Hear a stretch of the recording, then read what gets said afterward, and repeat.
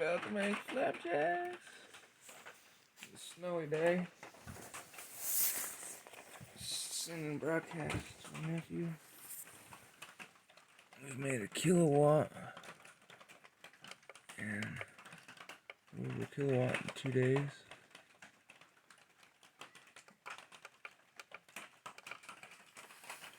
Nice. Right now it's reading float. We're in the float level.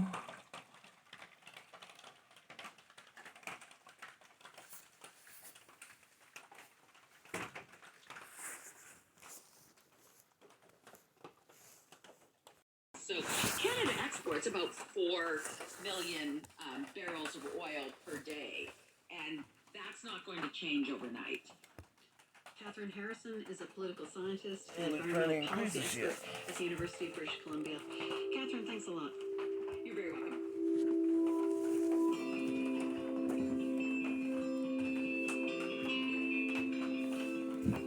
Vaccines are on the way, but for many people around the globe, it's going to be months before they see a way out of this pandemic.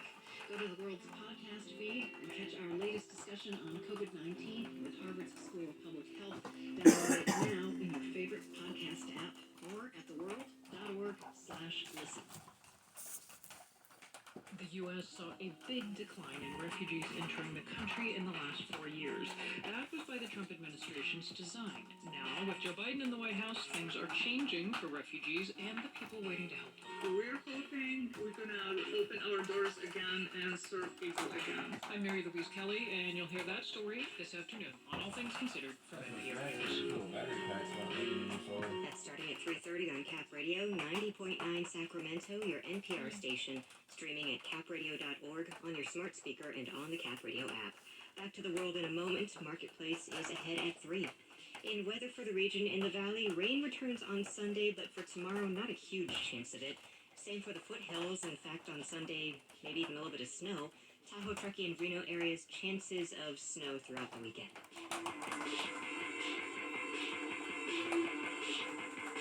It's 2:30.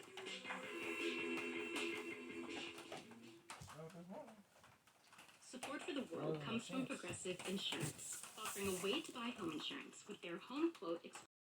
As President Biden and his foreign policy team get to work, one country presents some really big challenges: China. Minutes after Biden was sworn in, Beijing slapped sanctions on more than 24 U.S. officials from the Trump administration. Another complicated issue with China is this.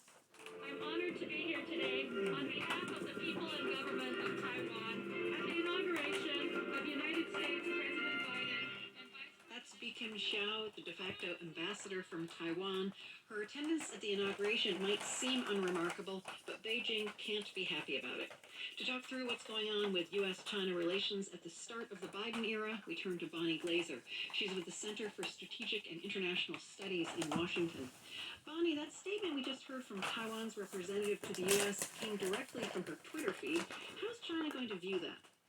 Well, I think that China is concerned about the direction of U.S. policy toward Taiwan, particularly because the Trump administration took many actions to strengthen relations with Taiwan in a very, very public way.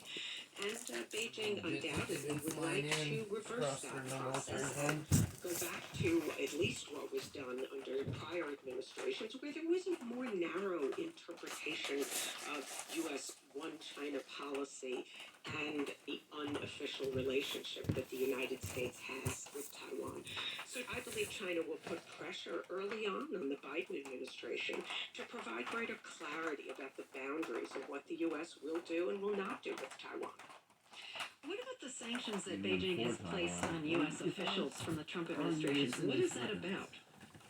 Well, the sanctions that China has declared that will apply to 28 former Trump administration officials are really to express China's dissatisfaction with the fact that these individuals criticize Chinese policy toward Hong Kong and also strengthen ties with Taiwan.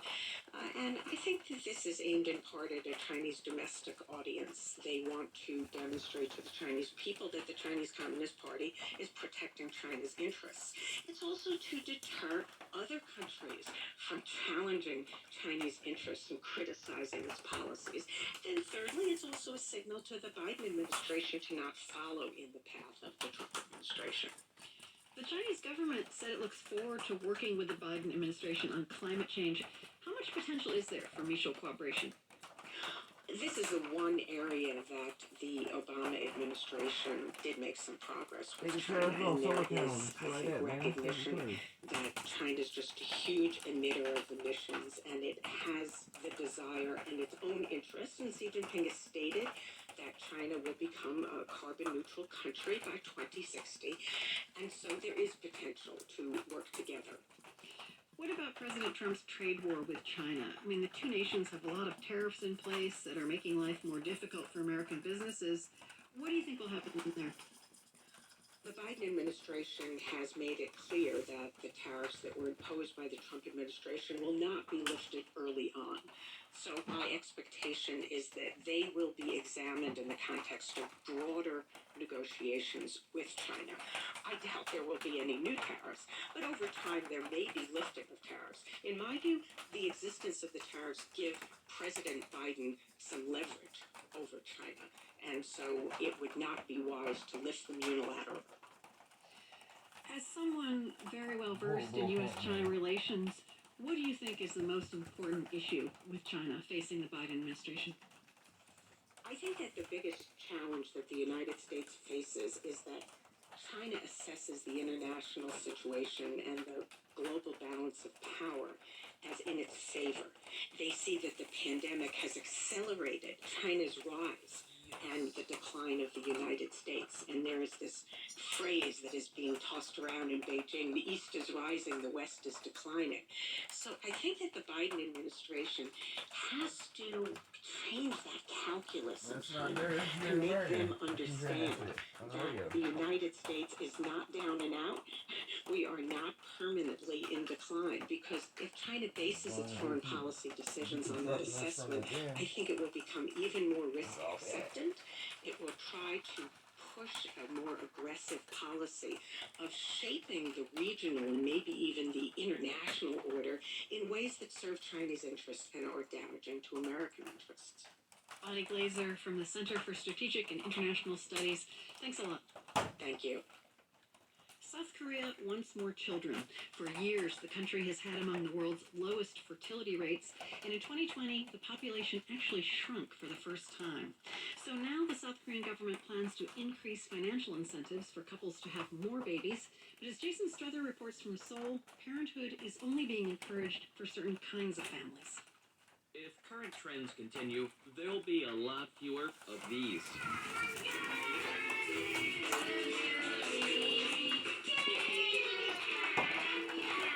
A recent government survey found that increasingly, newly married couples are not having babies.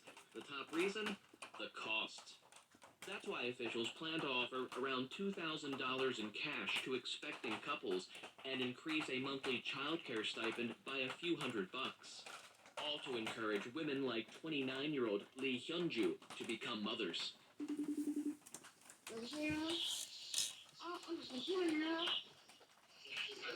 When I called Hyunju, she and her husband Choi Kyu-ho were helping out at her grandmother's dried fish business in Pohang, a city on the East Coast. They got married in 2019 and plan to travel once the pandemic is over. She says they still haven't told everyone in their families that kids are not in the picture. My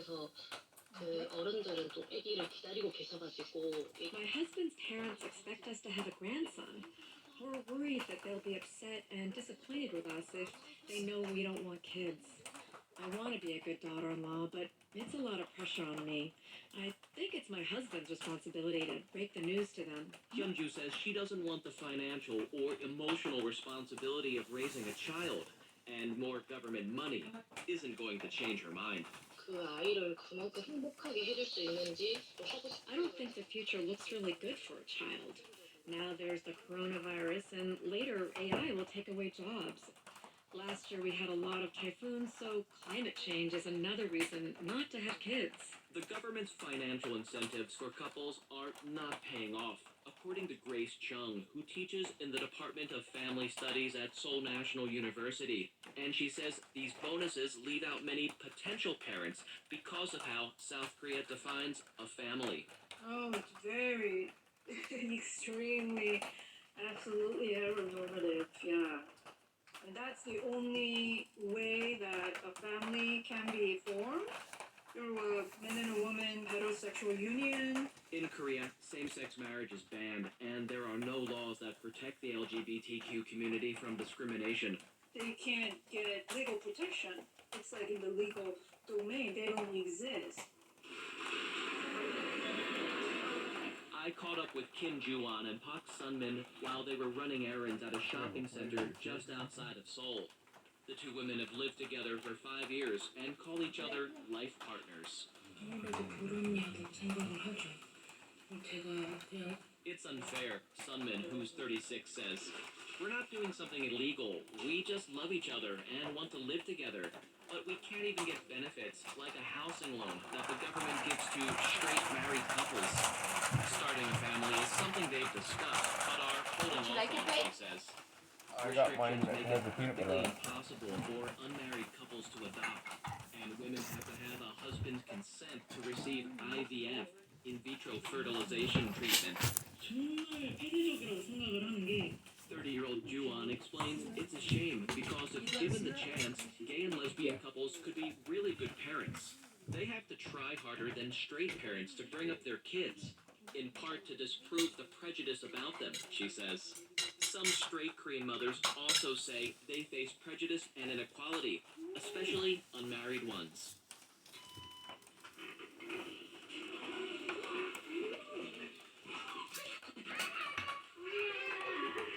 Kim Jae is picking up her 4-year-old daughter at daycare. The 36-year-old didn't want me to use her full name because of the stigma attached with being a single mom. She receives some economic assistance from the government, but she said in addition to incentivizing married couples to start families, more resources could go to non-traditional families like hers. Good griddle. Good hot griddle. Kim says Snowy day. extra support would make a big difference because some single moms have no one to turn to for help, not even their own families.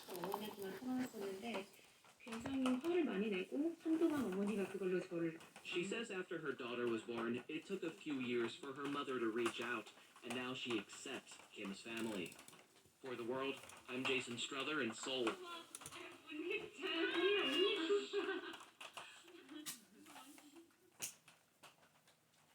The Japanese government and the International Olympic Committee said today it's not true.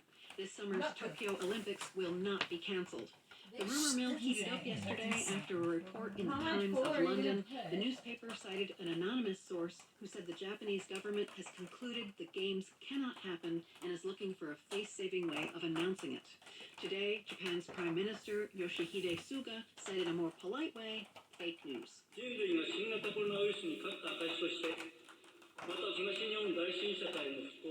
The games will be a symbol of humanity's overcoming the coronavirus, Suga said. Well, we've seen this movie before. 10 months ago, the Japanese government said there was no way the 2020 Summer Olympics would be delayed. Then Thomas Bach, president of the International Olympic Committee, went before the cameras. Give us a little bit time to study all these questions and to put this huge jigsaw puzzle together. Well, he put the jigsaw puzzle together and postponed the games. Today, Japan has far more daily new coronavirus cases than it did 10 months ago when the Olympics were originally postponed. And public opinion polls show most Japanese people do not want the games to go on. Roughly 4 in 5 Japanese respondents said the Tokyo Olympics should be canceled or postponed again. 2020 was the deadliest year on record for transgender people in the United States. Now, just a few weeks into the new year, the LGBTQ community in Puerto Rico is grieving. Earlier this month, Samuel Adban Damian Valentin, a young transgender man, was found dead in the middle of a highway about 15 miles south of San Juan. Police are investigating Valentin's death as a homicide, but local advocates are urging authorities to consider his death a hate crime. Valentin is the 7th known transgender person to meet a violent death in Puerto Rico since last February. The World's Bianca Hilliard reports. When Pedro Julio Serrano heard about Valentin's death, the news hit home. Every time that one of us is killed, it's like they're taking away a part of me, a part of us. You know, you sometimes think, is it going to be me next? Serrano is an openly gay native Puerto Rican. In 2003, he founded Puerto Rico para Todos, an LGBTQ advocacy group and media watchdog on the island. Anti-trans violence there steadily dwindled for years, he said. But in the past 2 years, there's been a surge. Trans activist Joanna Cifredo read the victims' names at a demonstration last fall. In Puerto Rico, 7 transgender people have been killed over the past 12 months, including Alexa Negron Luciano, a transgender woman who was reportedly targeted after using the women's restroom at a restaurant. Her attackers followed her in a car, filmed themselves firing shots at her, and posted the video online. No arrests have been made, but Alexa's name has traveled far.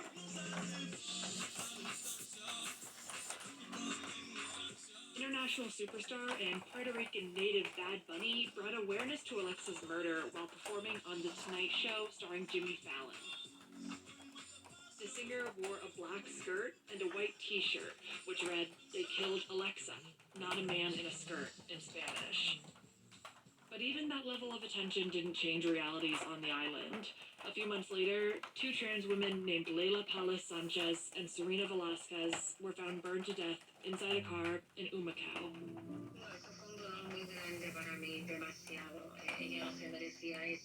Serena's mother, Betsy Ramos, told the Americano the pain of losing her daughter was unbearable. Still, she's grateful, as Leila and Serena's murders were given the rare treatment of being investigated by the FBI as hate crimes. 2 men were ultimately charged with their murders under the federal hate crimes law and could face up to life in prison or the death penalty if convicted.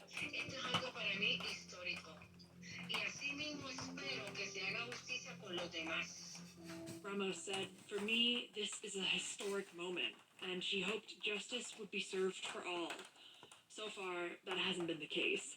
Now, the advocacy group Puerto Rico para Todos has declared a state of emergency for gender violence and hate crimes. Here's founder Pedro Julio Serrano again. It's a crisis. It's an emergency when you have so many people being killed based on gender violence and hate crimes because of their sexual orientation and gender identity. We have a problem that needs to be addressed. Serrano says the main problem is not the lack of legal protections for transgender people in Puerto Rico. In fact, there are protocols in place in Puerto Rico for trans victims to be identified by the gender identity and their gender expression. The laws are there. The implementation is not.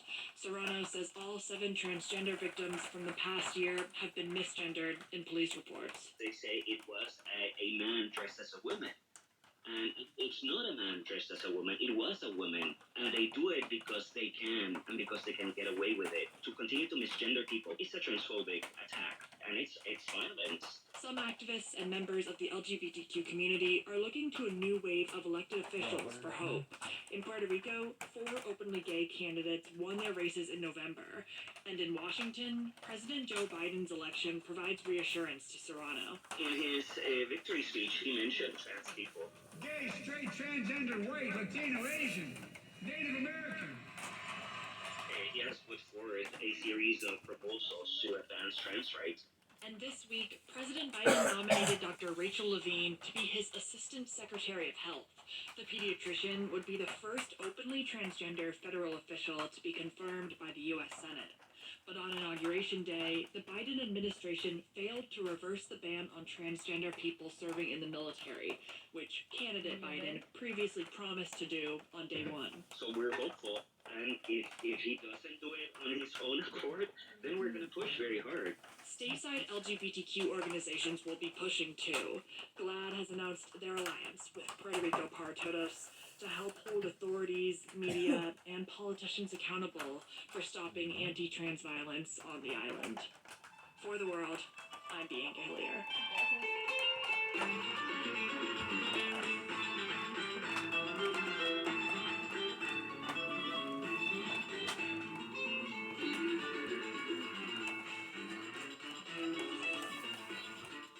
You're with the world. Support for the world comes from Progressive Insurance, The name your price, offering a range of coverage and price options to choose from. Now that's Progressive. More at Progressive.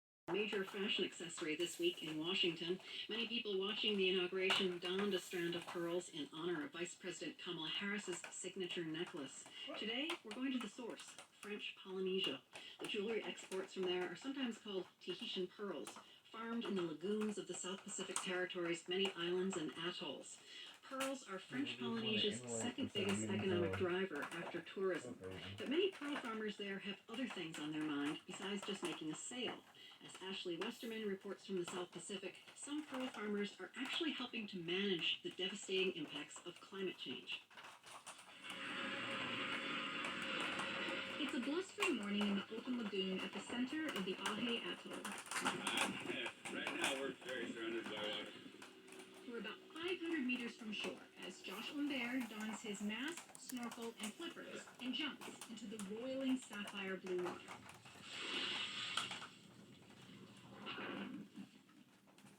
Humbert is the owner of Komoka Pearl Farm here on the atoll, a thin strip of coral about 300 miles from French Polynesia's main island, Tahiti. He's out here to bring in a load of oysters to be cleaned and harvest their pearls. In this video taken with a GoPro, the oysters hang in long black plastic mesh baskets from ropes, suspended some 20 feet below the surface with the help of buoys. Humbert unties 2 and 3 baskets at a time and swims them up, all while holding his breath. His co-worker pulls the baskets out of the water and stacks them into the boat. Several dives and 50 baskets later, the load is in. Back at the farm's main building, some 1,000 oysters are removed from the baskets. Humbert hangs them from the deck. The oysters will be in the water here. Most pearl farms clean their oysters by power washing, which Humbert says can choke the lagoon with algae and byproduct. So Komoka Pearl Farm was the first in French Polynesia to clean their oysters like this. They're getting cleaned by the fish. The fish immediately go to town. We capture the sounds of their feast on a GoPro. Inmate fish dart about taking small nibbles, while larger parrotfish tear repeatedly at the oyster shells. Humbert says this has enabled their particular lagoon to thrive. So what we've seen is the fish population's increasing in our waters in the 30 years that we've been here. Being environmentally friendly has been a priority since the establishment of this small family-owned farm in 1990.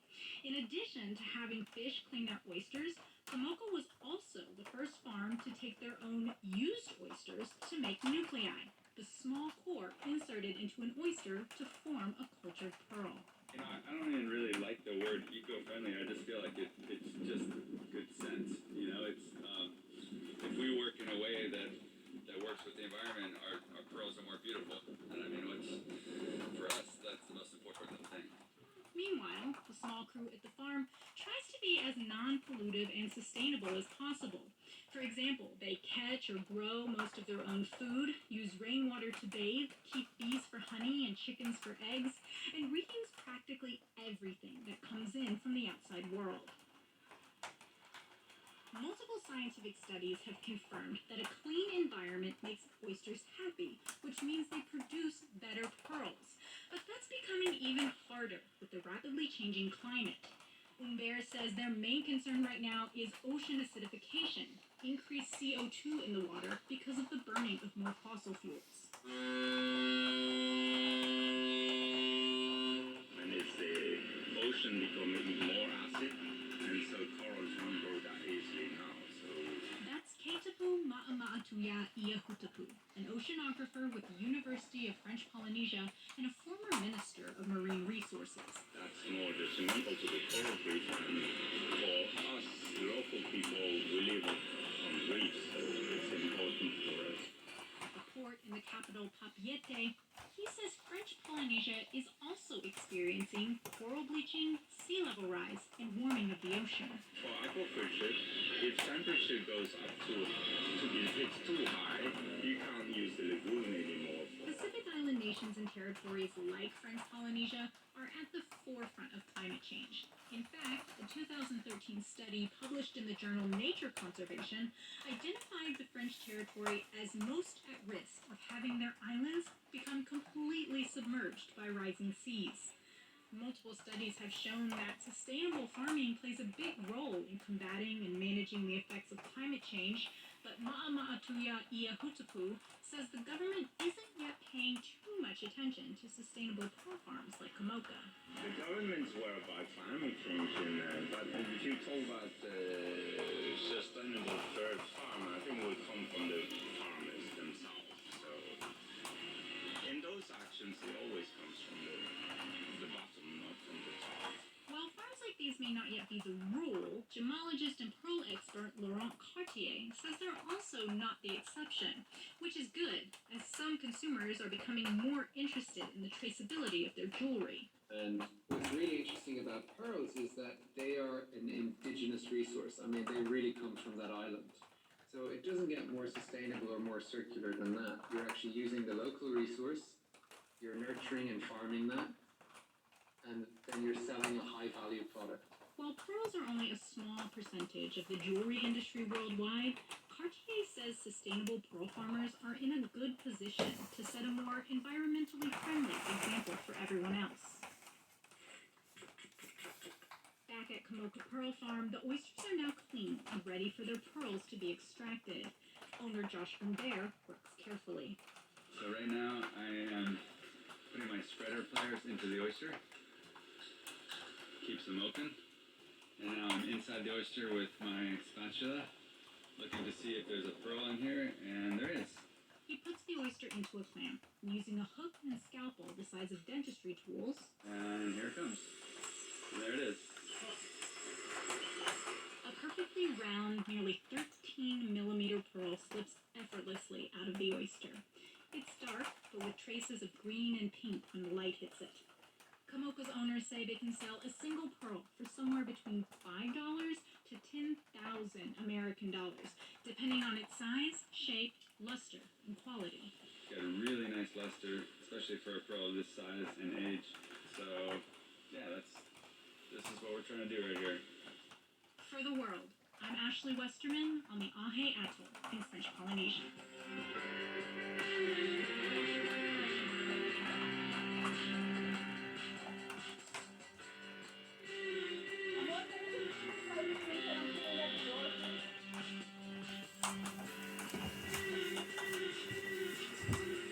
That's where we wrap things up this historic week.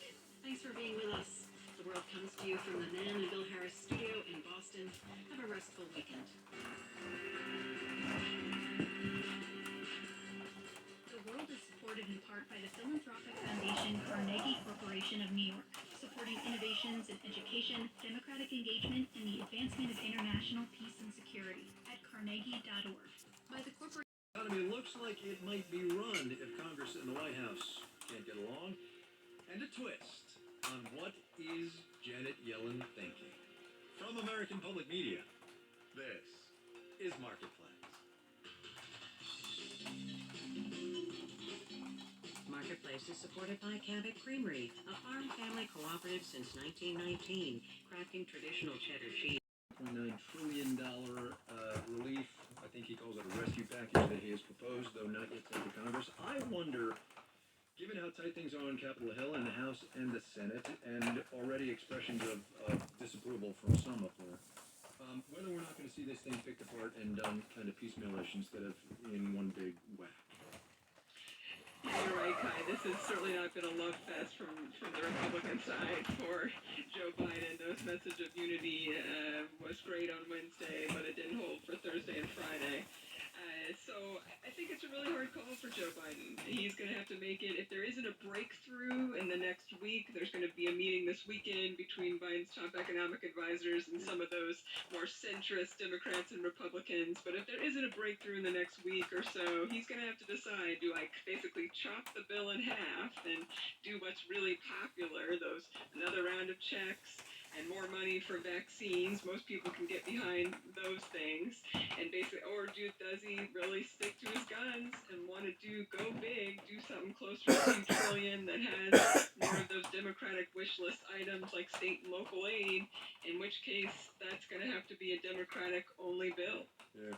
But Sudeep, yesterday Kevin Hassett, who used to run the Council of Economic Advisors for President Trump, came out and said if this bill is not passed, the $1.9 trillion, it could be, I don't think he said death spiral, I think he just said spiral for this economy. That is not good.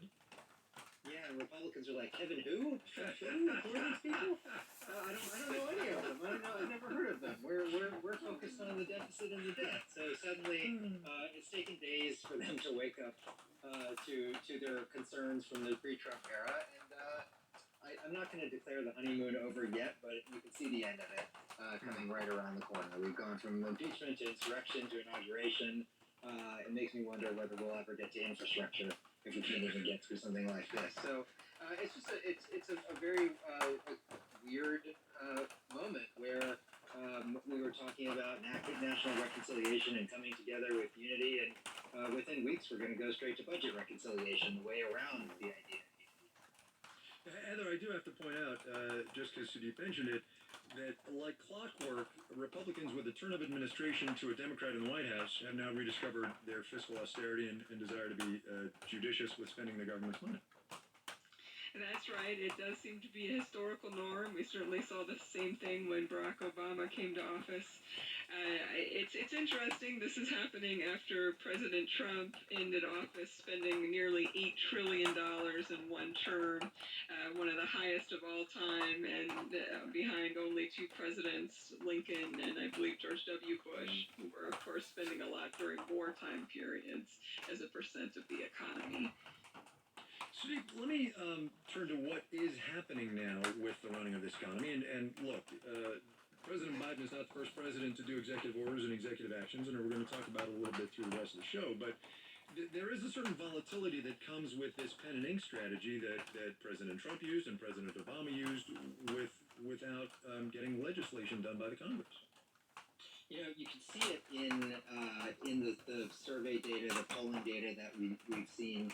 How, Republicans suddenly, the day after an inauguration or after an election, are feeling worse about the economy, where Democrats are feeling better. It just flips like that. I was struck by seeing it in the survey of small businesses. NFIB does a survey, and they're all worried about taxes now. They're suddenly worried about it.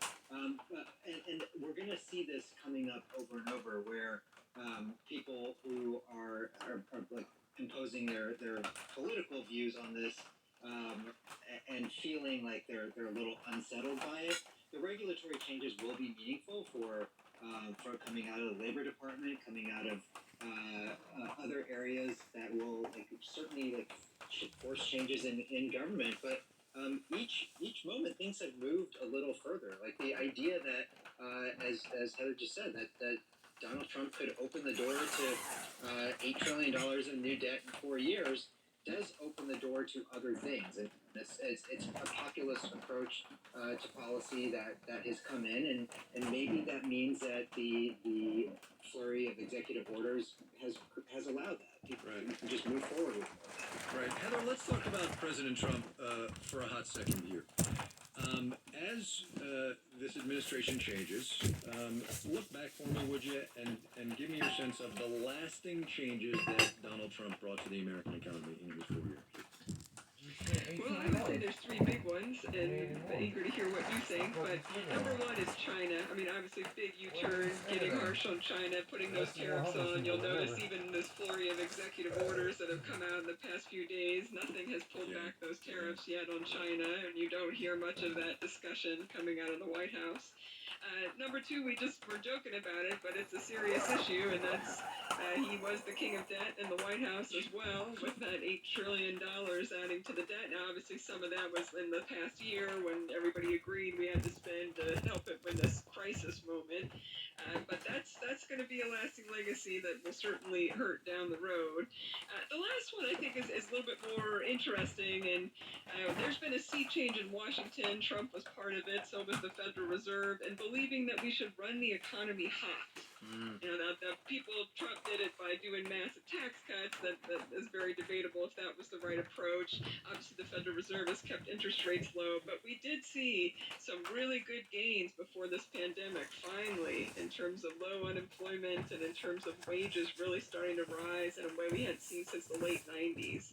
So I think there's that mentality is going to stay around. You can already see incoming Treasury Secretary Janet Yellen talking that way, how important it is to, if we have to spend money and run the economy hot, that's a lot better. Put those worries about inflation, or we'd rather do too much than too little. Right. Economy runs hot with no inflation, which is kind of remarkable. Sadiq, what do you think? Yeah, it's hard to turn back when you've got mind-bogglingly supportive monetary policy. It is a populist approach to operating in Washington that happened not because of Bernie Sanders but because of Donald Trump, and that is an opening that that's gonna last for years. There will obviously be Republicans pushing back on that, but Janet Yellen and Joe Biden are actually in sync in who they want to support in the economy. Particularly people who have been left behind, and they're going to use all of these tools that Trump opened the door to try to do that. Yeah, I agree. I think there's been a huge change. Shadib Reddy at Politico and Heather Long, she's at the Washington Post. Thanks, you two. Thank you. Have a great weekend. Have a great weekend. Wall Street at the end of a short week that actually felt kind of long. TBH, little up, little down. We'll have the details when we do the numbers. Come off perfect every time. Of new directives coming out of the Biden White House. And if you read them, I mean, really read them, not just the subject line in the first paragraph, you realize pretty quickly they are mostly instructions for various federal agencies to do specific things. Change a policy, research an issue, come up with a strategy, or looking at it another way, the president's creating a pretty long to-do list for a federal bureaucracy that, according to the experts, is kind of low on staff. Marketplace's Kimberly Adams explains what that might mean. The United States is a little weird compared to other developed countries in terms of how we hand over control of the government, even before the challenging, to put it mildly, transition we had this year. We do this odd thing of basically lopping off the top of the pyramid of our senior employees across the federal government and asking presidents to make roughly 4,000 political appointments. Catherine Dunn Tempest is a senior fellow at the University of Virginia's Miller Center. And of the 4,000, roughly 1,300 or so require Senate confirmation. So that's an arduous task. Especially if the opposing party in the Senate decides to slow things down. Paul Light is a professor of public service at NYU and says even the appointments that don't require Senate approval may take a while. You've got background reviews, you've got clearances, you've got hearings, you've got litmus tests, you name it. Additionally, says Light, former President Trump's efforts to downsize the federal bureaucracy mean agencies have fewer people in career civil service roles to do the work in the meantime. David Lewis teaches political science at Vanderbilt University and says all this has policy implications. When there are vacancies at the top of these administrative agencies, that leads to delay in rollout. Lewis says one of the challenges for the Biden administration is not just coming up with new policies, but also coming up with enough people to implement them. In Washington, I'm Kimberly Adams for Marketplace.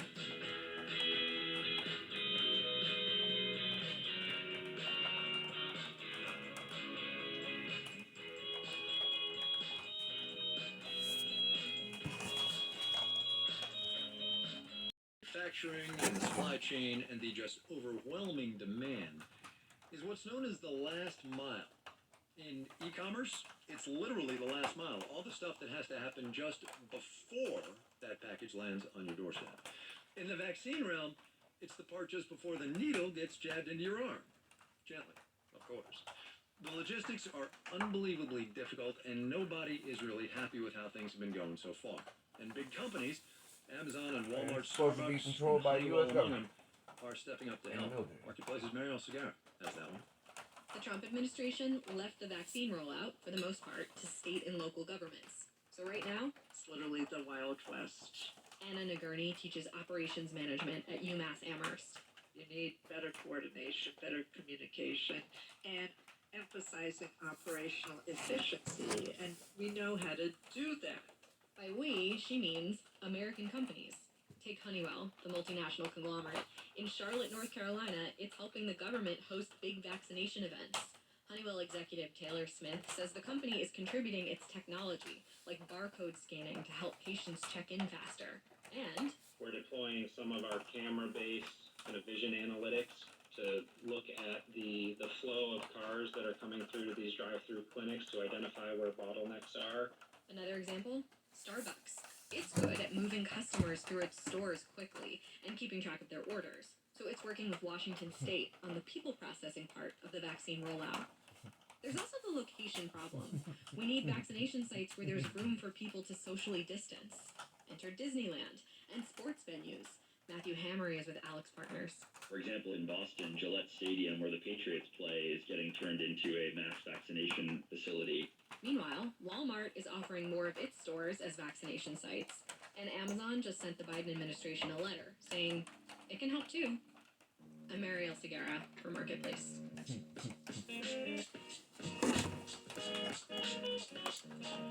Chip muffin. Mom's trying to work and mom at home. But first, do the numbers. Dow Industrial's down 179 today. That's points, about 0.5%. Ended at 30,996. The Nasdaq gained 12 points, less than a 10%. Finished at 13,543. The S&P 500 off 11. 0.3%, 38 and 41. For the week, the Dow improved about 0.5%. Nasdaq grew 4 and a 10%. The S&P 500 increased 1.9%. GameStop slammed up 51%. The company was at the center of a tug of war today between lots of retail traders snapping up the stock and short sellers dumping it. Ford down just a tad today despite an upgrade from JP Morgan. New study, by the way, from the market research firm J.D. Powers indicates most electric vehicle owners are happy with their choice. 82% of early adopters of the technology said they would consider buying another electric vehicle, but fewer said they would buy the same brand. You're listening to Marketplace.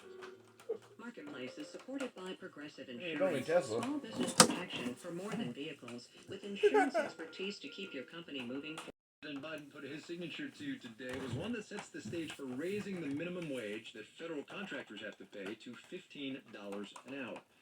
Technically, what he did was ask the Office of Personnel Management to come up with recommendations for doing that. See also Kimberly Adams' story that just aired about 15 minutes ago, maybe 10, I don't know.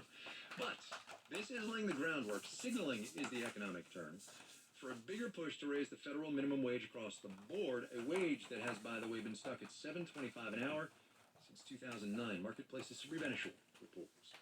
President Biden might be pragmatically starting with contractors, but he campaigned on raising the federal minimum wage for everybody. It's actually in his $1.9 trillion COVID relief proposal. Michael Lotito co-chairs the Littler Law Firm's Workplace Policy Institute. If it doesn't go through in COVID, I certainly think that we're going to see legislation within the first 100 days to raise the minimum wage. It's a fraught time to tackle minimum wage increases. On the one hand, it would take on long-standing inequities deepened by the pandemic, says Yana Rogers, director of Rutgers Center for Women in Work. This is a better time than any of all to increase wages for low-wage workers because they've been hit particularly hard by the pandemic. It would narrow gender and racial pay gaps, she says. On the other hand, many small businesses are on a knife's edge. Andy Challenger is SVP of outplacement firm Challenger Gray and Christmas. Pressure on wages is going to be a very difficult pill for many businesses to swallow at the moment. There are compromise options, having regional variations, exceptions for economic downturns, raising the minimum wage slowly. That's what Florida voters approved recently, phasing in a $15 minimum wage. An increase in minimum wage seems to be more popular than at any point I can recently remember amongst the population. 29 states have already passed minimum wages higher than the federal level. In New York, I'm Sabri Benishore for Marketplace. Come Monday, should you be looking to start your economic week, here's what you ought to do. Turn on your radio, start your stream, listen to David Brancaccio in the Marketplace Morning Report.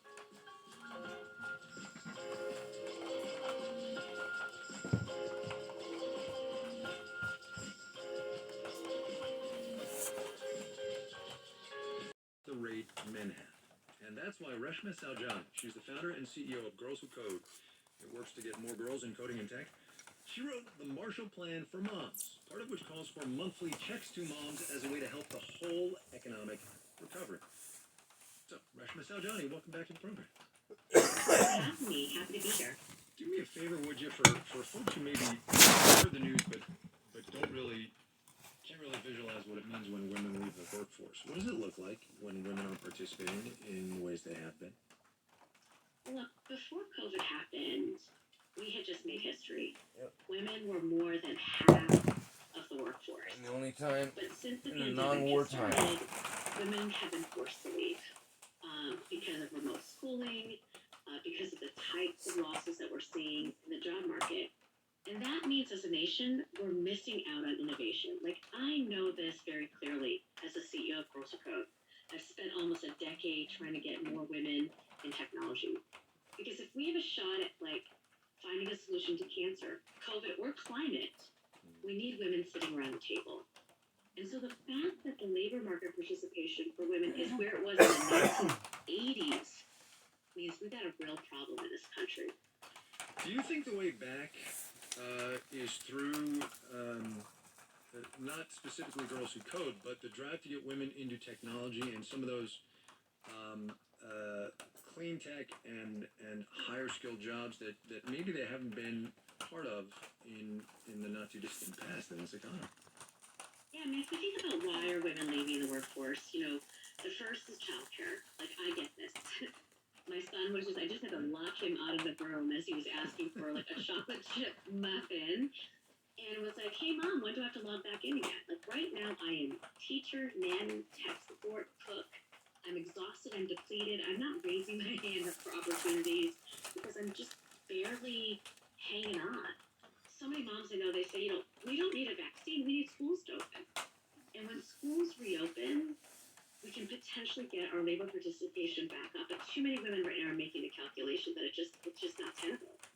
And I think secondly, which goes to your point, is that we've lost women in industries that are in hospitality, service, education, healthcare. Many of these jobs aren't going to come back, right? Because of automation and because of the way things have really shifted. So we have to invest in retraining women so they're less vulnerable in future recessions. You know, it's funny because so much of the way we have gotten through this pandemic so far, because it's not done yet, is by using these technological tools. And one would expect that there would be huge upside and thus huge demand, and that would let groups like yours and others sort of get into that pipeline. The pipeline that we've heard for so long is what's been holding women back in tech. Yeah, but you know, it's interesting. Consumption of technology isn't the same as seeing yourself as a technology innovator or creator. And so, yeah, one of the things I do find interesting and an opportunity in this pandemic is, you know, we've been able to reach far more girls virtually. So, you know, we reached 6,000 girls this summer, half of which were under the poverty line, half of which were Black and Latinx, because we can build a program of synchronous and asynchronous learning, or they can do it if they're an essential worker, or they're taking care of a sibling. That is an opportunity to get coding in the hands of more children. But I still think the problem that I'm seeing, Kai, is that I don't think that companies are solving the talent gap in their companies. So almost 40% of my Girls Who Code alumni said that their internship or their full-time offer had been reneged. So when studies show that almost 50% of women in tech under the age of 35 will leave in the first 5 years. And again, they're leaving because of the issues that we talked about, childcare, remote schooling. You're never going to close the gap. So, you know, I think that this next administration really has to shine the light on the private sector to say, what are you doing 20% of the women in their workforce, what are the policies that you're putting in place to make sure that they can actually come back and not just survive, but thrive? Reshma Saljani is the founder and the CEO of Girls Who Code. Reshma, thanks a lot. I appreciate your time. Thank you for having me. If you're a woman or a mom who getting people the COVID vaccine. State governments are turning to companies like Starbucks, Microsoft, and Costco for help with logistics. Right now, so the U.S. military can't do it. Are you serious? That's what's insane, Ray. That's what shows failure. Our U.S. military can't handle it. I'm Dwayne Brown. In Washington, House Speaker Nancy Pelosi plans to send the article of impeachment against former President Trump to the Senate on Monday, as NPR's Windsor Johnston tells us. It charges Trump with inciting an insurrection at the U.S. Capitol building 2 weeks ago. It's still unclear when a trial will begin, but Senate Majority Leader Chuck Schumer says a vote on whether to convict the former president will be held. Senate Republicans are pushing to delay the start of the trial until mid-February in order to give Trump more time to mount a defense. Trump is the first president to be impeached twice and the first to face a trial after leaving office. The Senate could vote to bar him from holding public office again if it chooses to convict him. NPR's Windsor Johnston, we have this update. Senate Democratic leader Chuck Schumer now says the impeachment trial will begin on February 8th, giving the chamber a 2-week delay. Centers for Disease Control and Prevention says early data shows severe allergic reactions to Moderna's COVID vaccine appear to be rare. Agency found only a few instances for millions of doses administered. From member station WABE, Sam Whitehead has the latest. In a new report, CDC researchers say they only found 10 cases of anaphylaxis in the more than 4 million people who received Moderna's vaccine from December 21st to January 10th. They say most of them happened within 15 minutes of vaccination, and no deaths were reported. That puts the severe allergic reaction rate for Moderna's vaccine at 2.5 for every million doses. CDC earlier reported a rate of 11.1 for every million doses for Pfizer's vaccine. Researchers say even at those rates, vaccines are an important tool for fighting the pandemic. For NPR News, I'm Sam Whitehead in Atlanta. Stocks ended the week mixed on Wall Street today. The Dow lost 179 points, down about 0.5%. This is NPR. It's 3:32 with Cap Radio News. I'm Mike Haggerty. New numbers released today show California's unemployment rate went up in December. Cap Radio's Steve Milne says it was the first month-over-month increase since April. The unemployment rate was 9%, up from 8.1% in November, and a 5% increase from December of 2019 before the pandemic. The sector with the largest number of job losses, leisure and hospitality, which includes food services. The State Employment Development Department says the industry lost 117,000 jobs.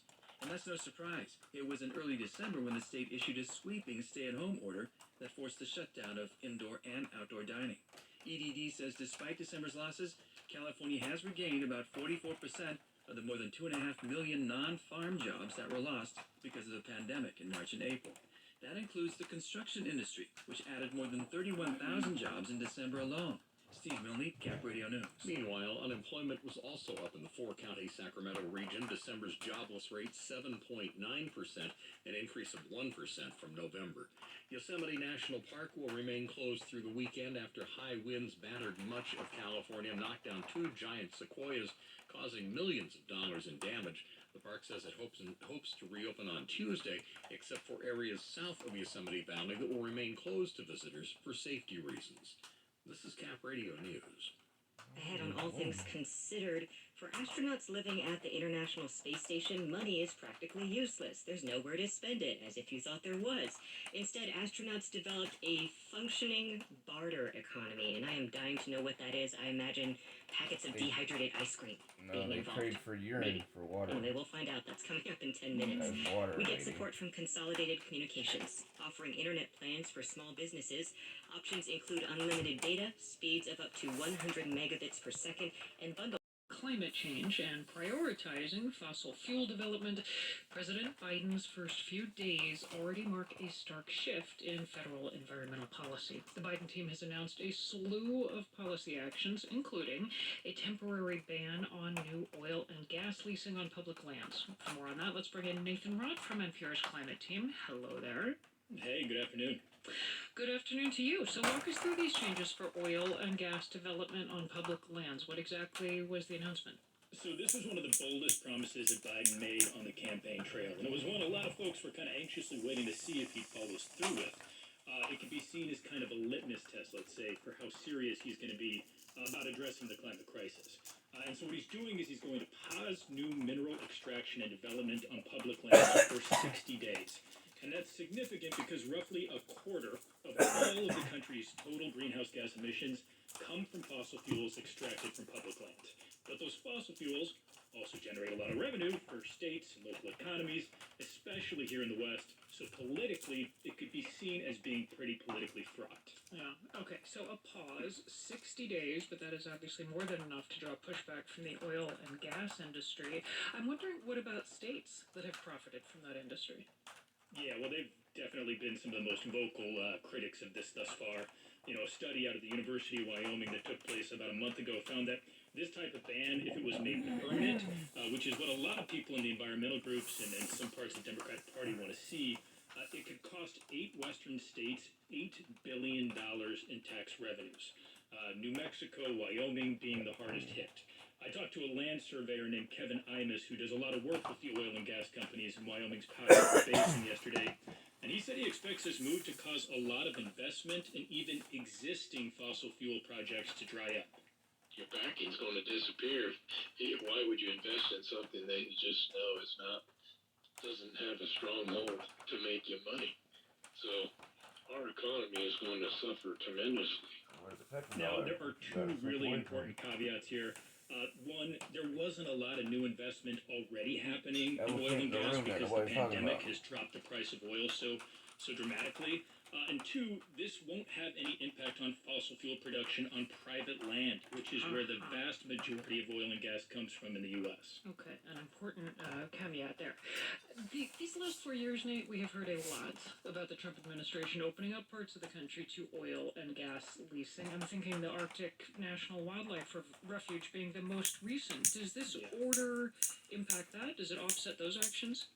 So this is a bit interesting, and the answer is yes and no. So before he announced this larger moratorium, Biden announced a hold on lease sales in the Arctic National Wildlife Refuge on day one.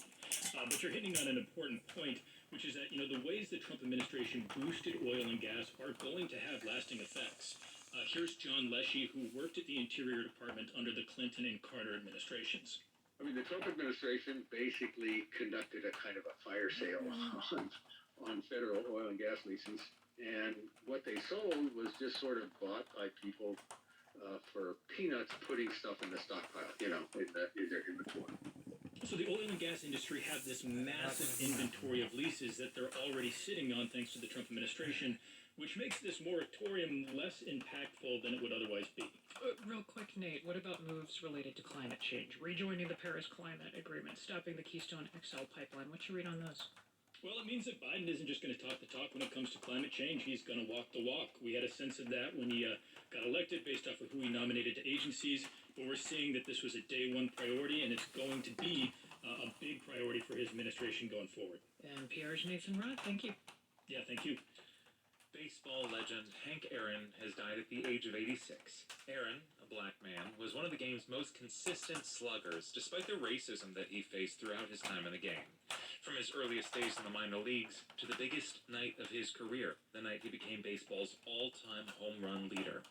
Emil Moffitt of member station WABE looks back on his life. Henry Louis Aaron was born in 1934 in Mobile, Alabama, one of 7 children. As a child, he remembered chopping wood with his father, looking up to see an airplane overhead, and aspiring to one day become a pilot. But his father had his doubts. The boy, he said, you never will be able to fly an airplane. They ain't gonna let you do that. I said, well, if I can't fly an airplane, I want to play baseball. He said, neither one of those things you can do. Chop that wood, boy. Get on. Aaron's path to the big leagues started at age 15, playing semi-pro ball. He then had a brief stint in the Negro Leagues before he was signed by the Boston Braves. Aaron was called up to the majors in 1954, where he became the Milwaukee Braves' first black player. He led the National League in hitting in only his 3rd Major League season and was the league's most valuable player a year later. Aaron moved with the Braves to Atlanta in the mid-60s, and the home runs kept coming. As he moved closer to Babe Ruth's all-time record of 714, he became the subject of racist death threats leading up to April 8th, 1974. With a sellout crowd on hand to watch him take on the Los Angeles Dodgers at Atlanta's Fulton County Stadium. One ball on those strikes. Aaron waiting. The outfield deep and short away. Fastball. High drive in the deep left field. Buckner goes back to the fence. It is gone. The crowd roared and fireworks exploded as Aaron rounded the bases and was met by his teammates and his parents at home plate. Hall of Fame broadcaster Vin Scully described the scene. What a marvelous moment for baseball.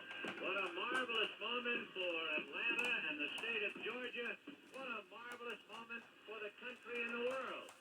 A black man is getting a standing ovation in the Deep South for breaking a record of an all-time baseball idol. And while Atlanta and the country celebrated, all Aaron could feel was relief. Here he is in a 2016 WABE interview. It was 2.5 years. Probably told this story many times. It was probably the saddest 2.5 years I ever had in baseball, personally, myself. Aaron eventually hit 755 home runs, a record that stood for more than 30 years before it was broken by Barry Bonds. Aaron was inducted into baseball's Hall of Fame in 1982. After his career, Aaron made Atlanta his home and became a fixture in the community. Aaron, he was a part of the Braves coming from Milwaukee to Atlanta to prove that we were a city too busy to hate. Atlanta native C.J. Stewart, who once played in the Chicago Cubs organization, says Aaron was not only a transformative figure in the city's history, but was also a mentor. We can hold our heads up high. Black men, black boys, black people that love this game of baseball, knowing that he was a man that used this game to do a lot of amazing things. For his contributions to the game of baseball and his community, George W. Bush gave him the Presidential Medal of Freedom in 2002. Today, another president, Jimmy Carter, was among those honoring Aaron. Carter called the baseball legend a breaker of records and racial barriers, whose remarkable legacy will continue to inspire countless athletes and admirers for generations to come. For NPR News, I'm Emil Moffat in Atlanta.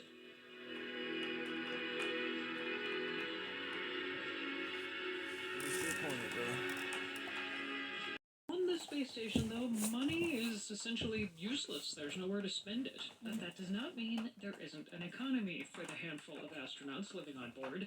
From our daily economics podcast, The Indicator, from Planet Money, Stacey Vanek-Smith and Cardiff Garcia explain. The economy aboard the International Space Station is all about trade. This is according to astronaut Doug Wheelock. Actually, everybody at NASA calls me Wheels. I'm one of the old grizzled veterans, so the early career astronauts call me Papa Wheels. Doug, Papa Wheels, served as the commander of the International Space Station and lived there, orbiting the Earth for 6 months. The interesting thing is with food, of course. Doug says that aboard the space station, most of the food is actually pretty bland. But every 3 months, a big event would happen. Doug and his crew would get a shipment from Earth. Just before they closed the hatch on the launch pad, they would throw like a bag of fresh fruit, like oranges, lemons, apples, vegetables as well. Everybody would only get 1 or 2 pieces of produce. There just wasn't that much of it. And so here's where the trade comes in. Doug knew that the Russians loved onions, but Doug loved fruit. Fyodor Yurchikhin was my commander, and I said, "Hey, Fyodor, you want to trade an onion for? Do you have an extra orange?" He goes, "Oh, you don't want your onion?" Of course, the space station economy was not just about food, though. Services were also a big part of it. Doug, for instance, has an engineering background. And he says for him, one of his least favorite parts of life aboard the space station were all the scientific experiments they had to do. Whatever their background, this was just part of what they did every day. The way out of it? Economics. Doug discovered this a couple of weeks into his mission when one of the scientists aboard the space station told him that there was a big problem. She said, "Hey, the potty's broken." Not what you want to hear aboard a space station, that's for sure. No. But Doug's background was in engineering, so he understands systems. And he says fixing things comes really naturally to him. And the scientist, this woman named Shannon, knew this about Doug. Shannon looked at me. She said, "If you fix the potty, I'll do all of your science for the rest of the day." I'm thinking, like, that is a deal and a half. I'll take that deal. So I got my tool belt and called Houston and said, Houston, we have a problem. The potty's broken. But the real commodity on the space station, says Doug, was Earth itself. For example, Doug says, you just want to see and talk to other humans. Even if you don't know them, you want to drop in on other astronauts' video chats and see their families and talk to their friends. You don't care. Yeah, because in space, humans are a precious commodity. And I asked if there was ever bartering around this, like, hey, you can join my video chat with my family for an apple. And Doug says, actually, everybody needs human interaction so much, they don't really trade it because it becomes sacred. When you get back to Earth, Doug says, your idea of what's valuable is changed forever. It's completely changed my whole perspective, especially rain. I am just like fascinated by rain now. The smell of it, the sound of it, and just the feel against your skin, I took for granted before, Stacey Vanek Smith. Cardiff Garcia, NPR News. Support for Planet Money comes from Tableau, providing an vaccination efforts. States are ramping up delivery of the shots by partnering with major corporations. In Washington state, that means Starbucks. Will Stone reports. Getting a life-saving shot during a global pandemic is never going to be quite like ordering your morning cup of coffee. And Starbucks CEO Kevin Johnson isn't proposing that his stores suddenly become vaccine clinics. We are not a healthcare company, but Starbucks does operate 33,000 stores at scale. And a lot goes into making those stores efficient and customer-friendly. The company is loaning Washington State a team of experts to help it avoid bottlenecks, cut down on wasted time, manage the flow of people. Vaccination centers that amplify the comfort, care, and safety of every person. Meanwhile, Microsoft is offering help running the online vaccine dashboard, and Costco with logistics of delivering the shots. Washington Governor Jay Inslee compares it to the private sector stepping up during World War II. Right now, we can help these private companies be the arsenals for this vaccine. Like many states, Washington is struggling to get its doses into people's arms. We aren't always so kind of innovative and nimble in public health. Not so hard to see this is the the needle in moment your arm, where man. we need People that. put insulin Allison in themselves. Buddenheim is a vaccine expert at the University of Pennsylvania. We need innovation. We need states trying different things and kind of reporting back to all of us. This is how the Starbucks thing worked. If you got Dunkin' Donuts in Massachusetts, try that. In North Carolina, Honeywell is helping run vaccination sites at its NFL stadium and NASCAR track. Dr. Scott Rissmiller of Atrium Health, also part of the partnership, says they need logistical help. It allows us as the healthcare system to focus on getting the shots in the arms and making sure people are tolerating it. Of course, not everything can be outsourced to the private sector. There's reporting of sensitive personal information, and Jennifer Nuzzo at Johns Hopkins University says a big limiting factor could be the actual vaccinators. This isn't just handing somebody a package. This is a clinical encounter, and that's just not something that a lay person can do. State efforts to streamline vaccination come as demand is far outstripping supply. The websites for appointments are crashing. People are confused about how to sign up or why they can't get a spot yet. Nuzzo says this is partly because the Trump administration set an unrealistic goal from the get-go. The worry that I have is that if we create expectations for how quickly people can get vaccinated and then don't deliver, people will become perhaps jaded or disappointed or worse, mistrustful of vaccination efforts. And states like Washington, where now anyone over 65 is eligible to get a shot, need to convey clearly to millions of people, we don't actually have enough for everyone yet. States still aren't getting much advance notice of how many doses they'll get. Seattle area grocery store cashier Will Peterson hears this confusion at his work. We just, amongst each other, have heard, oh yeah, they're going to be getting to us sometime. I heard February. So, there's a lot of rumors and things. Peterson, who's in his 50s, is very plugged into his union, so it's easier to stay up to date. Still, he's moderating his expectations after hearing from a friend who tried to sign up this week. But the site had crashed, and so I'm kind of braced for maybe that happening when I try to do it, but I'm hoping that won't be the case. After months of dealing with customers who refuse to wear masks, a few glitches will not stop him from getting his shot. For NPR News, I'm Will Stone. And this story is from NPR's partnership with Kaiser Health News.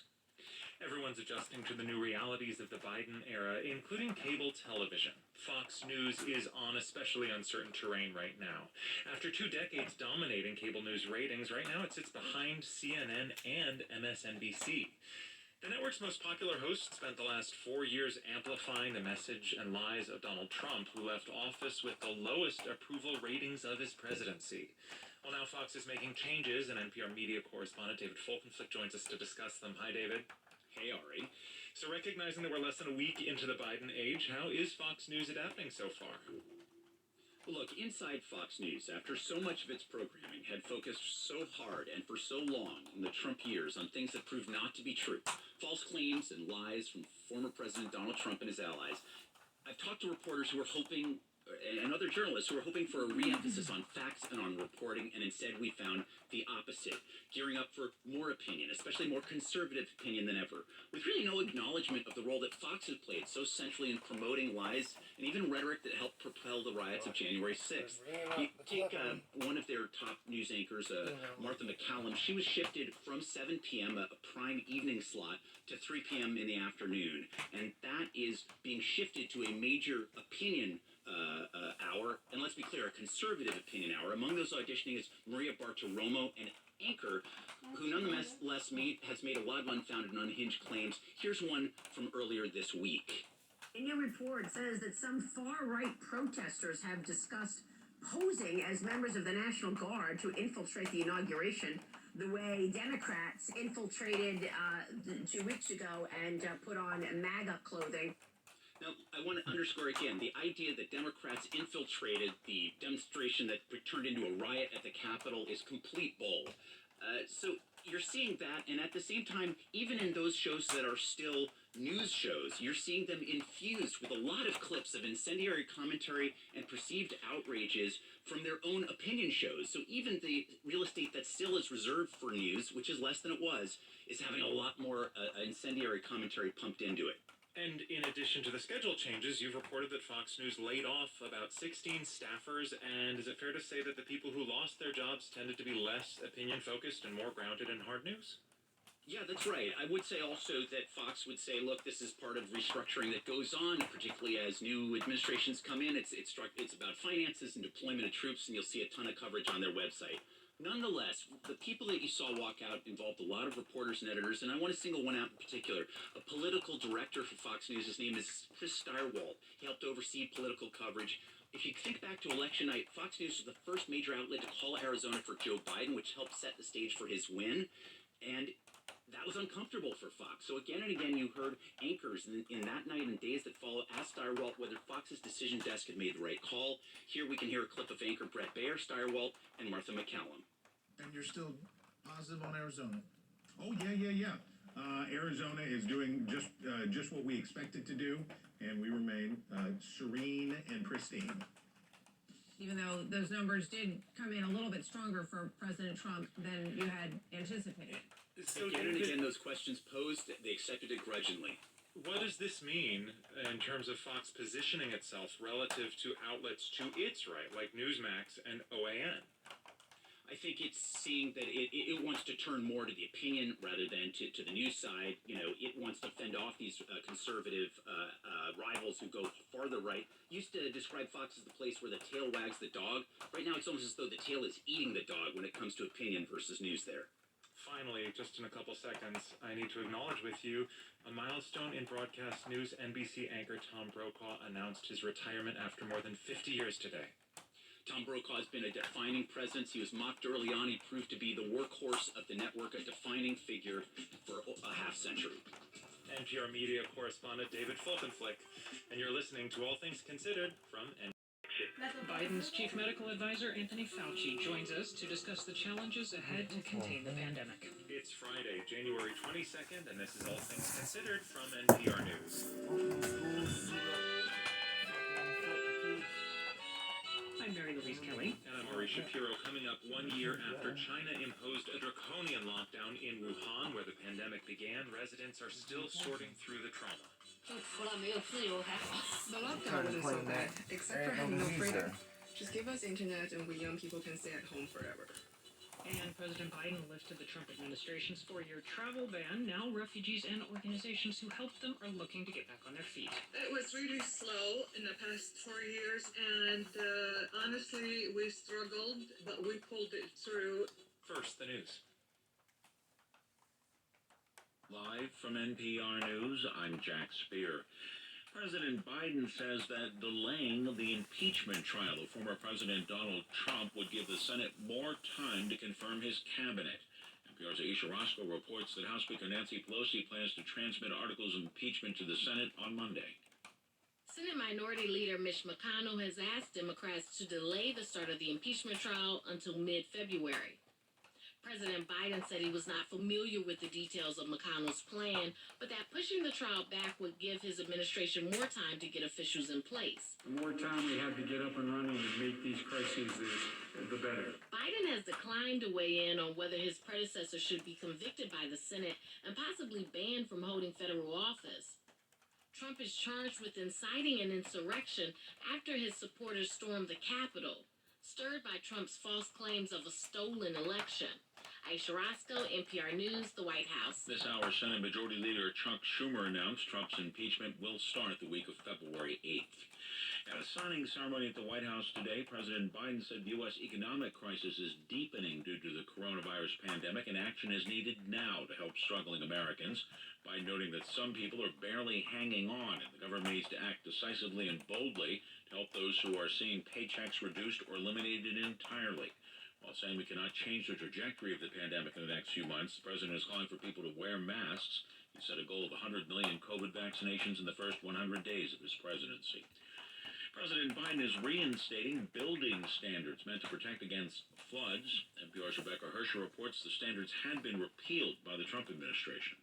President Biden included the building standards in one of the executive orders he signed shortly after he took office. The standards were originally put in place by the Obama administration, but were rescinded by the Trump administration in 2017. The standards apply to federally funded buildings, including government buildings, hospitals, public housing, and water treatment plants. They must be constructed in ways that protect against floods, for example, by elevating the first floor off the ground. Flooding is getting more frequent and severe in many parts of the U.S. because of climate change. The standard is meant to protect against both sea level rise and extreme rainstorms. Rebecca Hersher, NPR News. Pharmaceutical maker Pfizer is pledging to provide up to 40 million doses of its COVID-19 vaccine this year as part of a global effort to get affordable shots to poor and middle-income countries. The deal announced today will supply the shots through a program known as COVAX. Pfizer and German partner BioNTech will provide the doses at an undisclosed not-for-profit price over the course of this year. A mixed close on Wall Street today. The Dow was down 179 points. The Nasdaq gained 12 points. The Standard & Poor's 500 was down 11 points today to close at 38.41. This is NPR. It's 4:04 with Cap Radio News. I'm Mike Haggerty. California spent nearly $19 million for a week's worth of high security around the state capitol and other locations because of fears of civil unrest surrounding the inauguration of President Joe Biden. Just one supporter of departing President Donald Trump was present at the Capitol as Biden took his oath of office. Governor Gavin Newsom mobilized 1,000 members of the National Guard to safeguard the Capitol and other vital infrastructure at a cost of $3.4 million for staffing, fuel, and travel. But the State Department of Finance says the bulk was the more than $15 million in extra costs for the California Highway Patrol. State legislators and schools officials are raising concerns over Governor Newsom's plan to restart in-person learning in California public schools.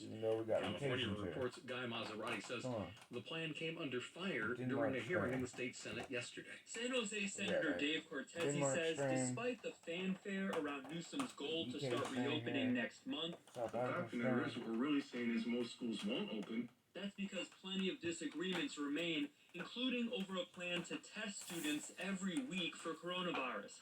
That would be an expensive and complicated lift for superintendents, says Shelley Viramontes of the Campbell Union School District. The requirement for the student testing really made no sense to me.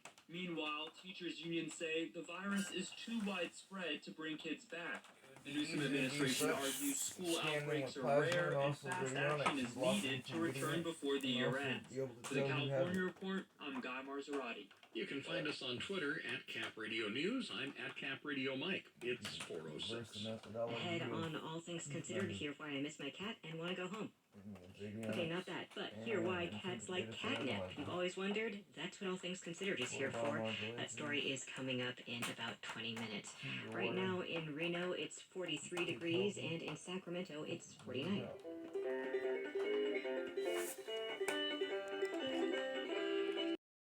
This is All Things Considered from NPR News. I'm Ari Shapiro. And I'm Mary Louise Kelly. A wartime undertaking. That is how President Biden has described the work ahead to contain the pandemic. And we know the virus is taking a wartime toll. More than 410,000 dead in this country from COVID-19. That's more than the U.S. lost in World War II. Vaccine distribution remains a mess, to put it bluntly, and new variants threaten to make things worse before they get better. Well, Dr. Anthony Fauci is here to discuss all of this with us. He is back in the White House, serving as Biden's chief medical advisor. Dr. Fauci, welcome back. Good to speak with you. Thank you very much. Good to be with you. I heard you just got your second dose of the vaccine. How are you feeling? Okay. I had a bit of a sore arm for the first 24 to 36 hours, and I did have, which I did not have in the primary, in the first dose, I did have a degree of achiness and maybe feeling a little chilly. And the thing that I think was the most about it, I felt quite fatigued. But the good news about it, it lasted for no more than maybe 24 to 36 hours, and by 36 hours it was gone completely. So right now, I just feel perfectly back to normal. Which one did you get, by the way? Moderna? I got the Moderna. Yeah, that was the one that was available to us here at the NIH. Got it. Now, I want to ask you about the goal that, as you know, President Biden has set 100 million shots in 100 days. Is that ambitious enough, given that we are actually at or close to hitting 1 million shots a day right now? Well, again, that question gets asked a lot. And when you set goals, at the time that the goal was set, it seemed like a reasonable goal. Remember, we were well below that at the time. No, it seemed ambitious. The question is, should you be adjusting up? Well, I think goals are there to be met and perhaps even surpassed. Put a goal out there, put a marker out there, go for it. If you surpass it, that's wonderful. What do you think the goal should be out there? You know, I don't want to say a number of what the goal is. My goal, and this is consistent with what I've been saying all along, to get as many people as possible, as quickly as possible, as diverse as possible that we can get. The ultimate goal is to get the overwhelming proportion of the population, in my estimate, that would be 70 to 85%, to get this umbrella of herd immunity that I think is attainable after several months if the supply of vaccine keeps coming in a regular, predictable way, which I believe it will. There always can be glitches, and you've got to learn how to respond to them and fix them when they occur. Well, let's talk about what is getting in the way of getting us to that herd immunity point. You will have heard the stories that I'm hearing, that I think everybody's hearing, about problems people are having trying to get the vaccine. I will share, I got an email this week from an urgent care clinic that I had visited last year in Atlanta. And the email said they have doses of the Moderna vaccine, the one you just got, but they do not have enough staff to administer the vaccine. And they were putting out a call for volunteers who they could deputize to help. I read that and I thought, this is crazy. Dr. Fauci, what is happening that is the situation? Well, you know what we need to do? We need to realize and admit that it is a problem, and we need to make sure we do something to fix it. I think one of the things that we want to get away from is that we can't deny that there's a problem there. If things go wrong and they don't work the way we wanted to, we can't blame anybody. We just got to go try and fix it. But absolutely. But what is going wrong? Is it not enough vaccines, not enough staff? Well, you know, I think if you analyze it and take a look, clearly the discovery, the science of it has been breathtaking and spectacular, record-breaking, unimaginably quick, effective. The idea of getting it produced, it looks like we're now on a pretty good flow. We're going to get more companies involved. Doesn't seem to be the problem there. The transportation seems to be okay. Clearly, when you talk about glitches and you talk about things that are not going uniformly smoothly, they're what you just described. Sometimes you have not enough people to administer it, and sometimes in some places you have a lot of people there, but but you don't have enough vaccine. We've got to fix that. Dr. Fauci, let me turn you to new strains. We know there are new strains of the coronavirus from the UK, South Africa, Brazil. What is most worrying as you scan You only said there was two, the buddy. horizon? Well, six. first let's go to the big picture quickly. Sure. These types of viruses that are RNA viruses, they mutate all the time. The majority of times, most of the times, the mutations are not associated Thing is, how with do any all of relevant them get functional the same change mutation? in the virus. We know that. But every once in a while, you get either a mutation or a constellation of mutations that does have an impact. Well, that's happened. So let's explain what it is and what we know now in what is an evolving situation. The UK mutant is in the United States and multiple states. It has not become dominant yet. It might not ever, but we need to be prepared that it might. So we might have a strain after a month or two or more that could be more transmissible. We just have to stay heads up. But the issue that I would say we need to take really seriously is that when you look at the effect of the mutant on the ability of the available vaccines and the antibodies that are induced by those vaccines to contain and suppress the mutant, there is some diminution in that ability. It is not enough with regard to the UK to really have any significant impact on the efficacy of the vaccines that we're using. Sorry to jump in, but let me just make sure I understand. You're saying that the vaccines that we currently have appear to still be effective against these new mutant strains? No, Yes, but I want to distinguish, Mary Louise, between the UK and the South African, which is somewhat similar in many respects to one that's in Brazil. They are more troublesome because when you look at them, again, they likely make transmission much more efficient because it's spreading very robustly in South Africa and to some extent a similar one in Brazil. But what we're noticing with that is that it is changed enough that many of the monoclonal antibodies that we use for treatment really get knocked out in their ability to protect because of the changes in the virus. So it's having a rather profound effect on some of the monoclonal antibodies. But let me pause you, if I may, there. Is what you're saying that the treatments we have, which appeared to be effective against the, let's call it the original coronavirus, may be less effective against these new ones, South Africa, Brazil? Right, yeah. What about the vaccine? Does the vaccine work, or do we know? Yeah, well, here's the rub on this. Even though I said there's a minor effect on the UK one, where you might diminish slightly the impact of the vaccine, nothing to even worry about. The situation with the South Africa isolate is a little bit more ominous because it diminishes much more the efficacy, but it still hasn't gone below the critical issue where the vaccines would be ineffective. Okay. So we still know that our vaccines are good, but we need to be thinking ahead and preparing that if these mutants continue to evolve and ultimately have a significant impact on the vaccines, we need to be prepared. And by the way, we're already moving in that direction to be able to modify a bit the vaccines so that they would be much more amenable to controlling these types of mutants were they to arrive and evolve even more than they've evolved. So the best way to prevent mutations from evolving is to prevent the replication of the virus. And you do that by getting as many people vaccinated as you possibly can.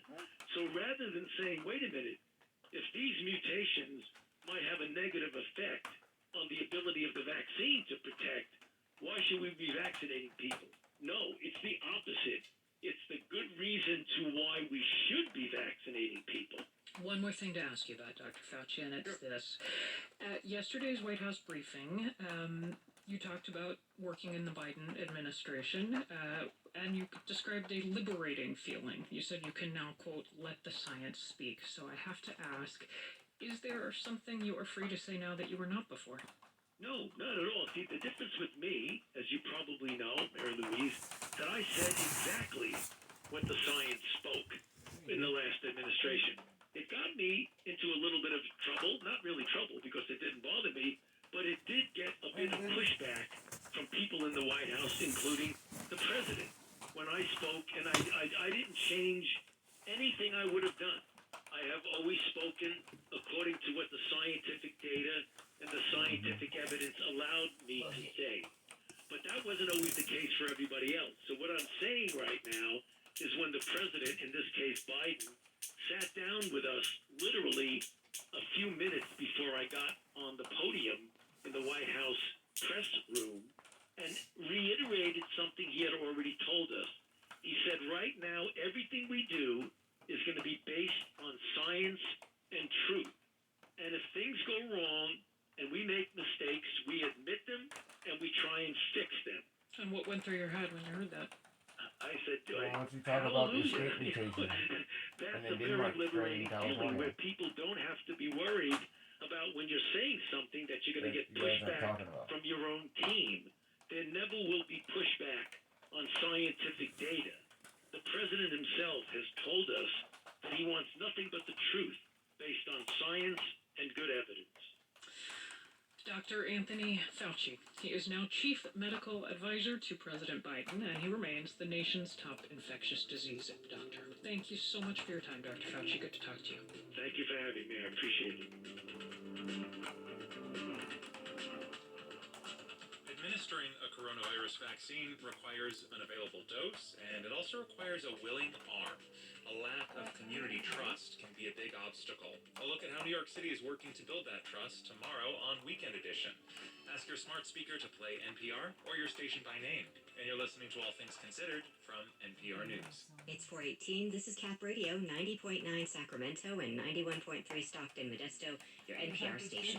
Streaming at capradio.org on your smart speaker and on Cap Radio app. I'm Devin. Of the pandemic. It was in the city where it all began, Wuhan.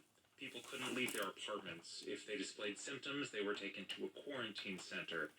And a year on, residents of Wuhan are conflicted about those measures. Many are still sorting through the trauma of the early days of the pandemic. NPR's Emily Feng has been covering the coronavirus in China from the beginning and went back to Wuhan to talk to people about their memories of that time. The last time I was here, at Wuhan's main shopping promenade last April, it was completely dark and deserted. Now, 1 year later, the street is popping with color and people. Wow, the lights! It looks so different! Wuhan is largely back to normal. Most of its residents want to move on. Song Feifei works at a snack store along the promenade and thinks the lockdown was worth it. The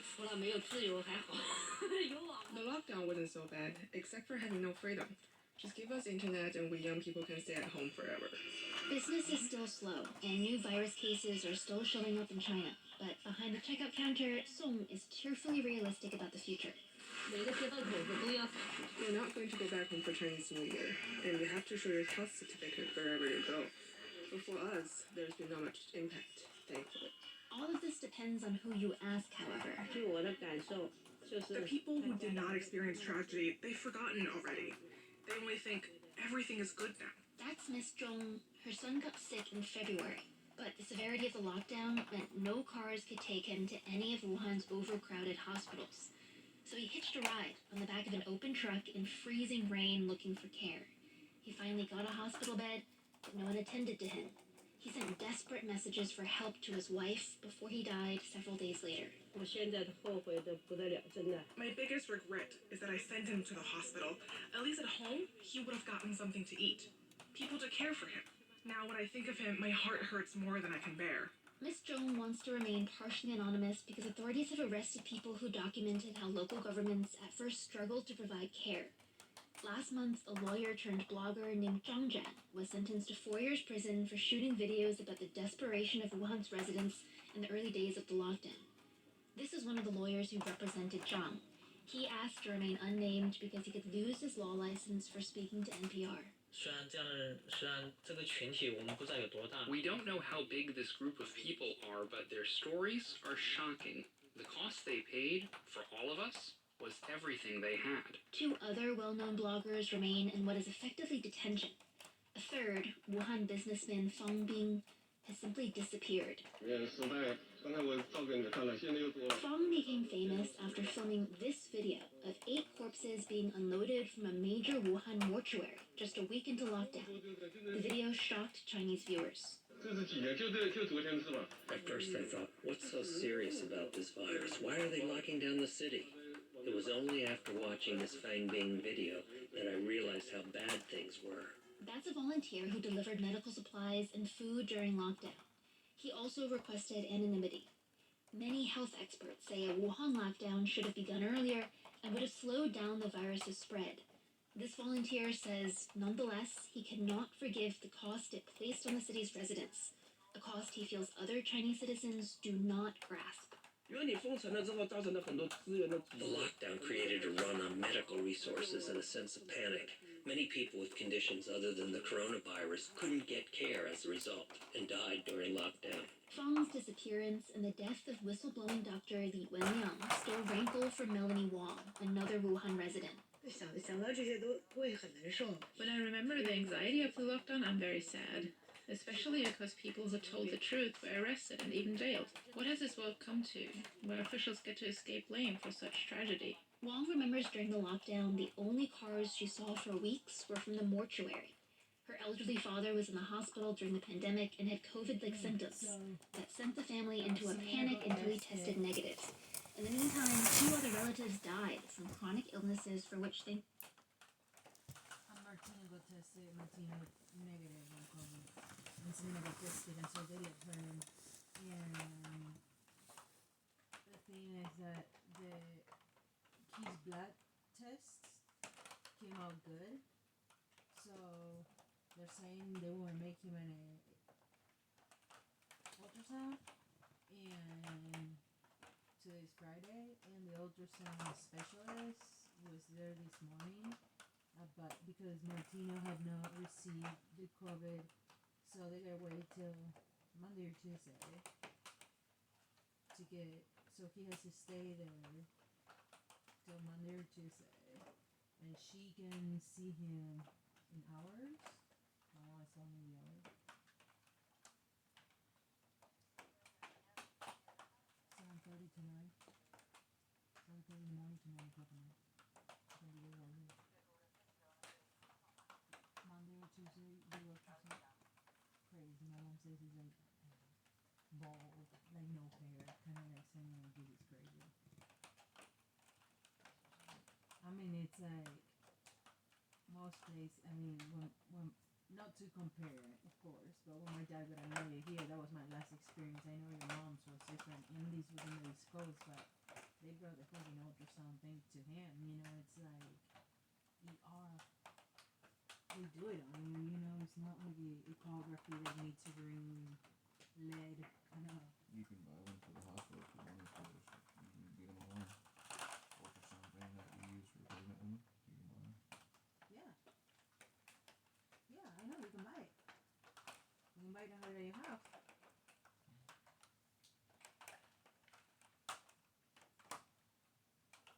You need to donate one to the local one, not that hospital, but the one that where they're at. So they're start going to the city for their shit, right?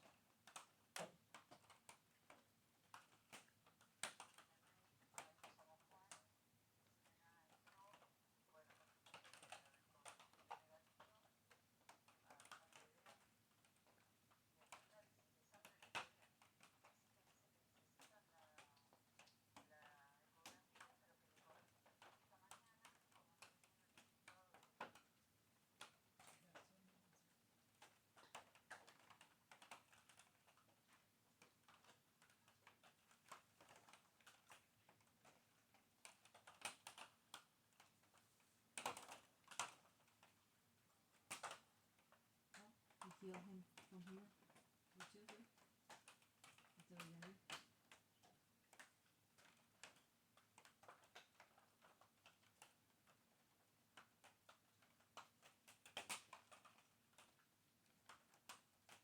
He's not too little to take in silver, is it? No. My mom brought them 230 parts per million silver bottles. If Savannah's able to see him, to tell her to start drinking it herself, and if she's breastfeeding, and also to give it to him, bring sprays, do the whole thing, right?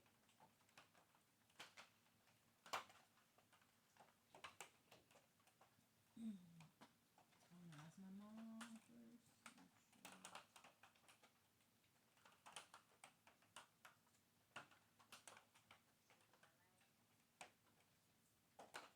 Mamá, ¿les dejaste las botellas de plata a los chicos? Porque de esa manera Cecilia tiene contacto con Martino, se lo va a visitar hasta el lunes, martes. Le puede traer la plata coloidal, ella la puede tomar, así se la transmite por la leche, también se la puede dar a Martino en la boca y también le puede hacer un spray y sprayar ahí para que no esté con todas las cosas del hospital.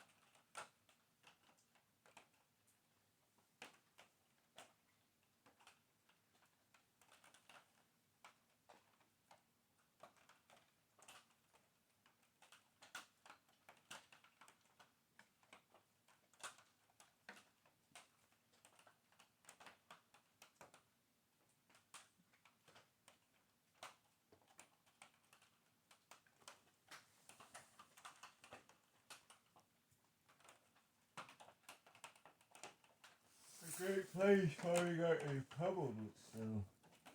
¿De qué? The plains. Midwest. We just got pummeled with snow.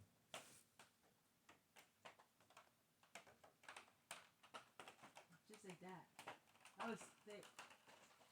Big. I turned around, I was like waking up, but not really, and I turned around, I was like, snowing.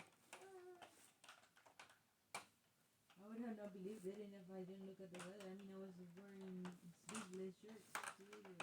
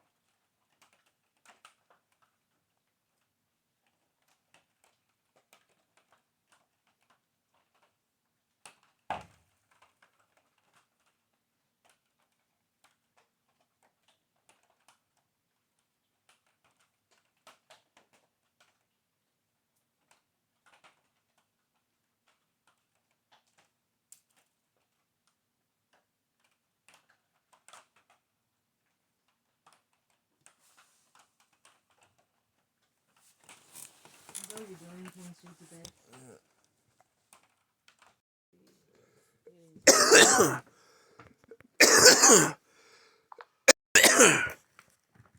7:35 in the morning.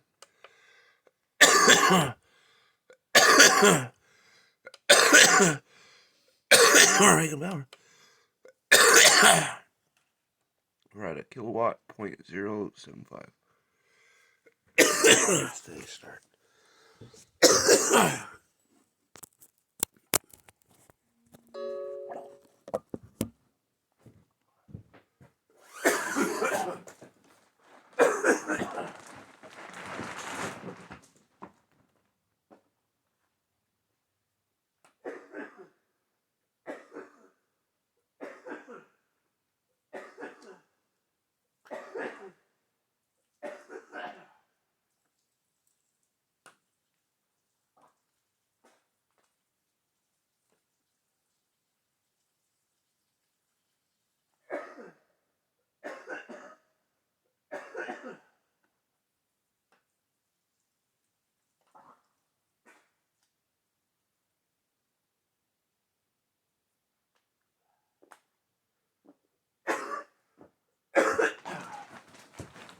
Like that, what's those though?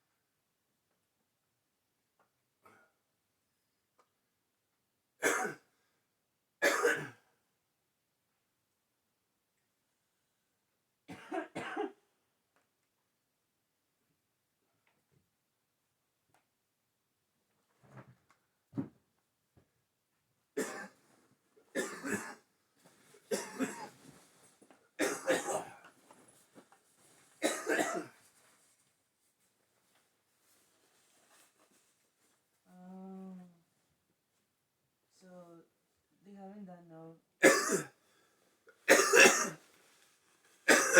ultrasound, but they're just now doing neuroculture for urine analysis. But the nurse was saying that she's just observing that his urine is not normal, that he may be having the bacteria that causes urinary infection, that is what I told you yesterday. And she brought him silver.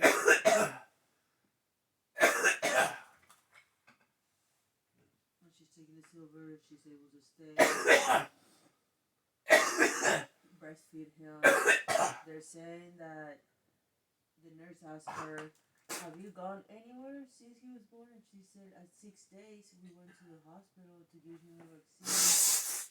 And my brother is saying, "We're not vaccinating him no more." The lady is like, "Oh, most likely he got it when he went back to the hospital."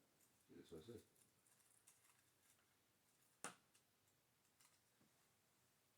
How do you get rhinovirus and all that other shit from home and no one else at home is sick?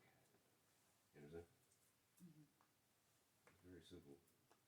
Very easy. I'm gonna have milk. Have a milk toxin go inside of his body. And that's why I asked. Anytime that he wasn't around mama, somebody gave him something, stuck their finger in his mouth. As people do. See his kids are hungry. You understand?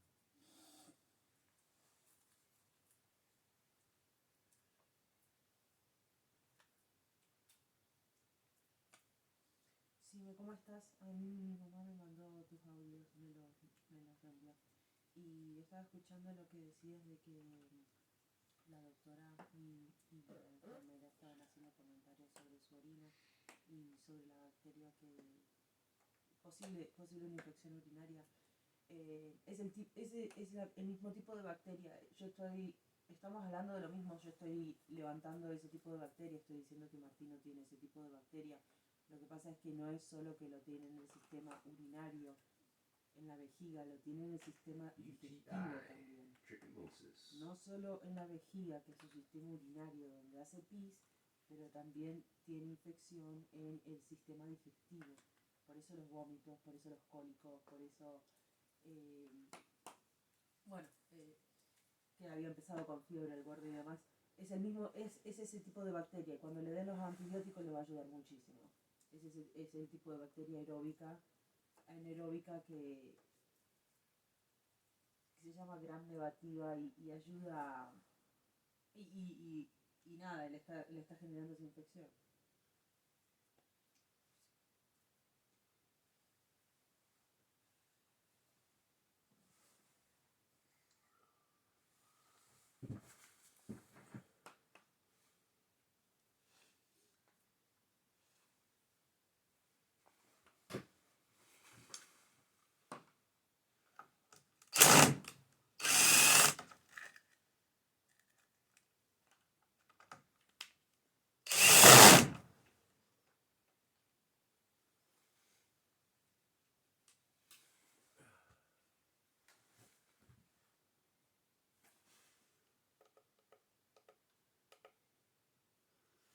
Oh, it went up one.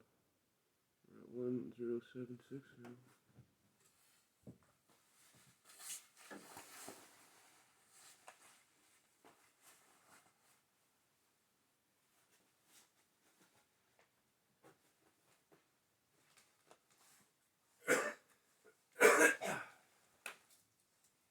I love this guy. He's like 50 years old.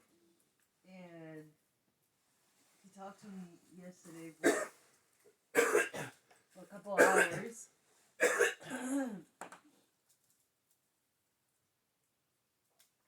He showed me this. He was like, "I want to show you something interesting." He was like, "Do you know what this is?" It has no sound. Oh, yes. What is it? That's a random generator from chaos theory. I asked him, "Is that..." You're able to change your mind by thinking. I said, "Is that a frequency generator?" No, not a frequency generator. Those are a little bit different. It's a number generator that you use your mind to change. He says, "Have you heard of Grigory Grabavoy?" Slow your mind down and hear what I'm saying to you. Or no? Yes. Change your mind. I didn't say frequency generator. You said frequency generator. It's completely different.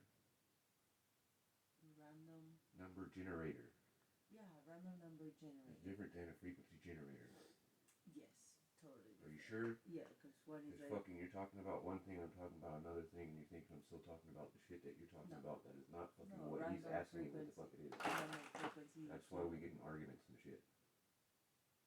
Well, alright. You understand? That's why I stopped talking with you about shit, because it gets annoying and tiring. Why every once in a while I get you like yesterday and say, hey, stay on your shit, if you're gonna do it at least. I know what I'm doing, but I need your help, but I at least need you to stay focused. Stop squirreling out on shit.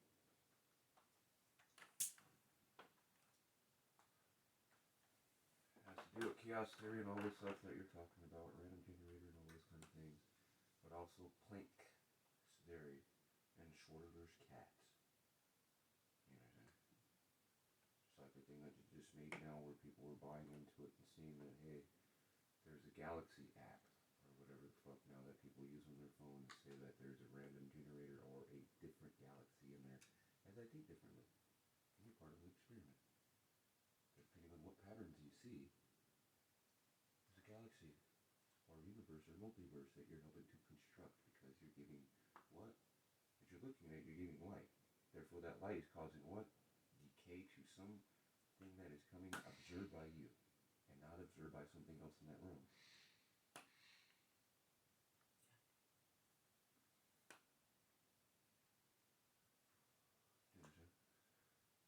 Yeah, but then yesterday when I was reading on Metcalf laws, that it says what Metcalf law is that the result of the network is directly, like, is directly related to the amount of users that are in the network. And it's the same as your server. Their server. There would be no network if there was no part of it, no users, basically, right? Or users using that network. So how do I get past the filter?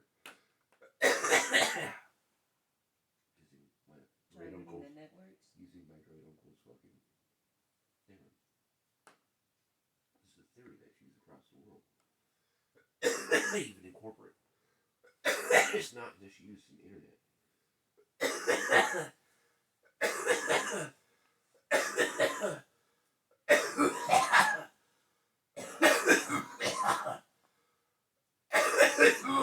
He has NLS, non-linear system, so he's heavy with the Russians. He says that that's derived from Hieronymus machine. Rife frequency. William Rife. Yeah. Hieronymus machine, what my mom experienced, because they sell you the headphones to put on. What we were talking with this brother last night is that they don't promote it as remote as what he just did. No.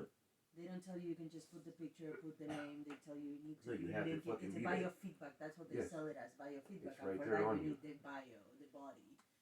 And because when he first sent me the link, he told me what it was, and I looked it up, and I'm like, it's all headphones and shit, and I'm like, it's Hieronymus. He's like, what my mom experienced, grab the plate, or go stand on and grab the rods, but then it's like, what it does is works with all, it has, so it's funny because we went on a thing because he told me that, when he told me the machine, I said, Royal Rife, right? And he said, yes. And he said, I'll tell you a secret. Royal Rife only work with 3 frequencies. Mm-hmm. And I said, is it 20,000 hertz one of them? Because I have doused the Shanghai. Not the Shanghai, you've doused my plasma. And your plasma and the Shanghai both together. And they both came to that. But that's only one piece of Shanghai you'll find in it. Every ton of fucking Shanghai does not come out to 20,000 hertz.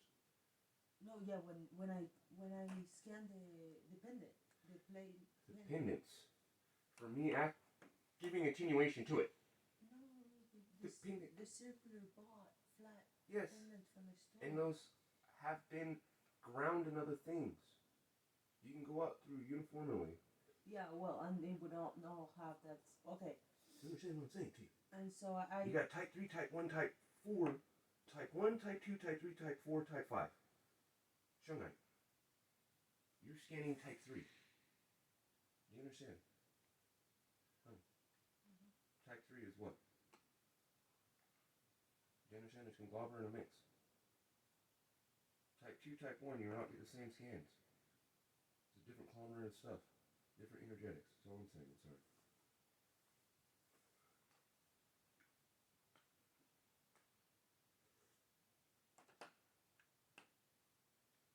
Yeah, so he said that. So I try to say to you, like what people, when they have me polish their shonite pennants and other things, which you don't even pay attention to, is because it is type 3 oxidized iron in rarest form, encapsulated by a hydrocarbonous hydroxy fluora and hydroxyfluoroapatite crystal. When you put pressure on that shit, it changes its conductivity. And it's writable, honey. You understand?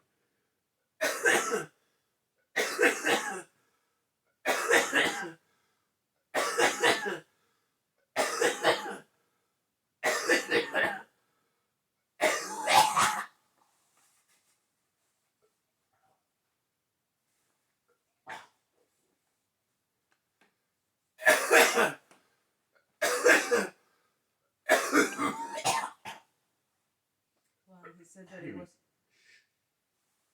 Here. It's writable. Hold it. Understand what I'm saying to you by writable. What the fuck am I saying to you as a lapidarius? Because you're mixing with the record player, right? And every time that you've seen, when you use one of those or a piezoelectric crystal or a fucking piece of selenite, it sparks, right? So whatever I put in my mind, like I showed you, if I'm wearing shoes that I'm not grounded or I'm grounded on the concrete or on the ground, wherever it is, my energetics go into the piece that I'm polishing. Like the old time people. Do you understand? This is machine polish. What frequency you gonna get out of that? What frequency has been pushed into it? Because again, it's from the observer and the worker of it go into every piece. You understand? So your paint that you're talking about is a machine. Mess with one, unless they're pre-stamping them and having Uyghur Muslims in Russia and China polish the shit. And I've been coming across stuff, asking, hey. Here, right here. Remember I was doing something before I started talking with you, right? I'm sorry. You were doing something before you started talking with me, and so I'll shut up so you can finish that, because for some reason you're going back to that, and I'm trying to have a conversation with you to understand what you were stating, or at least what I found in all my studies for years and years and years, why I'm the one that got shown right into your fucking life, and into our community, and studied and changed the stuff, and blah, blah, blah. Studied so much into it, I'm trying to say to you, these things go into there, because I never seen you reading none of the scientific research papers from Russia on shunite. From the antibiotics and everything. None of that stuff. No. Educate me then. What's the difference between type 1 and type 6? I had only scanned 1 and 3, so I can only talk from my own personal experience. Anyhow, the information is so for those golden it's numbers. not 20,000. It's 20 point. It's 20.185 frequency. Which is different than Ryan Rice and the other things that Gerald Pollock, the other gentleman, I forget his name, they talk about the magic frequencies where the veil opens, or things open up. Yeah, the window is called like a magic window. Is it?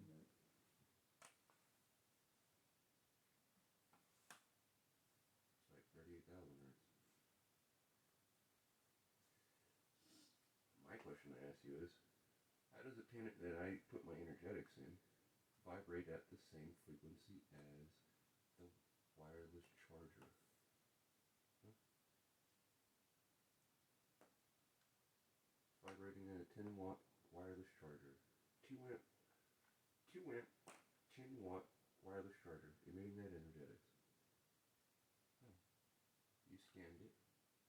same schematics of the stuff that I showed you for dissymmetry and radiation and stuff in people.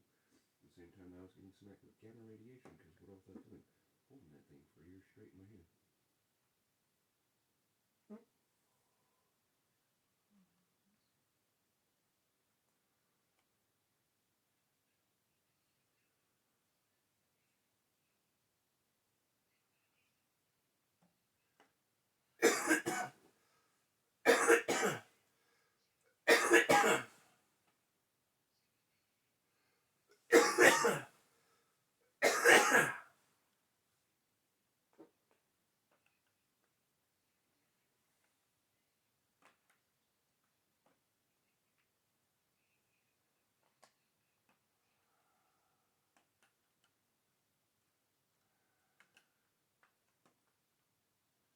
What I was asking is how mom and dad go to the blue room.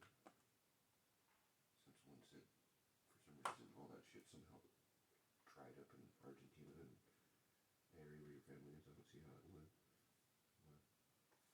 You make a note to try to see if it hasn't dried up as you stated, which I think is a lie. Try to get those things done. You get the family in a protocol.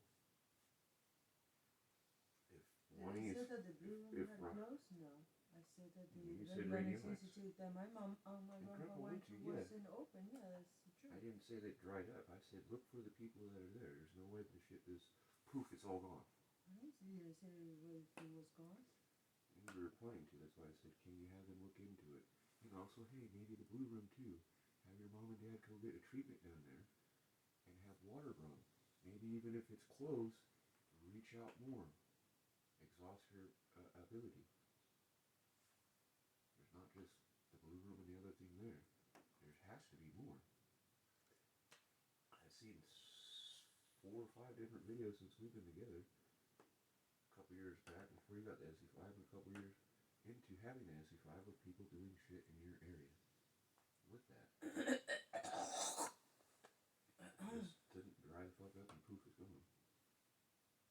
Especially in your country where it costs so goddamn much money to get something like that. You don't think the shit has disappeared. You know what I mean?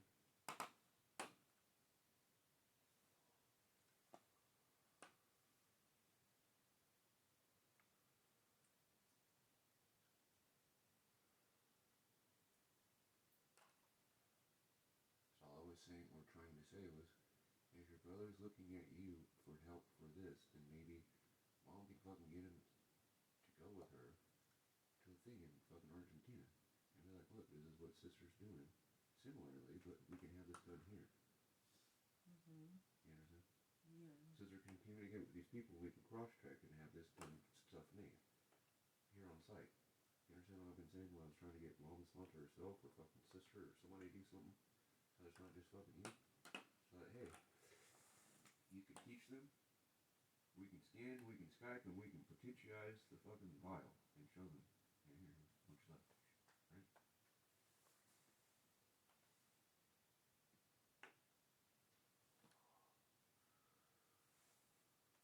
Here's the, I told you, Grandma. This is Tia and everybody. Get this shit, because your family's gonna fucking need it. Because y'all ain't gonna like the doctor. It's just gonna be a fucking meat market now. You understand? That's all it's ever been. The practice of trying to keep people alive and the practice of trying to steal their souls from the fucking homeopathic to the allopathic witchers.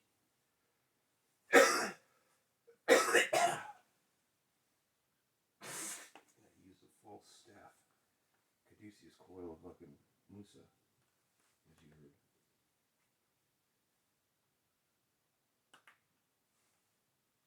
It's a wrong chirality. Just sickens people. Well, it turns them into fucking ends. Well, it turns them into ends. Or shit just feeds off them. The jinns just feed on people. Turns them into involuntary ends.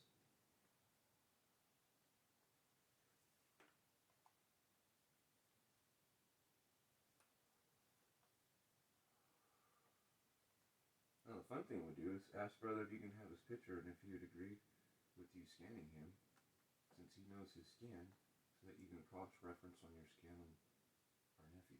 You understand what I mean? thank you, brother, for giving me a cross-reference. A lot of the things match up what I did. Do you mind if I just do a casual scan to make sure, to see how apt I am to your stuff, and how long have you been doing it? Hands on deck.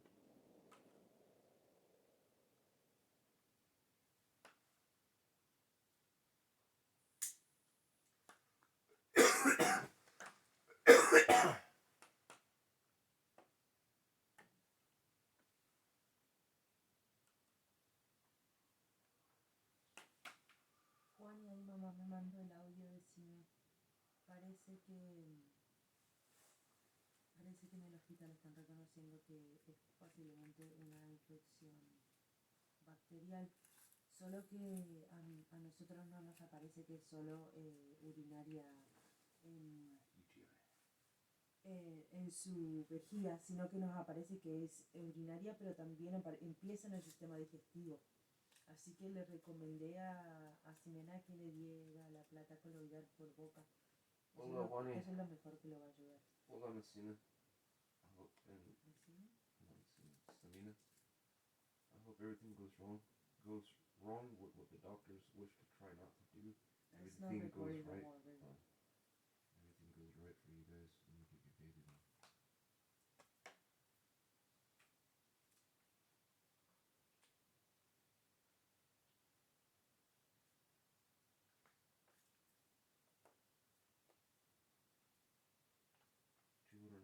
Parts remaining silver. You're going to do an eyedropper, half an eyedropper of the silver mixed with water and give it to the baby. If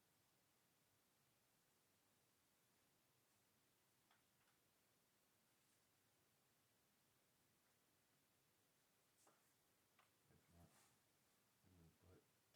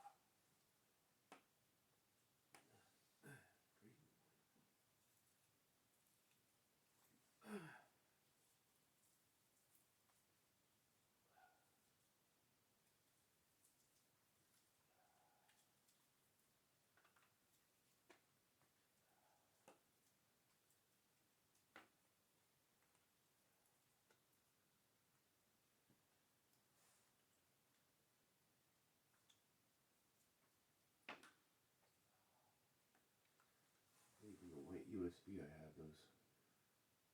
I screenshot of all those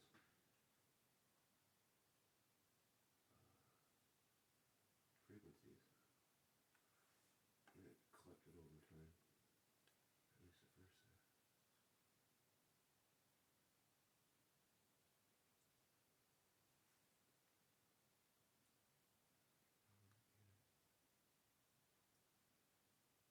Witness 8. There's like 3 or 4 of those golden window numbers.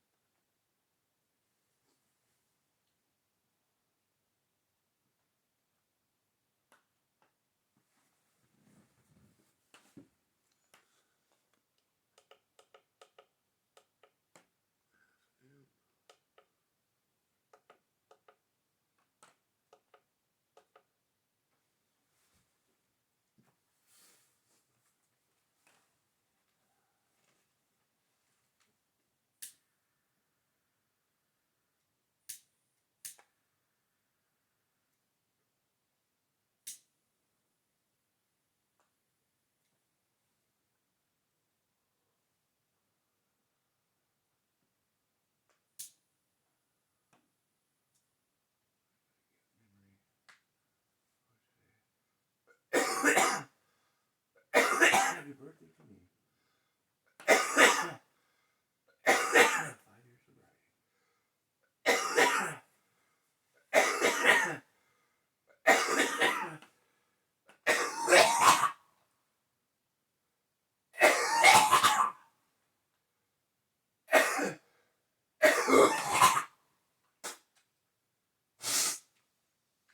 Go get those solar panels.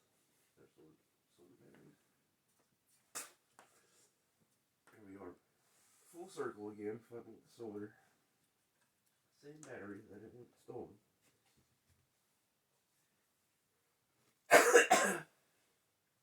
Well, why'd you even do it? I need that shit, man.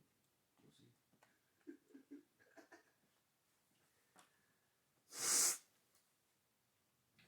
Need that shit, you'll see. Here we are. Here I am sober. Here you are getting sober and compassionate. Well, I don't really be sitting over there with that funkness that you'd be having. Mine what I'd be having. Well, what the hell, man? I just want to love you, but I don't know how to love myself or anybody else. So I'm gonna act like I love you, but I don't know what I'm about to do.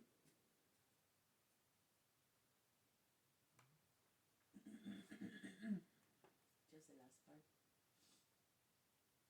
He's like you. He's like on it. He's like checking. Like he's checking.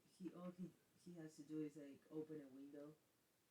It's like he opens a window like how I do with the programs and sub programs, and it generates the image for him. It's insane. I was looking at videos last night. I was asking if you would ask him for those images. You can put those into yours. Well, I'm gonna get the software. I was just thinking about it. So I was saying to you that last night. And pop up brother, because I'm downloaded what he knows. I would love to speak with him. Skype and give him my information that I've known for years and say, hey, can you look into this? Just see this one simple thing for me, because if you say yes, then we have the cure for fucking COVID. You understand? That's why I'm frustrated with Jamie and other people, because I'd like to get her dumbass back involved, because she's one of the person other than myself that doesn't understand her work, but she does understand her work. She just gets to be filled with like Miss Audrey, where it's like I gotta explain to you what I know in your words, but they're not my words. So it confuses me. And that's what took me my whole life, is trying to learn your guys' verbatim to get you to understand, or get a plateau to stand upon, so I can communicate the information that I know, saying, hey, this is like this. Do this like this and you'll get this. I know it's not supposed to work, but if you do this like this, yeah, I swear to God to you, it's not fucking insanity. You'll get it to work, because you'll get this outside environmental differential atmospheres, and stuff will correct itself. As you've seen with fucking the plasma heating up. How does something hot with force of 20 pounds of PSI go towards that PSI pressure coming out of the end of the nozzle when it's hot, and not pool and coalesce and go away from it, but actually congeal, stack itself in front of you within that flame with that window in? Where have you ever seen that before? Do you understand?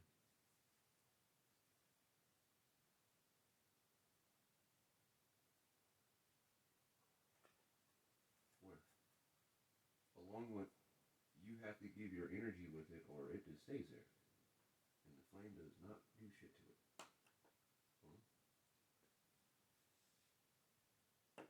Because you've experienced it, you've done it. What happened in that moment, honey? Where I had to tell you, put your light into it. It's not going to do nothing. Like you've seen.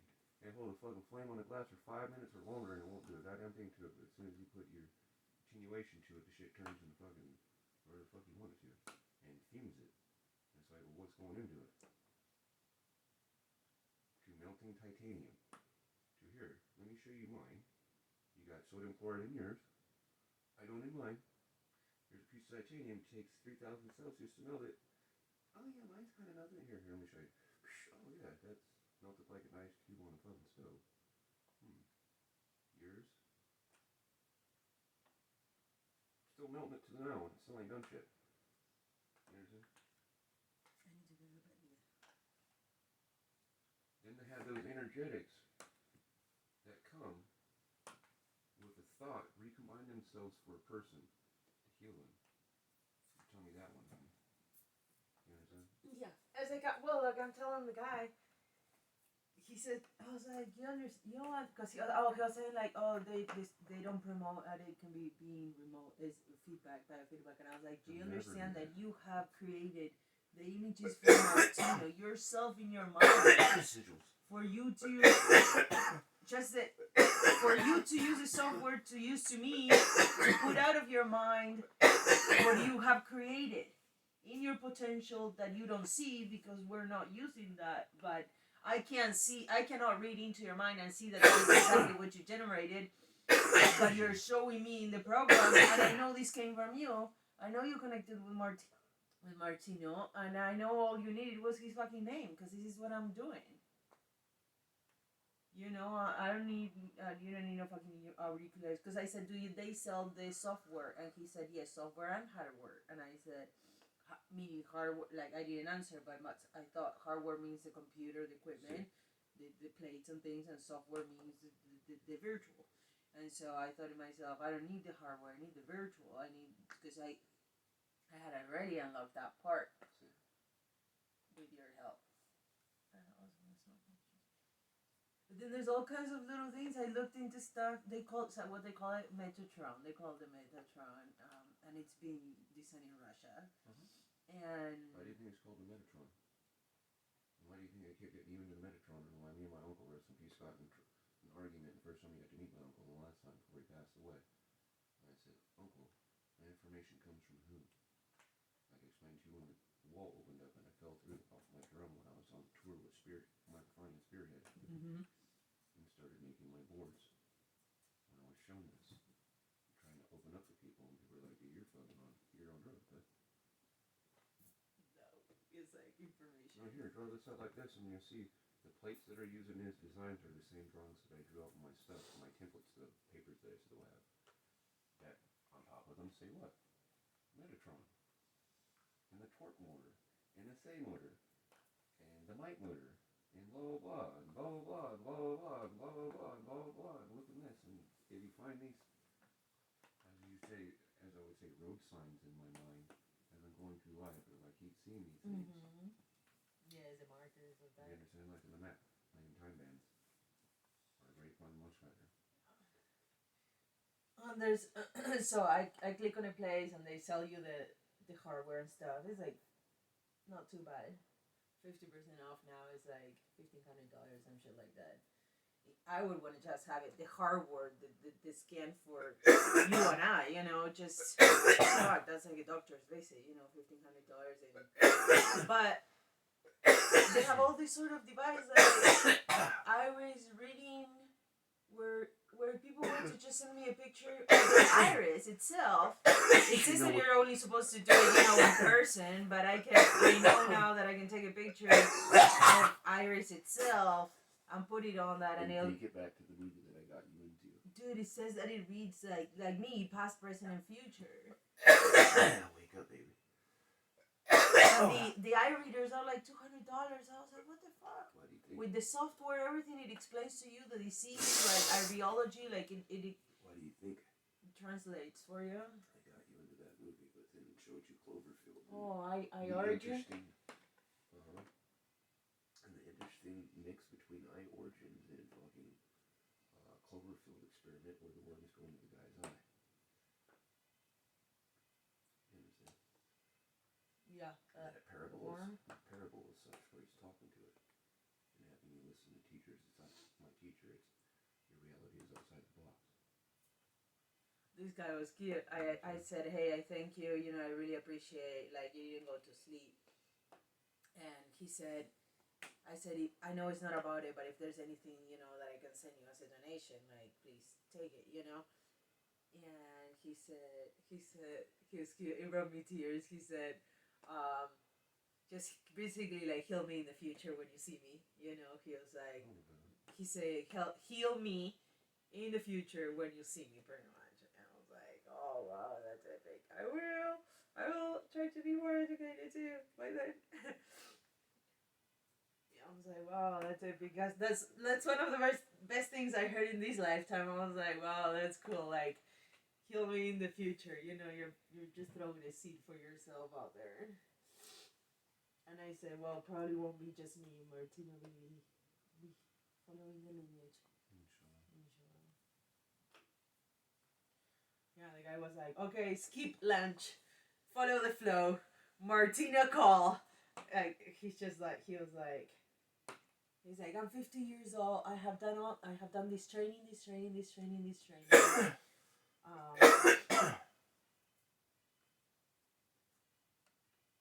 Because yesterday I sent him a message like when he said going to sleep, right? I said, okay, I'd like to talk to you later, you know. And an hour later, Ezekiel, an hour from he had said he was going to sleep, he responded and said, okay, sleeping now, talk later. I'm like, you ain't really sleeping if you're responding to this fucking message, dude, you know?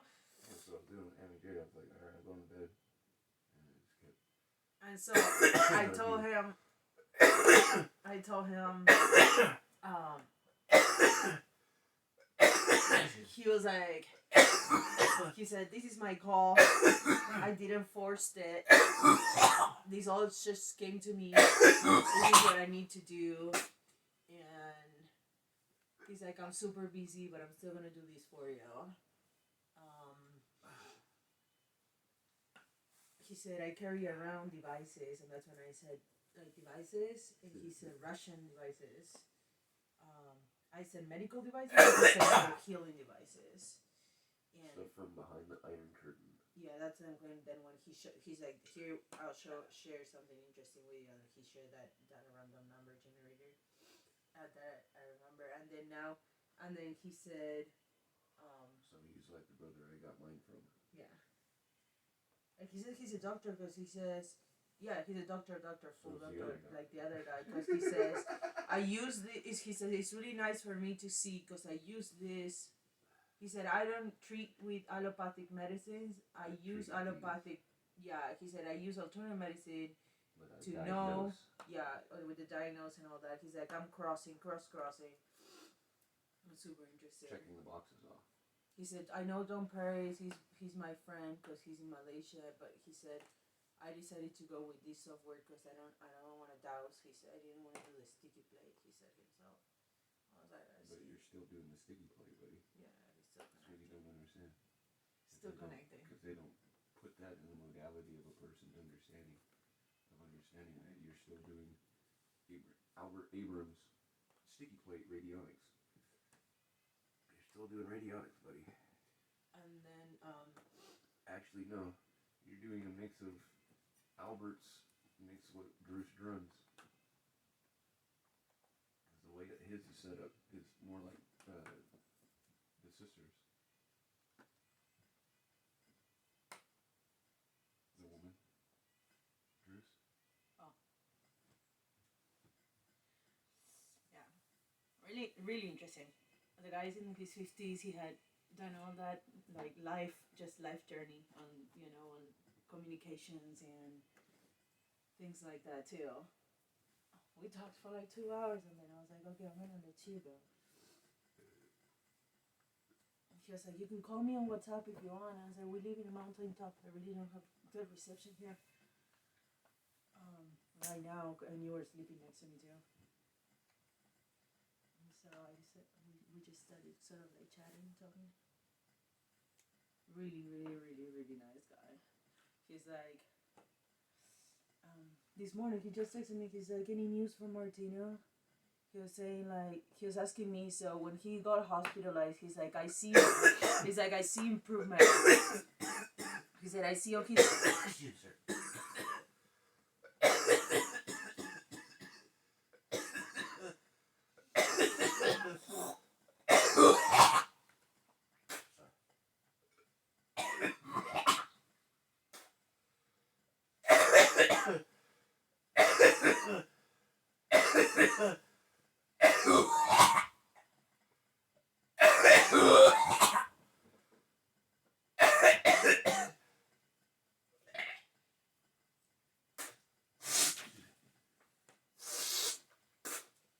His is linear, and like I was explaining to you, 10 verse way, he can go in increments if he wishes to say observational times forward or backwards. But I was stating that last night on the timestamp of your balance. Confirmation in my own mind of when the baby was there in the hospital. Just the way you were alluding things, it sounded like he was in the hospital or not in the hospital.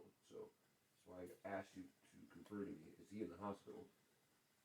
Remember that conversation? So be it that he's in the hospital, you're balancing him and you got connection with this guy, and this guy is scanning him at the time you're doing the balance.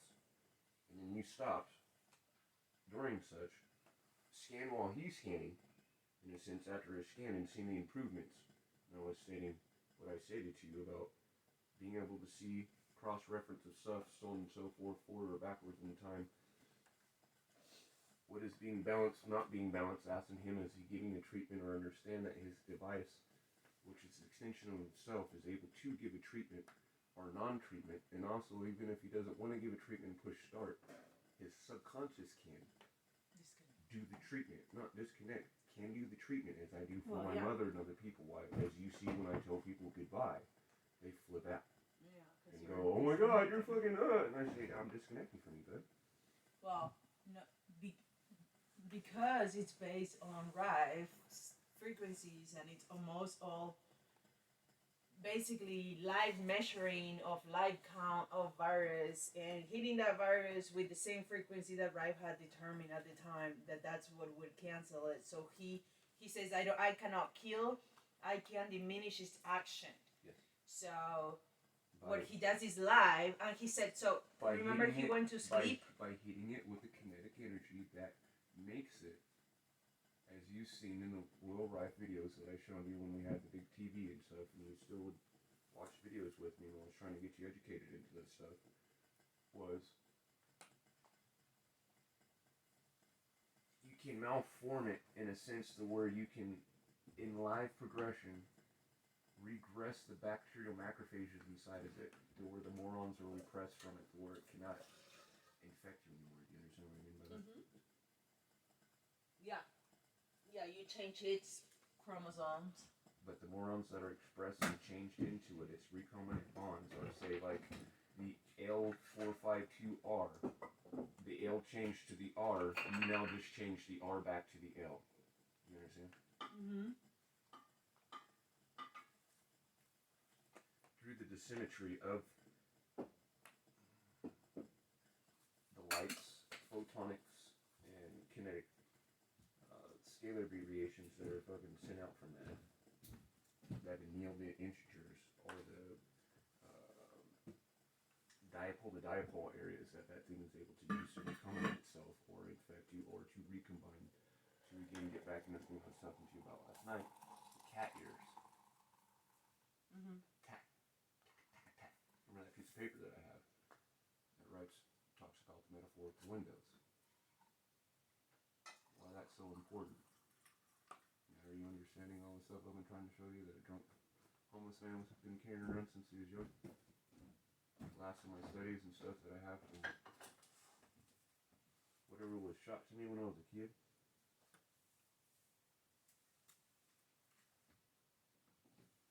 He thinks he cannot change it, but he can. Yeah, that is why they got rid of Royal Rife, and they're still not using the microscopes and shit that the man showed to the world and see things in real life. That's what I don't understand is, they have those microscopes that can cure shit, but they're not using it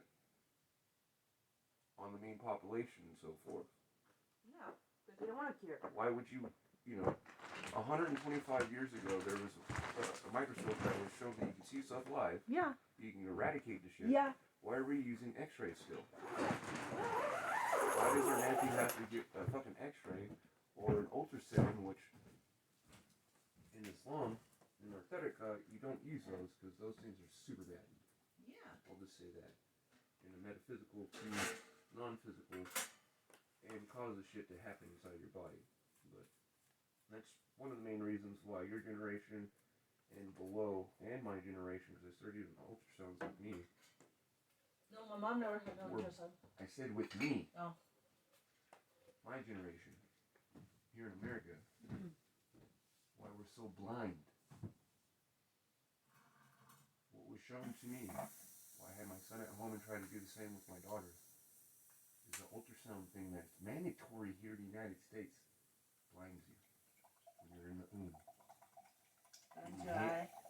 Blinds your eye and your eyes. And gets you set in a wrong, in a way that you shouldn't. I'll just say that. That's why Ezekiel's glow is different than Naira's and Kayla's. And my mom said she didn't know what I was gonna be when I was born. He didn't have an ultrasound with him or none of that kind of stuff, but he did get a pomegranate seed and floppy hog. It's not. That's why to me I'm going, how did the baby get that when in Abrahamic faith, those who follow in Judaical Christianity and fucking Islamic, the baby gets solid food, fresh out the womb. Pomegranate seed. I didn't take the seed out of the fucking the thing. Zeke got the whole thing stuck in his mouth, made him swallow it. And floppy hog.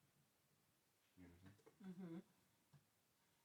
He didn't get solid food until a couple months or two later when we started giving him rice and stuff. You understand? But how many kids died from the bullshit that they're trying to say Martino had? How many kids get, babies got fucking appendicitis from that?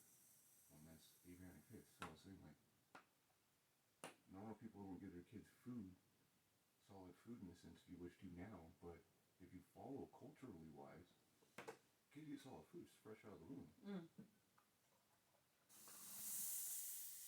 So I was saying to you that it doesn't make sense to me, that oxymoron statement of, this is the most common practice happening in kids, but it's not common. I'm like, huh? That doesn't make any sense. It's like military intelligence. They catch them.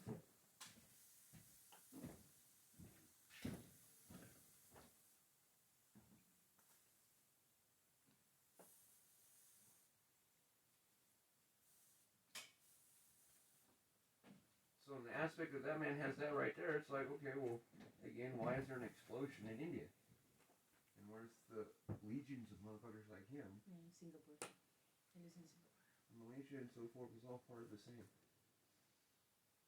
Oh, well, so I asked him, was there not a protocol and stuff?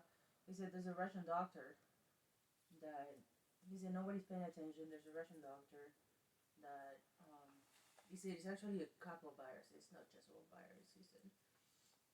And he said, oh, nobody's paying attention, there's a Russian doctor that came up with a protocol. Look it up, he said.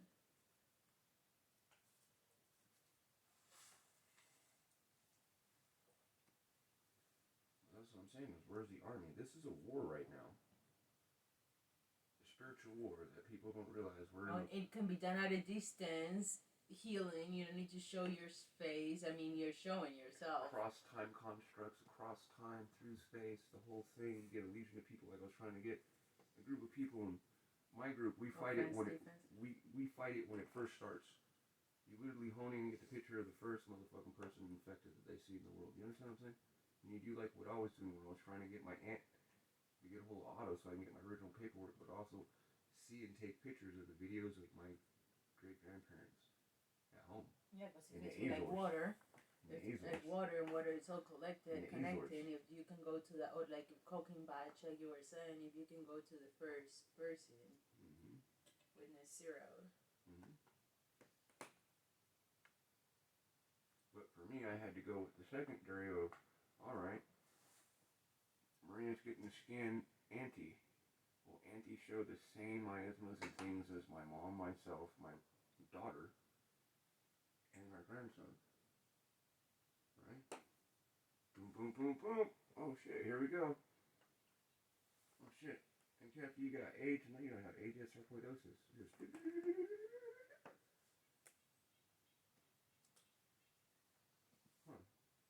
gives me confirmation that yes, this is from the Ace word side. You know what I'm saying? But, like I flipped out and I didn't call my guy to see how my mom's doing or any of that shit is. You guys stop me from being able to eradicate this from our family. By inhibiting me from getting that picture.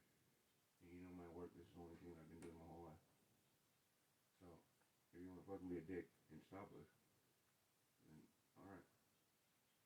Cause it's not going away. Just remember when Cat these words were? After being all scared and telling somebody, yeah, you've had this, and this. And have Uncle Clarence state what he stated.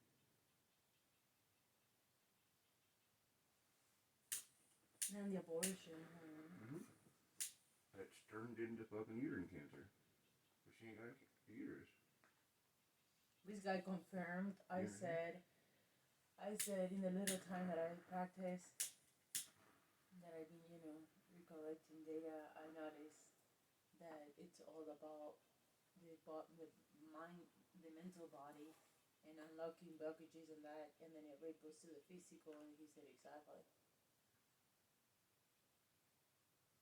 Mastering certain concepts, learning certain concepts and stuff.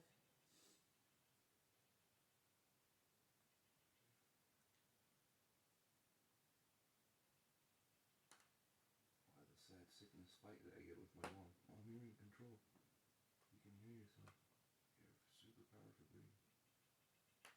Yeah, I know. Remember sitting on the couch when you first got the SE5? I tried to have a conversation with my mother. And yet you yourself are sitting there blank stare.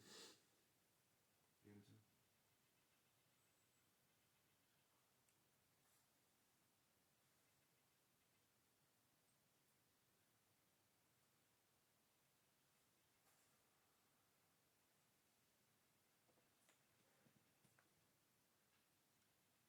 Yeah.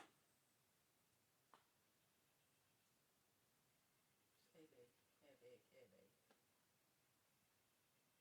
Dude, his lungs, everything.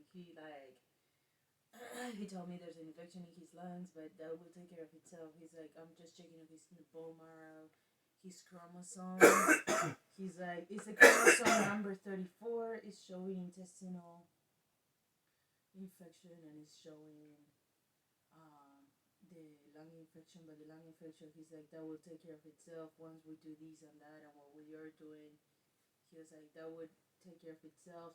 Why it was coming up on me on appendix, it's because it's from the digestive system, and then it goes from like the stomach, appendix, and colon. That whole area is compromised. Like his colon, he's getting like this dyskinesia of colon that is like something of colon. That it has to do with him making a lot of strength, and the muscle of the colon and whatnot. And gross, the megacolon. Yeah, the megacolon too, and things like that. Oh, and I asked him about the reading, like, what does this mean, the dispersion rate 0.4, and he's like, his threshold is 0.5. So anything below 0.5 or 0.49, it's to pay attention to. Yeah, right. So. And then the rest is just higher probability. There's a probability, that's what he said, there's a higher probability of the other ones coming to the front, but they're not there. Yeah. Right now the threshold to be met for a kneeling of that integer to be expressed is this right here. Yeah. I was really fascinated with just this, because it's really crazy. You have to see. I'm generating it. For it is like, it's pretty crazy. I don't know. Yeah. So look at this.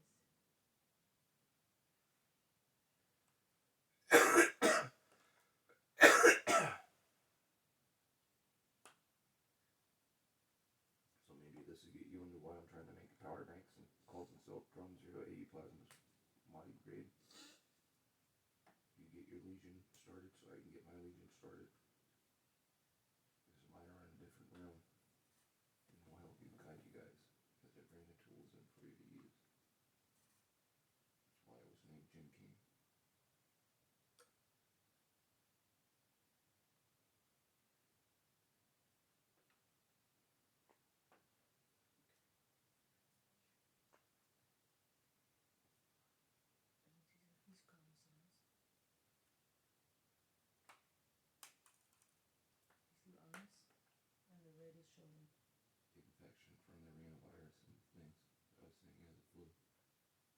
very mild. He says it's not something to worry about. But again, I asked you, how do I know these things? You guys got these devices, yo. And I sat there and said what about the baby? Well, the rhinovirus came up, and that is the common influenza flu. I understand, but I stated such, and I just stated out of my mouth. You two are using the device, and out of my mouth. Before your brother called you, I told you there's something wrong.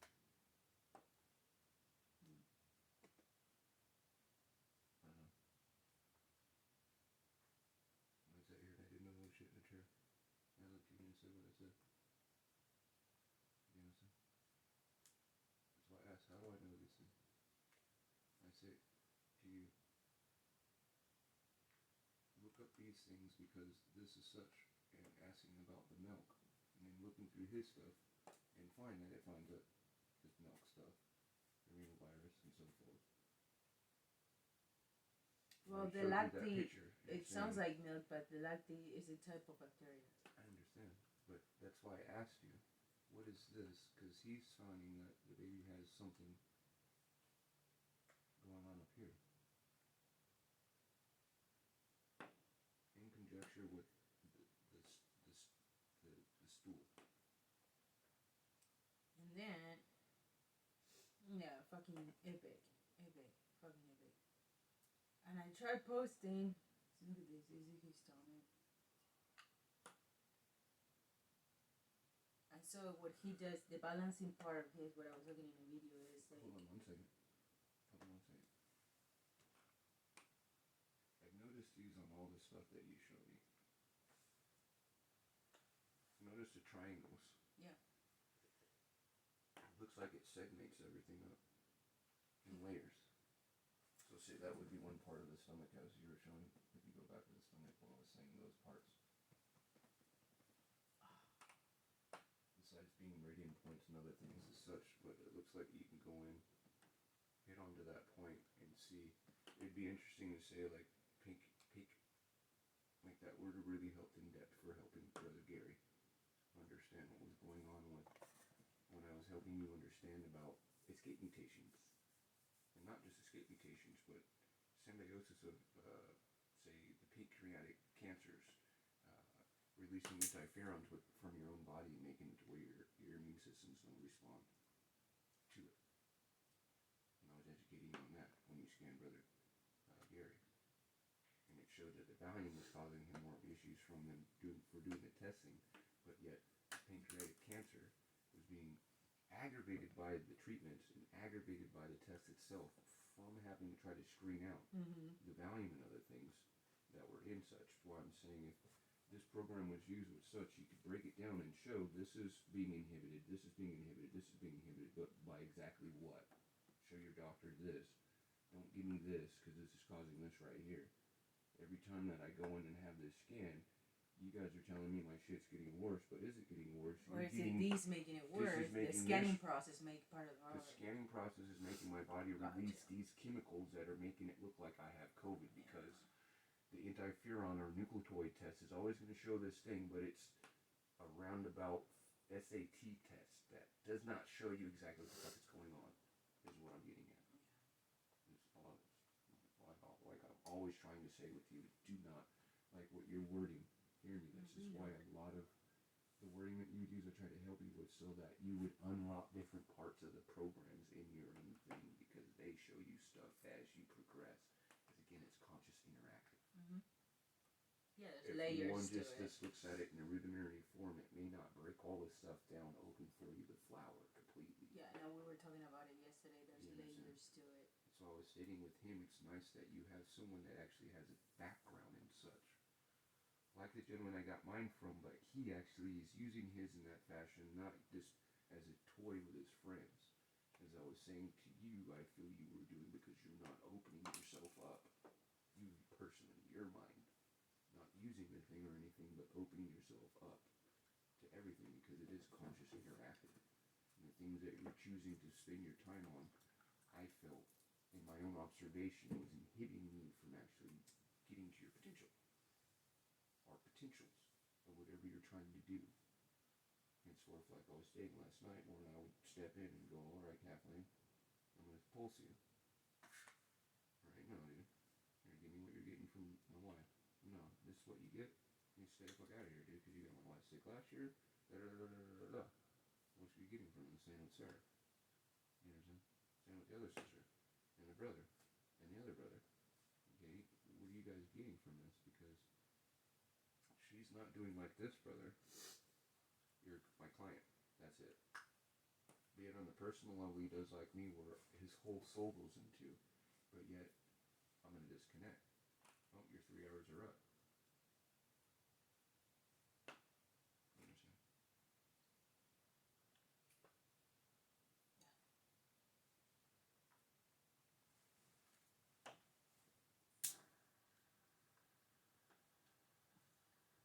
I was telling the guy because he's like, are you a practitioner? I'm like, I'm a full-time believer, but you know, I was like, so I'm guilty of tapping in and tapping out at times, and I'm being shown all these beautiful things, and at times I said I'm guilty of tapping out, and he was like, oh dear, don't worry. He was like, aren't we all? Because he's only kind of dedicated, like, the man is like, this is my call, this is what I do, 24/7, this is all I fucking do. So I'm like, well, you know, I gotta be honest with you, this is not all I fucking do. You know, and so I said I'm guilty of being shown these beautiful realities, and then I tap out, and then I tap in, and I'm like, well, I'm in tears, and I guess like it's part of the process. You're evolving. He's like, you're evolving. I'm glad we cross paths. Yeah. He's like, you're gonna teach me something. Even Martina will teach me something. No, beautiful guy, beautiful guy, beautiful guy.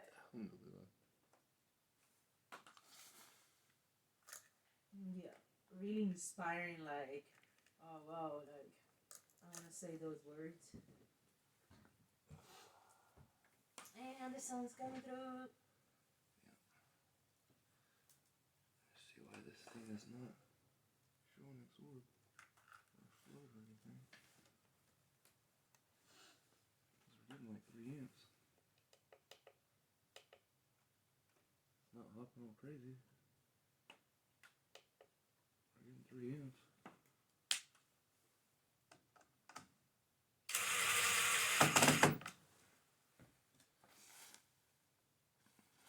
I'm gonna have to watch them later. When the sun gets on their toilet, we're going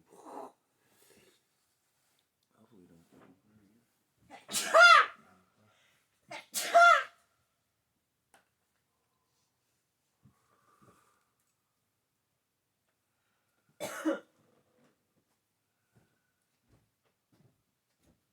Biden passed stimulus checks as executive order. Oh yeah? Today, I guess. I don't know. I just read the newspaper.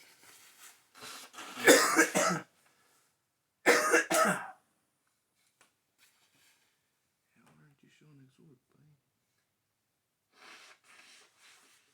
Getting 3 amps.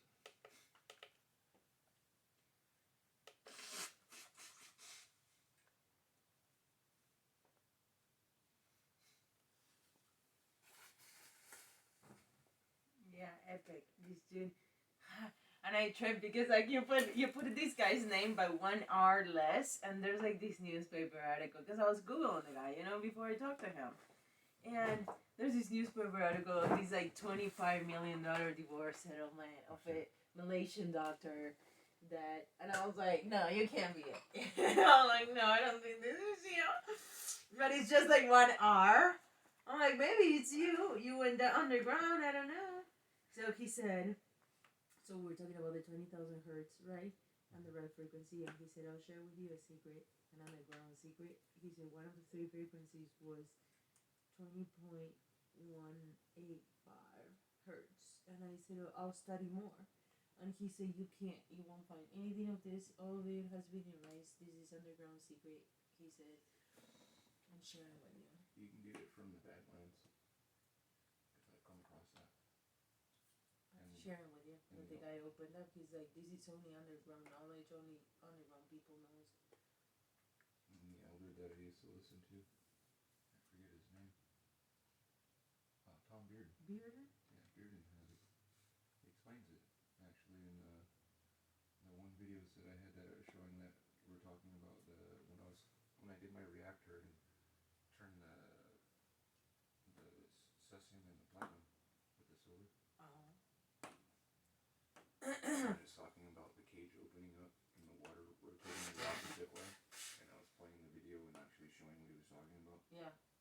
Oh, yeah. Yeah, By this cage, the spin of the molecule talking? in the time domain. Yeah. And shooting a laser through that vessel, but instead of the laser going straight or being bent this much, that it was over that way.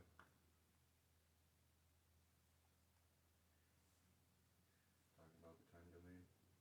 Again, because the decay, what's observed and what's not observed and so forth.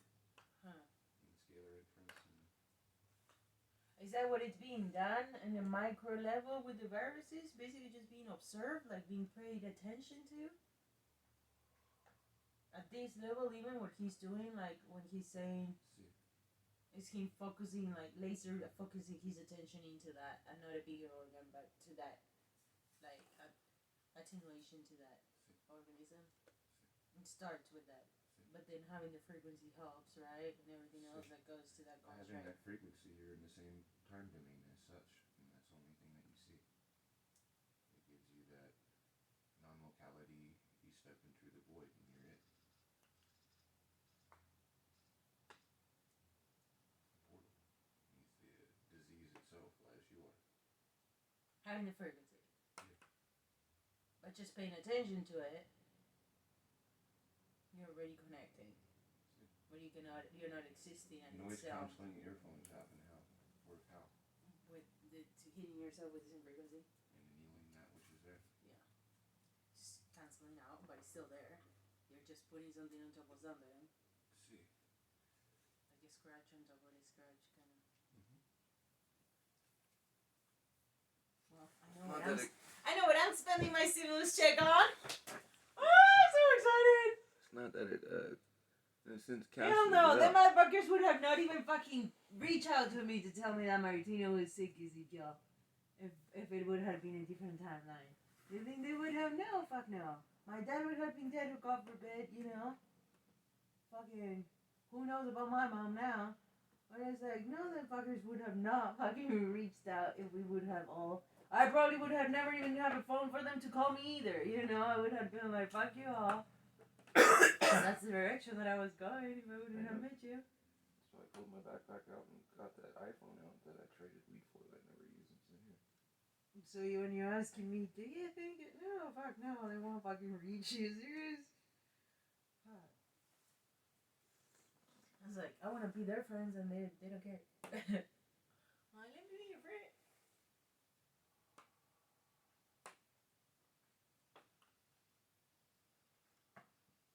We didn't have dinner last night. I'm sorry.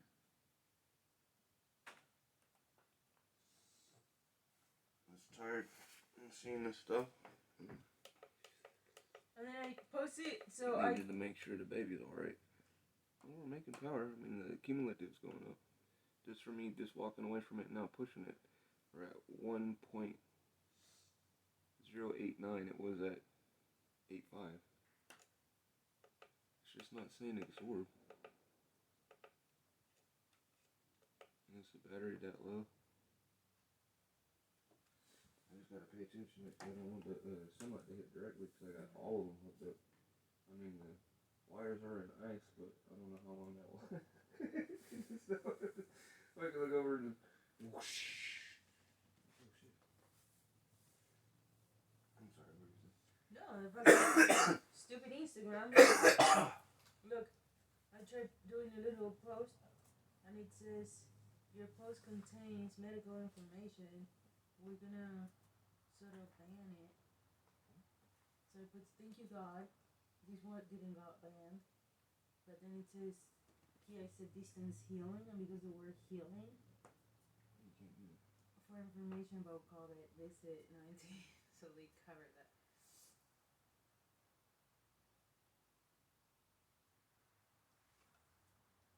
Look at me.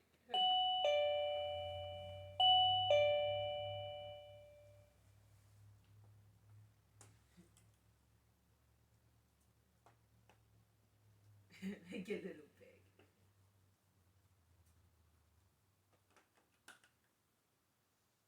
But not collecting shoes over here. Percy's and shoes. We're collecting soda pedals. Because you can do stories and they only last 24 hours and then they disappear.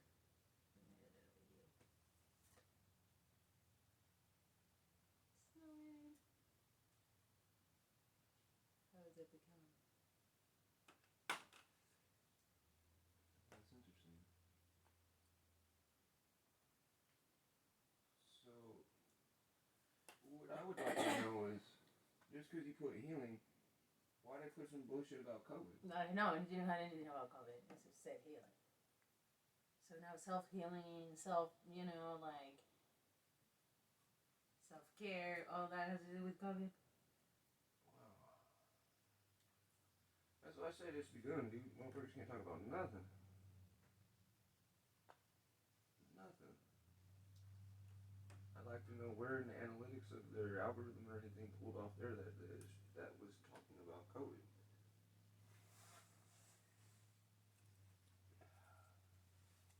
Other than, what does it show right there?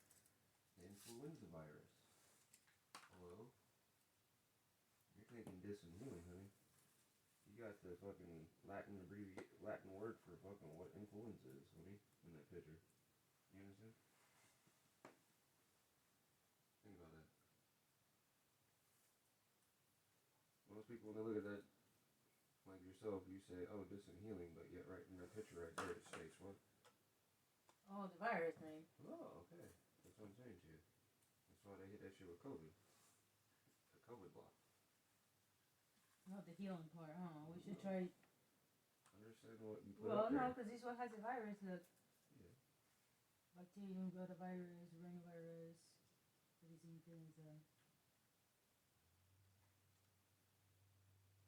He's got all these viruses because they're all below 0.4. That's why I said, hey, look at But this. he was saying, To this. but the brother was like, don't worry, we're trillions and trillions of viruses. You know, like kind of like how I tell people, you're not all of these applies to you, but it does apply, but it's not what you need to focus on. See, if you take care of this, then that less than 1% human species that makes you out of the conglomerate of symbiosis, you regain control back over such.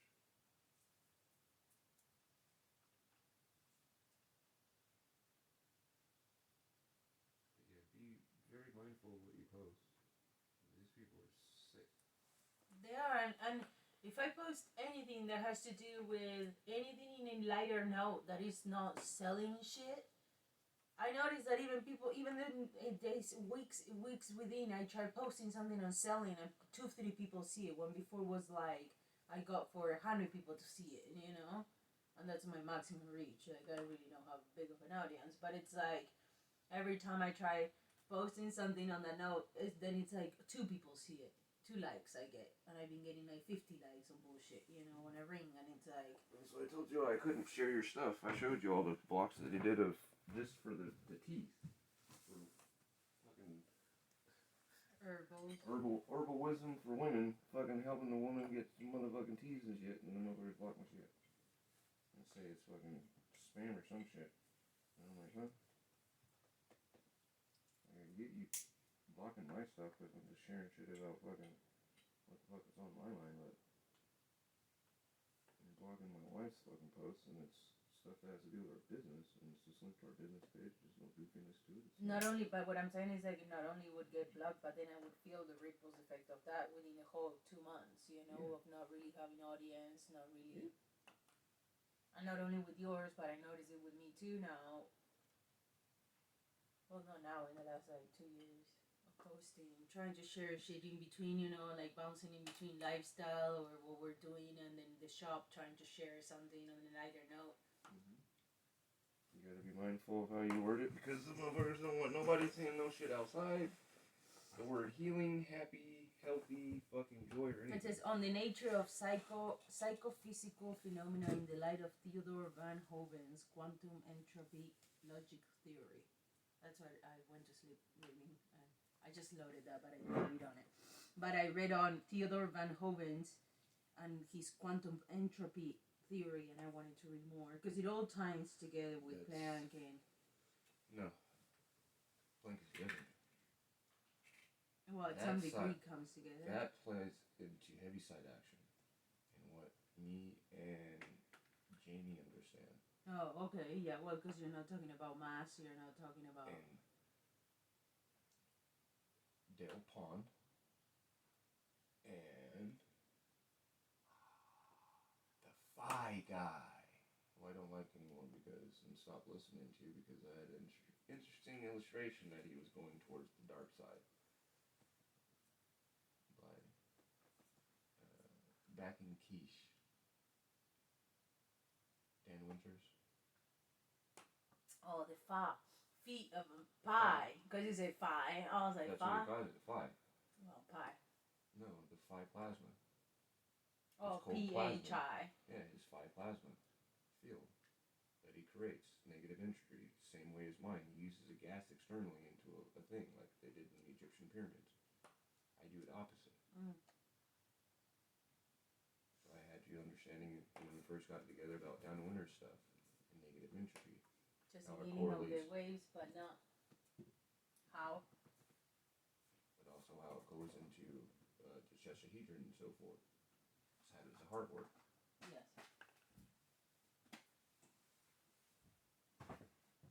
Seven folds. Seven folds of the heart. Mm-hmm. All those different things that go into such, but the negative entropy that goes with the implosion, that impulse. But the pseudomorph is the quantum foam, the quantum quasi, particle unit and particle grid system. Stuff I used to write out in those long ass big old fucking descriptions on the fake book. Mm-hmm. And they started restricting me from being able to do such. And you've seen people go, you really wrote that out? I'm like, yeah, dude. I have to understand all of what the fuck it says. And I help you understand. Here's the links and all the stuff that goes to the stuff. So check this out. The first thing that this guy checked was Martinus chromosome.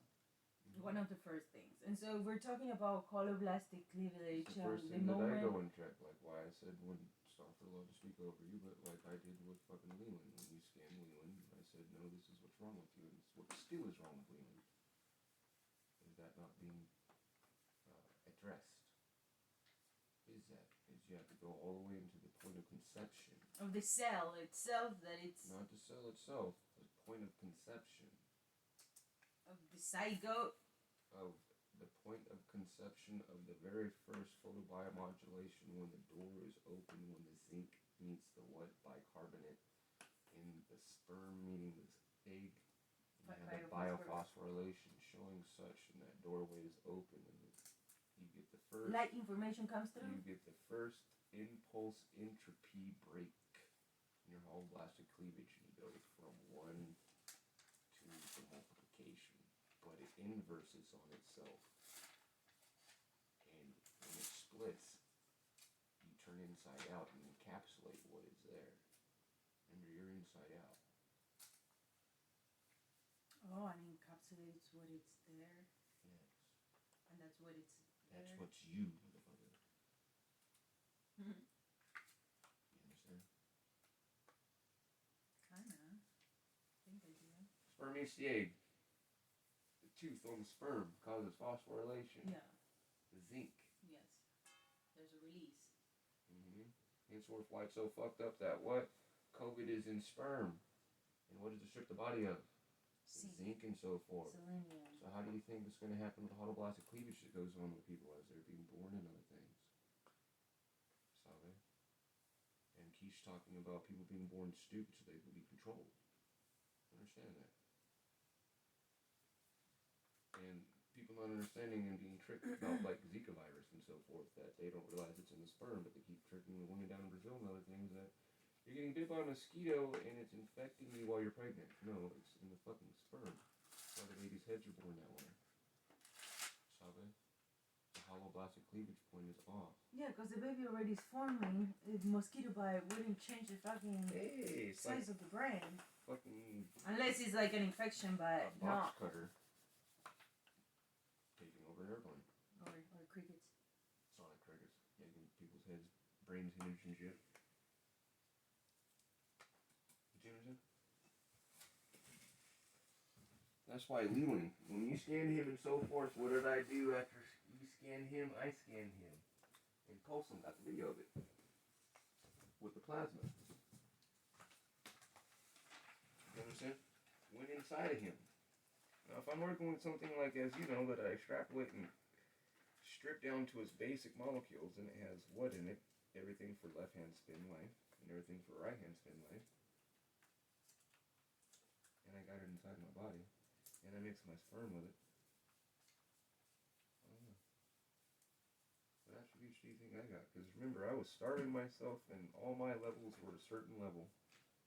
And then I did that. And my levels go? And stay at? You know what I'm saying? Where'd they go at? Where were they started at? To, hey, my mom has a hole in her lung and all of a sudden you're scanning me and I have a hole in my lung now and you're telling me to go to the hospital because I sounded like what? And I said, just give me a month. Give me this month right here in January a couple years back because that's when my mom, you know what I'm saying? Mm-hmm. Otherwise I'll go to the hospital for you, honey. Only time you do a scan on me, you find sarcoma and fucking that bullshit in me. How was that? Because you ain't been doing no balances on me at that time. We were doing shit. Rather than me asking you to scan. And give me a reference point. You know what I'm saying? That's why I asked how I do that. Or balance my mother using your fields after having and watching a video with you of those people stating that this does such and setting up as such, and you scan my mom and the biofield goes up. Or any person that I've tried doing attenuation to, their biofield goes up. How is that? You know, it's like making that piece for Eddie Love that I wish I would have sent to him.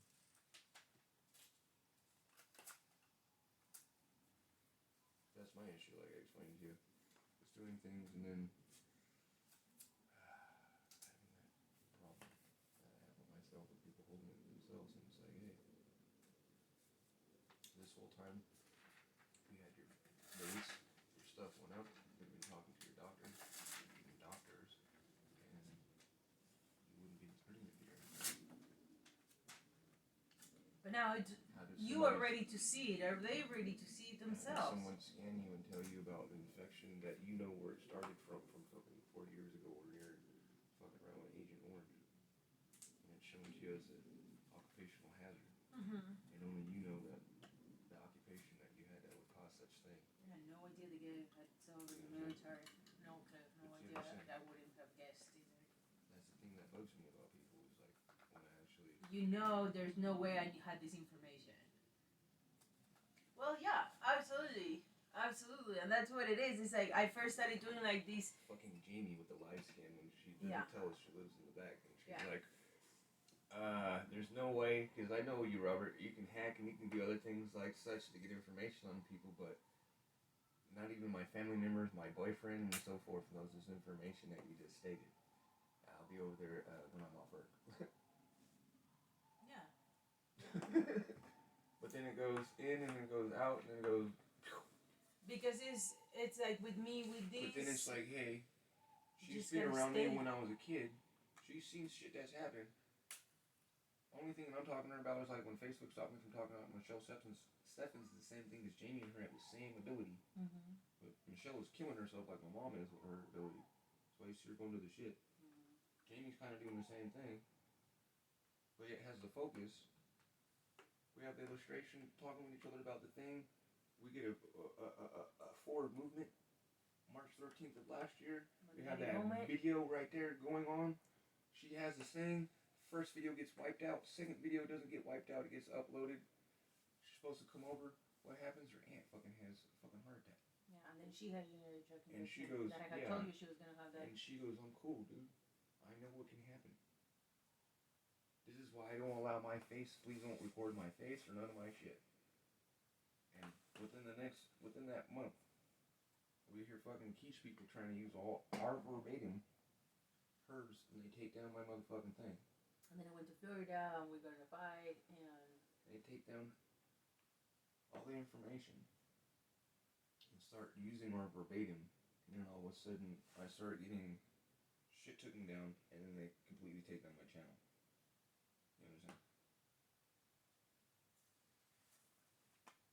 Jamie understands diseases in a side of which you were just talking about this quantum entropy. This heavy side action. She broke down and proves the mechanism for the fight for chirality, how it works in the body. And you guys still don't understand the importance of that fucking shit, dude. That's how you can cure all diseases. That mechanism is how you get infected. Or can repel on the outer epidermis. On the larger scale, if you wish to say. And the same on the lower scale. Henceforth, it can be called kinetic or kelia and fucking ACE. But it can be done on a larger scale on the side of this membrane. Those things, again, connect through your pores. Your pores that you think are pores are nothing more than macro-nanotubules for quantum. Portals of light. They're quantum tubules. You were a big-ass quantum burl with 4th phase through 32nd phase of water and ice. People don't realize. There's over 19 different variants of crystalline structure for ice. And then you get into dark ice, or black ice. Black ice, yeah. I'm not talking about on the road black ice. No. No, I heard of it. And it's from fire.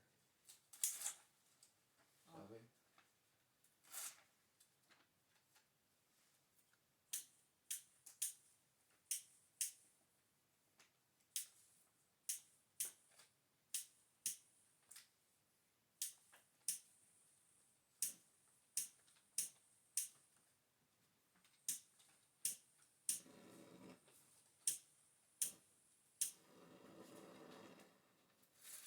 Just remember, how was the liquid crystal display discovered?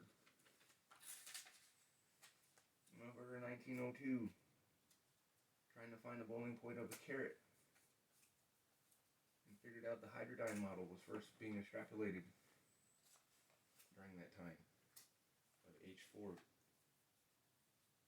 comes after H4? That's the secret behind the little flare effect in my perturbations where I make range jet water crystals and the hydrodyne 4 model where I was doing with the carbon plates. Improving when I was getting that big 2-gallon fucking thing to roll like it was, and with that flame that was coming off the top, the bubbles, quantum foam, Mm-hmm. and the hydrogen 4, past hydrogen 4, Mm-hmm. hydrodyne model. You get, as you would say, a replacement of the molecule to such to where you can give it any element. If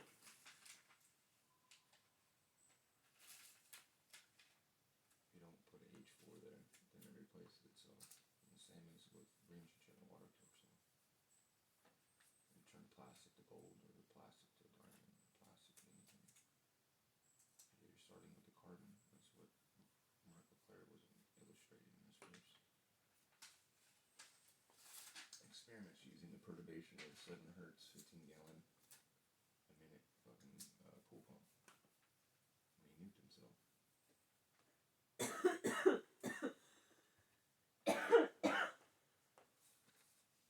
Would you do me a favor? Can you bring the rose petals tote, clear tote that is in the curve container, please? When you get a chance.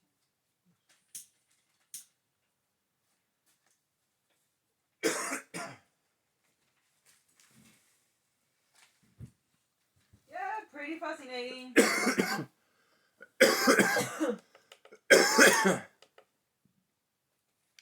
Pretty, it's all there is. Whoa, we're at 1.103 kilowatts. We're getting juice. It's just not showing absorb. It's cumulative. We're not having no ridiculous jumps. The sun is sitting in the sun, man. It's 9 o'clock. We're getting 4 amps. Ooh. Been making power since 7. 8 o'clock. 8:30 is when we start getting the good amps.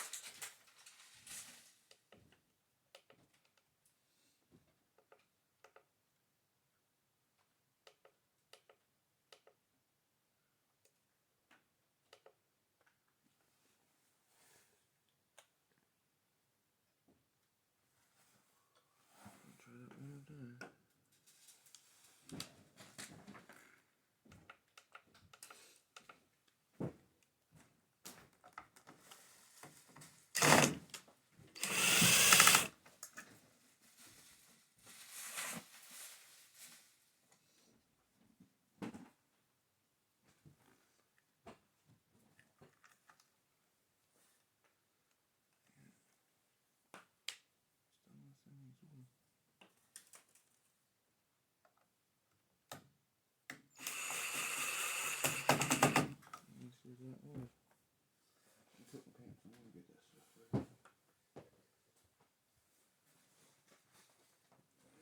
that was, but I don't know.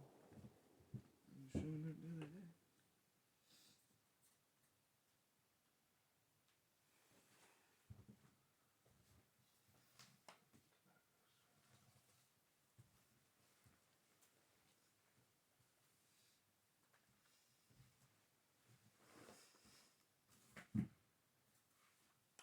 Stimulus check, huh? Throw that into the fucking get Casey going again.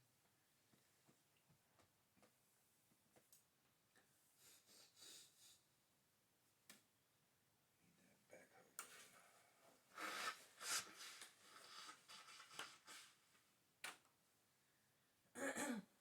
Ah, let's see if we need anything for the camera too. The Wi-Fi camera.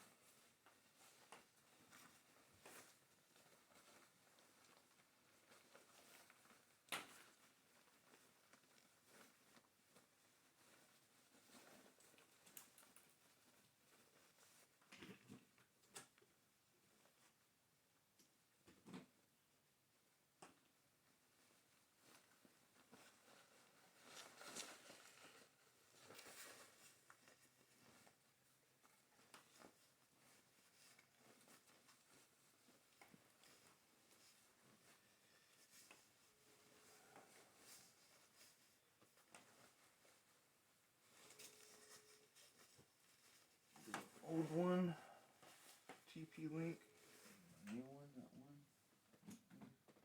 one. Hola, mamá.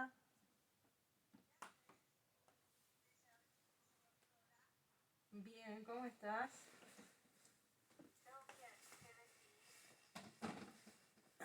Bien, acá, en casa, por empaquetar tés.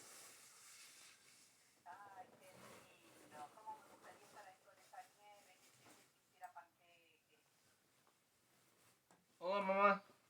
My secret mama said that she'd like to have you making pancakes. These people shot that drove back. Back there hunting. Bueno, quédate adentro.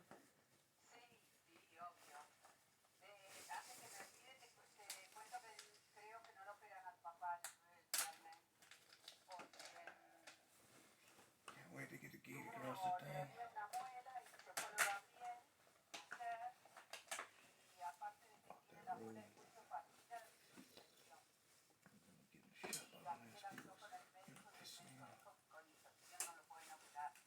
Ay, no.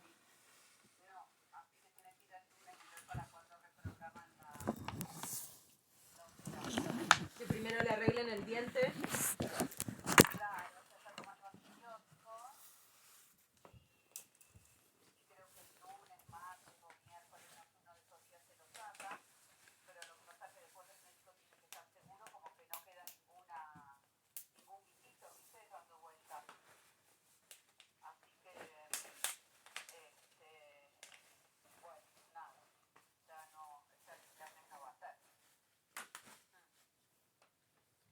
¿Qué te parece el tratamiento global que le estamos dando a Martino?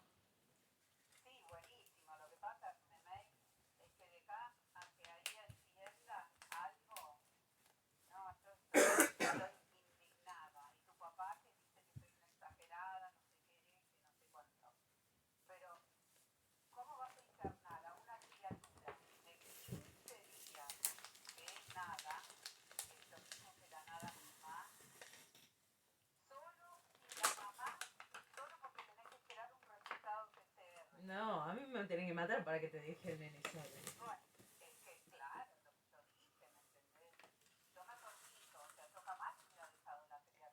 Cuando la escucho a Ximena en los audios, creo que ella es como que no tiene mucho, no sé cómo decirlo, como proceso de pensar y procesar las cosas por uno mismo. Si no sé, como que yo le estoy dando la información 48 horas adelantada, le estoy diciendo que es la infección y están diciendo que como si fuera una novedad, que la doctora le está diciendo que es una infección urinaria cuando hace 48 horas que le estoy diciendo que es una infección, pero no es solamente urinaria. Ellos lo que ven es el pis Y dicen, esto es una reacción urinaria. No, esa infección viene desde el estómago, desde la boca del estómago, pasa por el intestino, pasa por el colon, pasa por todo este sistema digestivo y después se lo ve, ¿entendés? Como el resultado final en diarrea y pis.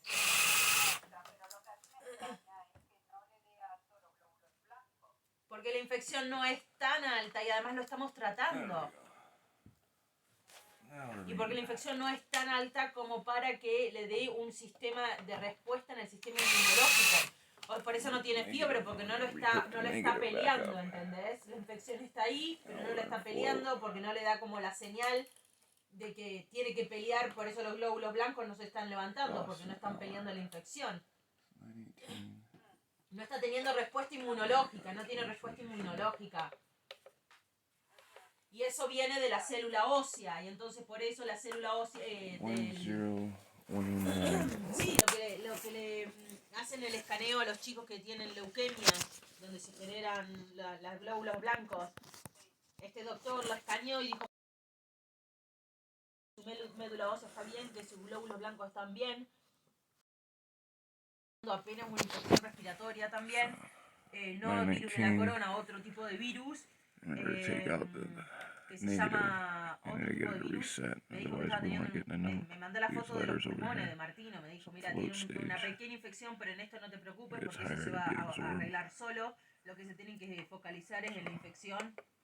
Y lo que va a tener Martino es porque este señor tiene capacidad de diagnosticar. Este es un doctor, licenciado doctor. Y tiene la capacidad de diagnosticar de acá 5 años. Y dijo que Martino va a tener muchos problemas en el sistema digestivo, en el colon especialmente también.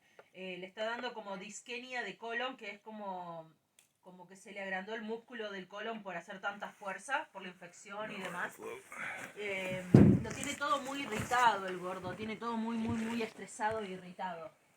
Pero dice que Juani y Ximena se tienen que educar en los próximos años porque Martino va a tener un sistema digestivo muy sensible, no le pueden dar de comer cualquier cosa.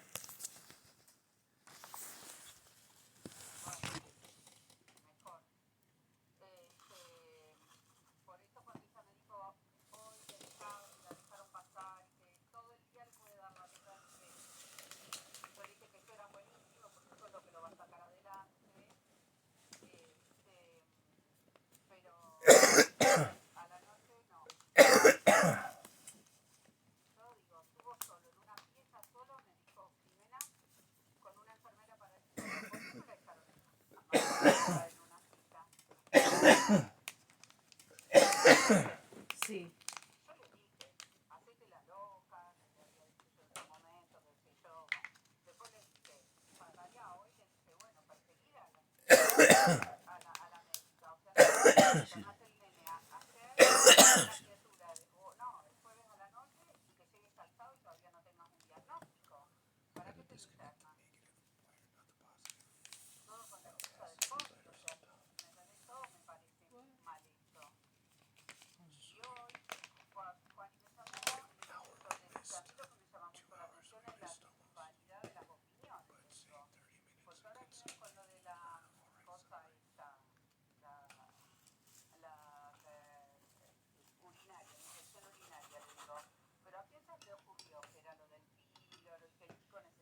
Mamá, es porque hay muy pocas condiciones que se aparecen a los bebés entre la primera y segunda semana de vida a la cuarta semana de vida. Hay muy pocas condiciones. Y una de las condiciones es el agrandamiento del músculo del piloro. Por eso es que le dijeron eso. Se lo dijeron por nomás mirarlo al chico y decir cuántos años tiene, 5 días. Ah, puede ser esto. Sí, nada que ver. Yo le dije, Juani, fíjate, yo busqué un link de internet y le dije, Juani, fíjate, un síntoma de esa condición no es fiebre. No tiene fiebre el chico. Y tu hijo tiene fiebre. Entonces, si tu hijo tiene fiebre, fíjate que no es eso. Tu hijo está peleando una infección. Y la proyección del vómito y todo eso, nada que ver.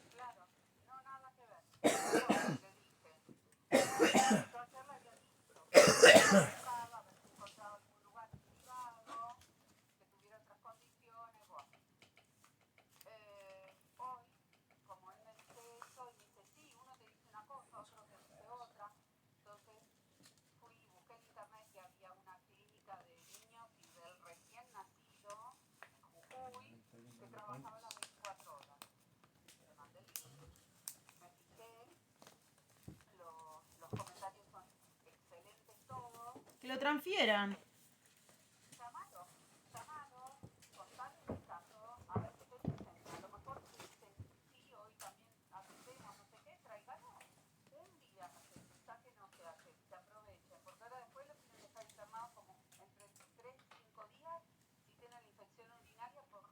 No es si tiene, Martino tiene una infección, este señor le sacó una foto, me está mostrando me está mostrando la concentración de virus y bacteria que tiene el chico en su estómago, ¿entendés? Sí, van a ser 3 a 5 días, pero no lo tiene que hacer en el hospital, eso se lleva antibiótico y lo hace en su casa. Ya sé, digo, yo escuché el audio de Ximena, pero te digo que no es lo que se tiene que hacer. Pero vos le dijiste, yo no puedo llamar a la clínica, vos le dijiste a Juani que llame a la clínica.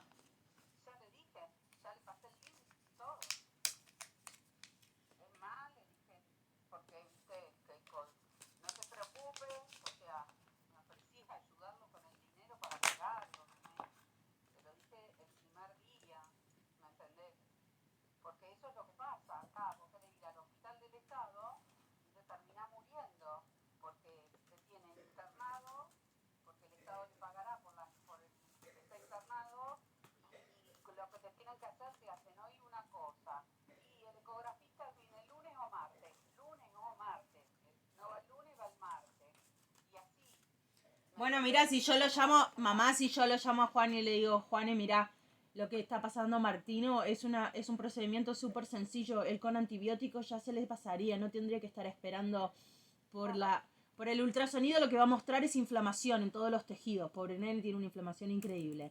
No se le puede dar cúrcuma porque es muy chiquito. El nene lo que tiene que hacer es ir a su casa, descansar y tener antibióticos. Es todo lo que tiene. Estar en el hospital y prolongar la estadía lo va a hacer peor porque hay cualquier cantidad de condiciones ahí.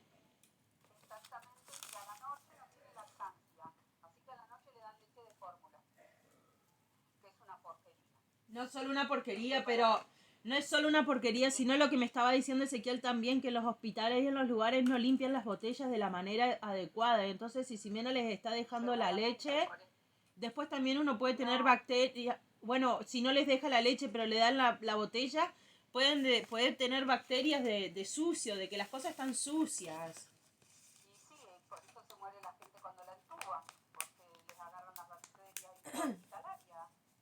Bueno, déjame que lo llamo a Juan y dame un minuto, espera.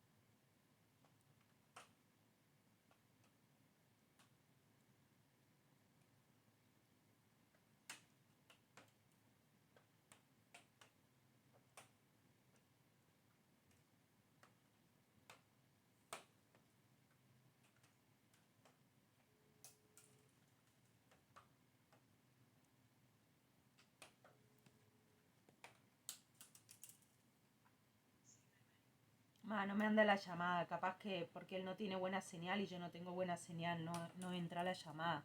Pero me parece que vos, si vos le podés decir, esto es una infección bacterial, tiene viruses también, pero algo que con antibióticos se cura.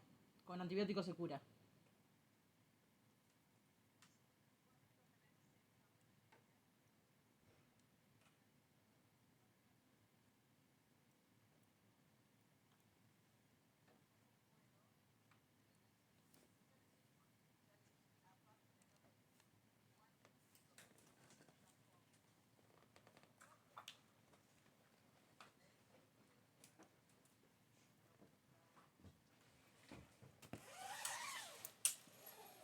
Lo mejor es...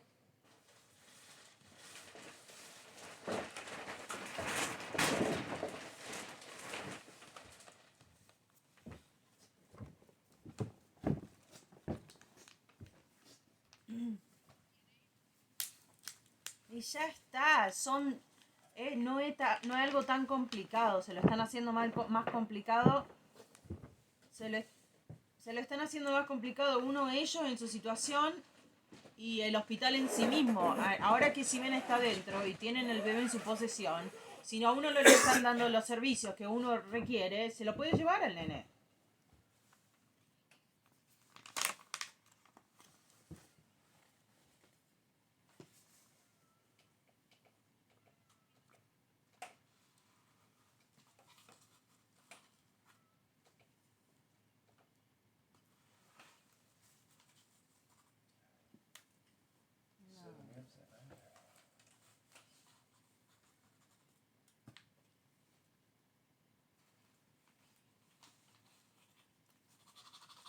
Mamá, pero Ximena no sabía lo que era el urocultivo.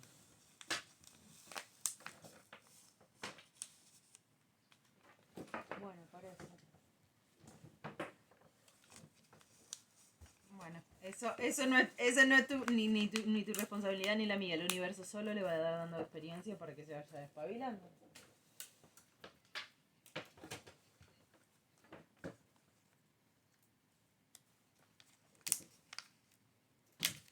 Y sí, si tiene el... Eso es lo que le tienen que dar el antibiótico, no es tan complicado. Las que están... vos estás preguntando por qué es que los pronósticos o que los diagnósticos son tan diferentes. Porque no han mirado al chico, no lo han estudiado al chico, mamá. Al chico le han mirado la cara y han dicho, ¿cuántos años tiene? Puede ser que sea esto, porque en el gráfico dice que puede ser que sea esto. No lo han analizado al chico, no tienen idea. Y como todo... Y no le van a dar antibiótico porque todos los resultados de la sangre dan bien, como vos estás diciendo, ¿no? Pero el nene tiene una infección increíble, porque la estoy viendo, tiene una infección increíble en el estómago.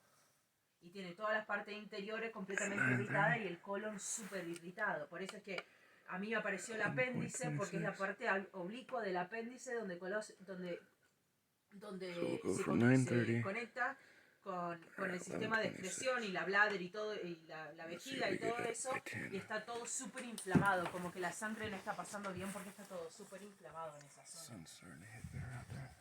¿Entendés? Pero es todo un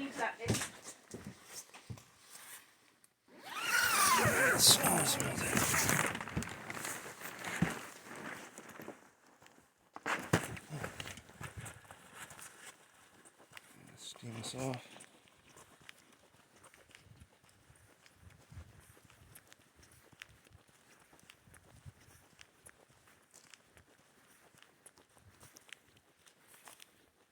Bring this stuff to the chicken and eat it. Finish thinning this out.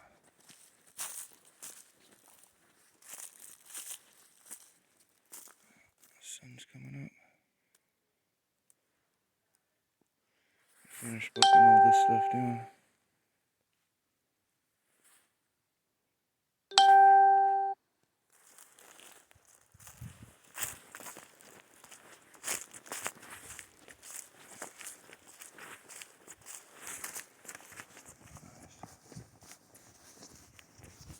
Upgrade our systems.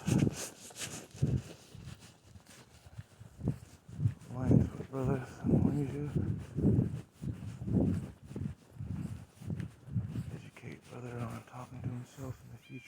glass.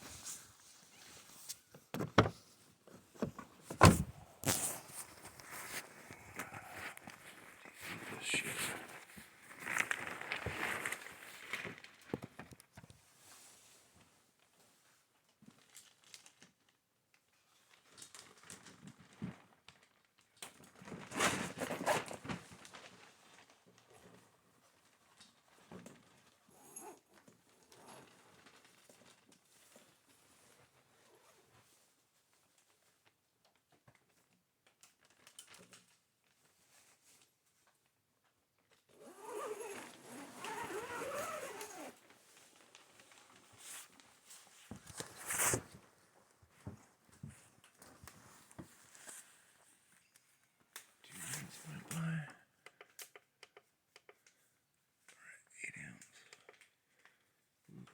What was it? 11:26. It's 11:32.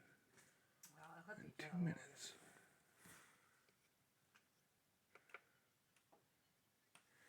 Wash those ants.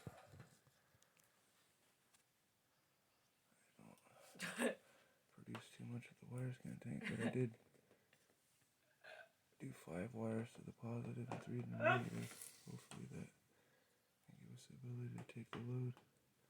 I'll have to watch it throughout the day.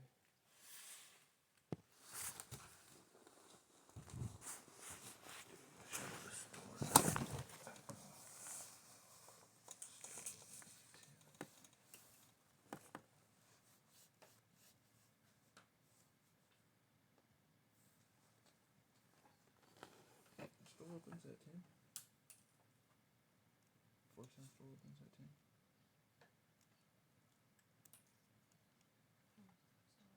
At 10 o'clock? I'm gonna go to the store and get some backup. You want me to go? No, it's alright.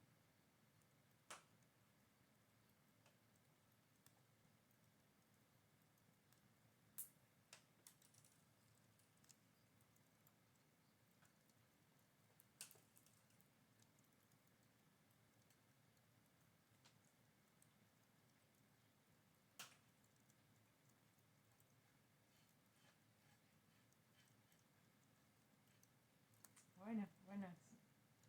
No, te estoy escuchando.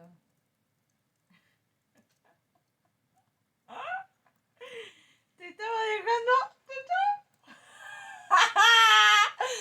Te estaba dejando ventilar, mamá. Te estaba dando tu espacio. Disconnect this guy and see. He is right.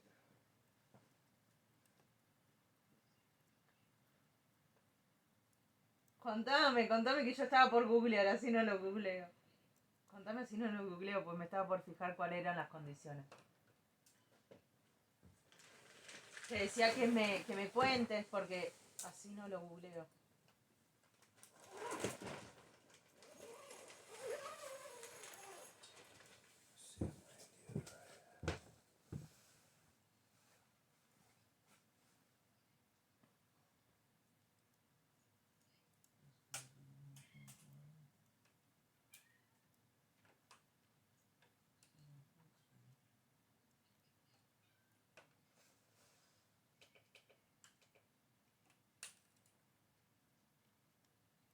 Bueno, el condado donde está, el condado, mamá, estos 3 condados son súper relajados, no tienen la fuerza para... Ya han dicho que no van a enforzar, desde el principio de la cuarentena dijeron que no van a enforzar ni siquiera que cierren los locales, o sea que los restaurantes y todo eso acá están abiertos.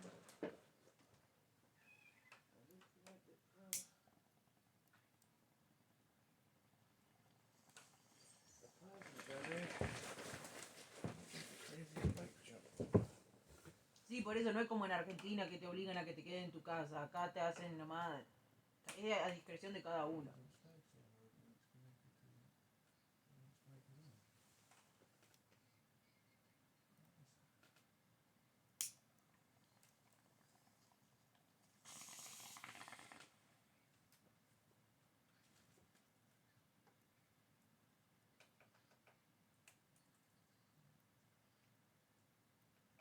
¿De dónde están viendo? ¿Siguen viendo en Grass Valley?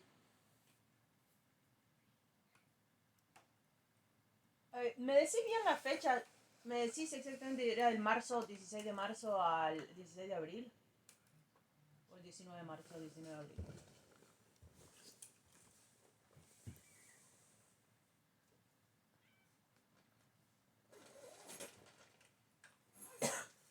Ok. Le voy a preguntar a... ¿Viste mi amiga Gabriela? Que ella vive en Grass Valley, tiene una casa.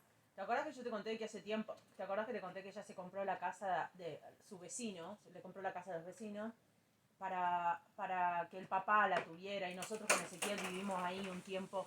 Y cuestión que, bueno, ella ahora tuvo 2 hijos y tenía gente que estaban alquilando la casa, pero me dijo que a principio de este año la gente se iba a ir porque la mamá de ella se muda desde Florida, que viven en Tennessee, en Tallahassee, en Florida. La mamá se muda para venir a ayudarle a cuidarle los hijos, porque va a ser su vecina, literalmente queda a una cuadra la casa.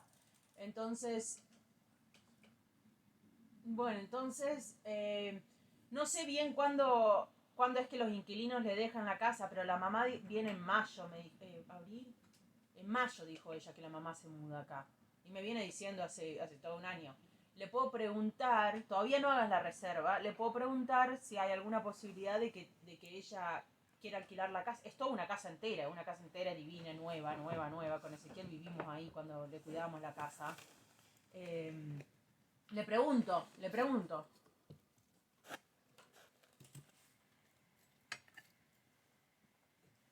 Y queda 45 minutos de nosotros, queda... A ver, ¿dónde queda la tuya?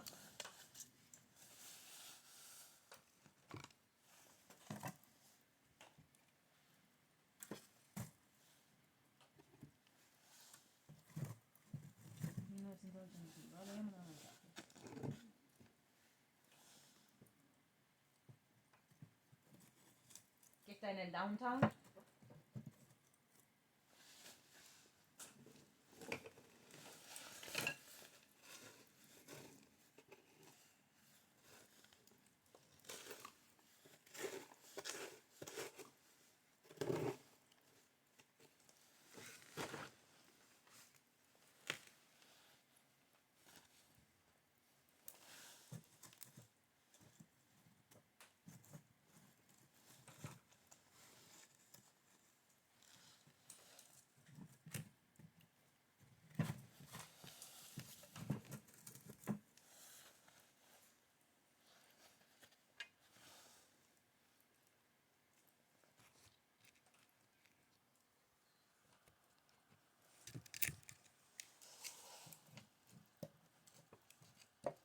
Sí.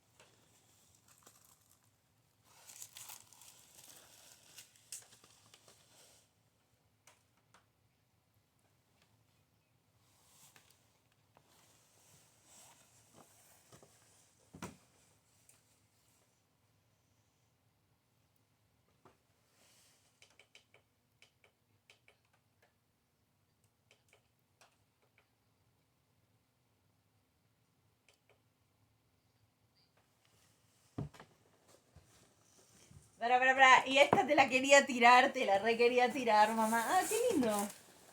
Me gusta la pared esa de colores, te cansa.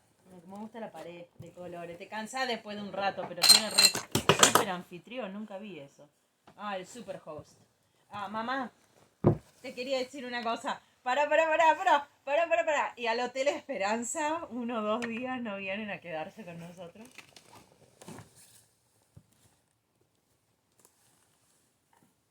Decile a papá que tenemos wifi y baño privado.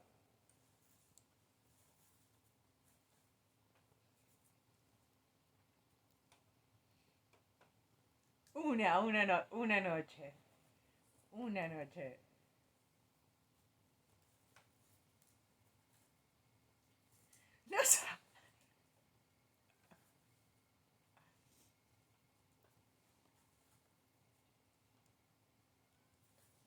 papá. Mira que tenemos Wi-Fi, high speed Wi-Fi in Mount Hope Hotel. We got high speed Wi-Fi and private bathroom. Get my daddy the potty toilet of this. Choose your spot where you want to look out at. ¿Qué, mamá? Es una casa, tiene 2 habitaciones. Es una casa entera. Pero no sé, le voy a preguntar cuándo es que sus inquilinos se la dejan. Sí. Y te fijaste que yo vi uno que era más chiquitito, un poquito más chiquitito, pero así, me parece, en Chico había uno por 1000 el otro día, a mitad de precio, estaba a 2000, pero estaba rebajado a 1000.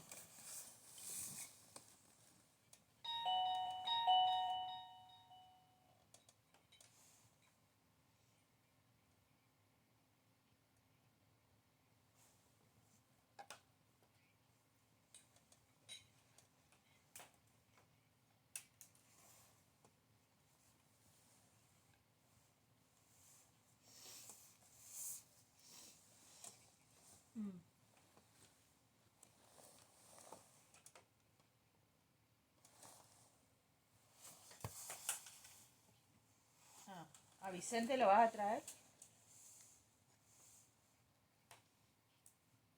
¿A Vicente lo traes?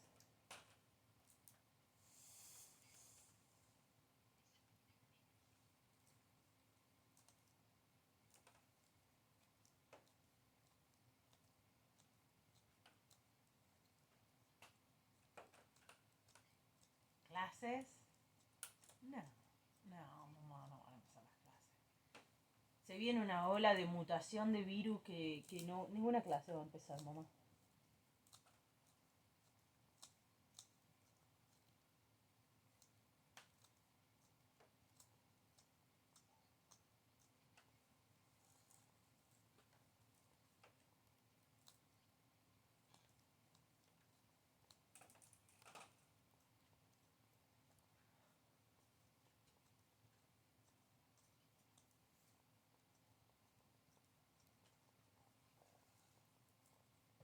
Está solo. No, ya que sí que vos y papá no tendrían problema, pero capaz que a Vicente se le hace largo. ¿Cómo lo viste? ¿Cómo lo viste ahora que lo fuiste a visitar?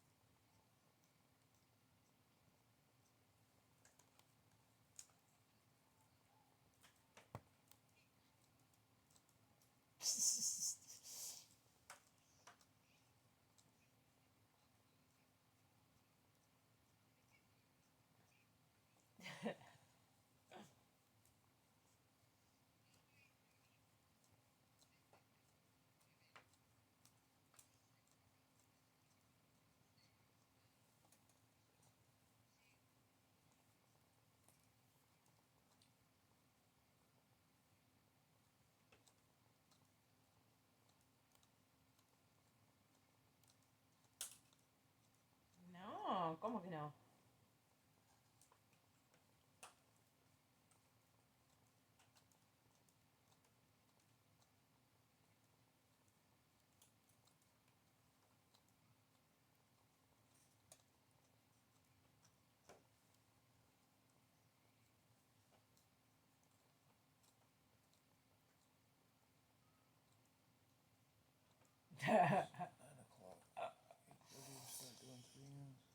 Te digo eso.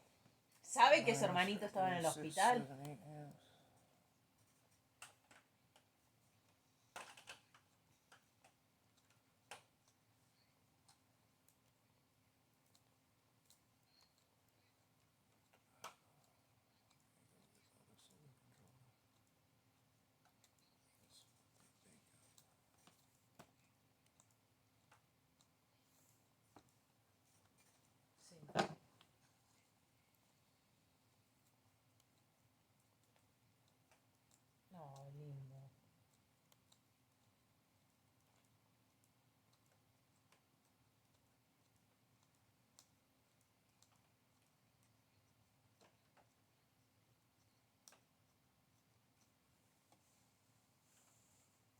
tan sencillo.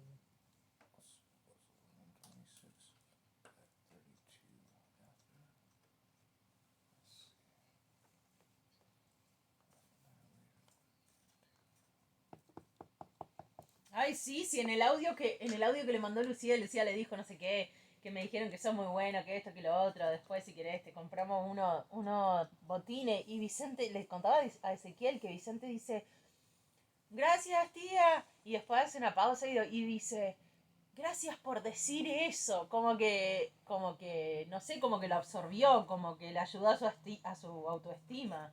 Y dijo, gracias por decir eso.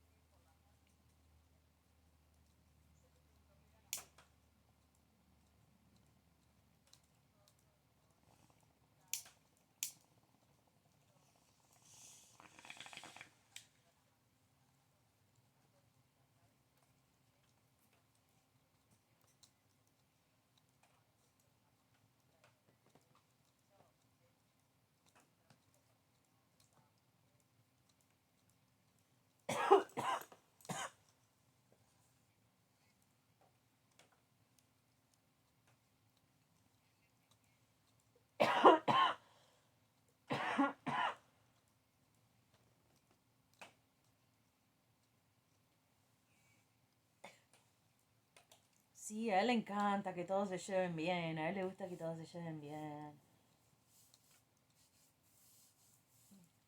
Sí. ¿Y qué dice Coti? ¿Todo bien?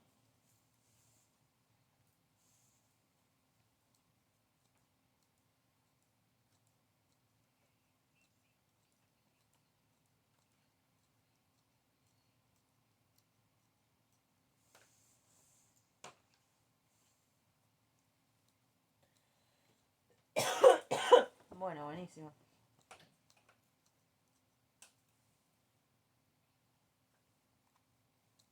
No te escucho.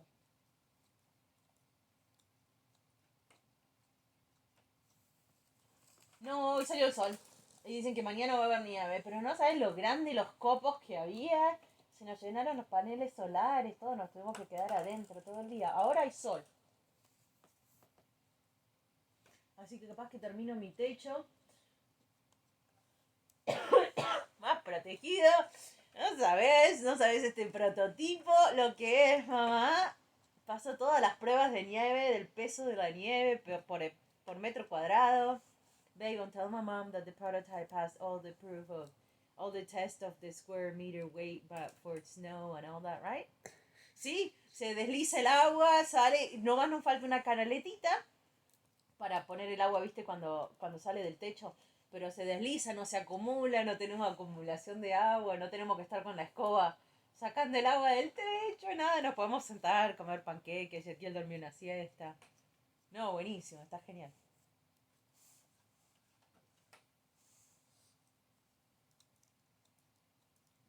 Mi prototipo está increíble. No, nomás me falta el techo, asegurarlo. Ah, sí, casi que lo patentamos. Y es como una célula, dice Ezequiel. Parece una célula de tu cuerpo. Es como una célula que tiene una membrana. Y adentro en el núcleo estamos nosotros. Y lo que me falta es la pared enfrente. ¿Viste la pared del frente? Me falta hacer que la dejé para último. Porque es lo que más revela. Pero en realidad es lo que más necesita trabajo. Porque para hacer la puerta hay que hacer un marco para la puerta, que todavía no sabemos la puerta, pero un marco para la puerta, y hay que darle un poco de apoyo a la espina dorsal acá del centro, porque está como un poquito venida para adentro. Entonces le tengo que poner como una madera para hacerlo más grueso y nivelar. ¿Entendés? Como que, ¿viste en un rectángulo de 20 pies al medio, a los 10 pies al medio, en una línea? Sí, porque se me vino para adentro. Está toda la casita como venida para adentro. Bueno, en cuestión que le tengo que hacer un poquito más de soporte y después ahí le puedo poner los paneles y después tengo que asegurar el techo. Pero genial. Y otra cosa que no me di cuenta es que las vigas de madera no se ponen acostadas, pero se ponen verticales. Y yo las puse todas acostadas. Y no le hace soporte en realidad, no. Es como que se doblan, ¿entendés? Estructuralmente la madera, si la tenés acostada, es más flexible que si la tenés parada. Y lo que pasó fue que hace como un mes hubo una tormenta, no nieve ni solamente viento, hubo una tormenta de viento y se cayó el árbol y nos colapsó el techo. Y nosotros pensamos que era mi construcción, poca calidad de construcción y poca calidad de la madera. Yo le decía a Ezequiel, voy a ir a hablar con el manager, que cómo nos vendieron esta madera fallada, que no sé qué. Y al final salí alrededor de la casa, me di cuenta que se nos había caído un árbol. Se nos cayó el árbol y que rompió la madera. Pero el problema era que yo había puesto la madera acostada y no parada, ¿entendés? Y es flexible, acostada. Cuando le pegó el árbol no rebotó, sino que la partió. Y entonces lo que hice fue reponer esa madera, ya la repuse, di vuelta todas las maderas para que estén verticales en esa sección y ahora tengo que hacer el resto de los 3 cuadrantes, porque son 4 cuadrados para el techo, hice uno solo, ahora tengo que hacer el resto, tengo que dar vuelta a las maderas. Pero tengo que esperar a que haya buen clima porque no me voy a poner a desarmar el techo si va a nevar esta noche.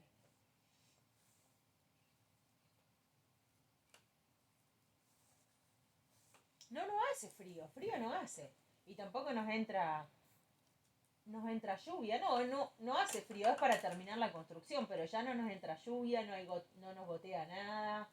Ya todo sale del techo, sale para afuera.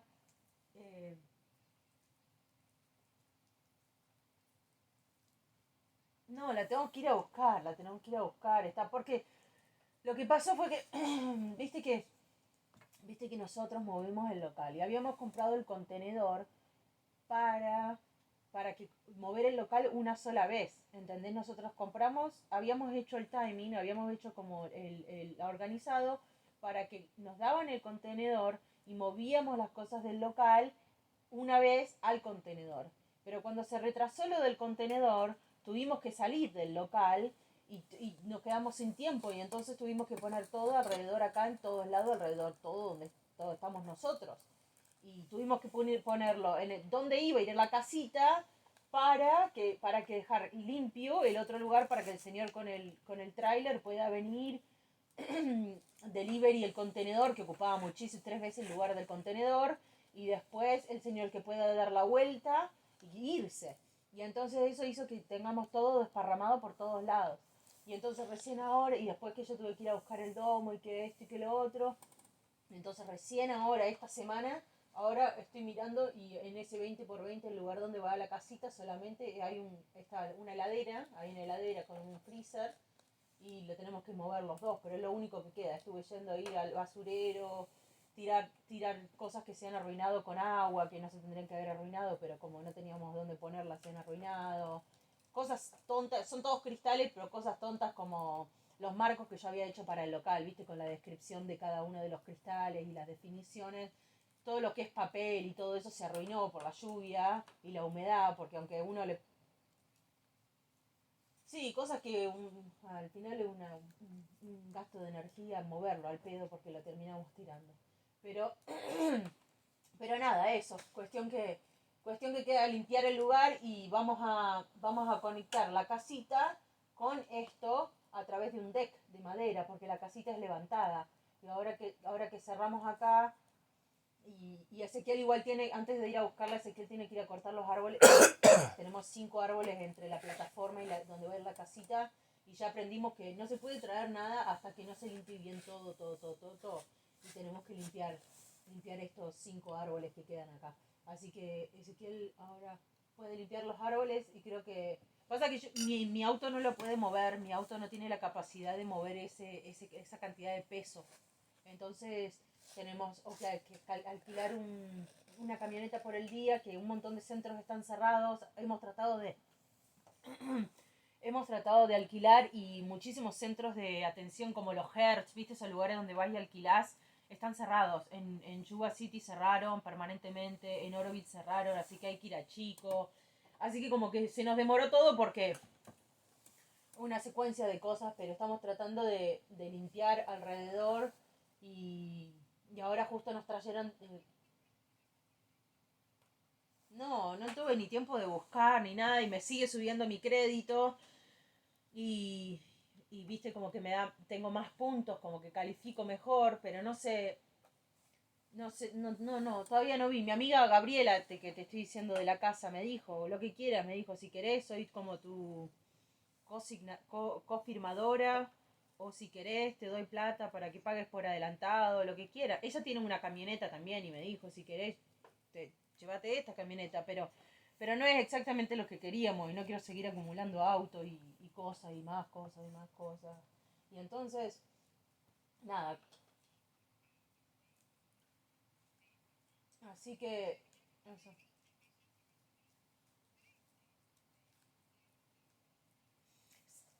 Sí, pero si no son de USCIS, no es oficial.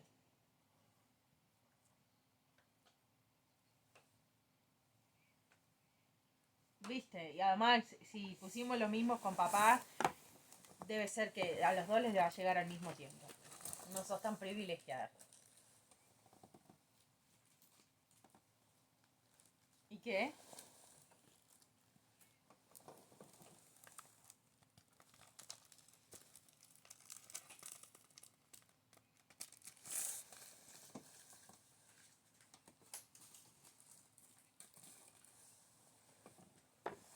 No, me parece... No,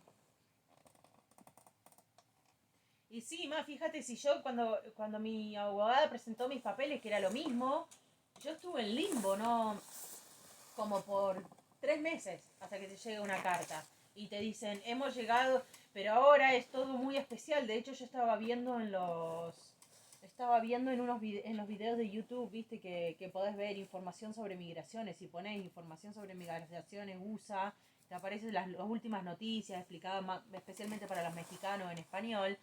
Y dicen que están bypass, como que no están haciendo el primer paso, que es lo biométrico. Por ejemplo, el primer paso que tenés que hacer es, uno va a la oficina, le hacen el escaneo de la retina y te hacen el escaneo de las huellas digitales. Eso no lo están haciendo porque como el sistema está tan colapsado, es como que están skip, como que no lo están haciendo. Para acelerar el proceso, porque lo están salteando para acelerar el proceso. Pero California, relativamente acá, los procesos son rápidos.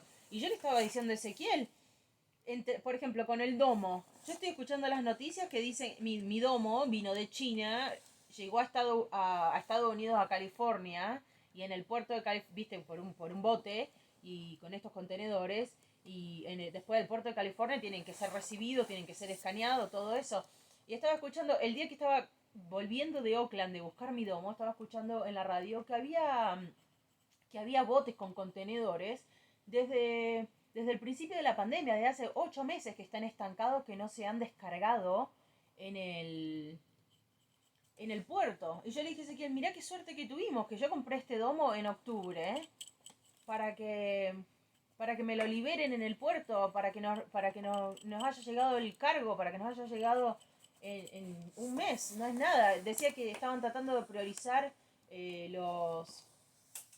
los contenedores que tenían, las cosas de los juguetes de Navidad y todo eso, porque si no se iban a pasar las fiestas y se iban a quedar ahí estancados. Así que imagínate, el mío no era de Navidad ni nada de eso y me llegó rapidísimo. Parece que todo está así como demorado, eso es lo que estoy diciendo. Entonces, qué sé yo. Y también con mi green card parece que está súper demorada también la ciudadanía y todo el proceso, y a mí dentro de todo no me demoró tanto.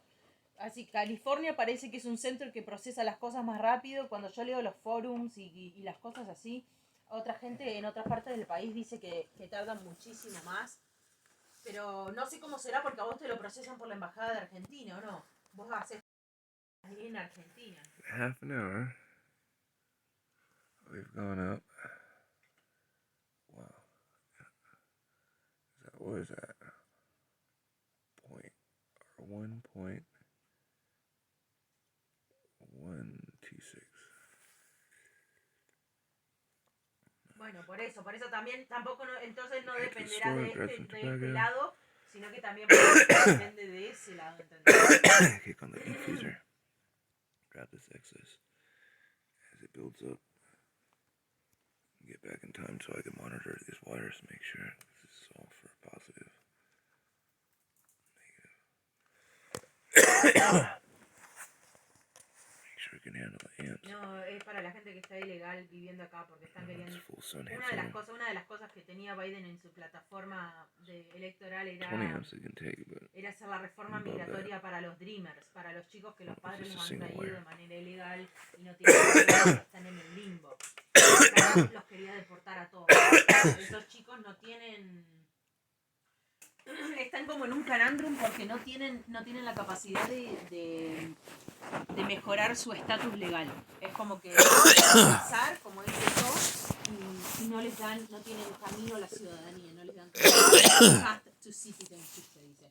Entonces, básicamente la ciudadanía para los dreamers, para los soñadores, es 8 años. Y vos sabés que la presidencia de él solamente dura 4, entonces cualquier otro presidente puede venir después y decir, no, ¿sabés qué? Todo lo que hiciste, los méritos que hiciste para llegar al próximo no sirve de nada porque es esa. Entonces, esto es el curro político, mamá.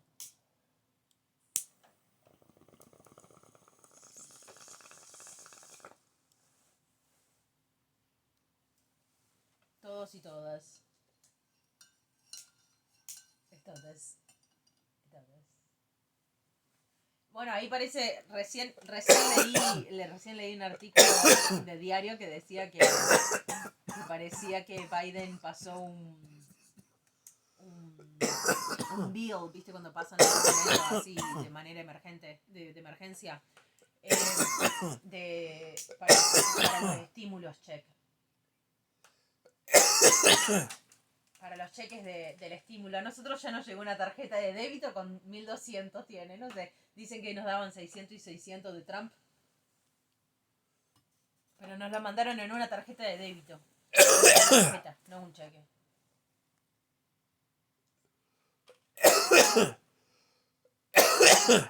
Sí, para y ahí yo me parece que ya sé. No, a mí me parece que yo sé que la invierto. Me quiero comprar el programa que me introdujo ayer el señor de Malasia.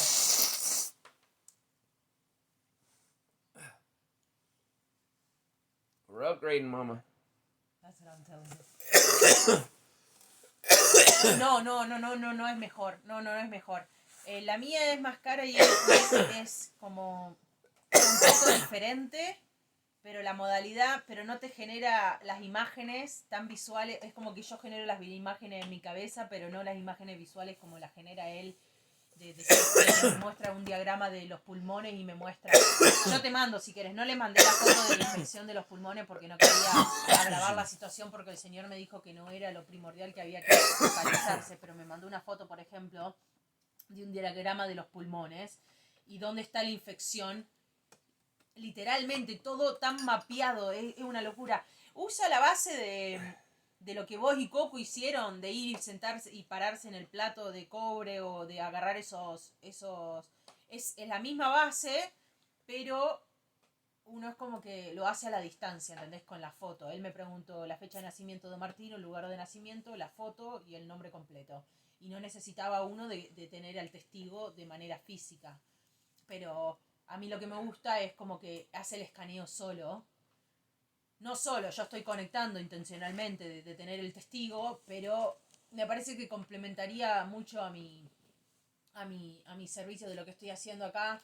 Pero en la manera de balance, el mío es como más me parece que es más efectivo. Porque mi balance trabaja a otro nivel, no tan físico. Su nivel es un poco más mundano, como el balance que hace. El mío es más como, no sé, prefísico.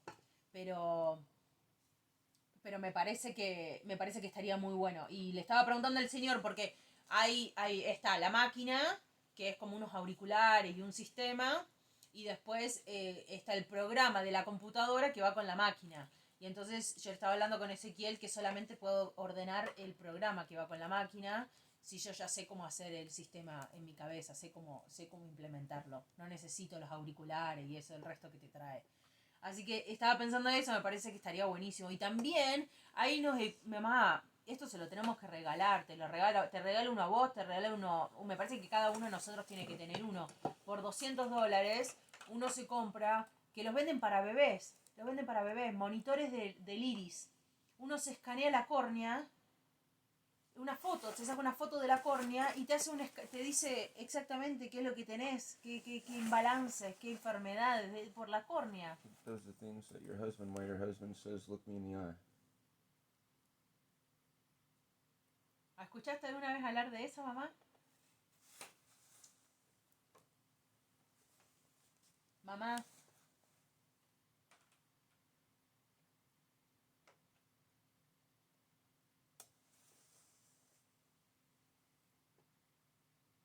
I think we'll get a kilowatt today, maybe. And that's an hour or 2 hour of getting in flow with the numbers. I have to tell her all that over.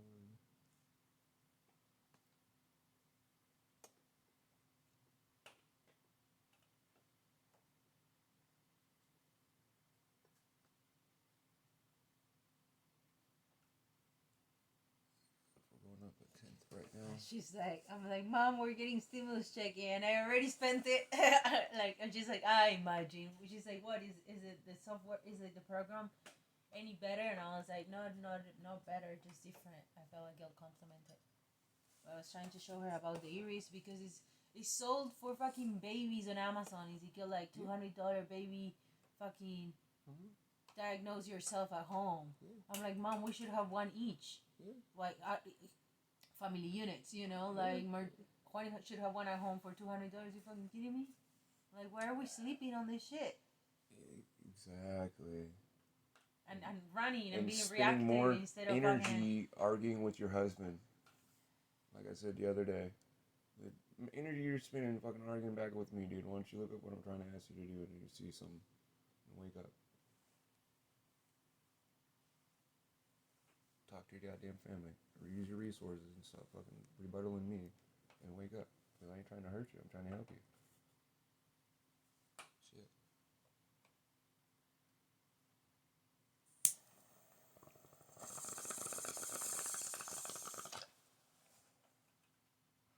And what do? Sit here in this chair looking at the wall. Hola. You understand? I ain't got no internet. I don't look at shit. Mamá, ¿me escuchás? You understand? Sí, pero que no la escucho a mi mamá. Wait, I can't hear my mom. Like it says we're connected, but... Ma, ¿me escuchás?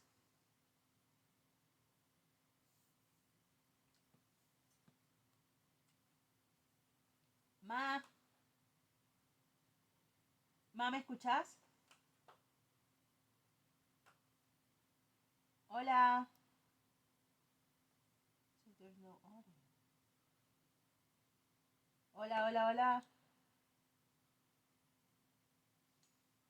Ma.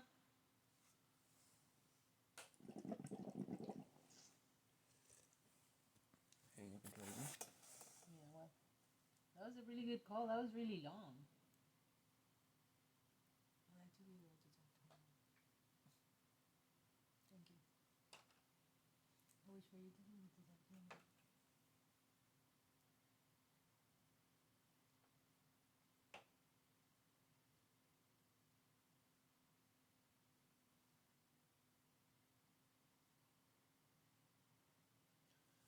Those guys are starting to get in the shadow.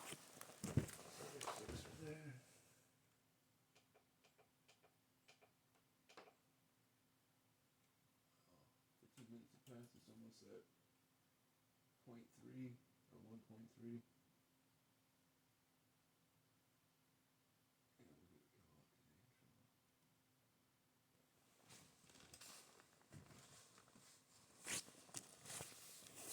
Store and get back. Full panels get all the way hit. I got a lot of these wires.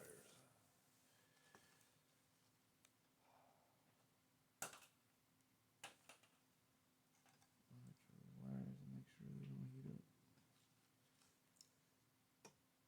And reduce them down to the size that they will run. So we get to the rectifier that I can put that on there and split the solar bank up. Well, we can go later Issue today. is I just don't have the wire. Even though that we get Yeah. the other rectifier, I don't have the wire. MC4, Well, more wire. I'm out of the other cable. 10 gauge. Yeah, I'm out of wire. Just understand what I'm saying? I'm Yeah. out of wire. Yeah. Regardless if we get the other rectifier for me to split those down, I am still out of wire to run the other solar kit to that solar panel Right. to a battery bank. I don't have the battery or the cables enough to where I would feel safe, sufficient to where running 6 of those should be 30 amps or more. So I wish to keep the 5 on the positive and the 3 on the negative. That's what I'm saying is for right now, I'm going to run to the store, come back and watch and see what happens with these wires and reduce them down the solar kit to the size of which the capacitance those wires will take so that we can put power since it's a sunny day. Okay. As they're so getting blocked by the tree right now. Side note, do I need to order another roll of that 10 gauge on Amazon?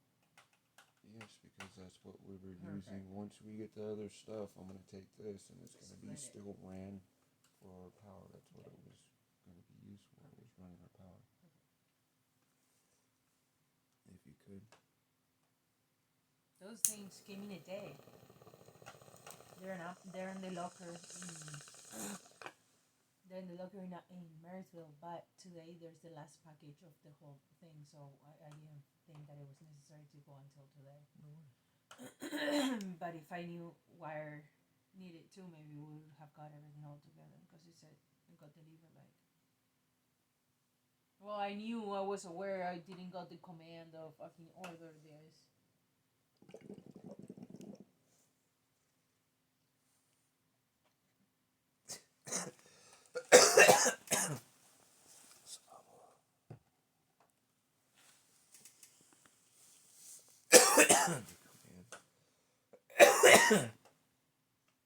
GPS live. Last talked was, because we last talked was thicker wire, but then I mentioned splitting and not thicker wire too, so I just slept on that. Sorry. No worries. That's all I was saying. I just had to reduce the panel size down for the load of the wire.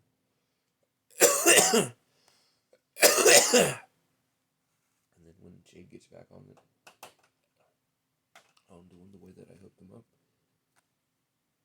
because they're in clusters, I just engage the clusters back and reduce it down to 6 and then bring it back up to 12, or start in the morning at 12 and reduce it down to 6 and then it's high noon, because it's too much power for the line to carry.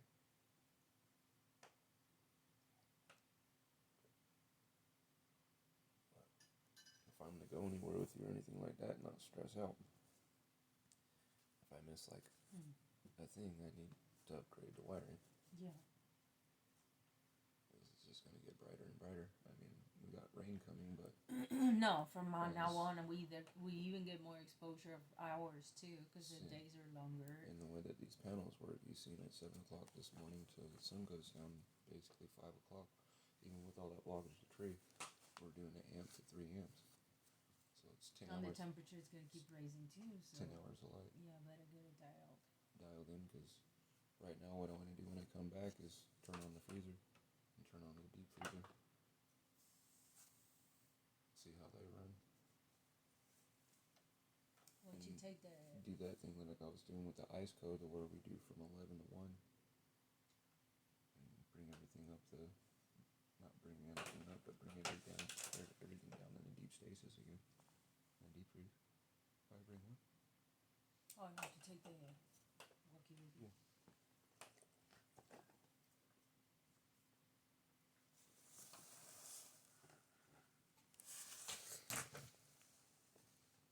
One more.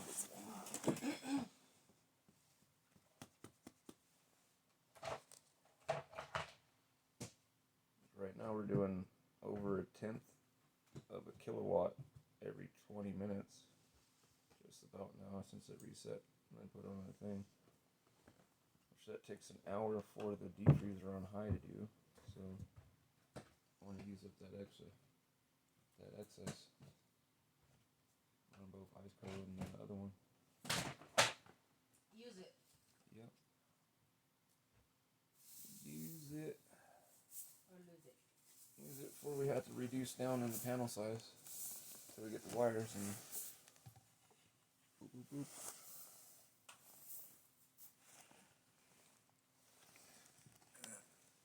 Weather's nice, I can go set up the high frequencies on the signal cell booster thing down there. And if you'd be able to help me out, or I'd take your phone or whatnot. But we figure something out to either move it over or whatnot.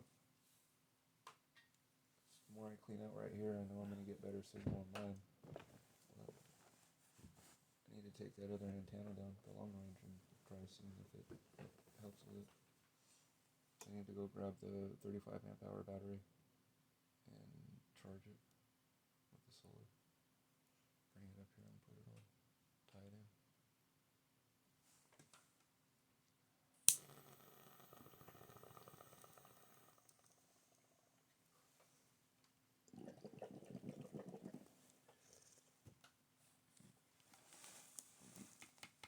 Pumping water with our shallow well pump. Flowing stuff. Water in the grass during the summertime. Water in the grass, water in the trees and so forth in the morning. Keep stuff from having flash points. I do it in the afternoon when it's all hot and crazy.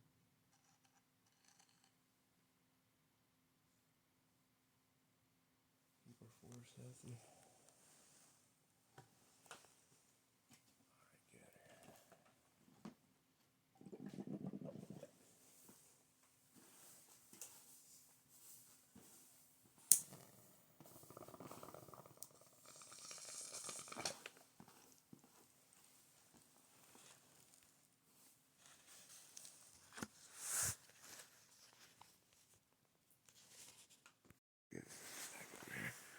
So, we're not quite at a half an hour.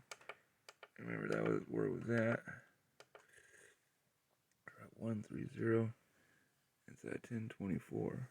130. That's a third of a kilowatt.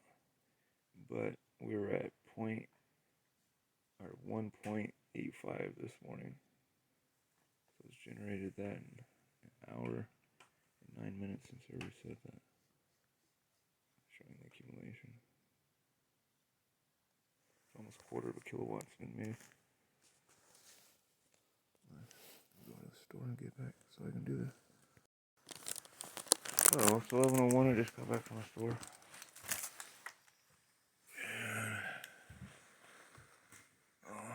Panels are getting full of light because it looks like this side's jumping now.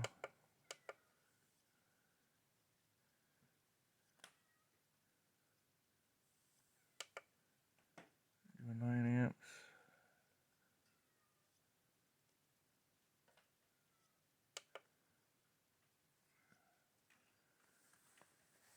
So it took me 15 minutes to go and come back.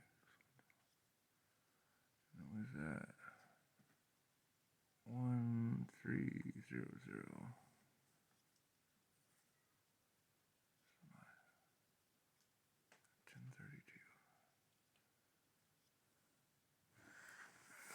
Not getting full sunlight yet, so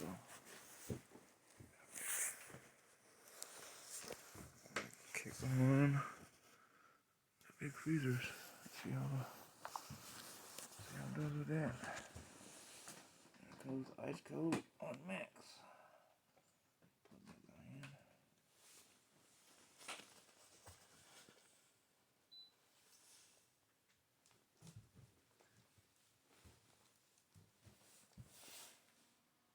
in. Ice goes up and running. 11 o'clock on max. Right into the freezer. Dual chamber stasis.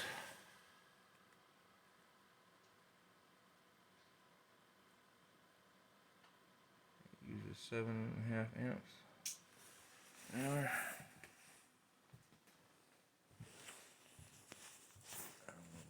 Throw on the deep freezer. A bigger stasis chamber. So that was 1103 I kicked that on. Not seeing any difference on the battery voltage side. So we're going to take all this excess power and use it.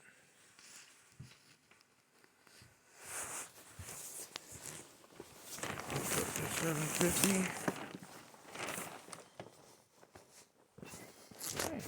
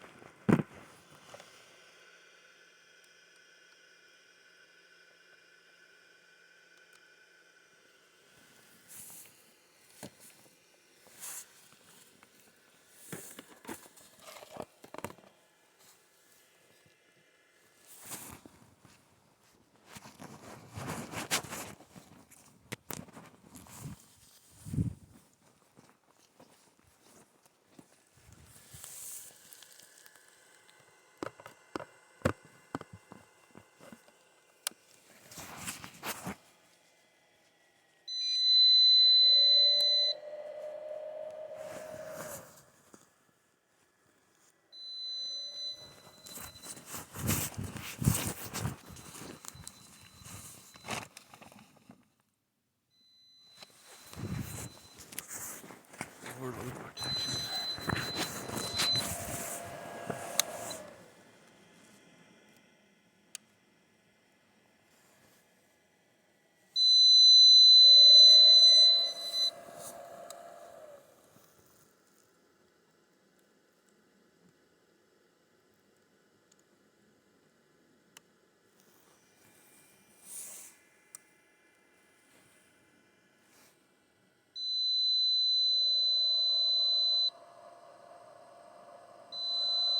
No.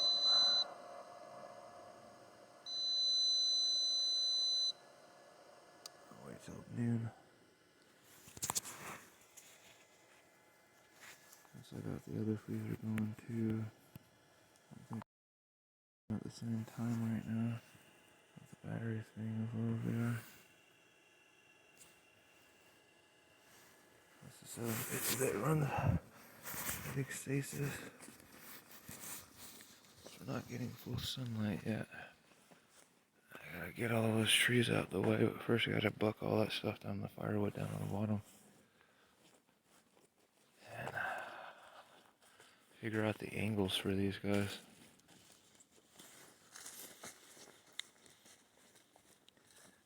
We're not in full sunlight yet. Got some shade. I've been making power since 7. 7 to 5. Yeah, making firewood out of all of this. Clearing this out so we can make food. Down the hill. Clearing all this open. Clearing all this out. Getting there slowly but surely.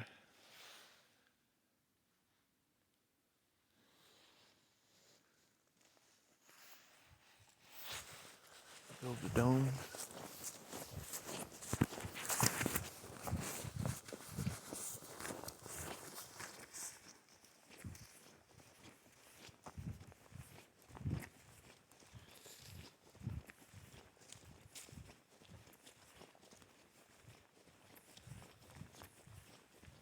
At least the ice co is going still right now.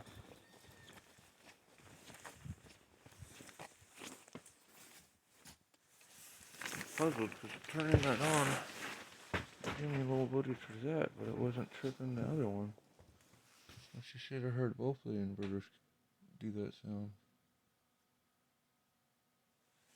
Oh, the ice co's still on.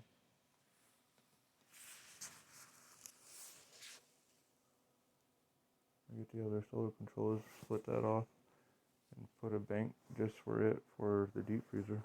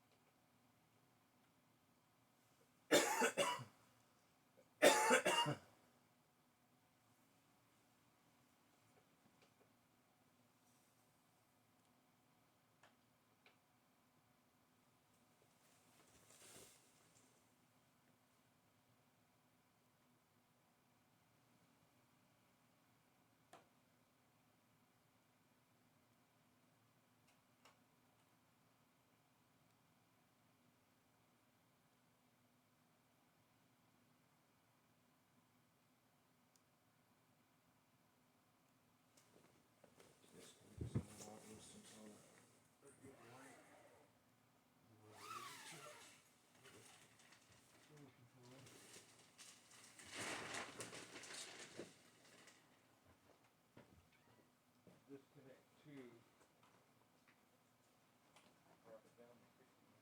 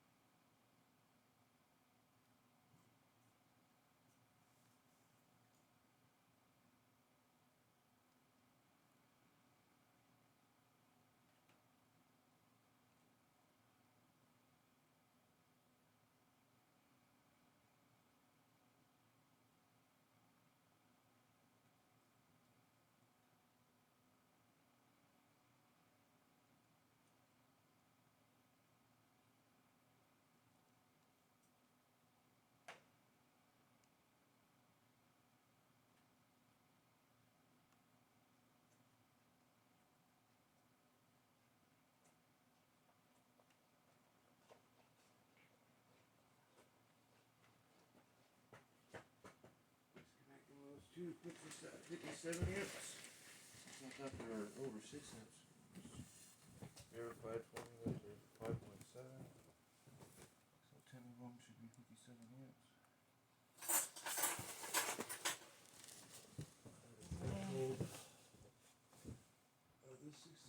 controller.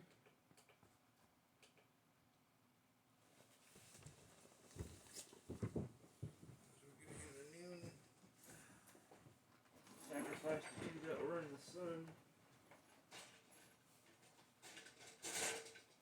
The other ones that are further north, getting direct sun. There's 6. Slow getting sun.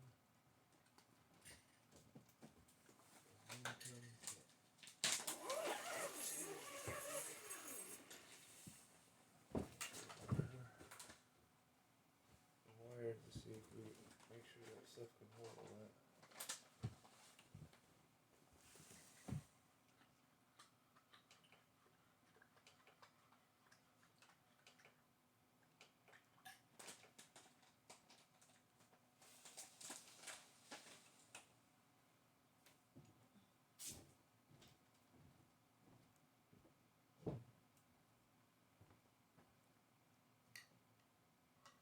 We need a half a kilowatt.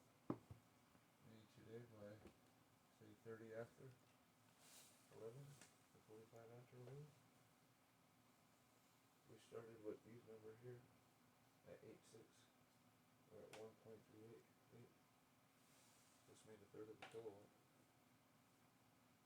since I reset it at 9:30.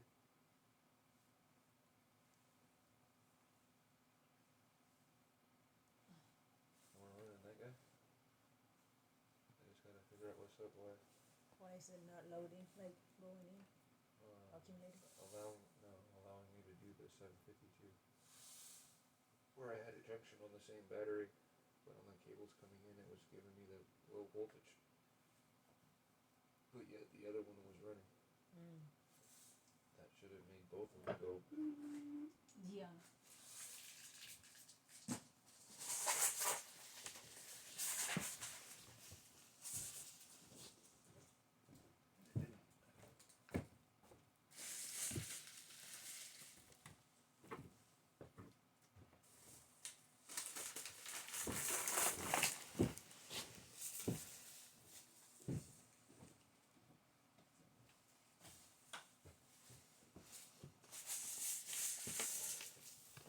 I have to split it off and do the solar controller. We'll do, instead of having to do like I'm doing right now, we'll take 3 of them, if not 4, and figure out if it takes 4 or 3 to run that stasis chamber. And use the rest to do the bigger one and all of our auxiliary stuff. The high frequency. Once I get it set up with some boards and so forth, or I may use a couple of these extra plastic panel things, run on some boards since they're like the same length. Use it as my rough graph for a background to have them strung up into a tree. Yes.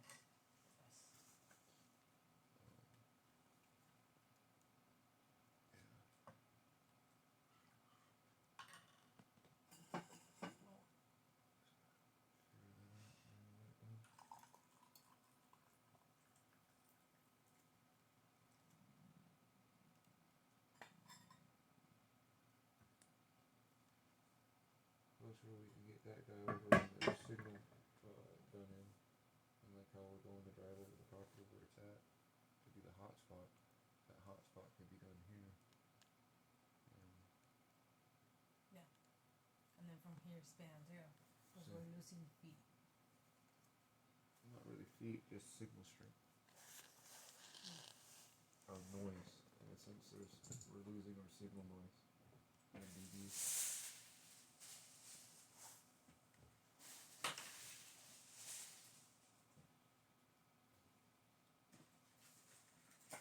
Just need a hotspot.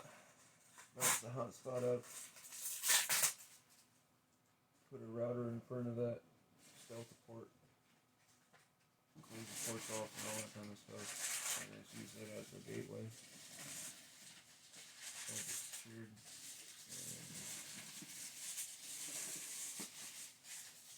And be able to password it and all that kind of stuff.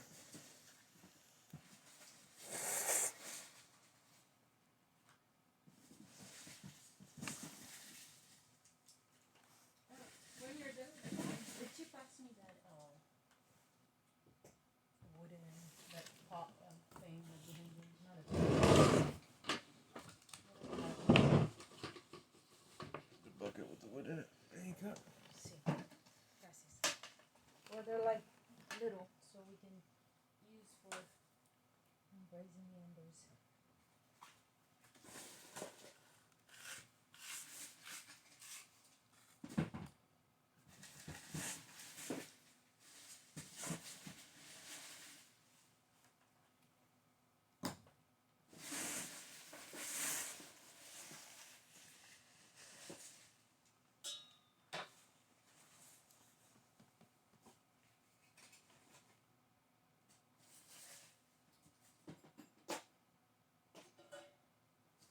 Hey, that's epic, because before, it had to have been solid noontime,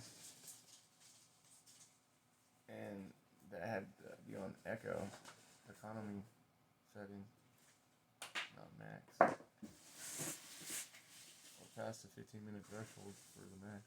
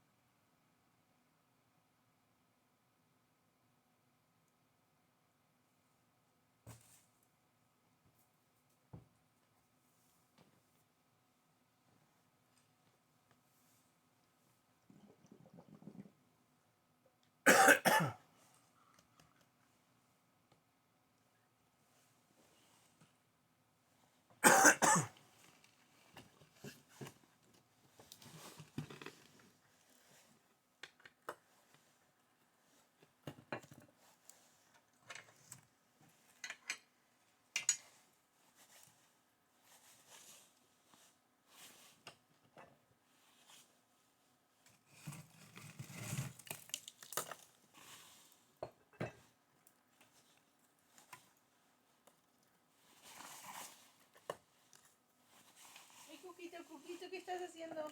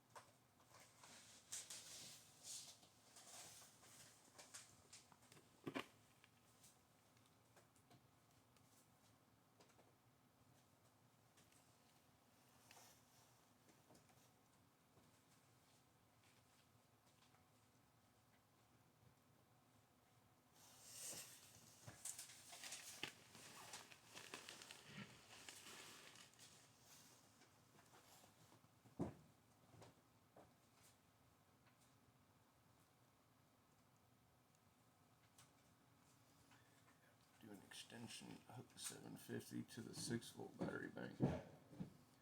Go from there over.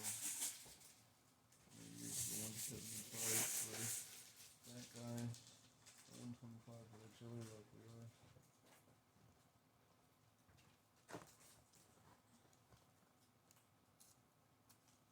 Separate them out. Since it was solar batteries and still having this having much of frozen too much, there's not enough light.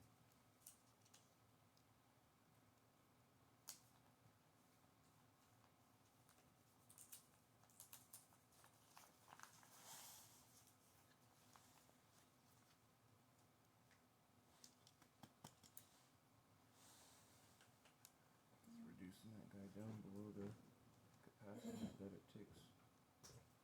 With a 60 amp, it seems like it makes it jump up higher from what every single new Windows would say that it's getting more than what you can take. So like it was 14 after, it was still in the threes. It was like 1.388. At 14 after 11.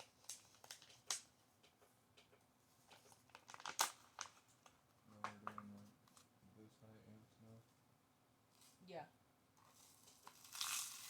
We're at 1.54. Increments.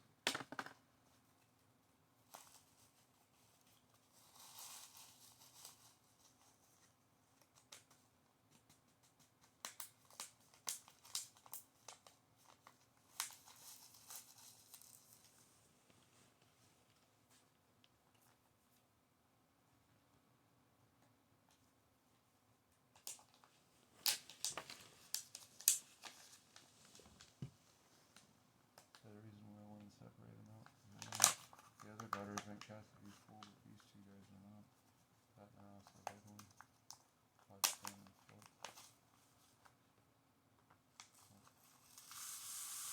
Everything set up.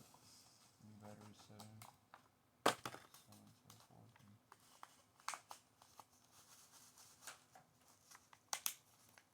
use the excess dump for pushing water around, using more power. Yeah. Or heating something, or cooling something. Yes, yes, I want to take it back. Or pump the water from the utility trailer to here. You have the water tank, the water bathtub. See that hot and cold water dispenser? That could have been running right now. Or a solar collector. Yeah. Would be even better. Yeah, totally.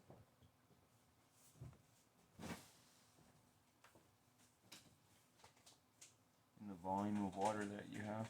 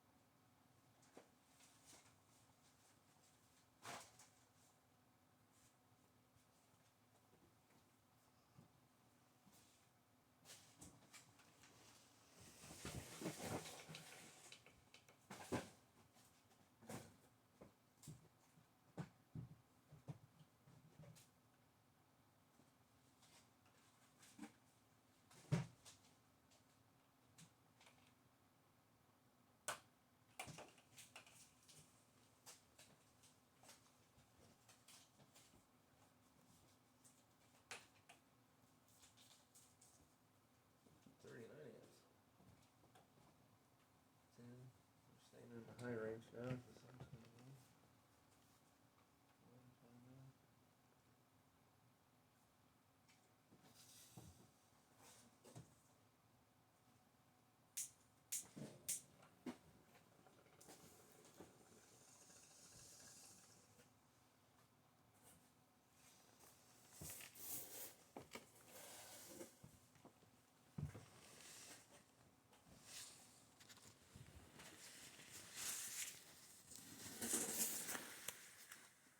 11:29. Now.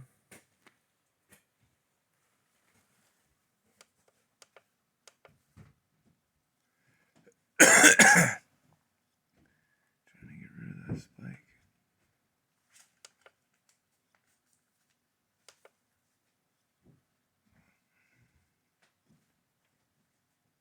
Good amount in 2 hours.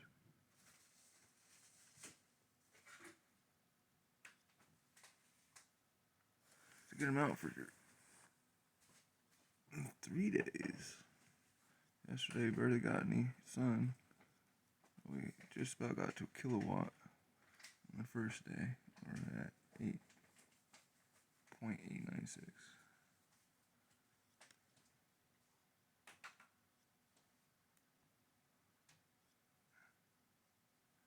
Get that fluctuation out there.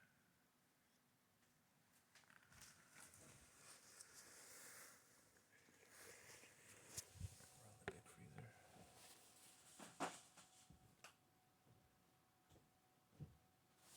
The signals and the sensors. Get some Tom Beard and stuff. And some Gerald Pollock. And other people spanking together.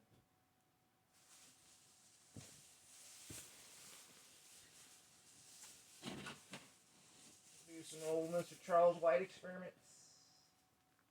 Not experiments, but living. Set up your garden that way and other things.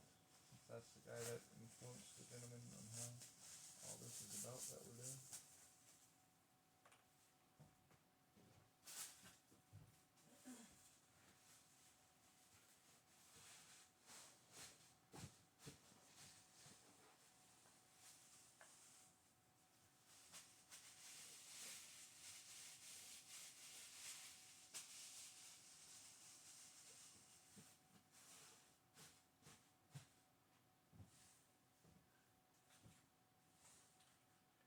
Crazy, just have all that stuff come out at that time, and all of a sudden it just goes away. What happened to all the people?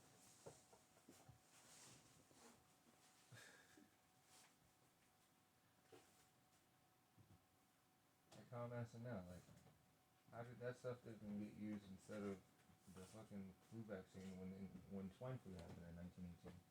Because all that stuff was before that. And he's obviously deep believed in the Russian Federation being so efficient and true. Oh, so the guy explained to me, he said something about Russia, and he said Russian box, and he said they're the ones that did the astronaut experiment. He said this is what they use. He said they use this non-linear system for scanning the astronauts all the way to the moon or whatever they went. And he's like, from here, from Russia, in whatever date, he said. I was like, and I said, oh yeah, I'm aware of the Russian and of the I didn't remember it was Russian, but I said I'm aware of the astronaut, thing. And then he said something, and he said, yeah, this is what they used. And he's like, I'm 50 and I feel like 20, like you were saying the other day. Really, really like playful, sweet guy.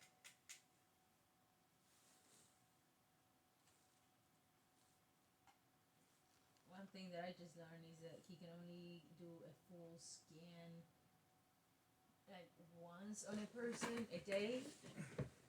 See on different tiers, but only one overall. Because I was just asking him before he went to bed. Overall improvement, can you run a quick scan on him? And he said I can only run once a day on one witness. I'll run a scan tomorrow when I wake up, he said. That's because that's tied into geomancy. On the number generator, the random number generator, he said, "Have you heard about Grigory Grabovoy?" And I said, "No, yes." I didn't remember by the name that I had heard about the random number generator before too. Does it just tie to the wishing machine too, kinda? See. And then he says healing codes, business, and many more. And then he sent me the codes. He said, "Give me your email." He sent me the codes, and he said, "Don Perry said you can use these in your SD5." And then we talked about the feather, and I said my husband, said not to domesticate ourselves is a limitation, and he said yes, absolutely, absolutely.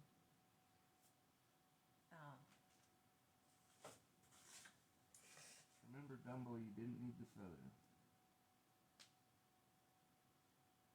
Have me keep being the pro on the power line, talking shit to you, going, "What you doing, man?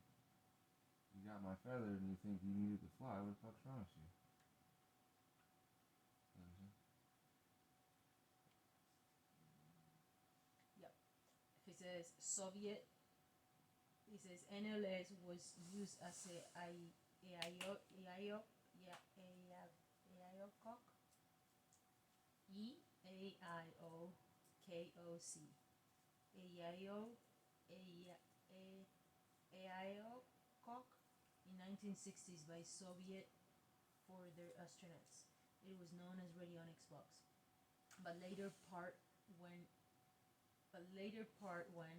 it went outside of Russia, it's renamed NLS.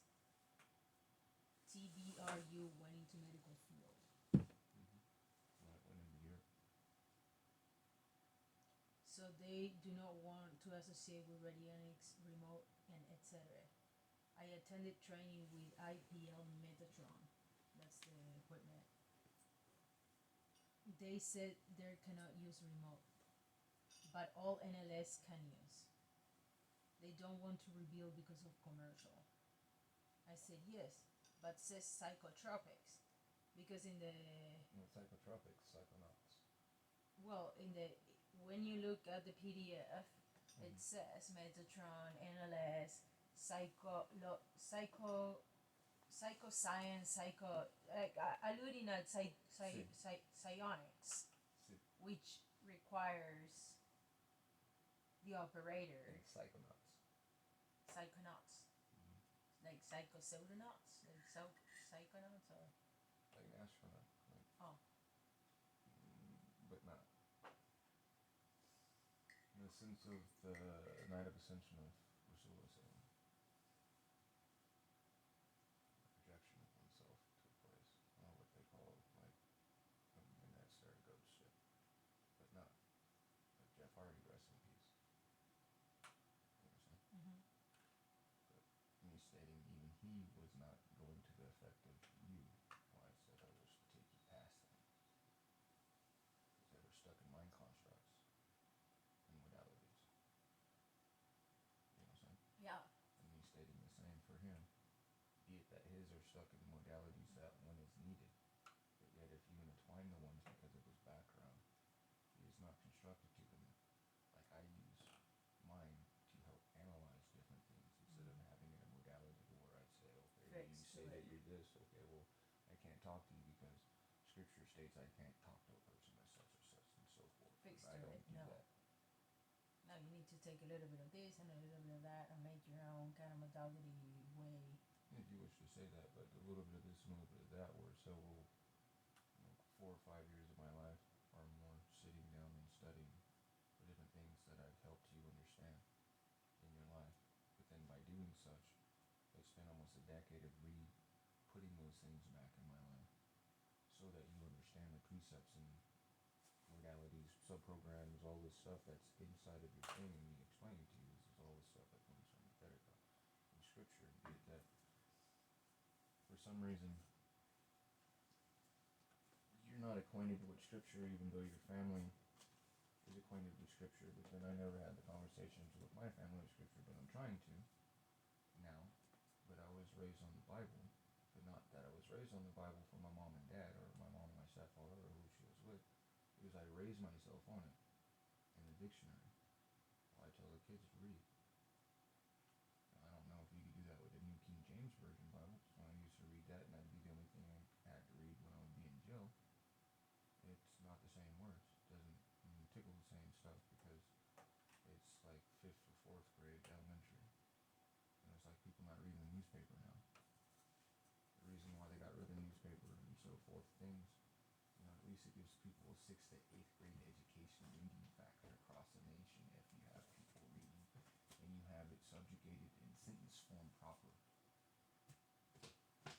The person that's sitting there at least has that. But now that that's been wiped away and you have people taking other things, an essay and all that kind of stuff. Again, what's the importance of understanding something? Have access to knowledge.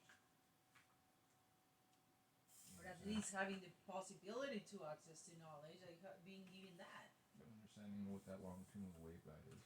Yeah. Because it's in your face. But how does it apply to everything, even to the leaf dropping down? I mean, you still have the experience without understanding, and that is the longitudinal wave guide. If, intrinsically or whatnot, you're there, you're having the experience, but you are relating to it differently. See, but you're relating to in a sense of, like I was talking to little Miss Audrey about, get a dictionary and read. But understanding the context that came out of my mouth with her to read a dictionary is understand that this is a group mass. Hallucination. No.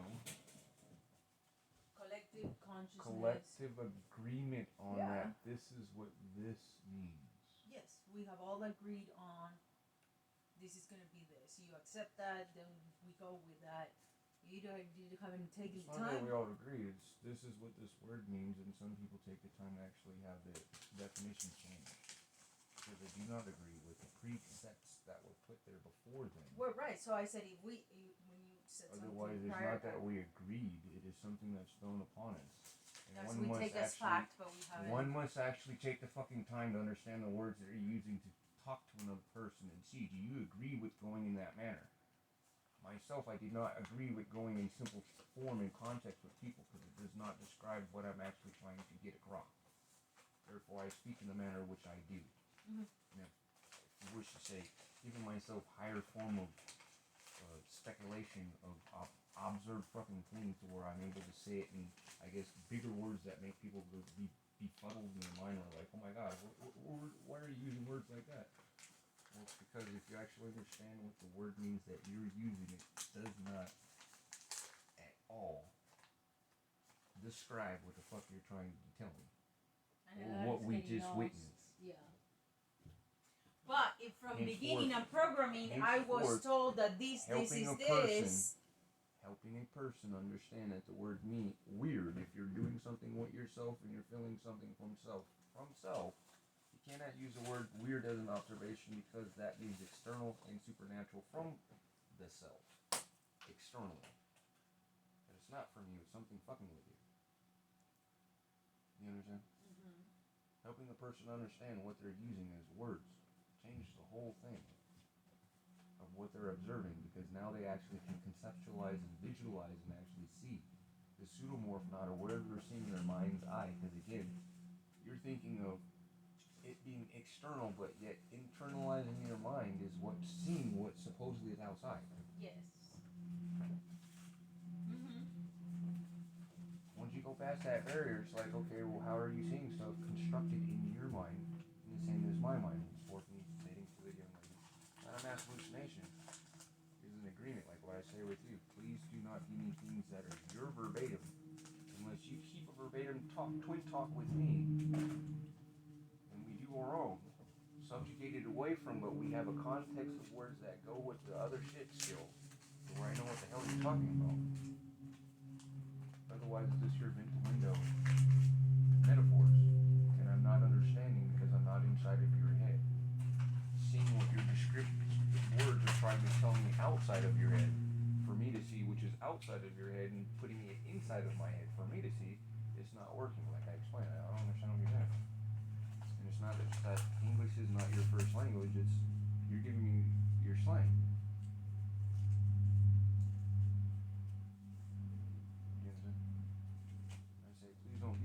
I'm not doing that with you. That's from trying to understand what you're saying or help you understand. It made it to where I can't talk to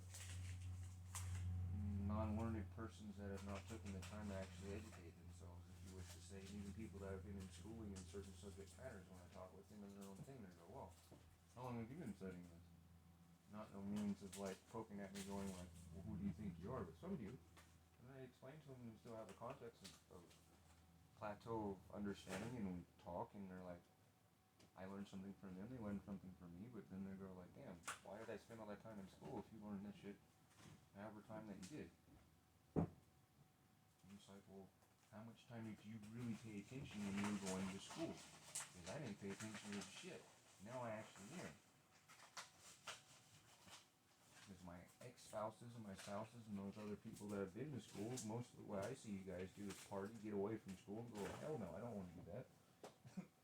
But it's like you guys learn so much a construct of matters of ways that if you unlock the key, you can make such beautiful things. But if you stay within that box of going, okay, well, you pray in this way, or you do this way, or your master's in this, or your doctorate's in this, or your PhD's in this, I can't listen to you because who are you to say anything about my field when your field title is this, and my field title is this? And it's like, huh? Yeah, too fixated. Hey, I'm on. The other day I had put a box with all the incense outside in a log. Did you put it somewhere? I put it underneath the platform. Thank you. So that it wouldn't get messed up. Thank you. It's right there.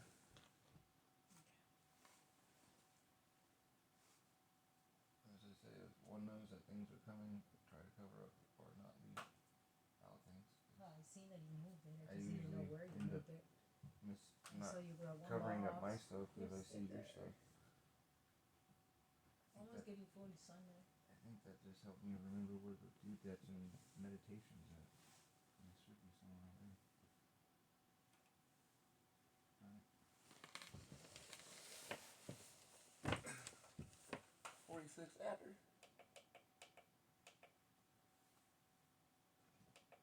Ooh, we're at 1. We're at 1.5 now. We got 13 minutes to 12.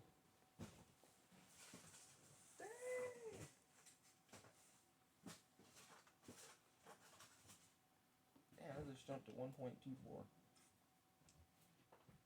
In that amount of time. We're gonna get to. We will have generated, what's that, is 0.686 over half of a kilowatt, or 60% of a kilowatt. We still got like two hours or so of super strong light on this. And we did that in 2 hours. 2 hours.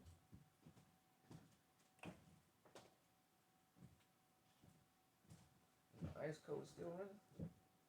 Oh man. The motherfuckers are still back there coaching.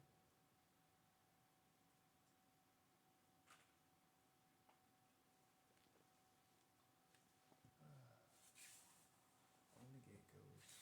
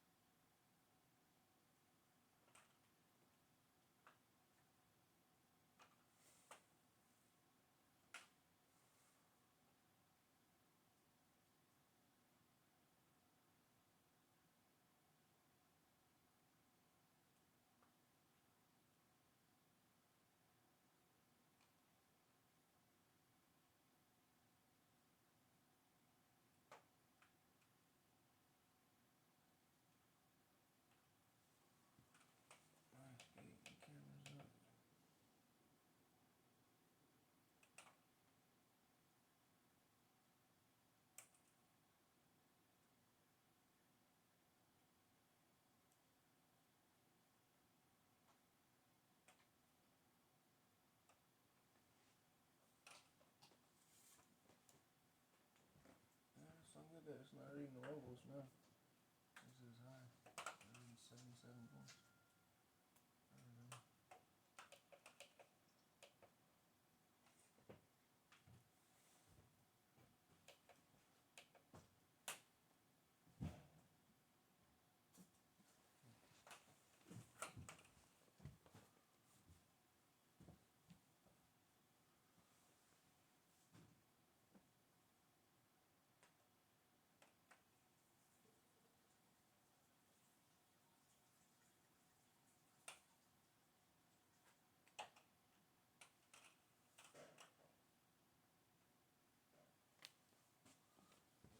take that wire and hook it in.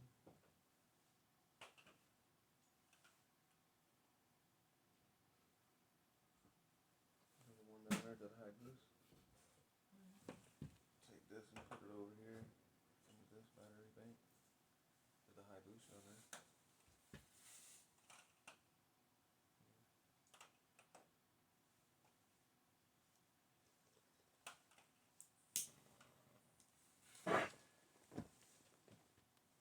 And do that, use that energy, go down to there.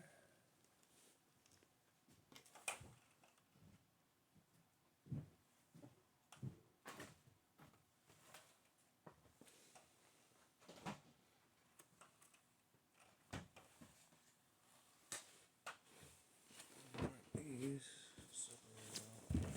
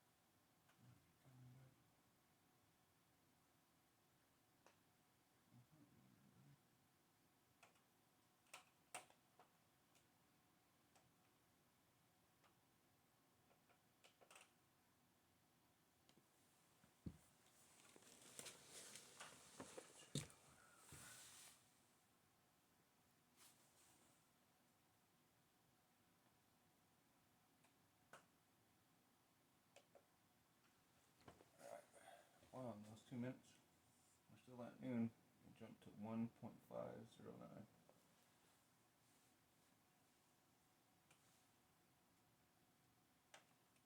What is it, babe?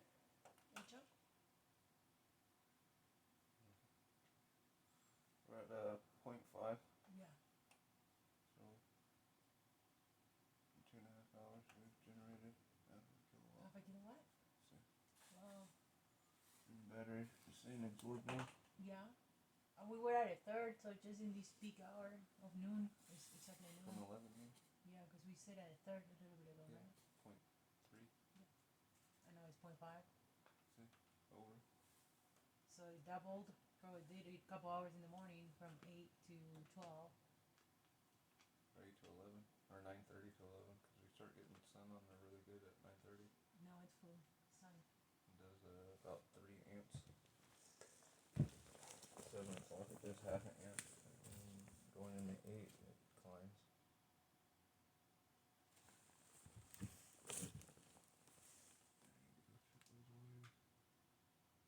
Yeah, I know it's doing a dump to the light bulb. How much power is being generated. Even though all those batteries are full.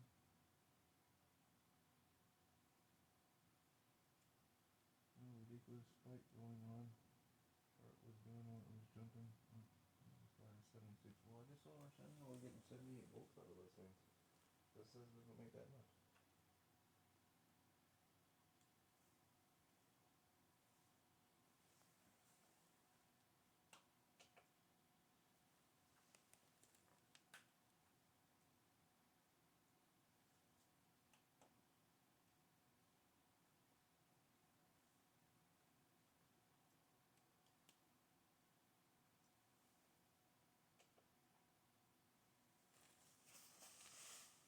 Level 1, we're at 1.520.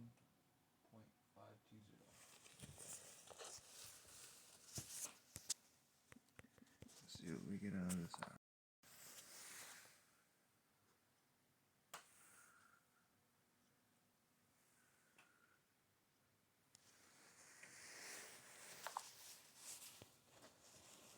Check the wire.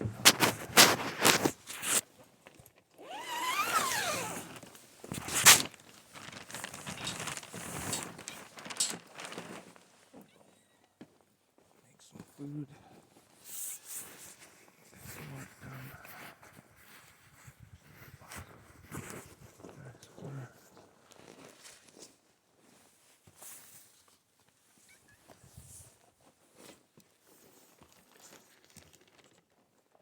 Damn, since when? Yes, yes. Oh, ya papá, te estoy llamada.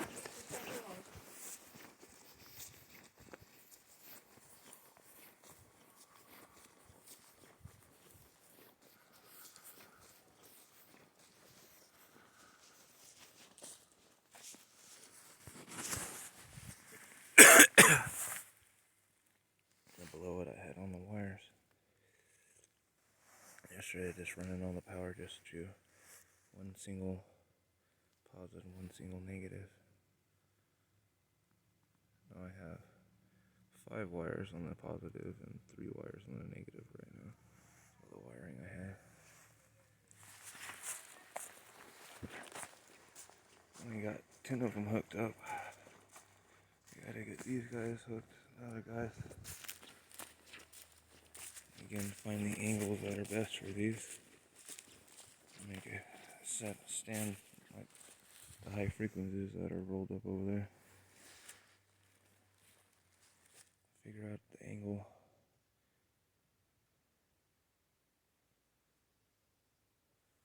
Let's start getting all the clouds being made. Poachers.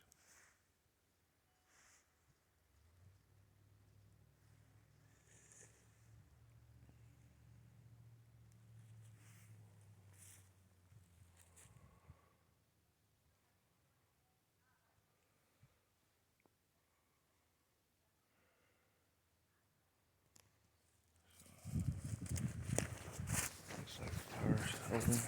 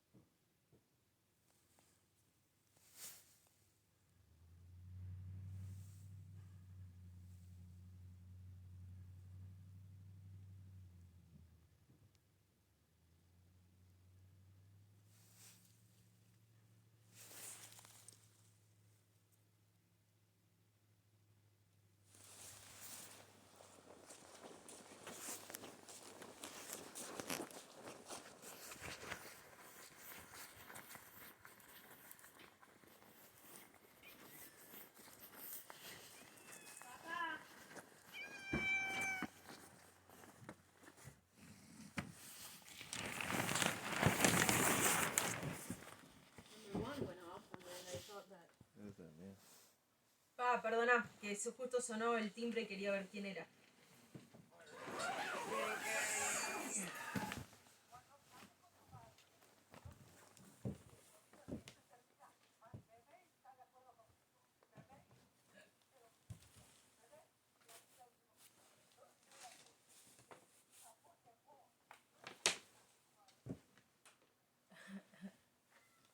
¿Vos decís que no le dé más leña al fuego?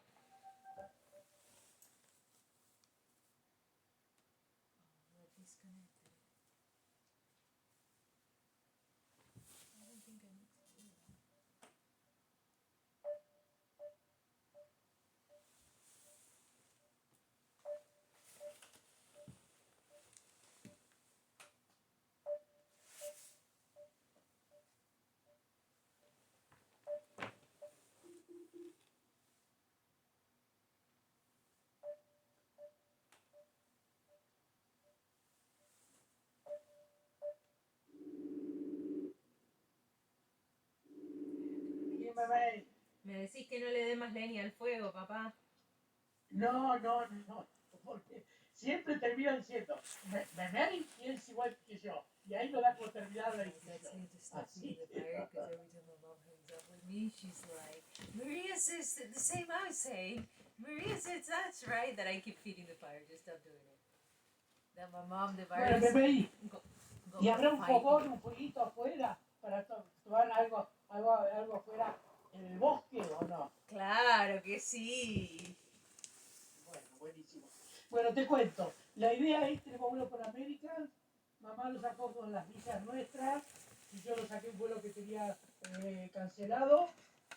Vamos por Dallas, buenísimo, que tenemos 4 horas en Dallas para hacer migración y demás, hacer el drop-off de equipaje. Llevamos los palos de golf para ir a jugar. Y tenemos vuelo el 16 vía Dallas. ¿16 de qué? 16 de marzo, abril. 16 de abril pegamos la vuelta. O sea, el 16 de marzo llegan y del 16 de abril se van. No, llegamos el 17. De marzo. 17 de marzo. O sea, tenemos vuelo el 16 y el 16. Llegamos el 17 y nos vamos el 16. Perfecto. Así que, mira, yo estoy convencido, mamá también, porque ha venido a Tilcara. No obstante que no terminó de la mejor manera, nos cambió la vida, estuvimos con Juan y con Vicente, salimos, estuvimos en el 6, en el aeropuerto, estuvimos en el free shop.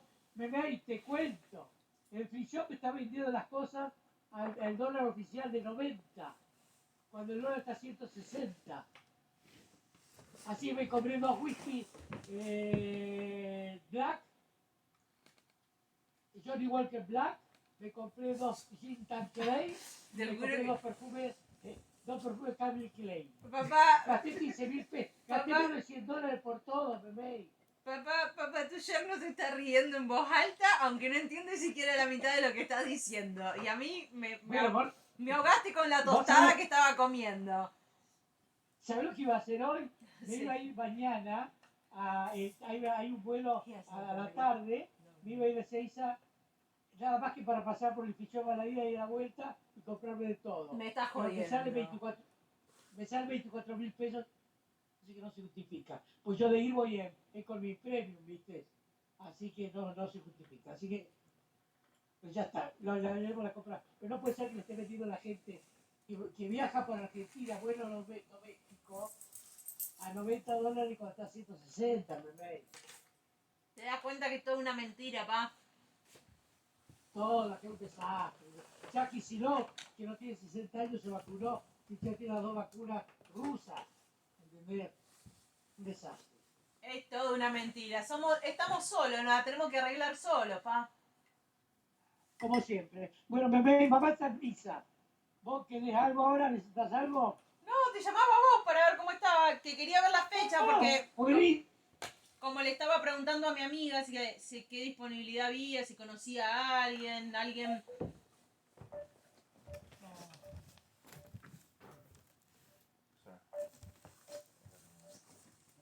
I'm like, Dad, your in-law don't even understand half a word of what you're saying, but he's laughing out loud because he understands whiskey, fucking Calvin Klein, and you know, he's laughing, and I'm like, I'm halfway choking with this toast I was having.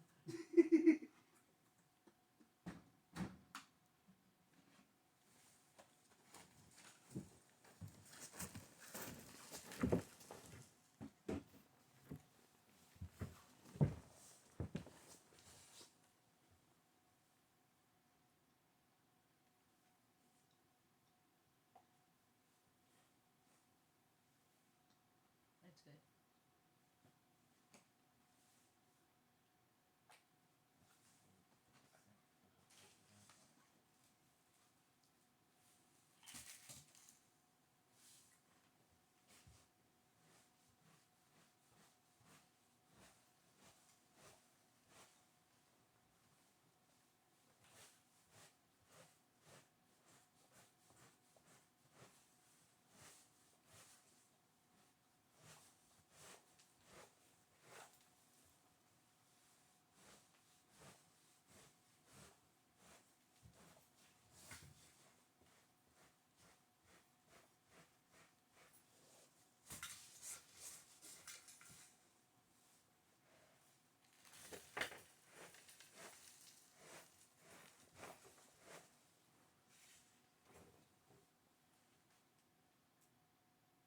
I kid you not.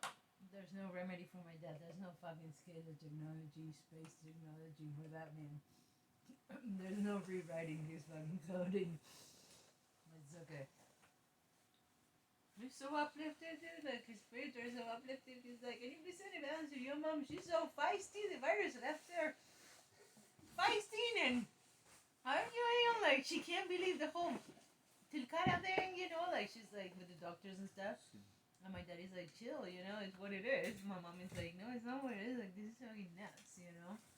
And so, my daddy's like, and stop picking the fucking fire, because every time she hangs up with you, she's like,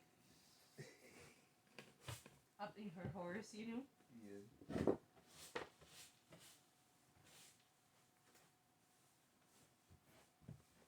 And he's like, can you believe in the free shop?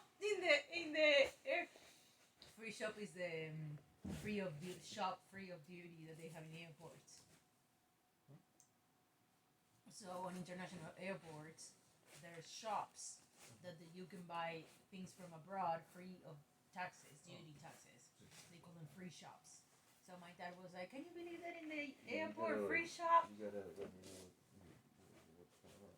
My dad is like, because they just came back from Tilcara and they flew in the plane, they went to the airport, and my dad is like, can you believe that in the capital city, free shop airport free shop, they're taking the dollar at a, he's like, at the real price at 90 to 1, not 190 to 1. He's like, I bought 2 whiskey. I thought he was gonna say, you know, he fucking scored something, right? And I was about to do a bite on my toast, and my dad is like, and I bought 2 whiskeys, and I was like, there goes the whole fucking bladder fucking treatment we've been doing for the whole year. That sounds great, Dad. You know, it's just like, a whiskey and Calvin Klein perfumes, and fuck, I was like, oh, okay. Okay, Dad. He's like, I can't believe it. I can't believe. I was like, well, that tells you something, Dad. It's all fucking fiction, you know, it's all a lie. He's like, yeah, it's all a lie.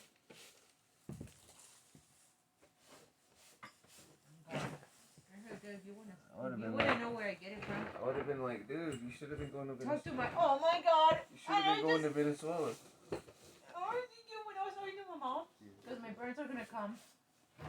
My parents are coming March 17th to April 17th, the whole month, right?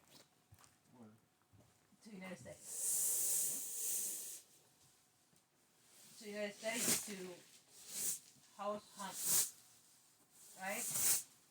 I don't know. You can't say right. I have no idea. I'm just now learning about this. Oh, I remember the whole last year we were saying that my friends were gonna come for a year. For a year? No, for a month to do house hunting. Is it a year or a month? No, a month. That it'll turn into a lifetime, but yeah. I'm just trying to figure out what's going on. No, yeah, I mean, I kind of do, but it was COVID, and it was like all hypothetical and all that kind of stuff. So, And so, my dad, I literally just learned the dates right now. It's March 17th to April 17th. And so... hopefully the weather's nice so that they can get out and, like, experience stuff. What they're trying to, like, look at, you know? Because it's like that in between season. Yeah. And so... well, I mean, that's when we got our first snow that knocked down this structure in March last year. And then the middle of April last year is when we got the snow that knocked down the carport. That's what I'm saying, like... And so when I was talking with my mom, I said, Mom, would you guys spend a day or two, a night or two here with us? I said. And my mom is like, yeah, I will. So and my dad was like... you have a time scale now. And my dad was like, I don't know. And I said, in the Hope Hotel, we got high-speed internet and private toilet, I said. Oh, wow, really? Yeah, I mean, I can give you $60. My dad is pouring You're gonna have something to like set that up. I don't know about the high-speed You got a internet. bucket in the toilet, and a bucket in a bag. And the router is not connected. We got it. I didn't say it was fucking available. And so that was my selling point, because those were the two conditions for my dad always, to be like his own toilet and internet, right? So I'm like, what's your excuse now? And so in the background, my dad said, well, I'll think about it. And so I just called my dad to be like, hey, for real, like, what are the dates? Because I don't know. Yeah. And so my dad was like, oh, your mom is at mass, you know, like in church. And he's like, the dates are, he's like, before we talk, he said, let me know something. And he said, is there like a menu? He started like, is there like a menu? Is it a la carte? Like, how is it? And I was like, it's custom made to the guest that, like, yeah, there's a menu, but it's like It's not like what you like.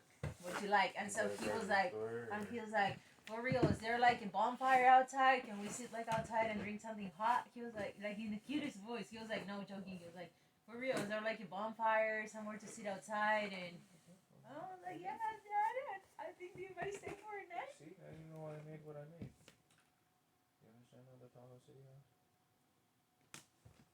Hot cocoa in the mountains with my papa. I'll be so happy. Didn't get to use it there. We need to go get the tiny house. We just stayed inside. Never experienced the 2 months that I prepared doing the whole outside and beach sand. Foreshadow, huh? Be able to sit The new outside. papa more than huh? Seriously, like his softest sides. My dad loves hot chocolate and he wants to sit outside and drink hot chocolate with a fire.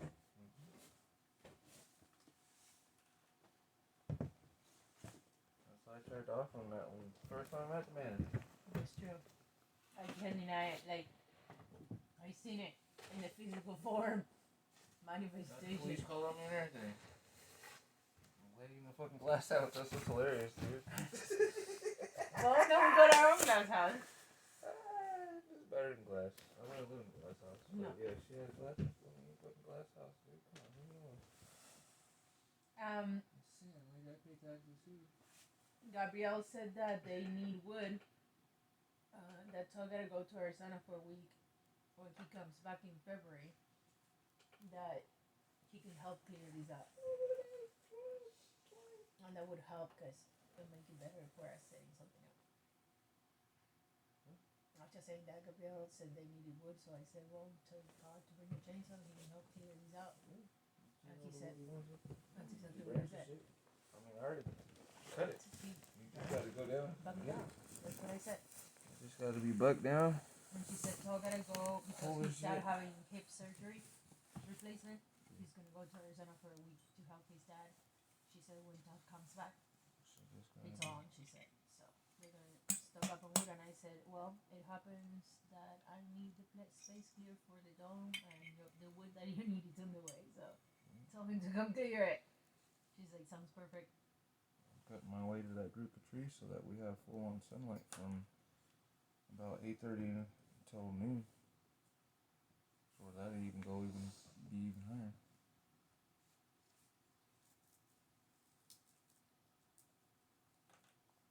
And possibly, they're not coming along. You know who little tick is fucking tagging along. What? You know what little tick is tagging along? Vicente, probably. Depending on if they start school year or not. I'm fucking. I'm like, what are you talking The about? little tick that fucking tags along and all the I don't know who you're talking about. Dude, you talking about G or who? Oh no, my mom. Because we were just talking about G, so I'm like lost. Oh, sorry. No, my parents possibly are not coming. My parents are possibly not coming along. But it all depends on the school year because they're saying that the kids are supposed to still in summer holidays. You know, we're in summer. Yeah. And we get 3 months. But they're saying that they possibly start classes mid-March. And my mom is like, I think it's crazy that they say they're gonna start classes. But my mom said Vicente wants to go. But then she said, it's a month, he'll handle it. But she's just a little scared because, they don't have a schedule. They don't care if there was to close the country or something. They can stay. They don't care, my parents. But they don't want to have Vicente here. Kind of like, if Vicente... Get all the paperwork together and have with something written where if they do have to stay, he can be enrolled in school. You just do like those people you used to babysit for, where the child's able to transfer. School, like they do that. See. You got 2 months before liftoff. So. That's not a bad idea to do the paperwork where he can enroll in school here and do like if there's school here too because it's like but here all I know it would be over the internet type thing if he was stuck here or if he even moved here and stayed. It wouldn't count be as a scholar, yeah. It would count as doing the effort. So you got 2 months to figure out how you would do something that would be accredited the same. Like the people you babysitted for. Who somehow wherever the hell they traveled to, their kids' credits always stayed the same because their kids were still enrolled even though they're American. In American schools in the Bay, the places that they went to, their kids were enrolled into, still got accredited to there. Yeah. And was in the language that they wished to because the little kids didn't speak English. Yeah. Even though they're American. So if they can do that, y'all can do that too.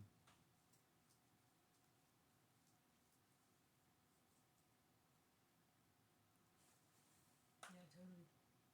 My mom love that. Well, like here, this girl Amanda that worked in Justin's kitchen, like she, has her kids in Orville. She sends them to she said a Catholic church. That's school, church school. That's how she kept them during the quarantine going to school. It's like a church school. She says they never stop going to school. Her kids never stop because she works. She said I wake up 6 in the morning. I drop them off. She said it's right there, like close to Home Depot, and then she goes to Marysville, Yuba City.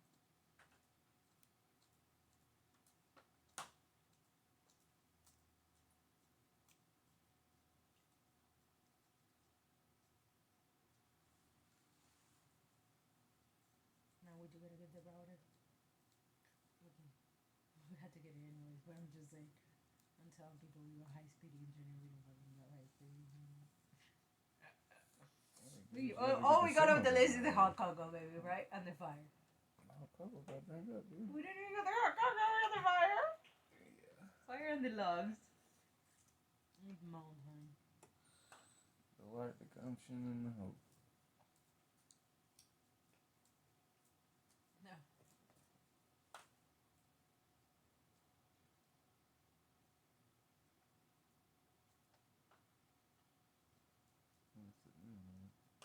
I just can't get to see the square footage. I see. Completely, like a big difference. That's the name of it.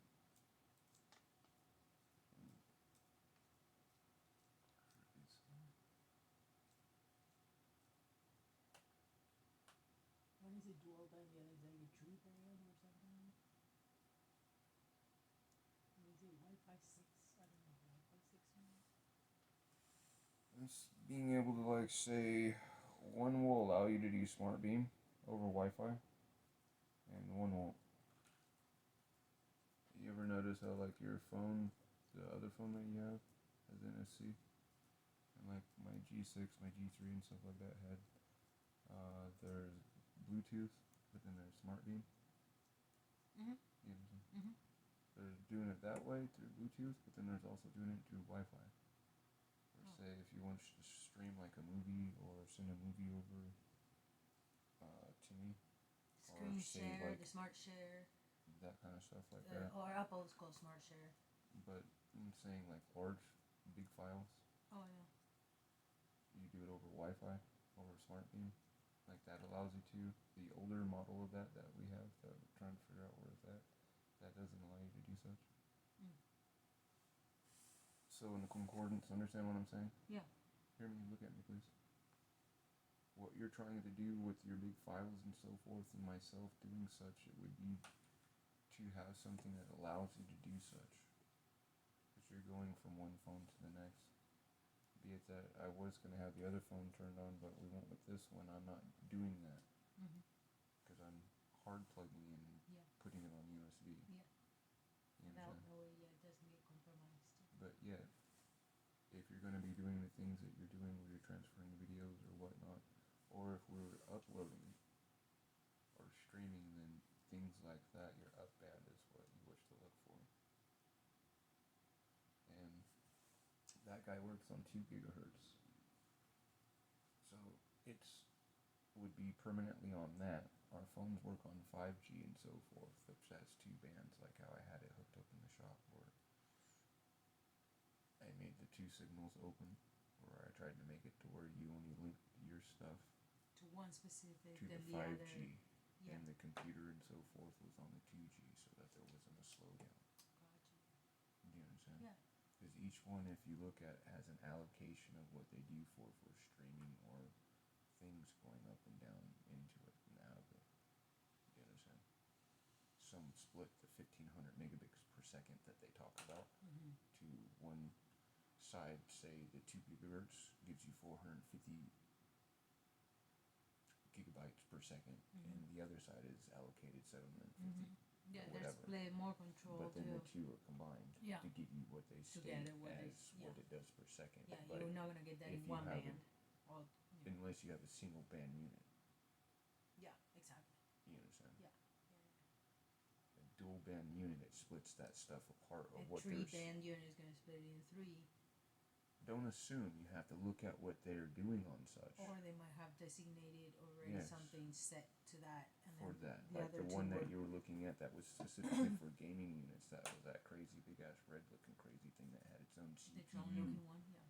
and all that allocated just for people upstreaming gaming stuff and other things like that, so you didn't get any glitches or any what are called pings, or you're slower than the person you're shooting at or whatnot if you're in first person shooter,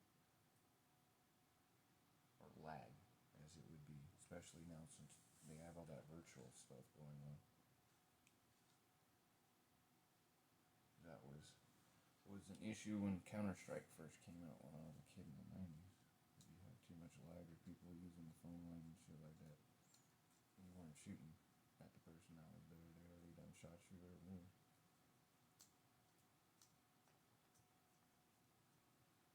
And that's why they want to keep and move up to 5 gigahertz and 6 gigahertz. But yeah, just understanding that principle again. Yeah, that makes sense The now. things that you're getting, the Wi-Fi's, they work on 2.4 gigahertz Yeah. channel. So that themselves, if you got something like that, you would isolate that out. The other one that you first showed me that had the capacity to upload 32 people or different devices on there, like I was saying, would be nice for if you had other people coming up. Yeah, this one has These 40. standalone ones, you would allow Mhm. the other things, but then have it done set. Otherwise, you have to reset or fixate. Again, the attenuation, the antenna over here, you have to get it better to where you can take that upload and download, Yeah. because still it's just one focal point. You wish not to have a bottleneck, so you gotta have several antenna. Otherwise, you just have a bottleneck right there of stuff trying to come in and stuff trying to go out.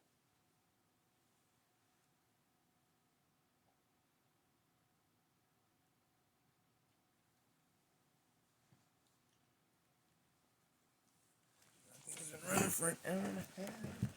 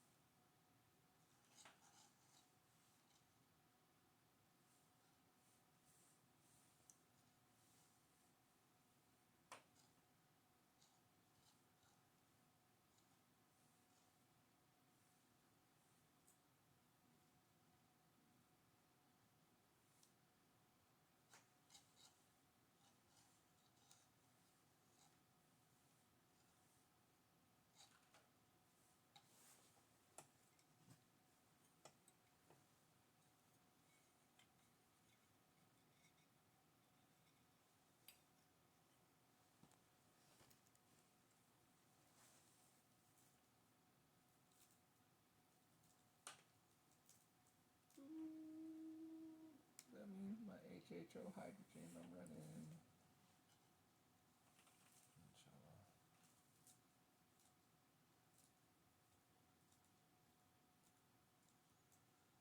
We're running the Sanders.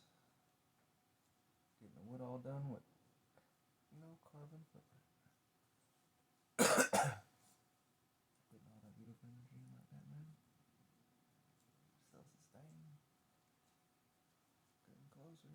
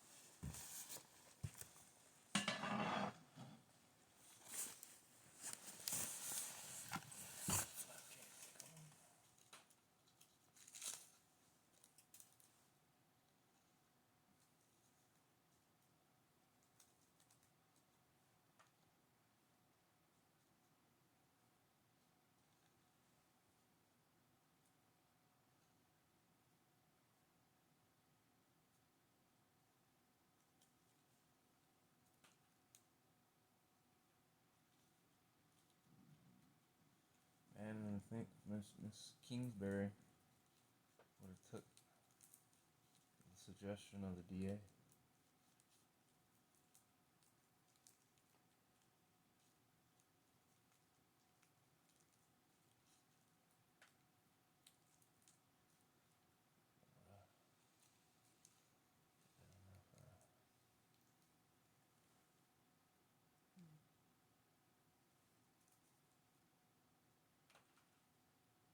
Seven years now, going on my sins.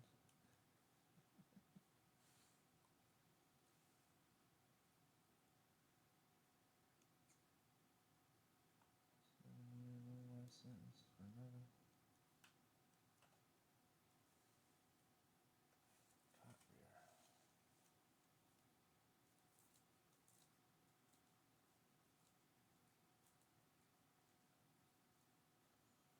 Cop beer. Live it to the fullest. See. Right? And that's what you can get out of the mercies. Telling you.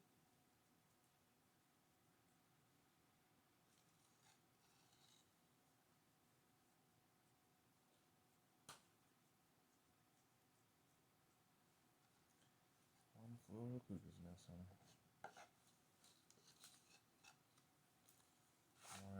Where the right white buffalo that fucking made it through all the hoops and shit.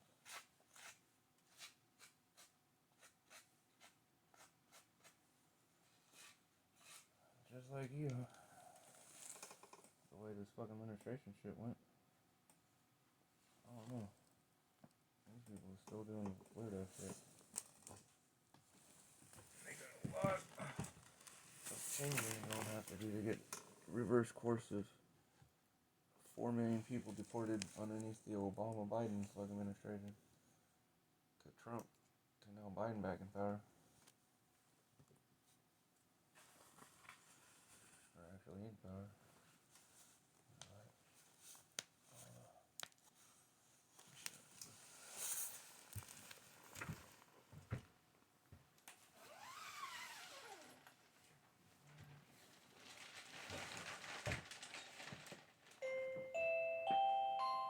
Tres.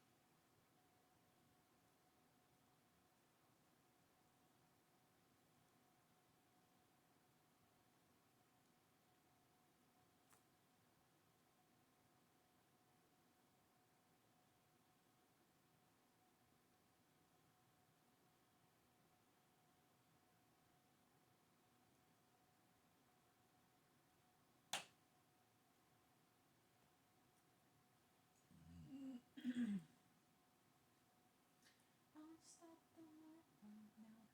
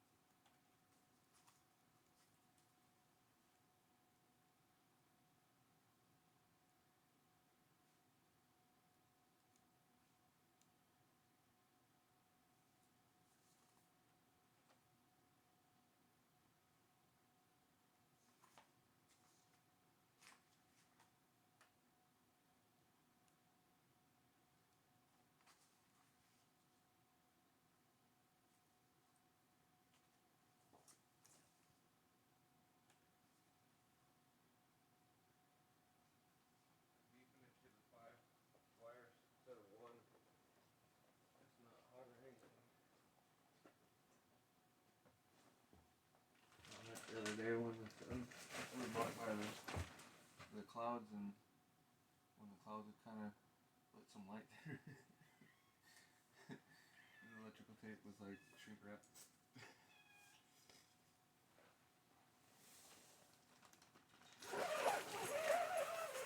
And melting.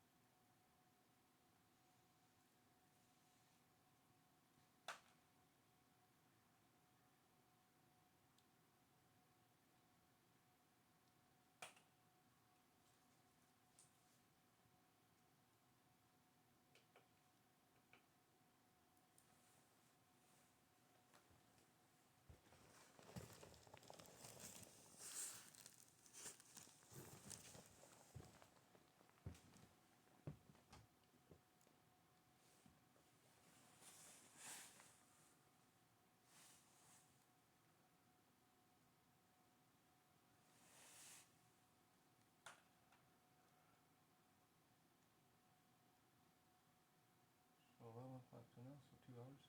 Ice goes down on there.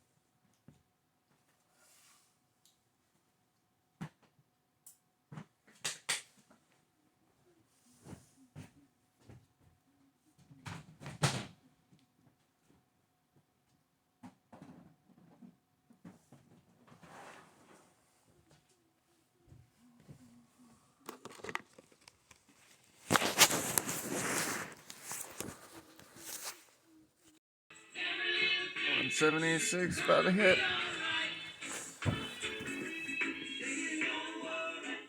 So I moved the computer from here to there, and I was talking to the doctor in Malaysia, and he said something about us focusing in the balance on this specific area we were talking about in case of justice system and whatnot, and so I went ahead and changed his balancing. I stopped the balancing, and I put some programs, and as I changed the program, it like, you know how sometimes the SE5 says connection lost?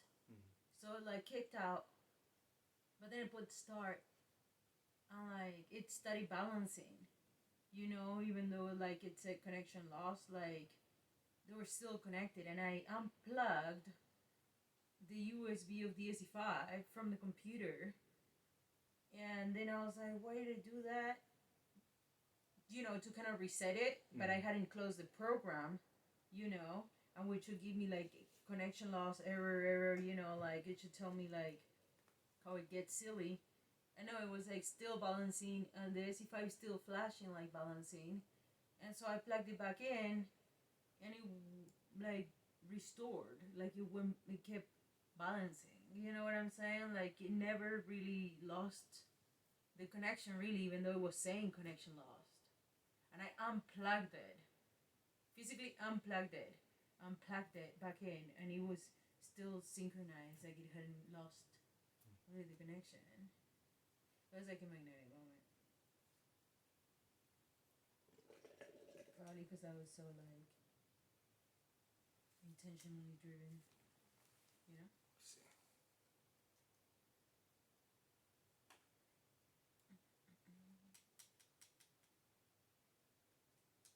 Have you come across any of that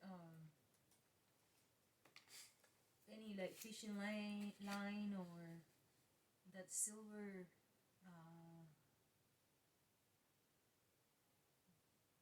wire that we use for beating and making necklaces, like any of those balls? Preferably fishing line.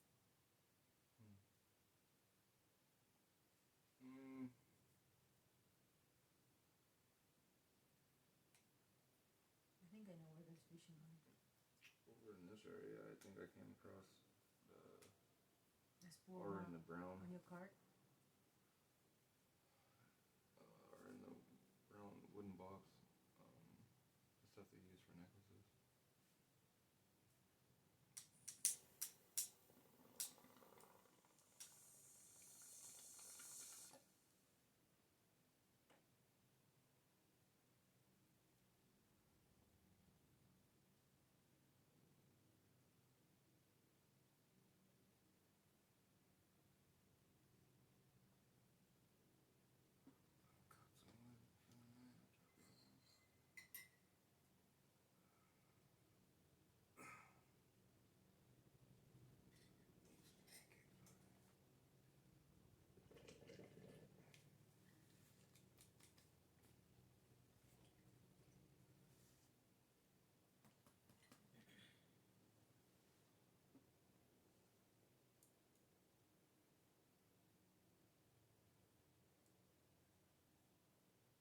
I feel like we need a third one. Things are going too. We need a third. Right? Ding, ding, ding. Not like ding, ding. It's missing something. Especially because that's where the most sun comes. And I'm gonna hunt this. When it's complete, then have it to where they can grow all the way around. I'd like to do that ledge thing that I was talking about in the Smart Skull house. What was that, fern? And at the top of City Hall something? To the ledge where it was this floor. When we went over to Christian's house. I was telling her about it to do moss. Yeah. Do that here then.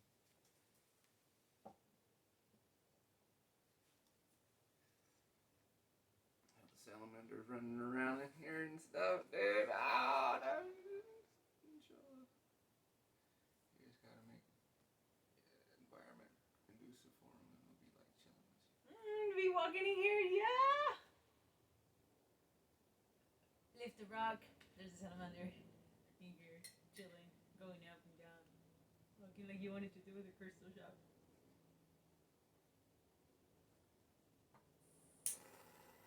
Got iguanas.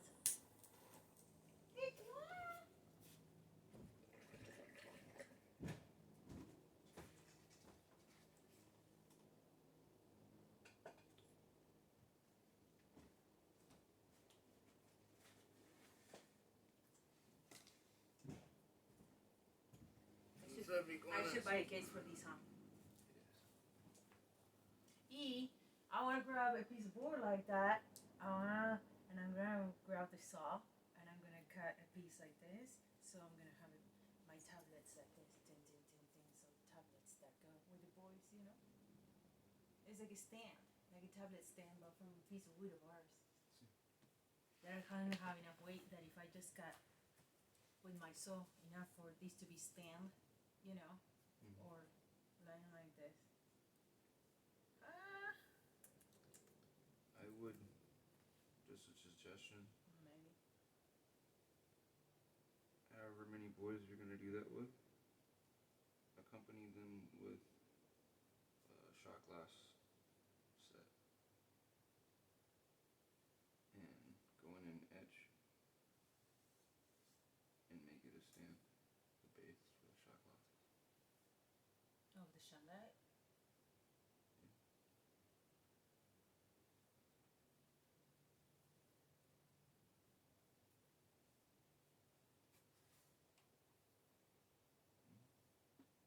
Okay.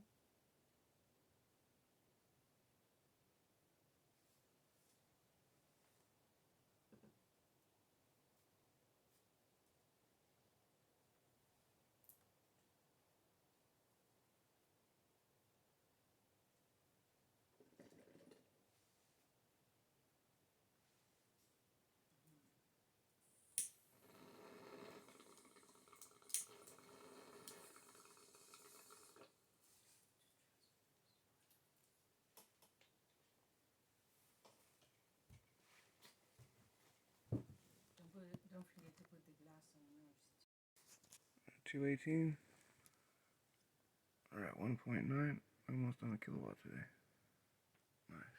And it's all in the shade now. Those trees. Gotta get that stuff bucked down so I can move them over.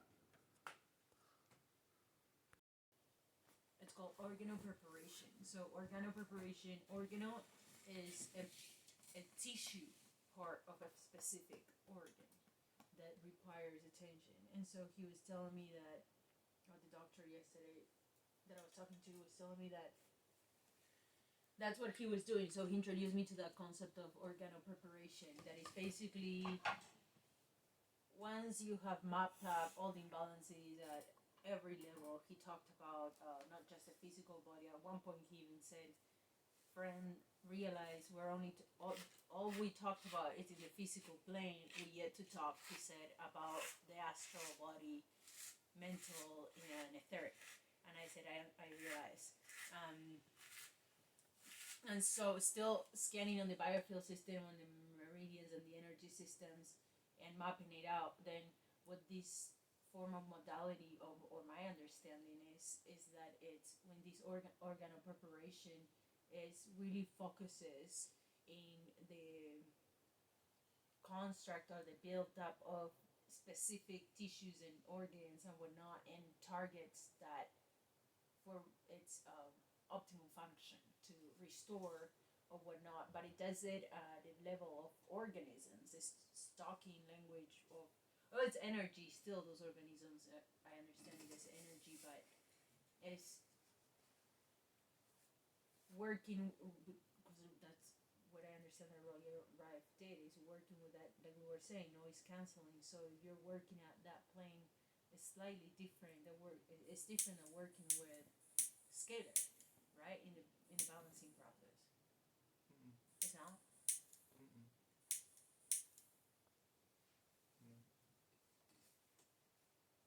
No.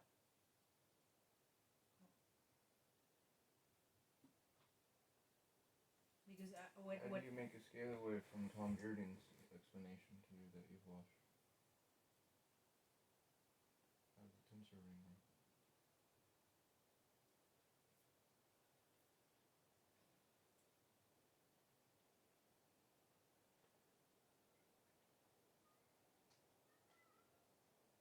A tensor ring.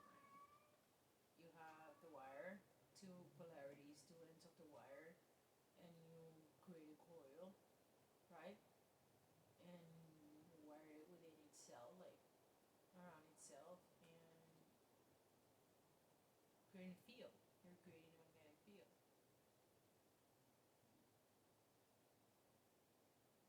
How do you make a scalar wave? How do you make a transverse wave? Longitudinal transverse wave. With an oscillator or a plate.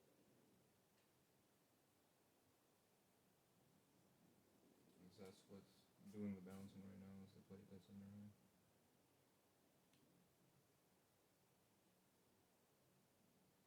No, it's not the plate, but it's. So how does the attenuation antenna in there generate scalar wave? At least you need to, before you start blabbing and all that shit that you're saying, actually understand what the hell you're talking about. Why I used to ask you, do you understand how to do it? Or what you're doing? And I just get an argument back. And you just get your head bigger because you would be like, oh yeah, we're gonna write a book together. I'm like, you don't even know what the fuck you're doing. How this shit works. So then how do you make a scalar wave? It's very simple. Tom Bearden explains it to you.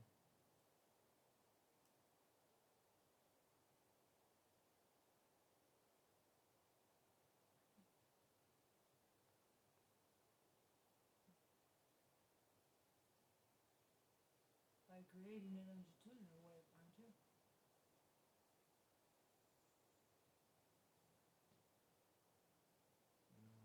How do you make a transverse wave? Which is what is a scalar wave or solve or fucking whatever the fuck you want to name it.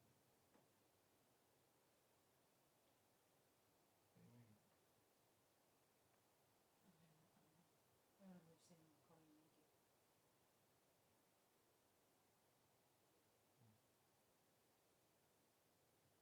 And if you don't understand then the words that you're talking about, then you don't know how that works. You know, I took pictures and showed the inside of one and how the plates are all set to each other because you have to have a positive to a positive and a negative to negative, transducing themselves.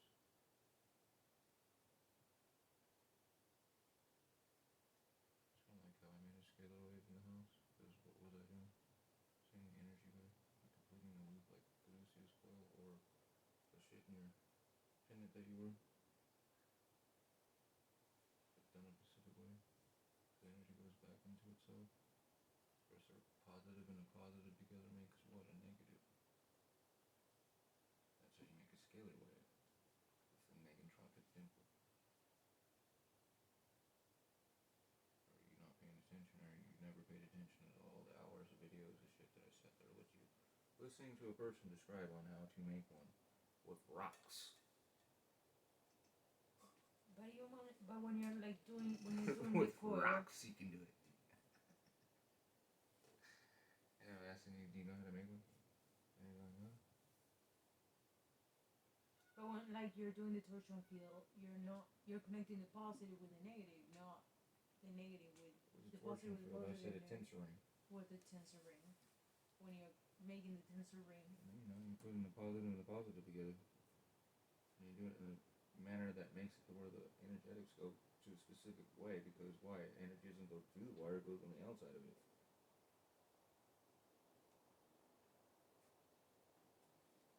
Along with your membretics and other things through the crystal.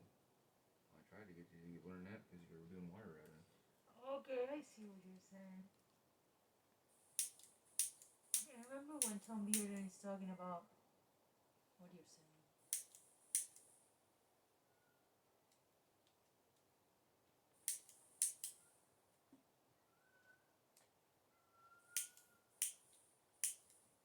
Well, the tensor ring is how you scan.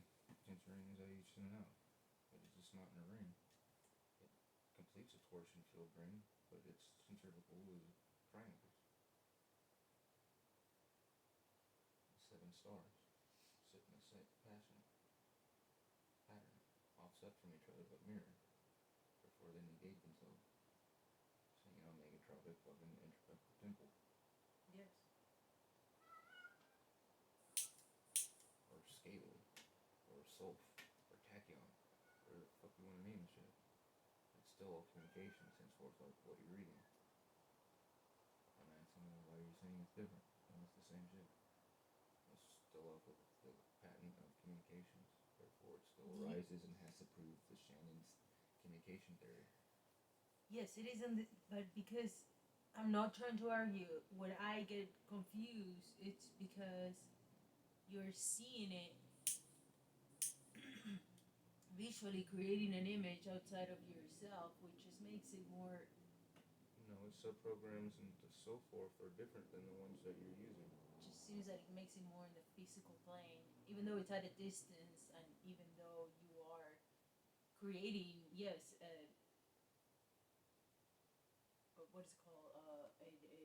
What model are you looking at? Entanglement, basically. Hold on a second. Why don't you look at the previous models to what you're looking at now, and saying that it generates all this stuff, and see the evolution of it coming to this point. Hello? Like what my mom did. No, like what your mom did. I'm talking about my 1986 model don't do what the fuck yours does. So therefore, the thing that just scanned our nephew does not do the same thing as the 1986 model where the fucking scan kids put. Or the fucking first model. Henceforth, what my words are saying to you, going, what are you talking about? I don't just generate some bullshit like that. People had to put that as the way of interacting and wishing to go that way. Hello? Well, what he said is Hello? the original. What he said is the original NLS machine was designed by a Russian and it's worth $28,000. But he said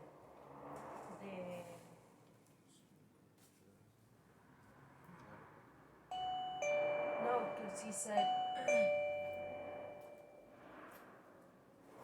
they had stopped selling that. He said the woman used the rep woman and her daughter used to live here in the United States, and they used to sell those equipment in the United States. And he said that the woman. They were still for sale when you got yours, and we showed you we looked at the price of them.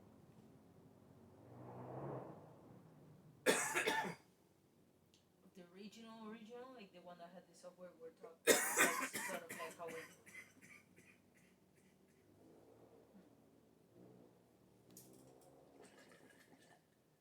And the Metatron, this one is, he's saying that it's sort of what came after from this company moving out of the United States and whatnot. But it's what it's used by like medical professionals all abroad and recognized. See, in the medical field, henceforth, that's why you're seeing it fucking show you what it's doing.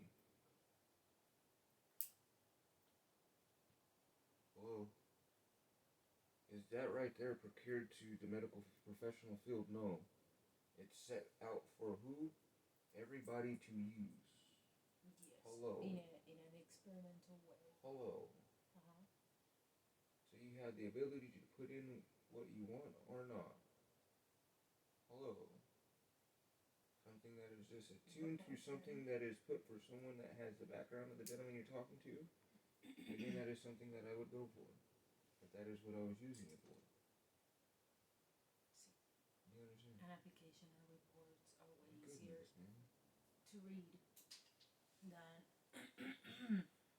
yes, time spending on dowsing or whatnot. If a professional is just wanting to cross-check of what the physical lab results say or imaginary says, and what he's able to, or the patient is able to tell him in a different level is what he's talking about, what is the patient saying, or his body is saying or showing. Each one has a set function and modality of what it's done to. Yeah. What is application, but again, I'm saying its original version is not set as such. It's not strapped to those things, but even it like this one, like you've learned, as I explained to you, is not set to those things either. It can be used outside those.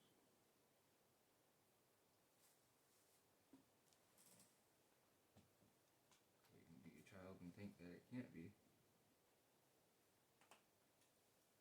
And then you need a sample and all the other bullshit that they state.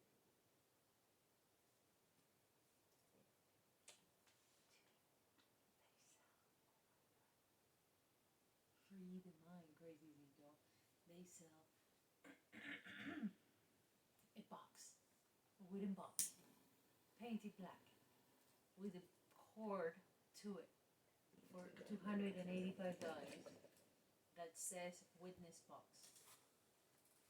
It's literally a wooden box from Michael's that they just put a positive and a negative coming from it. And it's like $300 to make it remote.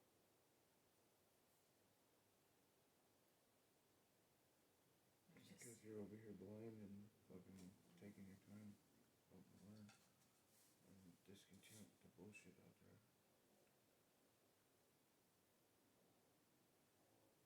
And shit like that is what makes it this pseudoscience. Key shit. Like putting blinders or like stages to it, or putting like Stages to it. Well, you know what I'm saying? Like, well, not even, because once you fixated with that, you're not, unless you have somebody like you around, or somebody that comes around and opens you up to a different perspective, you're like, that's the way that you only know. Person's gonna think that it's just fake.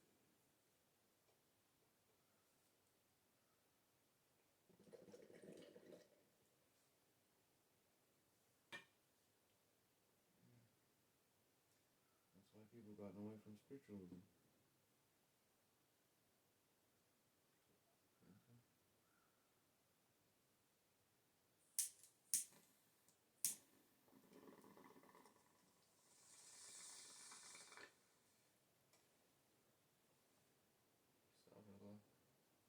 And people on the ground.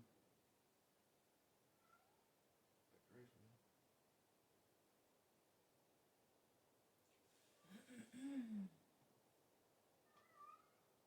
Nobody left around on this plane to help them. No matter which they've accept help.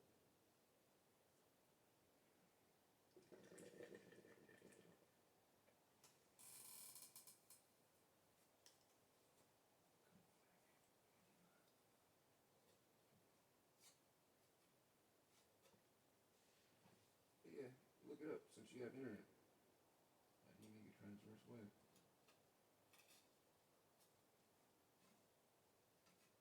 So we have a good foundation, huh?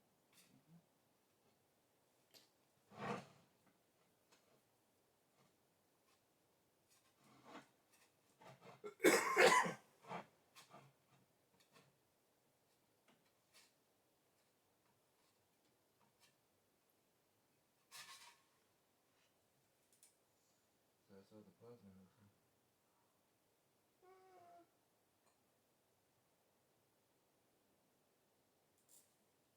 And plants grow towards it, not the sun or the lights overhead. Don't do nutrients. And you see none of that stuff come from the quiche bullshit.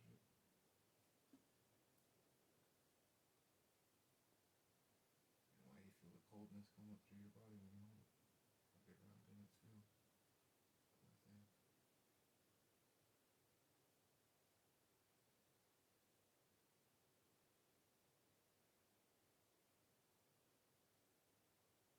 So what's funny is, take a step back and look. Step back and look. Look at me. Look at me for a second. Look at me for a second. Look away from the screen. You need to say it 200 times. It takes a second for me to respond. I'll stop in the video. Think about what you're reading and the gentleman stated what he said. He didn't go with the intrinsic data to analyze it because he didn't wish to doubt. But yet you're reading something that didn't patent it underneath indications give you information to study, and which this falls underneath, and what it falls with and falls within, is the same as my Fogel crystal and Marcel Fogel's information, and so on and so forth. These people, stuff, it's all the same, all tachyon pattern. It's communication thing. You understand what I'm talking about? And if that is explaining that quantum negentropy falls within such as an information packet or information within, and being able to be communicated, that it's the molecule that is this information that's being able to transfer and be transferred. Why would you not intrinsically go for something, in a sense, not trying to taint your water, but if intrinsic means that it's information that you don't have to do because it's just intrinsically there, and if you wish to use the word dowsing is not what you're doing, but if you wish to go that way of stating that you're dowsing, that's misunderstanding a lot of people, is you're not dowsing. You know what I'm saying? The same with radionics, so people thinking that they're shooting out something, but yet a pointing instrument, which is Planck's theory and so forth that you keep communicating on, it is not picked up on an EMF either. So you're already How many videos have I made and put up of yourself being on and it's not being picked up by a pointing? No, my ESC5 don't emit no radiation. Okay. And it's not radio or anything. So, again. Most likely his device is either, But yet, a heavy side instrument will show what it's doing. And a sensitive person will feel what it's doing. Yeah. You know what I'm saying?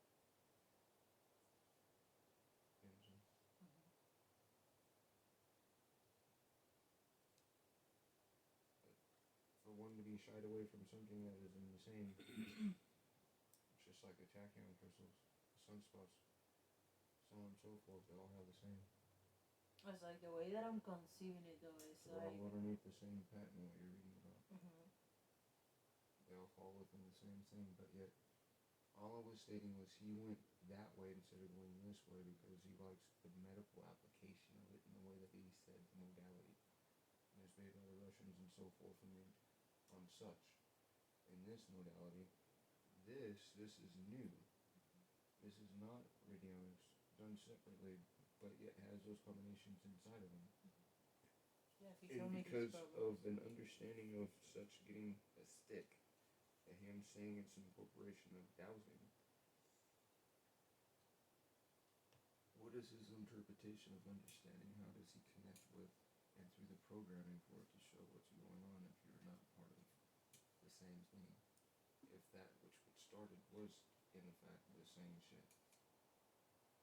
And also, You understand on that note is, like comments like he said is, it's just a matter of opening the right window, the clicking on the right window. For me, I see the word both cooperate. So the way I'm conceiving this is like this, if I can just like hopefully express it in the right way.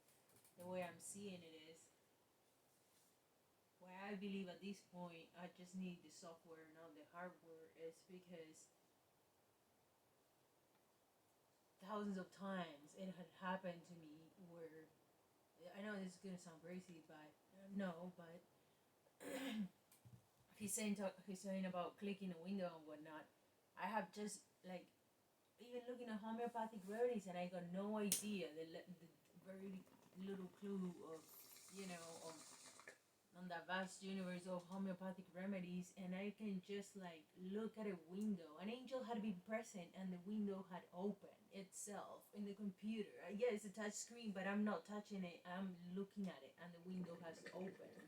You know, and so when he says it's a matter of opening the right, he is dowsing. He don't understand. I feel like, for me, the way I see it, it's just like maybe it'll help me with my visual, even though like I like the way that I don't know, I'm able to, I feel like sometimes I sort of like get ahead of the program itself, you know, and try to like first get a sense of what my intuition is, and like a split of a second, and then it shows there, you know, even though I just may not know from I may not know exactly the name to it or whatnot. Like, let's say I'm just reading, it just shows like in the, like, let's say I'm just reading on the programs, right, and I'm reading by order. I'm going through them because I'm quick scanning all the programs, but I already know that it's gonna be the digestive system,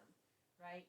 And I'm still scanning, but I already know that the one I have already gotten like that sort of like kind of internal message or whatnot. And if I was to not quick scan, but if you ask me, you know, just can you just click on a window? I sometimes I feel confident that I can say, like, on that first glimpse, if I trust that, I could just like click on that digestive system. You know what I'm saying? And so like that's how I feel. Like, yes, I still rely like on the system, but at the same time I try to, you know, sort of like interact with it differently, you know, or see if like sometimes it gets like slow, you know, and you can notice it when it or maybe slow for the way that I'm being sped at for what I'm doing at the moment. I don't know. I try to see.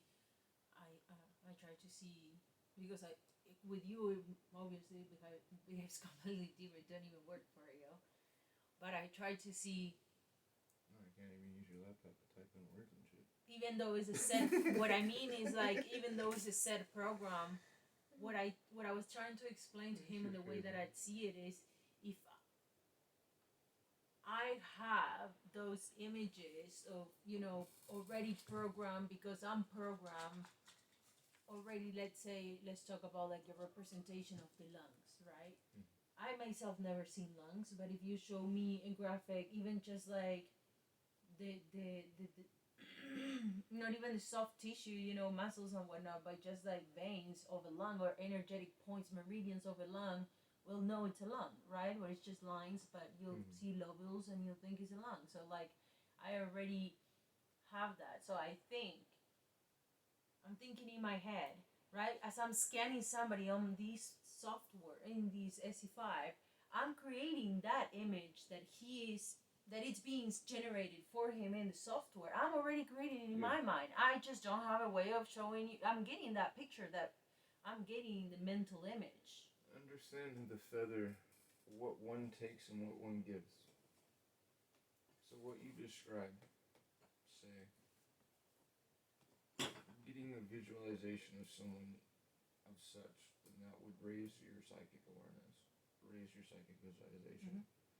If you have something that's showing the representation of that, then that makes that become more dormant.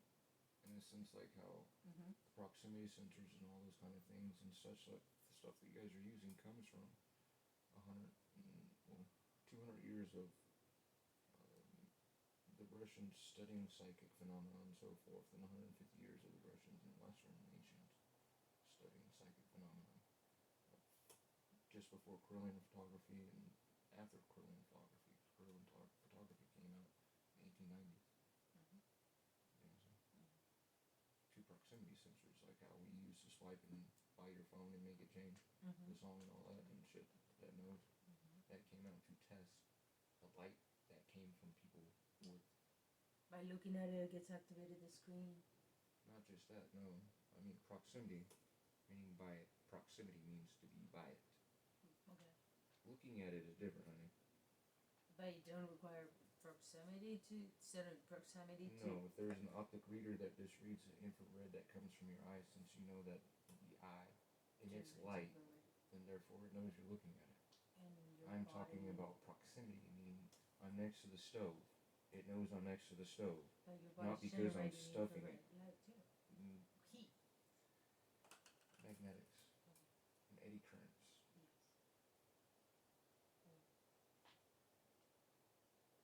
I wasn't trying to play good. You know, you're just spitting out answers and not digesting what I'm talking with you about. That's what sucks.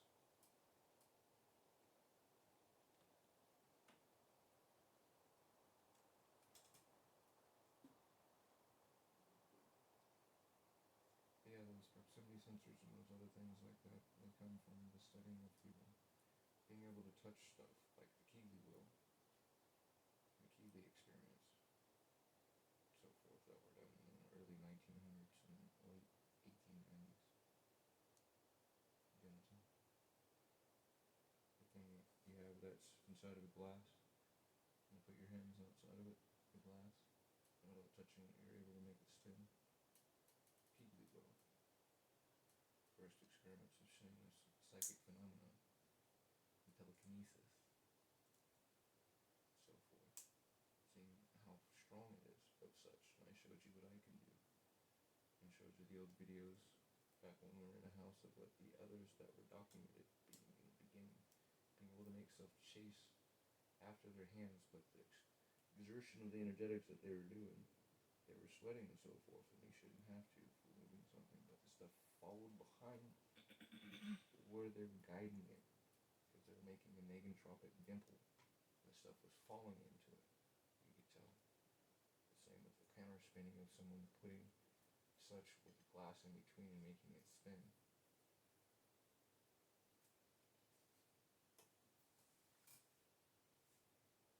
The Russians were all into studying that kind of things.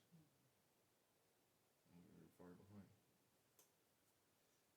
But they have stick with it, live by it, and not share it. Why do you think people over here are stupid?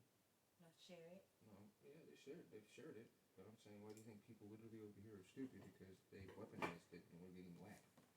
See.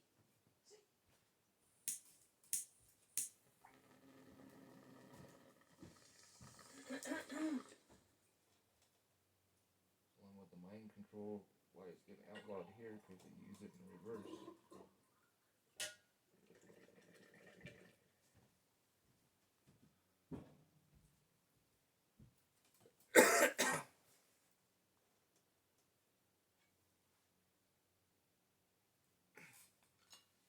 Reverse tactic manner.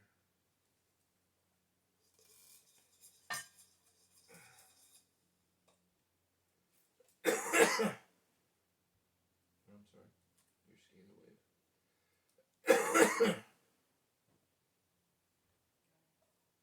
Tom Bearden, scalar wave.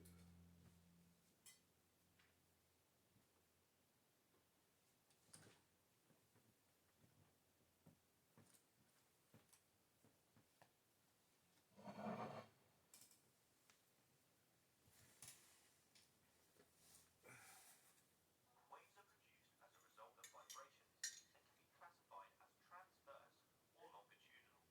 Whether they are transverse or longitudinal depends upon how the particles are made to vibrate as the energy passes. Let's look at longitudinal first. This is where the particles vibrate parallel to the direction in which the wave of energy is traveling. Notice that the ends of the slinky don't ever leave the hands holding them. It's only the energy that travels. The places where the coils or particles are bunched together are called compressions. Where they are furthest apart are called rarefactions. An example of longitudinal waves is sound. When a drum is struck, the drum skid vibrates, which causes the air particles next to it to vibrate. This causes the next air particle to vibrate, then the next, and so on until the vibration reaches the ear, causing the eardrum to vibrate. The vibrating air speeds away from the source, creating a sound wave. Let's look at another type of wave, transverse waves. The hand moves up and down, as does the slinky.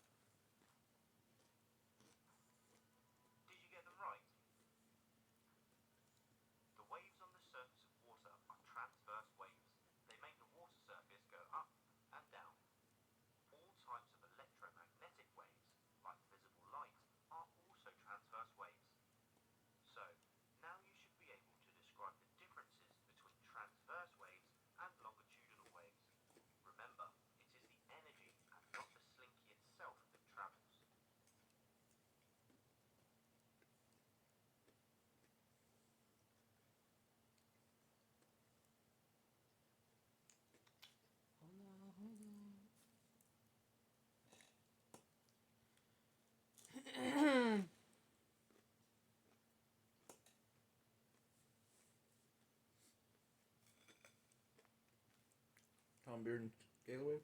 That's exactly what I'm gonna do. I'm looking at YouTube. That's exactly what I'm gonna do. That's why I said hold your breath, Ezekiel. Oh, whoa. 21 hours ago, new emergency, China in focus. Shanghai announces new virus outbreak. Twitter suspends Chinese embassy something. New virus outbreak in Shanghai. I know it's like an anniversary, supposedly, of the Wuhan city outbreak. Tom Bearden.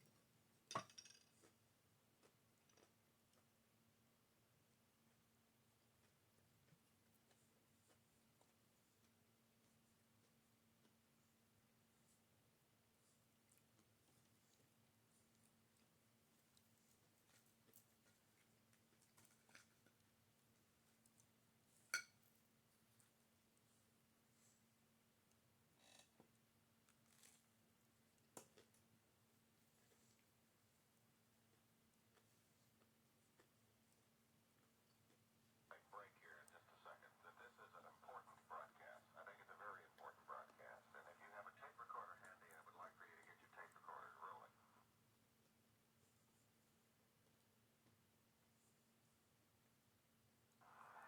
And if you have a friend, I think you should call them and have them listen in, because you're going to hear something tonight that will astound you. And we're rolling tapes here, Tom, but go right ahead.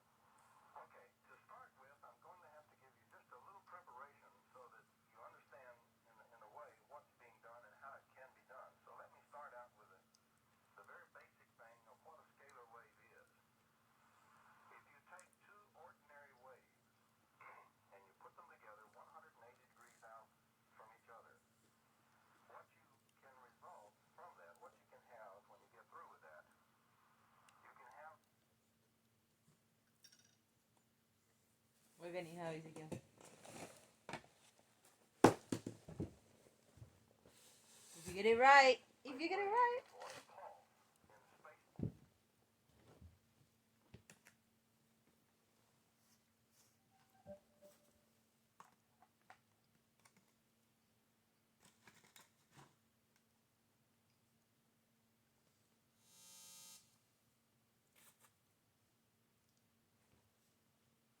Time itself. What you do is you squeeze space-time, just like you'd squeeze a sponge rhythmically. But you do not create the normal kind of electric field and magnetic field in the wave that we normally have in our textbooks. If you do it correctly, you don't have to add just 2 waves, you could add 10.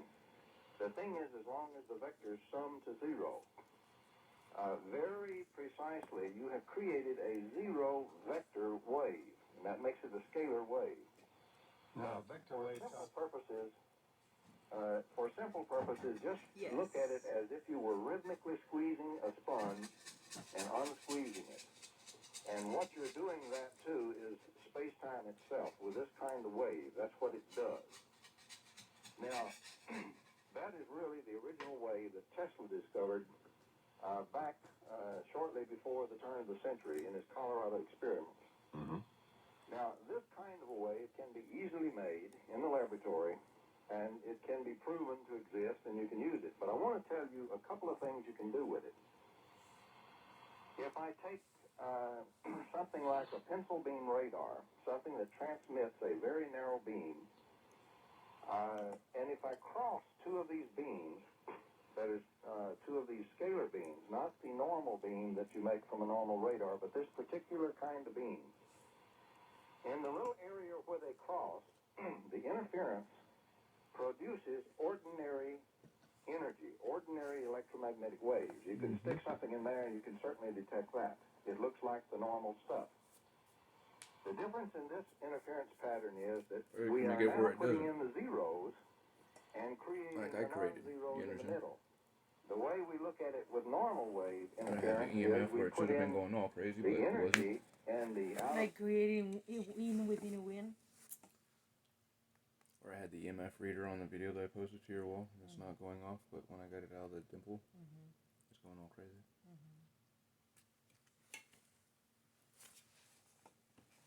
Phase interference can create the destructive zones or the zeros. We do it just backwards here. We put in the zeros, and in the middle, in this interference zone, we create the ordinary energy. So what we're saying is, with this kind of a wave, which a normal detector will not detect, you can stick an antenna right up in the middle of it if you've got a good one, and you will not see a detection on your oscilloscope.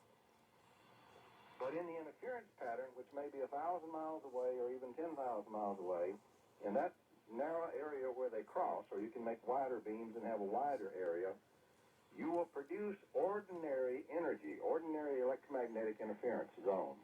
Now, that really is the secret of Tesla's wireless transmission of energy at a distance. Because everything you put in on the other end comes out in that interference zone. You don't lose a single bit of it. There is no square loss involved in this process. Now, no transmission cost whatsoever. No loss in the transmission at all. You get all of it out on the other end that you put in on this end. If you put 2 kilowatts in this end, in the interference zone out there, you have 2 kilowatts of energy. But the power companies don't like that, Tom. They like to sell transmission of energy. Well, it's true. We just told you how to do it without the losses that occur in the lines. Or how to heal people. Here, finish it.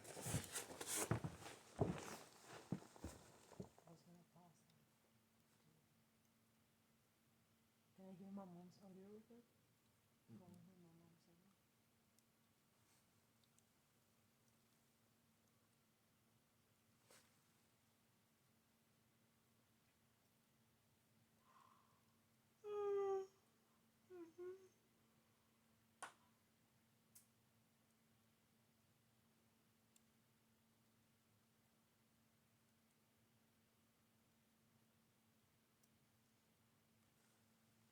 Pues me pongo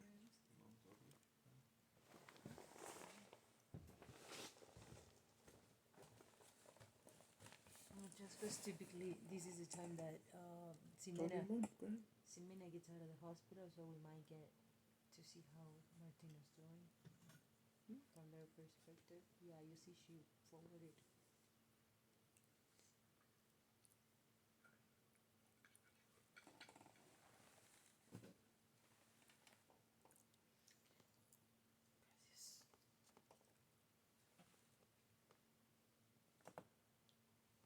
Más. Gracias.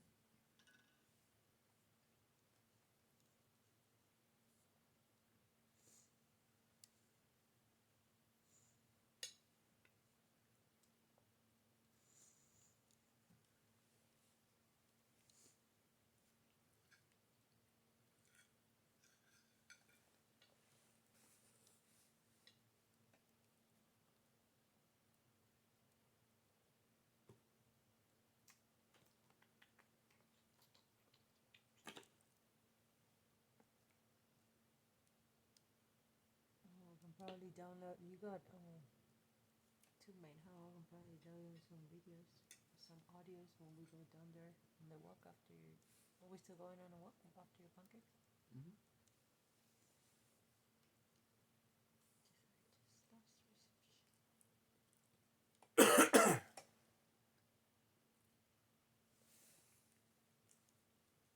Look at the long-range antenna and see how it works. Grab all those videos again. See. I just got them. They're on the USBs. See.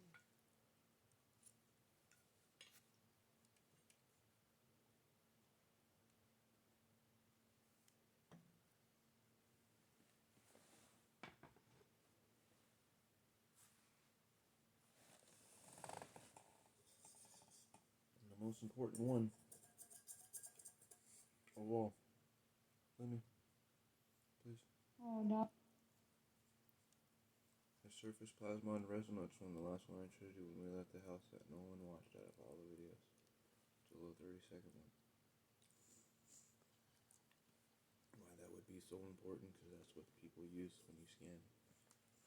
But that's what you're getting as a refraction from the virtual particle that's showing you what it is from being observed. And it's nuclear decay for it being visible in this plane. Sí.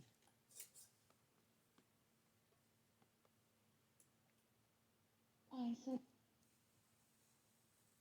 Antes de verlo, estaba llorando el gordo. Me llamaron para que le dé la teta. Estaba UPA las enfermeras porque están todas, que es muy lindo, que va a ser grandote, qué hermoso que es. Entonces, cuando llega la señupa ni me llama. Le di la teta y se durmió, tomó de las 2. Re bien. Vomitó, pero lo normal ahora, o sea, lo que tendría que vomitar. Así que le están dando medicamento. Hablé con la médica y me dijo que el laboratorio hoy no está trabajando, que ya pensó que sí, no está trabajando, así que el resultado del cultivo va a estar recién el día martes. Yo le dije que pensé que el resultado iba a estar para hoy, entonces el tratamiento lo empezaba hoy, que bueno, que el martes o lunes nos íbamos, y me dijo que no. Que trate de tener paciencia, que ellos creen que es una infección, que por eso lo tienen que darme antibiótico igual. Pues yo le dije que por qué entonces le dan antibióticos, y me dijo que porque ellos creen por los síntomas que hay que darle, que porque es de infección urinaria. Entonces, más allá de que no tengan la confirmación, le tienen que dar los antibióticos. Le dije que bueno, que está bien, que yo está bien, pero que para mí no entiendo que por qué. Después le pregunté por la ecografía, me dijo que la ecografía lo tengo que hablar el día lunes con la médica de cabecera de Martino, que ella no me puede decir nada de eso, porque en realidad sí está pedido la ecografía, pero como es sábado y domingo, la ecografía no viene, entonces que lo hable el lunes con la médica de cabecera, a ver si ya pidió la orden para que se lo hagan. Y me dijo que, bueno, nada, que tenga paciencia. Nada, así que bueno, lo llamé a Juan, le comenté. Él me dice que bueno, que sí, que tratemos de tener paciencia. Él dice que cuando es una infección, más allá de que no esté confirmada, pero que si los médicos creen que tiene infección, sí o sí le tienen que dar un antibiótico, porque si no se le puede ir a otras partes del cuerpo. Dije que eso no me dijo. Me dijo, bueno, pero es así, me dice, pero es mejor que le den antibióticos.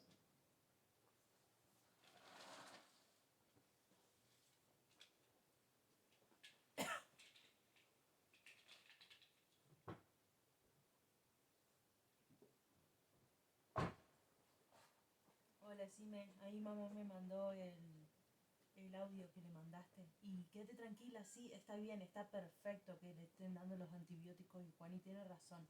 Está perfecto que Martino le estén dando los antibióticos, y especialmente si ellos creen que es de la infección urinaria, porque es ese tipo de bacteria, así que le deben estar dando los antibióticos correctos, aunque ellos no estén certeros ni seguros de que sea eso, porque el laboratorio no les ha confirmado. Está perfecto, vos no te preocupes. Y yo no soy alguien que cree en la medicina occidental, ya sabes, pero él lo necesita, en este caso de la infección lo necesita.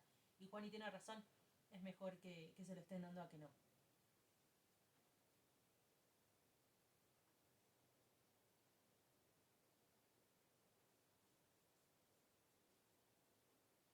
La verdad que dentro de lo poco que están haciendo para Martino, eso es lo mejor que pueden hacer. Así que vos quédate tranquila que entre las buenas energías y todo, Martino ya se va a estar recuperando.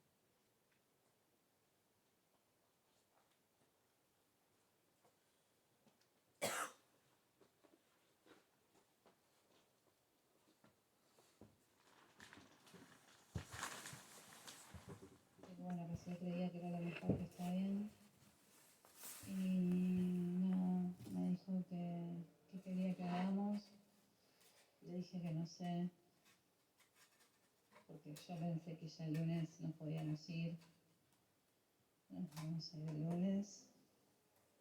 Así que bueno, él me dice que tratemos de aceptar la situación, que bueno, que confiemos, porque también todos nos dicen que el hospital de niños un poco es el mejor, que están los mejores especialistas, que está, el laboratorio está todo acá, que capaz que si lo llevamos a un sanatorio, porque hay un solo sanatorio que es bueno, pero no tiene pediatría, pero que bueno, es hacerlo todo particular y que siempre es mejor el hospital de niños. Entonces él me dice que confiemos, que tengamos paciencia, que de última yo me quede.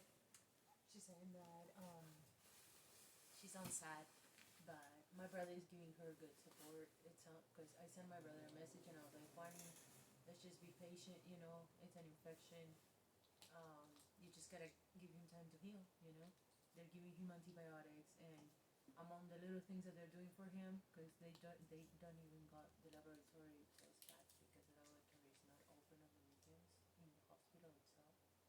Until Tuesday, they're not going to get the results to see if the kid has an infection or not, but just in case they're giving him.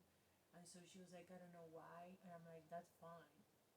Among the little things that they're doing for him, which is only like wiping his butt and giving him the salt, like giving him antibiotics, is perfect. Like he needs those antibiotics because they're under the impression that it's a urinary tract infection. So they're giving him exactly the antibiotics to treat that infection, even though they haven't got the confirmation from the laboratory. And she's like, I don't understand why. And my brother said, that's fine. They need to give him those antibiotics. They cannot just sit for the weekend, you know, have him, the infection run him over and go other parts, you know. And so with what we're doing, she said he's not throwing up, that he lactated from both TDs. He's getting TDs during the day, and at night, because she can't be there, he gets formula by the nurses. Or no food at all, I think she said, because she told them no formula or something. She's not able to pump? Oh no, he don't get no food at night, so she can't pump and leave it to them. Yes, that's what they said. They fed him formula for a day. She told them not to give him formula, that she was gonna be there. So they call her, and she's, you know, if he's sleeping or she's not or whatnot, she's in the room. She feeds him during the day, from 7 to 8. And then when she goes home, there's no feeding at night, no nursery. There's a nurse, but no feeding, so he's not fed at night. And then she gets there in the morning. And so my brother is telling her that it's fine, that they need to trust, that, you know, that they gotta be patient. I told my brother that too. You know, I mean, at this point, you can't do much. And it's fine. Like Martina is showing signs of recovery. Acá y que el lunes yo vuelvo a casa porque le dije que yo necesito estar con él. Y él me dice que sí, que entiende también.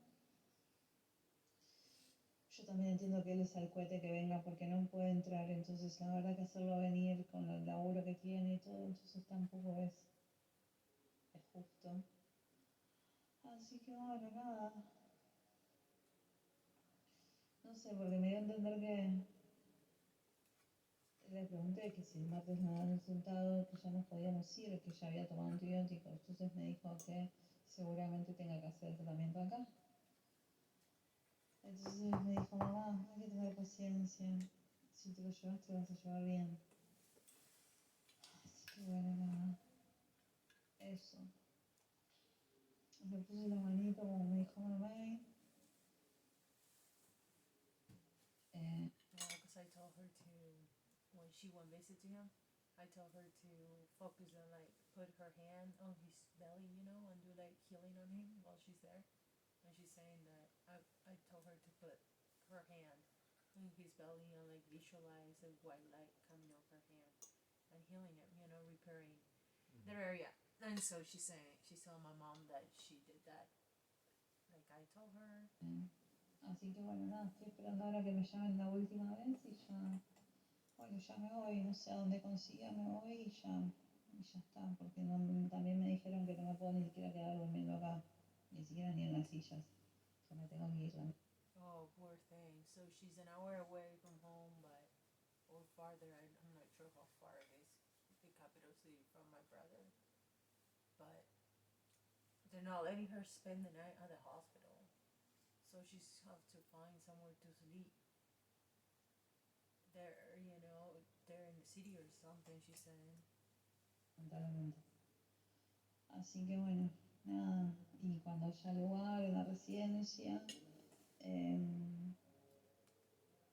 me alojan acá, en las camas que hay acá en la residencia. Por ahora no hay lugar. How long ago was the message? Así. How long ago was that information? Just 20 minutes ago. 3:35. I eat this. We go down to where we get better reception. We pay the credit card and we get her a room. Like your brother and sister. Your brother and sister. My brother and sister all get a place.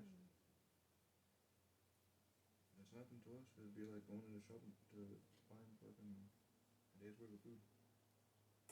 It's 190 pesos or 90 pesos. Either or. It's already exchange rate. nighttime, but for sure we'll help her to set something up because she's saying that So when I get on Tuesday when I she's get gonna. done with this pancake, I'm gonna stand up and start the car. Sounds perfect. I'll be ready. Alright.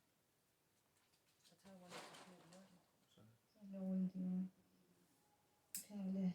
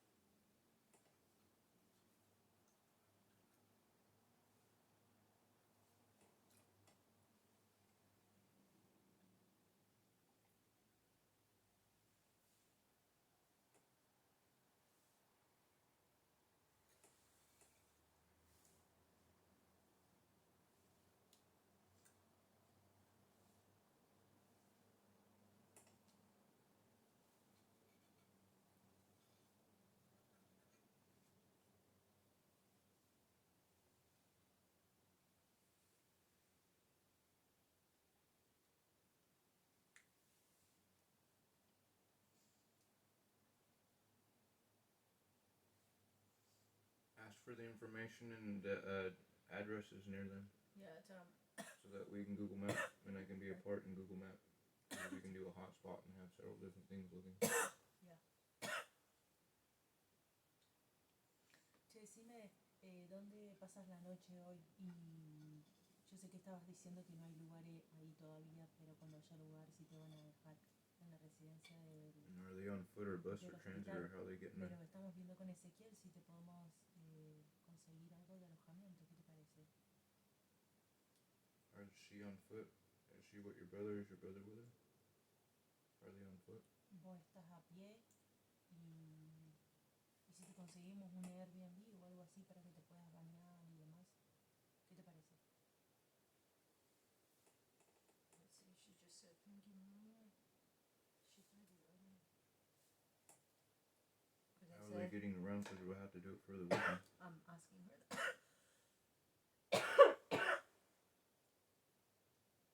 Is your brother with her?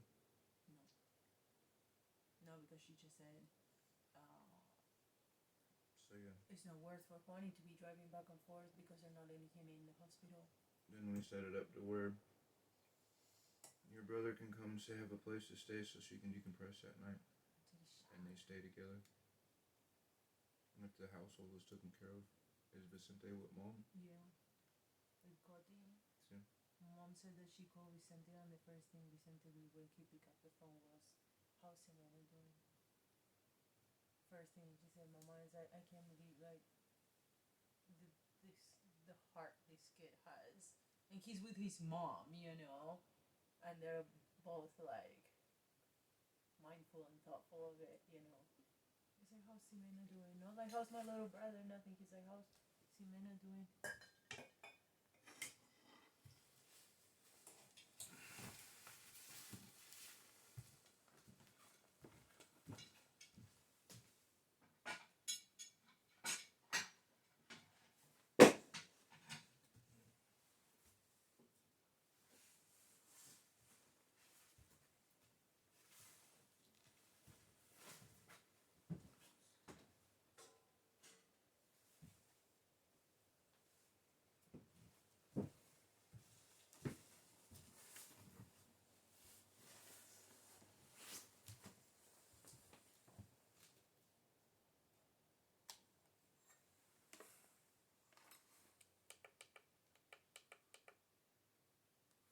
1948. That's an interesting year.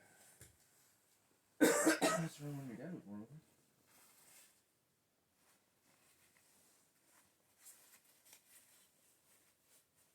Generated 1.948 kilowatts in 3 days.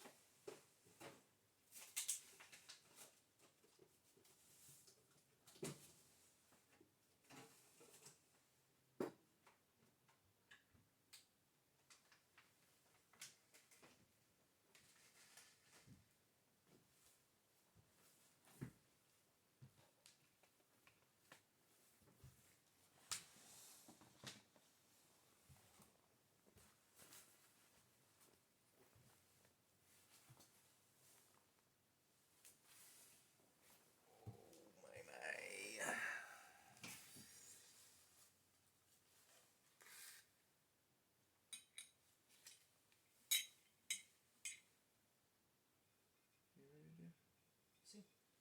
So I'm just talking to her and I got connection, that's why I don't know. I got her like engaged, you know? Yeah. And I got signal.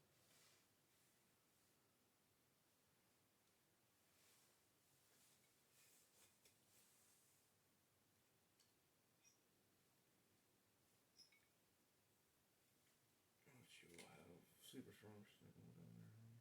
See? See? And it'll take just a second, see? See? If this bong would let me get up. Get out the colito. Abuelito. Get in the carro. En el carro, el auto. We don't say carro. Get That's in Mexican. Get in the mobile, woman. Get in the mobile so we can transverse across this topography, okay? Before these pancakes hit my ass anymore, I fall asleep again. No. And 20 hours later, I'm a new person. How you doing? Yeah. Hey, hey. And you are you. See? I are you and you and me? Yes. We are we? No. No. I wish. Yeah. I never thought I'd make it to 5 years sobriety. Yeah. Now I can answer that question you asked me 5 years ago, well, it'll be tomorrow, so I have to answer the question tomorrow too. See, refresh me on what note? Huh? What question about? Oh, you horrible woman. Why? Huh? Why? What do you mean? Why? Why horrible? You asked me a question I couldn't answer, fool. Wow, I'm sorry. It just stayed there for this whole time. Can you just like remind me? You forgot the question. See? Would you guys refresh my memory? Nope. Would you like? Be tomorrow. Freshen up? What? Freshen up my memory? Okay, let's go because it's freezing. Oh, it's freezing. Mucho frío. Can I see the bone there, Captain? Mucho frío. Captain. Mucho frío? Captain. Does the car come with a heater? Yeah, you bring the speaker, please. Sí.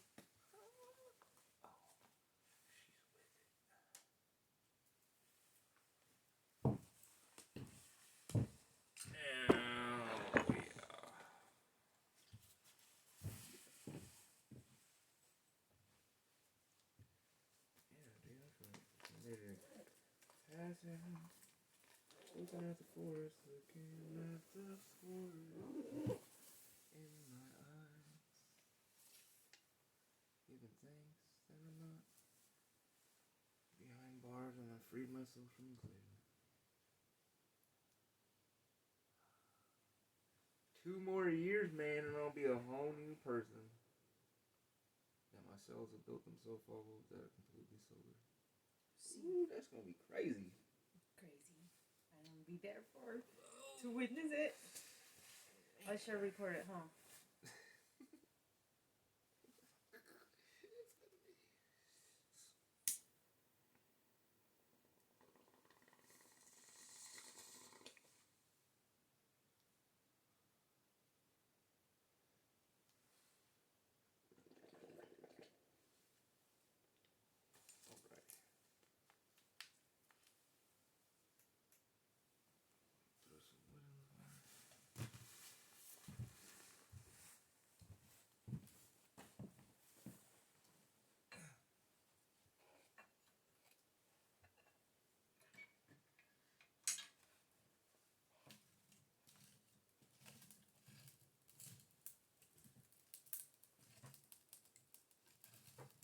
Dude, stemming up though. Right here, pretty good.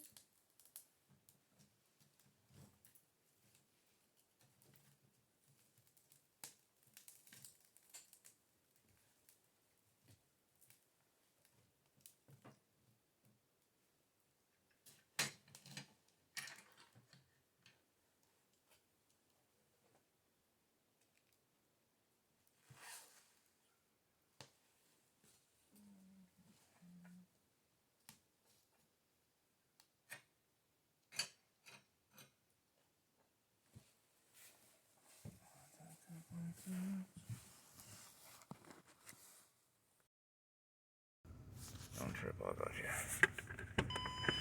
you. Here's where the antenna is. Just back in. Antenna's down that way. Boosting it off with me finding cell signal with my phone. So. Oh, there, my cell phone reception went up 1 bar. I'll show you something. Grab that battery. Let me check and see if the booster's on. Here, come out of the car and come check where I got the booster.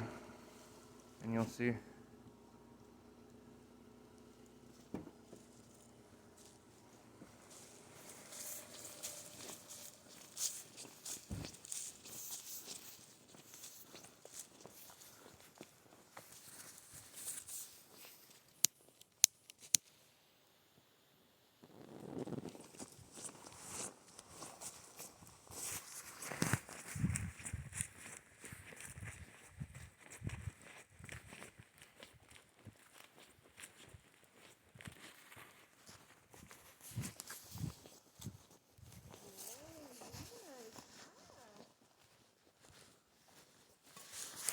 Oh boy, him.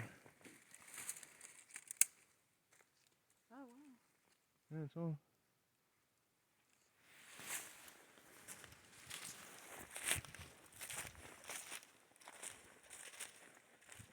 No signal.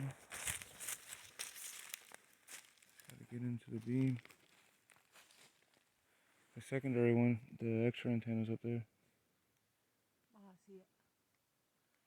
Aquí están viendo different here. So, Who's better up there? here. See, I just got in the beam.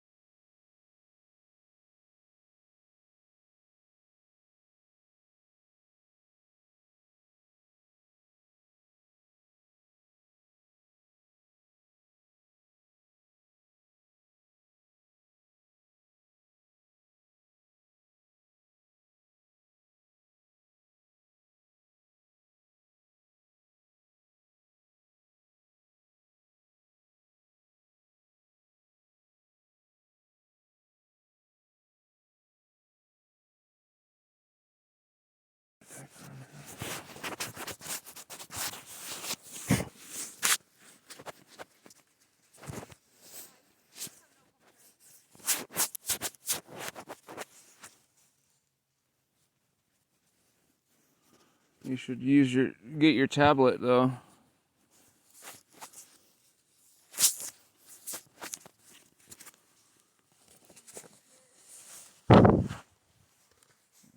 Scratch my screen.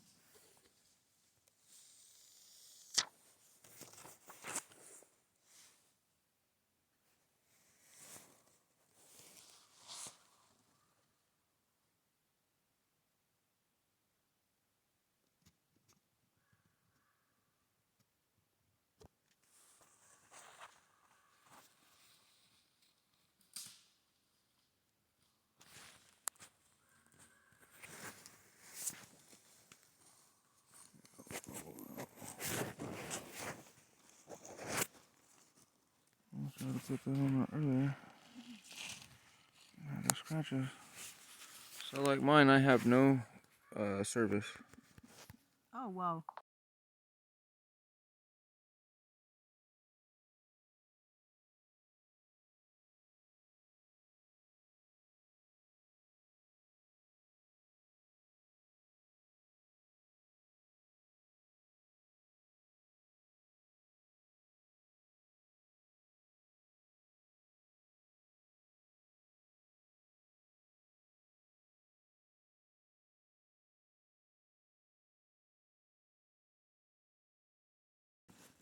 Yeah. By doing such, we have dedicated guys. And we have our Wi-Fi cameras and other things like that. And audio sentry and so forth.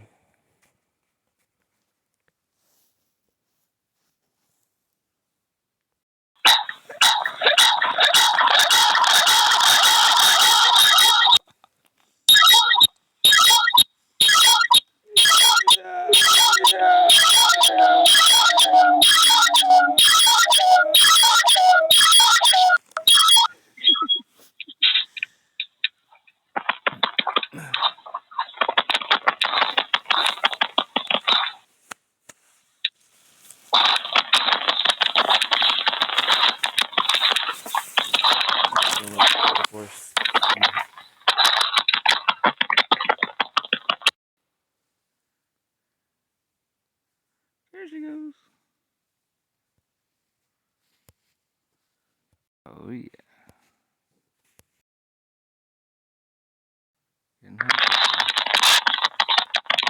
Oh, that looks heavy.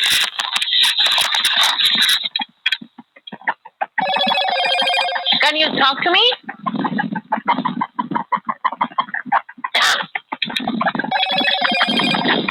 You hear me? You're getting too far away. It's saying the signal in the current place is low. It's not for translation.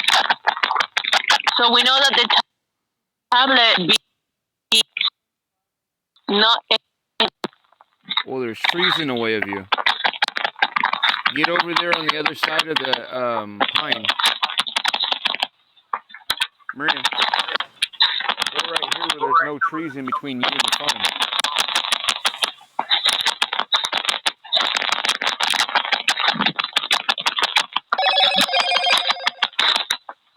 Signal sync this one up. So like right there, it's high. There's no obstructions, then you'll be able to see it in real time, with no lag.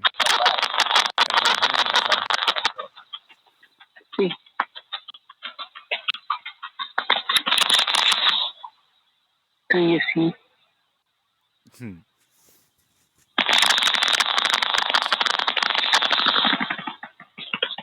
I needed to have it on me because otherwise creates like that. Yeah, it's the same as the cell booster. Because again, you're working with crystals.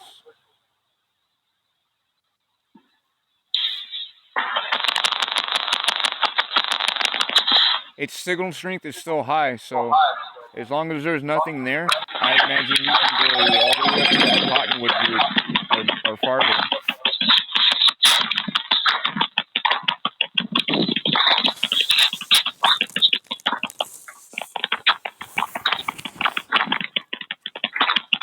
See? Signal strength still high. Oh, wow. What's that? 100 feet? It dropped down to normal, but you're only 1 bar below. Gotcha. Perfect. So our driveway clear. Now it's back at high. Perfect.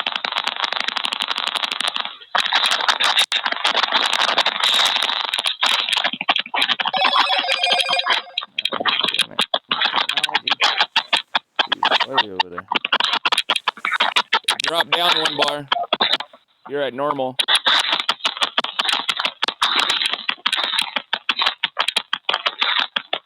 Dude, that's like to the China gate.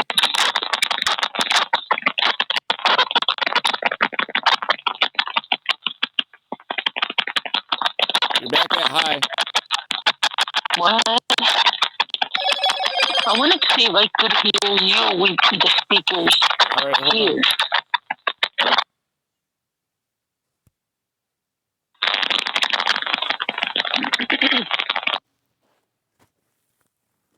I was saying that I wanted to see if I could hear you.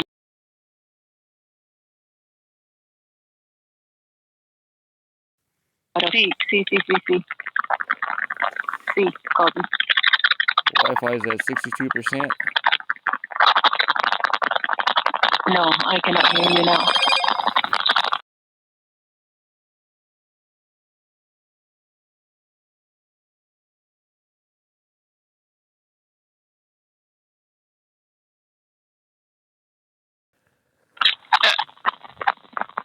See, and you gotta say copy too because it's a one-way communication.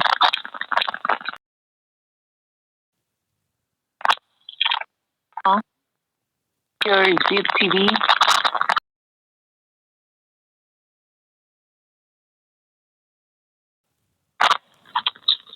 I'm in the woods. Are we doing virtual reality now?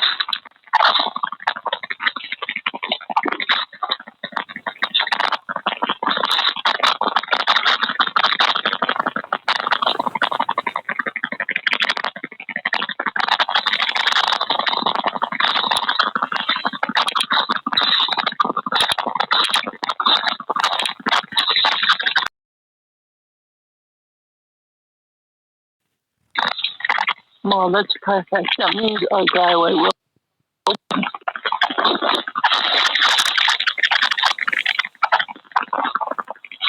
Oh, I just found a really old. There's a hole. Have you ever seen it?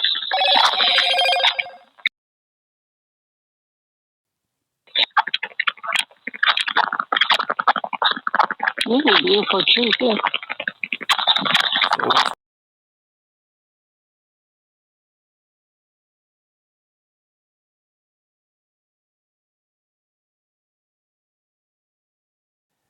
You just call me.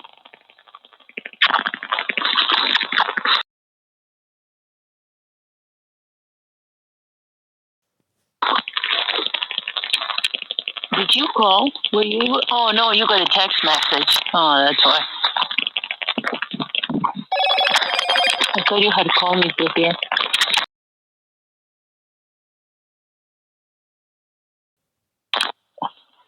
Through the camera, silly. I thought you had a call back. I'm like the walkie-talkie.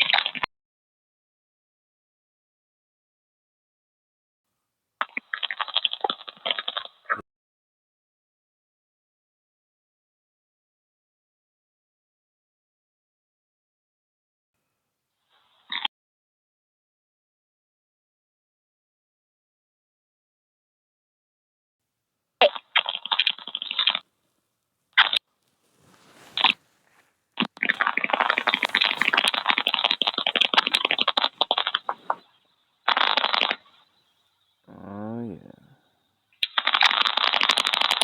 Gotcha. Offense, defense.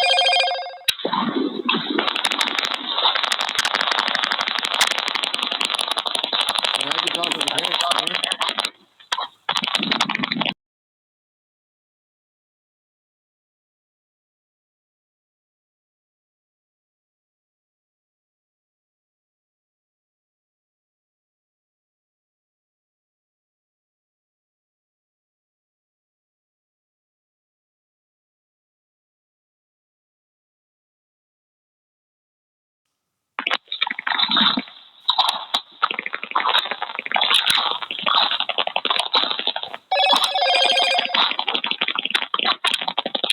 Sitting here in the forest, doing a dizzle.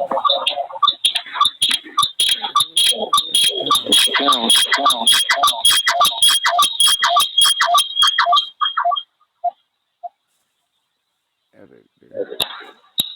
So wherever the farthest you went to, the lowest it drops is 52. So the water 52.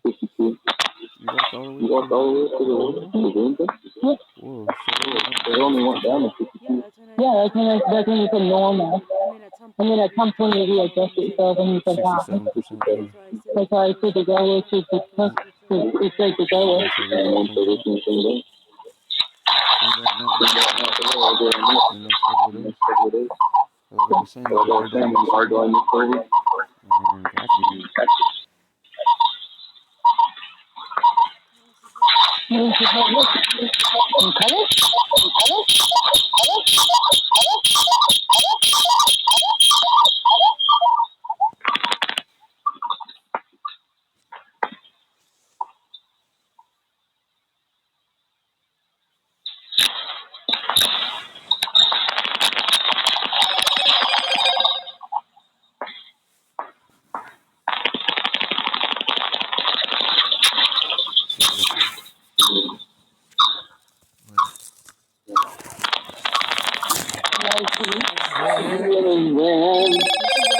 This is why I'm excited now.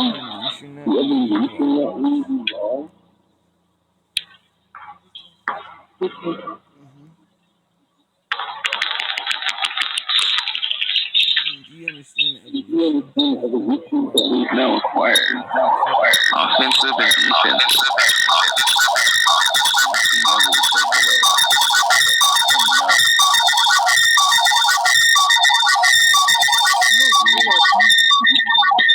Mom and dad that we wish to say communication.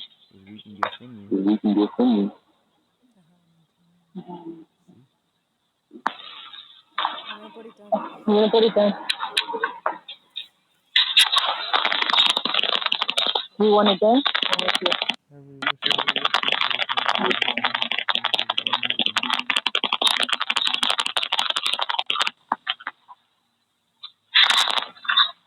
Say some information. Right now, it can be shown in the cover. The password? Still for a while. The state of any quantum system is being determined by probability laws of distribution of proper physical values being determined through wave functions. Two quantum systems are called as quantum correlated ones. If probability characteristics of one of them depend on proper characteristics of the other. It happens it happens when systems has been contacting with each other at some moment in quantum sense. For example, the wave function have been crossed. Possibility of quantum correlations follows from the main postulates of quantum mechanics being observed experimentally. Thus, there is a transfer of alternation reduction of wave function between quantum correlated systems. According to quantum mechanical description, influence of one of the systems on the other is being transmitted instantly and does not depend on distance and availability of electromagnetic or other screens. These properties of quantum correlated systems, with account of their initial contact, coincide with features of interaction of an operator with distant or hidden materials object. Influence of the operator on physical system is being exercised through his influence on wave functions of quantum objects, and this influence is being exercised in the same way as in a quantum correlated system, for example, as a character of magnetic, electrical, or acoustical influence. But As it says, these properties of quantum correlated systems with account of their initial contact, like I'm thinking as it all comes from one, and we all come from one source, you feel like you are remembering that initial contact, like that, like on the particle unit.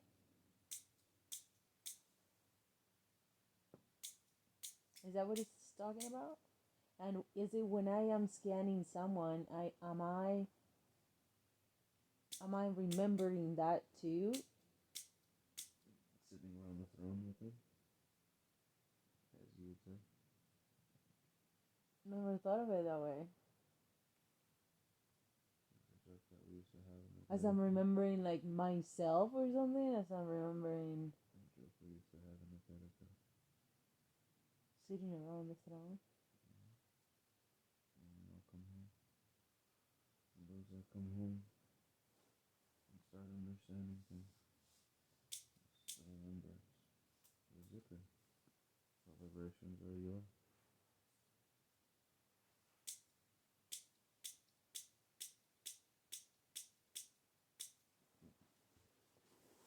Or am I just like taking it really far? Is that what the book is saying, or in that sense?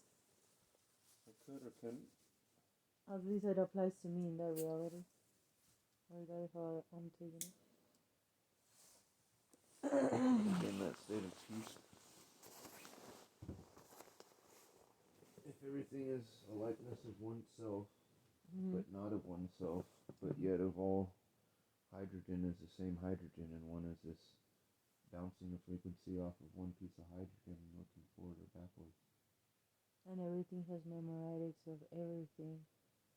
Yet in description, your genesis is of someone describing quantum foam and people coming from such. The ether above the water. That's how Ezekiel that the word stands upon.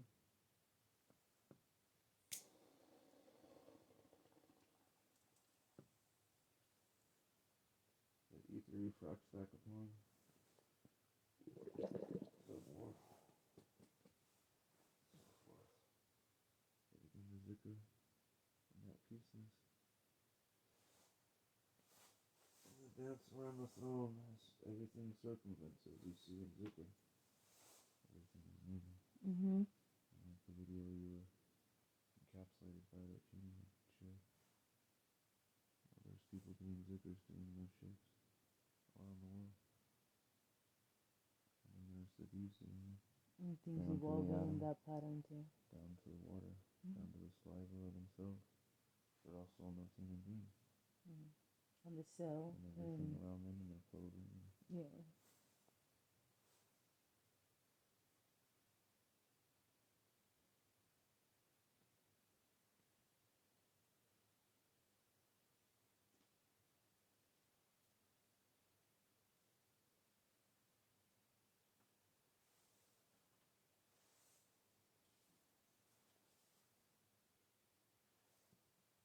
I'm glad I downloaded these PDFs.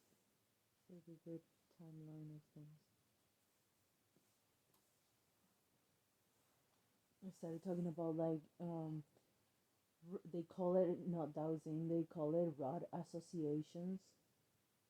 Like by 1911, the first like rod association was formed in Europe, and there was like 100 people that were called in, and they were all like well, that was in 1925 that they were all sort of test for with their rods, whichever modality they used. Some used pendulums and whatnot, but with their equipment they determine minerals and or deposits and whatnot. But by the first association says here that the records in 1911. They don't call it dowsing. They have this other term though. They're talking about radiesthesia, and psycho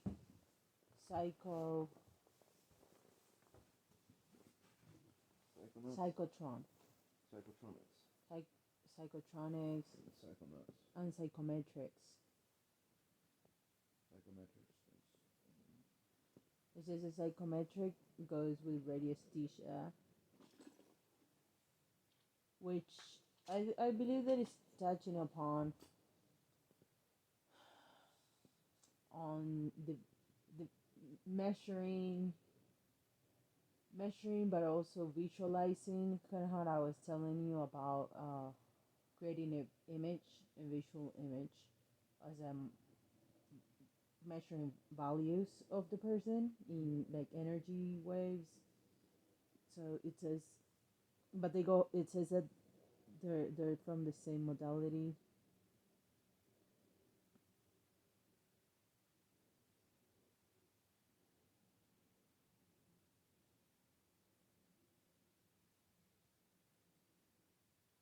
International Union of Rod Detectors was established.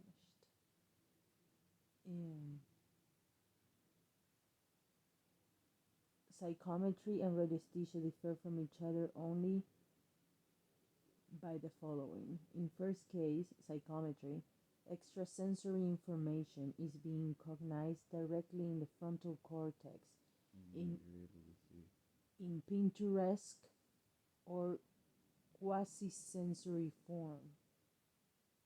You have clairvoyancy and so forth. Is that what we were talking earlier? Being able to see an overlay and other things.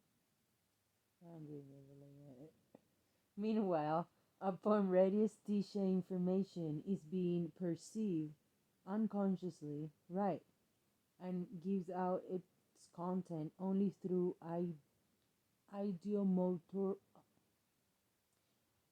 ideomotorally driven indicator. And that's by the sticky plate or the pendulum, galvanic response, or however that you have practiced and made into a modality to where you yourself know what it is, yes or no. Yeah. What's your language to the medium? Radiesthesia can be determined, but that's crazy, huh? I mean, I like that I just put a word. I don't know what we're talking about. But that's what I've always been explaining to you, what you were doing. Radiesthesia.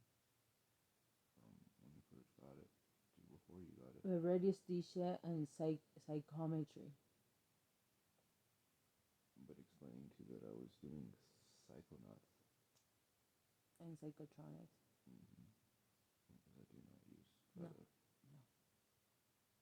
I use no feather. It says there are two main forms of supersensitive perception: clairvoyance or cognition. And then it says radiesthesia can be determined as a method of perception. There's clairsynthetism also, and clairaudience. Of the visual cortex, being able to perceive audio, talk to that which is not seen by other. Clairsentience, being able to perceive consciousness of something that is there. Just because you see something doesn't mean that you perceive its consciousness. No. You understand? Yeah. Just because you see something doesn't mean that you actually hear its audio. If you hear something and you see it, those are within different realms. Do you understand? Different waveform functions that are happen to be annealed and perceived by your body. Yeah. Do you understand? This radiesthesia can be determined as a method of presentation of information received by contactless wave through your autonomous sensory meridian. That's what people don't understand.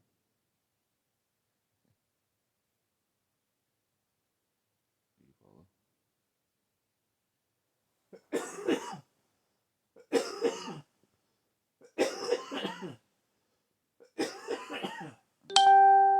Those people use what? Things to heighten that instead of make it go away. Do you understand?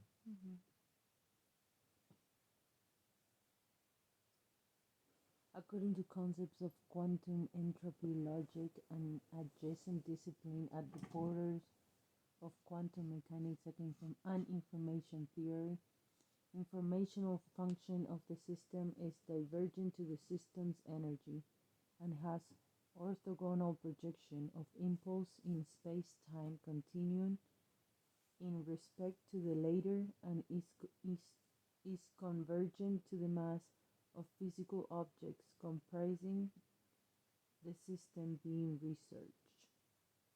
According to concepts of quantum entropy logic, an adjacent discipline at the border of quantum mechanics and information. Informational function of the system is advergent to the system's energy and has orthogonal projection of impulse in space-time continuum in respect to the later and is convergent to the mass of physical object comprising the system being researched. As when talks about basically the observer,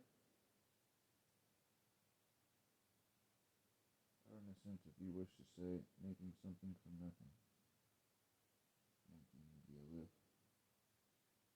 Dependence between a state of informational function, channel width, and density. Chapter 12, I think it is. Software. Stephen will be able to think of. I think it's chapter 12 or chapter 17 in your Don Ferris book. Making something from nothing. An experiment where I had done where the video I had up on your phone of that trilogy of 1 through 8 videos from Tom Bearden. Either 4 or 5 has him where he's talking about the cage and speaking upon doing the water and such and getting the experiment where they were getting something from nothing. So it was about just using transverse waves and making crystal appear on the side of water, which is in your book. Yeah, making the elixirs. Not so much making the elixirs, but yes, if you wish to say making the elixirs, but not.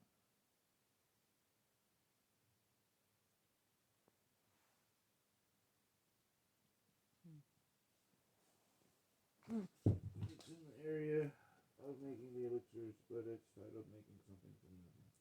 And it has nothing to do with making the elixirs. Okay. But it does. Dependence between a state. You understand what I mean? I believe so. Dependence between a state of information or function, channel width and density of signal transmission, and mass of the physical body can be described by the formula of finite increments of Lagrange.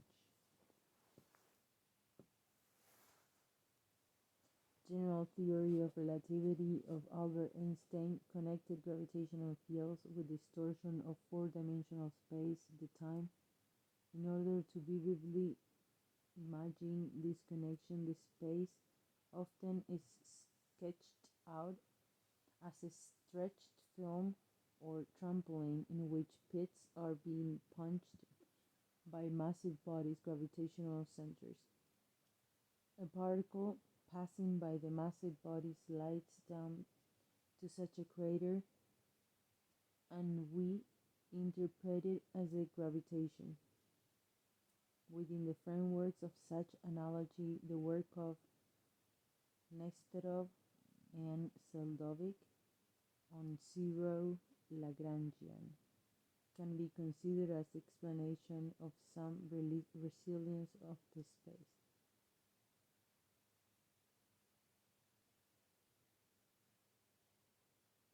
By conception of quantum mechanics, an oscillation system, for example, a ball in a hollow, can possess only strictly established energy. Roughly speaking, the ball can rise up to some strictly established point only without experiencing intermediate states at that. Besides, the ball cannot motionlessly lay at the bottom because it will contradict to the uncertainty principles stating that it is impossible to ambiguously determine exact value of coordinate and impulse of a quantum object, and the coordinate of the ball laying at the bottom is determined exactly, as well as an impulse,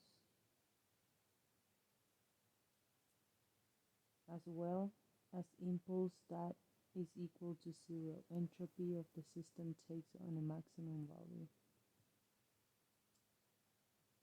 Thus, even vacuum possesses some organization at the expense of oscillation of different fields.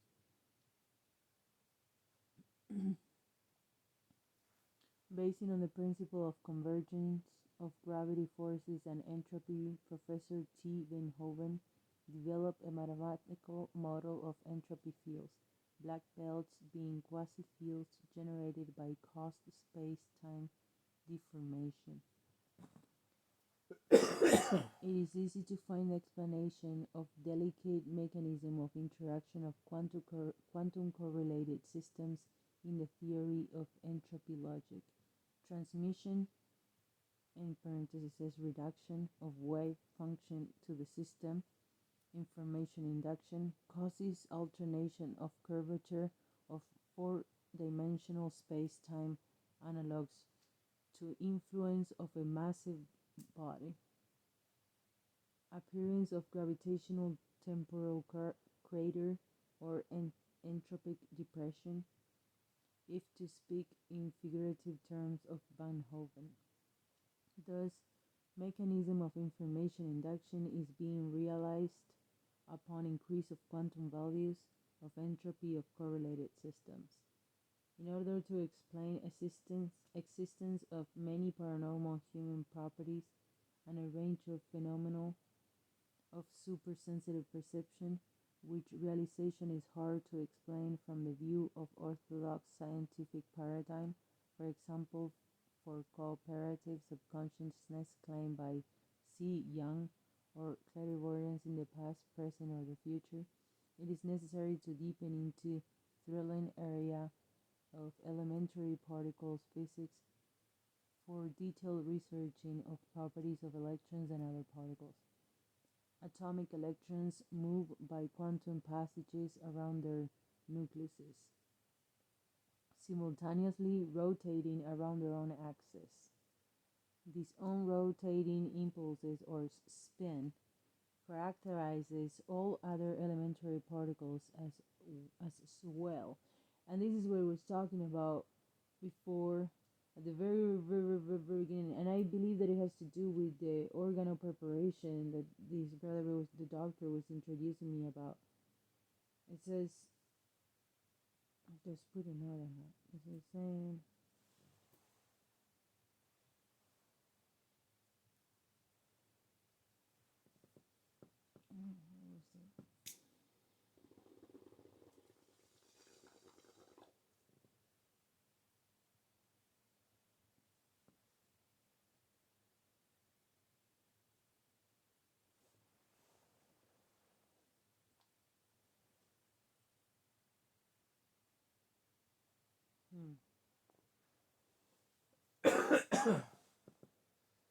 I think I'm gonna find it later, but it had to do with with the spin too earlier when I was talking. Okay, it says, and the elementary particles. Okay,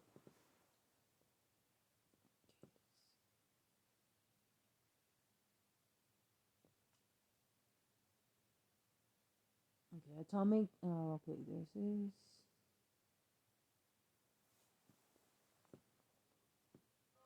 Drones made in China are in use across the U.S., but China appears to be military-minded as it ramps up their production. Shanghai imposes lockdowns on two of China's most famous hospitals. That's as clusters of virus cases are on the rise across the country. Chinese authorities take up extreme tactics to enforce lockdown orders. We look at some of them that were caught on camera. China amends its laws to encourage doctors to report contagious diseases, but the changes may not protect whistleblowers if they choose to come forward. And Twitter locks the account of China's embassy in the U.S. That's after one post defended Beijing's suppression of ethnic minorities. Welcome to China in Focus. I'm Tiffany Meyer. The Chinese Communist regime is to be found to have been developing more advanced military drones. and the adversary they have in mind, the United States of America. Beijing is ramping up its production of military drones, according to a leaked like document from phasers, China's Ministry of biomodulations, National and Defense quantum obtained by the Epoch Times. healing The goal is techniques to to spy not on heal and you. compete with adversaries like the United All these States. dummies that have The had their 2017 tests. document explained the purpose is to arm China's military defense and make it capable of taking on U.S. weapons. The document said the drones could be used to seize information as well as control and restrict other nations' information. Chinese media reported that China spends 0.5% of its military budget on drones, while the U.S. spends 0.8%. Military drones take up a quarter of China's drone market, while China's commercial drone giant DJI claims over Everybody 80% buying of these the things global in market. America as a The Chinese company has been toy, accused of don't collecting realize. unnecessary information from users. American officials say the company may send Americans' data to China. DJI denies the claims. Maps of Police cities, departments from 22 U.S. areas. states use the Chinese drones to enforce social distancing guidelines. The Trump administration banned DJI from buying American products, citing national security concerns. The move dealt a hard blow to the company, who rely heavily on electronic components made in the U.S. Penny Zhou, NTV News. Shanghai is imposing lockdowns on two of China's best-known hospitals after they were linked to new CCP virus cases. Outpatient services have been suspended at Fudan University Shanghai Cancer Center and Zhenji Hospital, both of which have been cordoned off along with some surrounding residential communities. China now finds itself on guard against new clusters of CCP virus infections that have been emerging largely in the country's frigid north. Lockdowns have been imposed in parts of Beijing and other cities following outbreaks. Schools are letting out early, and citizens have been told to stay home for next month's Lunar New Year holiday. Now we turn to Xintai City inside Hebei province. The virus situation is worsening in the northern Chinese province. Now boarding schools are being converted into makeshift quarantine centers. Those who've come into contact with virus patients are being forced to isolate there. But with schools filling up, the students who live on campus are being pushed out. On January 10th, authorities converted dormitory buildings at Fengyi Middle School into virus patient isolation rooms. The school's non-local students were then sent to designated classrooms where they spend the night. Parents expressed concerns about the presence of suspected virus carriers being housed in the school. Some parents explained the situation to our sister media, the Epoch Times, revealing that non-local students weren't allowed to go home until 3 days later. A video posted online also shows a similar situation at another school located in the same city. Netizens commented online, questioning whether creating mass quarantine centers inside schools would actually raise the risk of infection. Now we zoom in on two viral videos circulating in China. They reportedly capture some of authorities' most extreme tactics to slow virus spread. The first video shows what happened when one man from Shijiazhuang, the capital city of Hebei province, went out to buy a cigarette. At the time, his home district had already gone under lockdown. On his way, he was stopped by security. To stop him from leaving, the guards surrounded him and tied him to a tree. One of the guards yelled at him, threatening to beat him to death if he came out again. Chinese authorities have been known to make examples out of people to discourage rule breakers. The incident was captured earlier this week. The video has since gone viral on Chinese social media. Chinese lawyer Lu Yingge responded to the issue, saying more terrifying than the pandemic is the party's surge of control.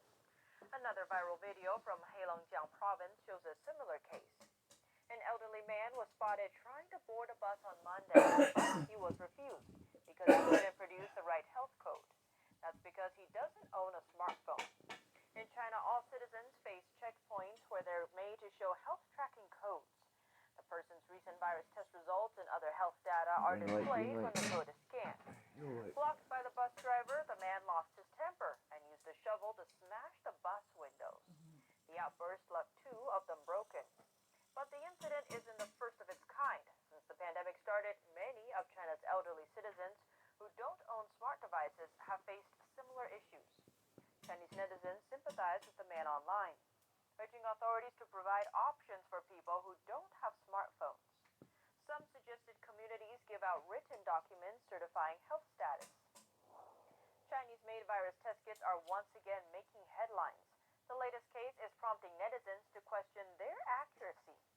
One man in China has reportedly been tested for the virus 10 times. It's not gonna show the His most recent mutations. test result shows he contracted the virus, though he remains asymptomatic for now. His previous 9 tests all came back negative. The man lives in Hebei province, a region labeled by authorities as high risk for virus spread. Chinese state-run media reported he was sent to a hospital for quarantine after his wife was confirmed to be infected. But netizens voiced concerns about the accuracy of virus testing on public forums. Some suspected the man contracted the virus from visiting a quarantine center in order to get tested, adding that people should avoid them. Earlier this month, the director of Dalian City Civil Affairs Bureau described a similar situation, saying someone had taken 11 virus tests, only for one, the last, to come back positive. Other districts have reported people coming in for 6 rounds of testing, with only the last reading positive. The controversy follows similar concerns last year. China had exported a large amount of virus test kits to other countries, which were soon found to have very poor accuracy rates, sometimes less than 50%. Despite the reports, the Chinese regime has maintained that medical staff abroad were simply using the Chinese tests incorrectly. The CCP is considering amending laws that regulate medical professionals, but critics say it fails to address the issue of whistleblowers getting silenced by authorities. The party is proposing a new amendment that would encourage doctors to report outbreaks of unexplained illnesses in a timely manner. But the law would also require the doctors to take directions from health authorities. The proposed amendment is allegedly based on, quote, successful experience and actions in coping with the CCP virus pandemic. In the early days of the CCP virus outbreak in China, however, some medical professionals were accused of fabricating rumors. Authorities punished them for sounding the alarm over the outbreak. One Wuhan doctor died of the virus he warned people about. That's why Chinese netizens were skeptical about the amendment. One commented on Chinese social media platform Weibo, quote, do you really think the doctors are the cause of the problem? Another said, would the doctors be safe if they report the incident? Yet another said, please also pass legislation to protect the whistleblowers. Now we turn to a diplomacy competition between India and China. India is giving out millions of doses of CCP virus vaccine to its neighboring countries. This as India and China are competing for influence in Southeast Asia. India has an edge when it comes to vaccine diplomacy. It's one of the world's largest vaccine makers and produces over 60% of the world's vaccine doses. The vaccine that India is giving out is licensed from Oxford University and the pharmaceutical company AstraZeneca. China's vaccines are produced by its own state-owned companies. Several countries have received their vaccine gifts from India, and more are on the way. Myanmar has received over 1 million doses from India this Friday. This comes after China promised Myanmar last week that it would donate 300,000 doses. Nepal also received 1 million vaccine doses from India. This might help repair relationships between the two countries. Their relationship has been strained by territorial disputes. The Chinese regime also says it would donate vaccines to Nepal and is currently waiting for approval. Meanwhile, the Chinese regime also promised to donate to Bangladesh 100,000 vaccine doses, but Bangladesh refused to contribute to the development cost. And now the donation is up in the air. Bangladesh then turned to India. It has since received a donation of 2 million doses. India's rival Pakistan is set to get 500,000 doses from China, while Sri Lanka and Afghanistan are waiting for vaccines from India. The Chinese regime is threatening retaliation against Sweden. That's because Sweden has refused to use equipment from Chinese telecom giants Huawei and ZTE in its 5G network rollout. China's Commerce Ministry on Thursday urged Sweden to, quote, immediately correct its approach, adding that the country should, quote, consider the overall position of economic and trade cooperation between the two countries. The U.S. government has long warned against the national security threats Huawei poses. The telecom company was founded by a former Chinese military officer, and the U.S. State Department has warned that its technology could be used for espionage. The U.S. already imposed sanctions on ZTE for exporting equipment to Iran that could be used by the military. All Chinese companies are also required by law to intelligence with the Communist Party, if asked.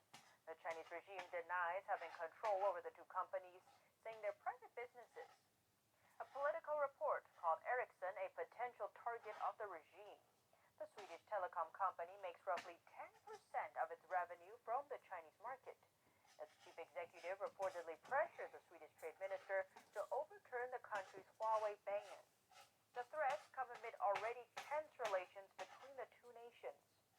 The northern European country has been demanding China release a Swedish bookseller.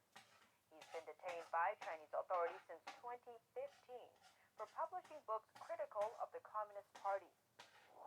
Now we look to the European Union. Many EU lawmakers are expressing their concern over a new investment deal between the EU and China.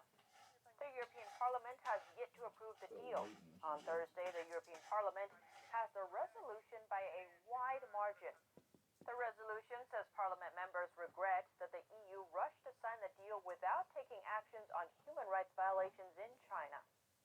It adds that lawmakers will, quote, carefully scrutinize the agreement before voting on it. The EU made an investment deal with Communist China last December. President of the European Commission believes the deal would give European investors unprecedented access to the Chinese market.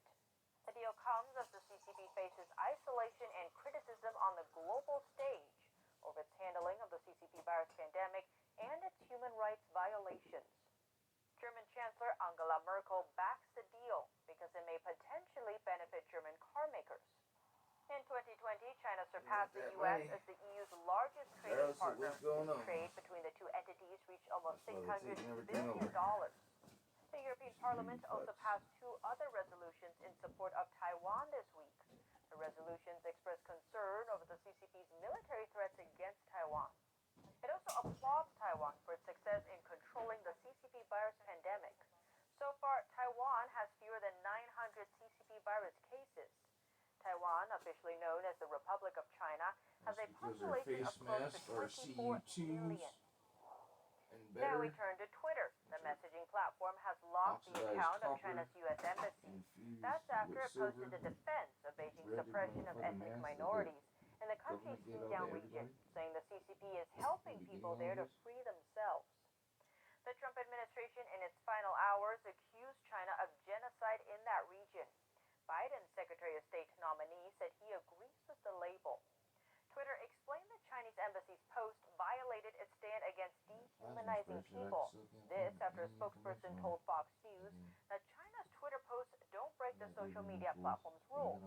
The Chinese regime and its state media have a record of posting unconfirmed allegations and threatening foreign officials who speak out against Beijing. For example, the regime spokesperson claimed without evidence that the U.S. Army brought the CCP virus to China. And Chinese state media also threatened to, quote, wipe out the president of Taiwan. A Taiwanese lawmaker questioned why Twitter allows the Chinese regime to issue death threats on its platform. Another asked why those messages aren't considered an incitement of violence. The Chinese accounts mentioned above are still up and running for now. Over 300 academics and scientists in Australian universities and research institutes have been found to work for China. They've been identified as part of Beijing's talent recruitment programs. The allegations raise questions over potential conflicts of interest and fraud. Alex Joski of the Australian Strategic Policy Institute, or ASPI, says as many as 600 could be connected to Beijing-backed partnerships. The recent distribution includes some major Australian universities. University of Queensland has the most of them, with 31. Joski added that the recruits are encouraged to transfer and commercialize the technology in China. He said a former University of Queensland professor provided surveillance technology to Xinjiang authorities. That's the same region in North China where the members of the Uyghur ethnic minority are known to face suppression from the regime. Joski alleged that about 50 Australia-based individuals received funding from Australian authorities while also working for Chinese-backed companies or labs. The tactic is one way Australian technology is transferred to China. Once overseas, the intellectual property may also be used for military purposes. According to an ASPI report, Australia was home to about 60 talent recruitment stations operating under the 1,000 Talents program. A Chinese regime-funded project used to attract scientists and engineers from overseas. A South Korean YouTube celebrity is taking heat from some Chinese netizens. But what's the source of the controversy? The origins of kimchi. NTD's Don Ma has more on the details. Korean internet celebrity Hamzy hosts a food eating show on YouTube, a genre that's become popular with Asian audiences. Her videos center around eating attractive-looking Korean dishes. But lately, she's facing digital backlash. That's after she was accused of insulting China. In a video posted last week, she supported a comment that said kimchi is a Korean dish. This popular side dish is made of salted and fermented vegetables. But the move angered her Chinese fanbase. That's because many Chinese people claim kimchi is a Chinese dish. The origins of kimchi turned into a heated debate between Chinese people and Koreans last year. That's after Beijing won a certification for the dish from the International Organization for Standardization. It's a body responsible for determining quality standards across nations for trade. Chinese state-run media quickly acknowledged the achievement, while Korean netizens took to online platforms to denounce the certification. Some said China was stealing Korean culture. The situation turned into a fierce social media showdown. Hamzy showed support for another comment that angered her Chinese fanbase even more. The comment contained a derogatory term used to describe Chinese people. It loosely translates to no good Chinese people. The situation escalated so much that Chinese media took notice. Reports came out saying Chinese netizens accused her of disrespecting Chinese food culture and insulting Chinese netizens. On Saturday, Hamzy apologized on Chinese social media platform Weibo. She said she was sorry for backing the comments and didn't mean to offend Chinese people. But her apology to the Chinese side sparked offense with her Korean fanbase. Some accused her of betraying her own culture and country for the sake of profiting in the Chinese market. In response, she apologized again to her Korean fanbase, but now upsetting her Chinese fanbase once again. Some called her two-faced. As a result, her Chinese management agency terminated its contract with her. Since then, nearly all content on her Chinese social media page has been deleted, and her official Chinese online store has been closed. Hamzy responded to the action saying that if calling kimchi is a Chinese food was required to work in China, she would not work in China. Hamzy's YouTube channel appears unaffected. She's not the only one to face backlash over so-called anti-China comments. BTS, a popular South Korean boy band, endured similar outcry. This year marks the 70th anniversary of the Korean War. We will always remember the history of pain that our two nations shared. In a speech last year, the band's leader thanked South Korean and U.S. war veterans who fought in the Korean War. China took offense because the countries he thanked stood against China during the war. Don Ma, NTD News. Now we take a look at North Korea. According to a report by Radio Free Asia, a Chinese resident living near the border with North Korea spotted a truck on the other side of the border. And one thing about this truck really stands out. This truck doesn't run on gasoline. It's powered by burning firewood. The Chinese woman says in the video she filmed that the truck requires at least 2 people operating it. The driver would be sitting in the front, and another person would have to add firewood in the back Yeah, of the truck. just like the Look, YouTube this video. person in the It's a back is gasifier. adding wood. The woman adds that trucks like these are usually guy in made the back in China. feeding The people in wood North stove like Korea this. would remodel them into Like a bear. turbo-powered vehicles. She says firewood-powered trucks are common in North Korea, as residents there can't afford gasoline. And that's all for today's China in Focus. Thanks for watching, and see you next time. You should see it. Hi, The guy's we're in the happy back to announce literally that you putting can wood in a also barrel. catch us on cable TV And the now. other guy's driving like from here right in your trailer. That's what we do up here, honey. I drive, you feed the fire. That's what's up, dude. You know him? That's what's up. That's what I'm saying is, we, like our conversation we had the other day, is, and like I've been saying, why Trump allowed, all those nuclear ballistic missiles we can't detect because we've sold all these chips and all this stuff to all these advanced countries to keep up with us in a race. These people have been isolated. They've made all their fuels and propellants and all their stuff from scratch.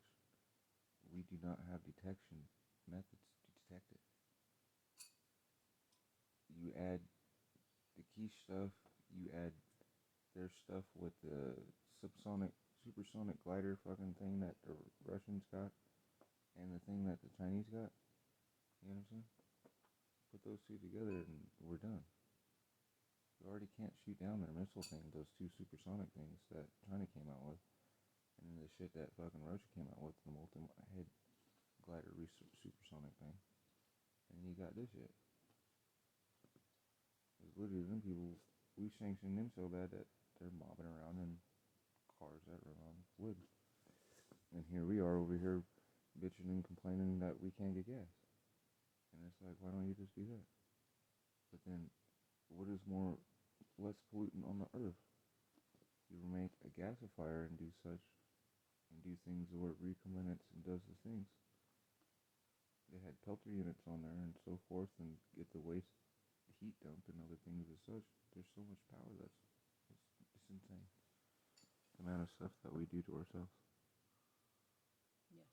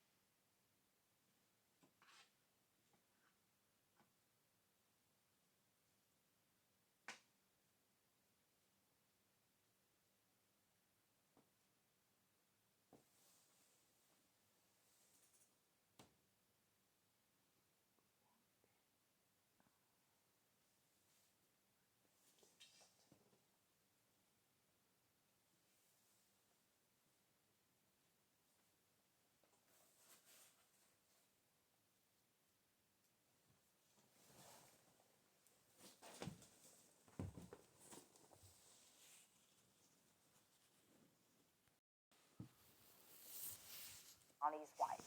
Sonia Gallego reports. From the far eastern city of Vladivostok,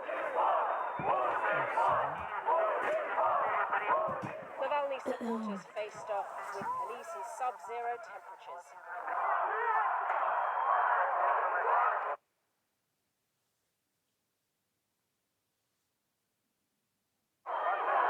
The authorities had denied permission for the demonstration,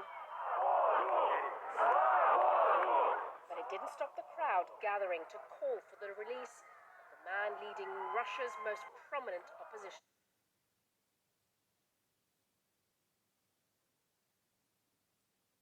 movement. In the capital, Moscow, tens of thousands had gathered.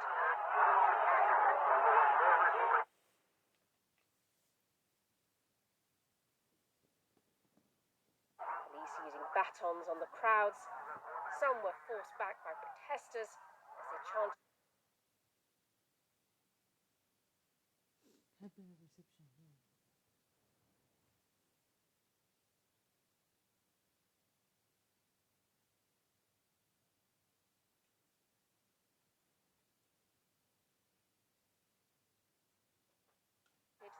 Freedom for Alexei Navalny.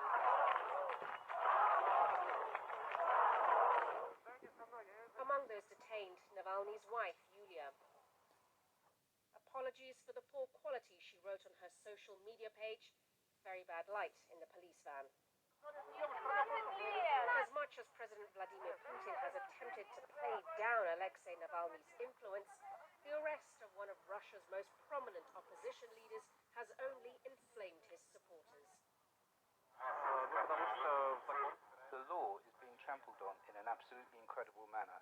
This arrest is one of the most serious violations of human and civil rights in the Russian Federation. It will set a precedent that could lead to the destruction of all our civil liberties. Earlier in the week, Navalny had released a video alleging President Putin was the owner of $1 billion property on the Black Sea. This was denied by Putin's spokesperson.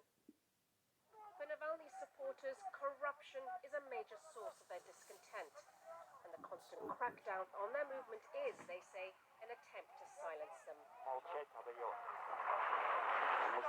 I'm fed up with keeping quiet. We've been silent for too long, and it's probably time to speak. That's my position. Time to say that we have the right, that we have the freedoms, and that we have the desire to live in a completely different country. Navalny may not pose an immediate danger to President Putin's power, but economic problems in the country are ongoing, as is the discontent. And some analysts believe the Kremlin fears the potential of a Belarus-style mass dissent and the prospect of more protests. Sonia Gallego, Al Jazeera. Vladimir Ashurkov is a longtime ally of Alexei Navalny and the executive director of his anti-corruption foundation. He says people are tired of years of corruption. In some cities where protesters came out, it was minus 30. Of course, the social distancing requirements and increase in repression that police has shown over the last 2 years against the protesters. But we've seen the numbers that were quite similar to the biggest protests that were happening in Russia in the last 5 years. People are outraged that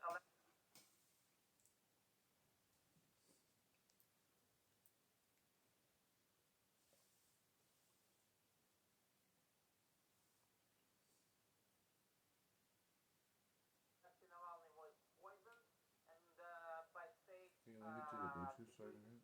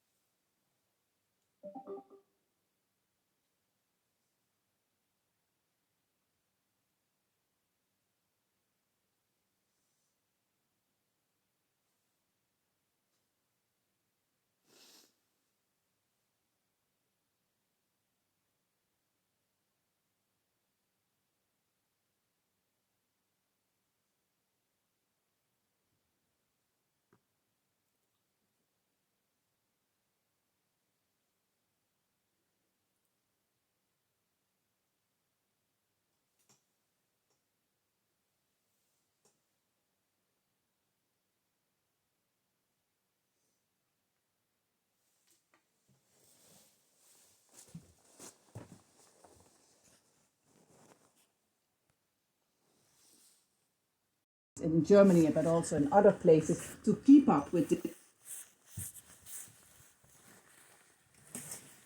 demand. And the other setback is that AstraZeneca, that most countries here in the EU has put most of their money on. They have ordered millions of these vaccines, and now AstraZeneca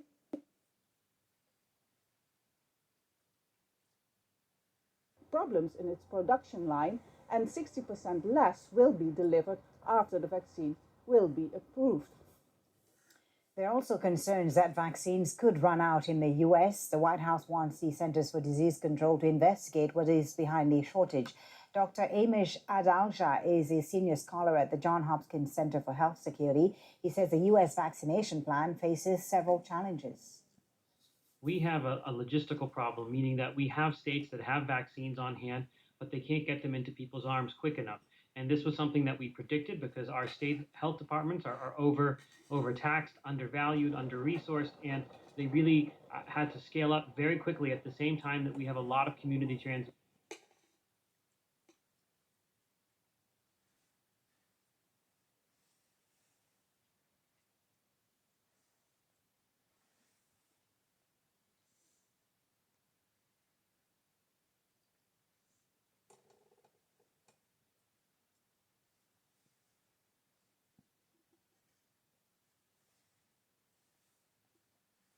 Surprising that we're having issues getting vaccines into people's arms. I think it's less of a supply issue, but more of making sure that these places have the resources in order to do it. Supply issues may crop up, though, as we get through this vaccination program, but right now it's a little bit of a different problem right now. So I think the issue is that there's just not enough predictability about when the supply might be coming. So the federal government will allocate it to a state government, and the state will then allocate it to certain vaccination centers, like a hospital. And it's not necessarily something that it's not something that you can necessarily predict very well. So you don't know how to plan how many vaccines you can give to individuals at a given time. And then the other issue is that you just don't have people to put the vaccine into people's arms, that there are issues with just a simple staffing that we have. And we really have to change this approach, and the federal government has to help the states be able to meet them where they are and be able to really augment their staffing. And I think it really needs the use of federal assets like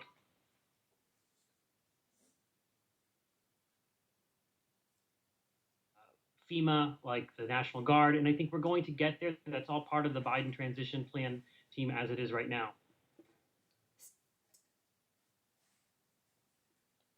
Jazeera. It's been lying dormant for decades, so why is the Philippines thinking about reviving this nuclear plant? And he was considered tough but fair. Famous U.S. talk show host Larry King dies at the age of 87.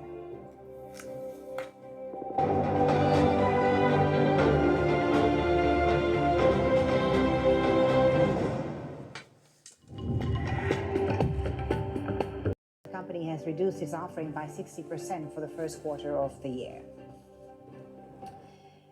Health authorities in Hong Kong are testing thousands of people under a 48-hour lockdown. The city has been trying to contain a wave of COVID infections since November.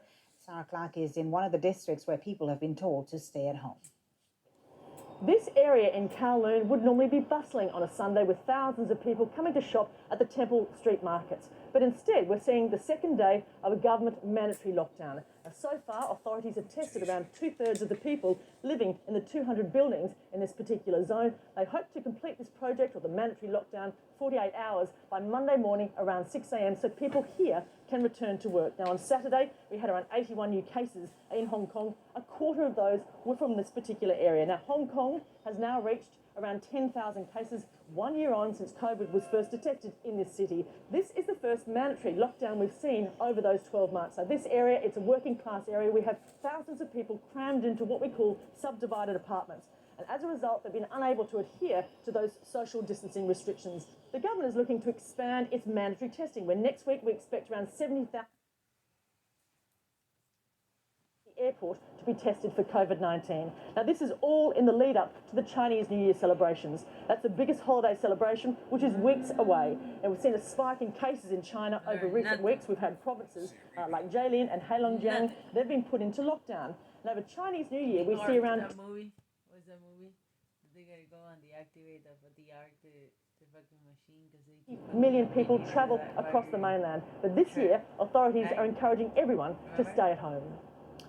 In other news, the Philippines is looking to revive a dormant nuclear power plant to solve its energy crisis. Experts say it could reduce soaring power prices by up to 70%. Al Jazeera's Jamila Lindegan visited the plant in Bataan and has this report. Entering the Philippines' only nuclear power plant is like a step back in time. The Bataan nuclear power plant was built in the 70s and was the first in Southeast Asia. But it never opened. It was mothballed, and past presidents were hesitant to recommission it because it was a reminder, they say, of the excesses of former President Ferdinand Marcos's regime. But the country's electricity prices are among the highest in Southeast Asia, partly because its dependence now on imported fossils. That means the average Filipino family spends between 10 to 20% of their monthly income in electricity. Philippines has for decades now been avoided as an investment destination in Southeast Asia because our electricity has either been too expensive or in short supply and unreliable. Philippine President Rodrigo Duterte has ordered his officials to look into the possibility of including nuclear power into the country's energy mix and the possible revival of the Bataan nuclear power plant. It tells the whole world we're ready for nuclear. BNPP has 3 sister plants that have been running for over 30 years. Exact same design. They are in Slovenia, in Brazil, and in South Korea. But what people forget is that no nuclear plant in the world operates without the blessings of the International Atomic Energy Agency, the watchdog. It is quite clear that some parts of the nuclear power plant are aging. But regulators here tell us all it needs is a few years and an estimated $1.2 billion of commissioning, and it will be as good as brand new. But there are also those in government who say the Bataan nuclear power plant belongs to a bygone era. There's already a big pushback on nuclear technology itself. Now you're going to jumpstart a plant which is old and embroiled in controversy. We don't want to start our nuclear program in the wrong foot. You want to start it in the right foot. Environmental activists also believe that the government should focus on producing clean energy instead, like wind and solar. But whether Bataan will be recommissioned by President Rodrigo Duterte or not, one thing they say is for sure. The energy crisis in the country is a social justice issue, and one that may worsen if there is no investment in the country's energy system. Jamela Alindogan, Al Jazeera, Bataan Province, Northern Philippines. Chinese state media say a miner has been rescued in northern China after 2 weeks trapped underground. He was one of 22 caught in a blast at the gold mine in Shandong province. The rescued miner was found in a different section from a group of 10 men who've been receiving food supplies. One miner is known to have died, while 11 others have not made contact with rescue teams. Authorities had earlier said it could take another 2 weeks before the miners were rescued. The Tunisian government has extended a pandemic night curfew and banned gatherings until February 14th, but it hasn't stopped hundreds of people in several cities protesting against repression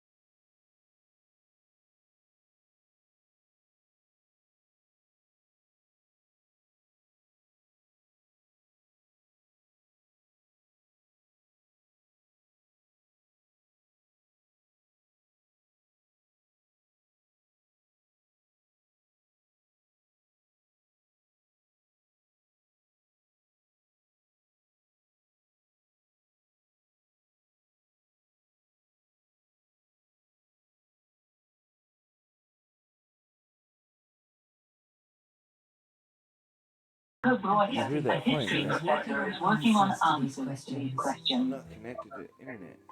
He says our image of North Is Korea connected is to wrong. North Korea isn't what it tells it is.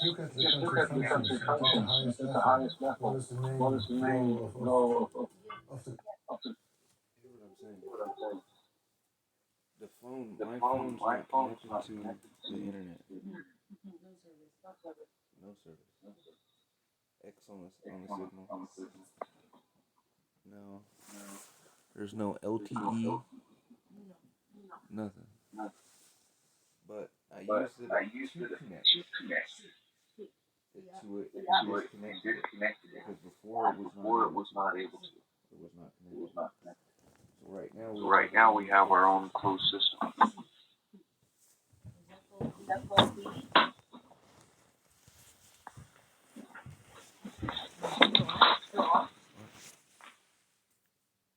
Perfect.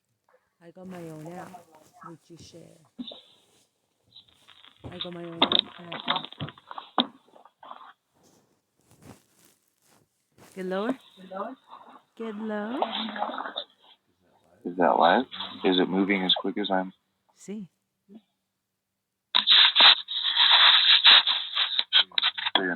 Perfect. We just get multiples of these. Do a branch and do a, like I was saying 2 years ago, the hard drive, whatchamacallit, time capsules, where we can record full stream, live cam, in our own VPN, to several things that are within the Wi-Fi thing to where it won't lose connection. And then when it has connection, we can go out and see it when we're away from there. Otherwise, in here, within the net, we'll be able to see and communicate. Push button.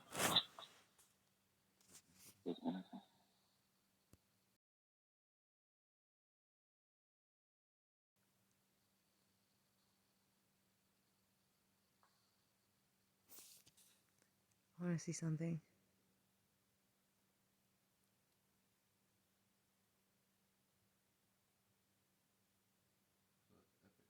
So if you went from me to the green container and it was still at 67% with clear path and other things like that, then we can set these up like the gate and other things. Just find the central points, take the long measuring tapes that we have, the 100-footer and so forth, and get either side a path and have central points for these to be linked to, and do a web until we get those other unit things in that make the system bigger. And we have our little drone.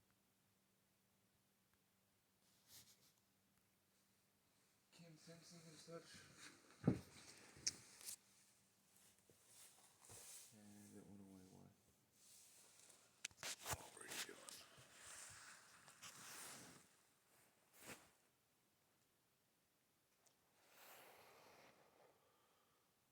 Oh.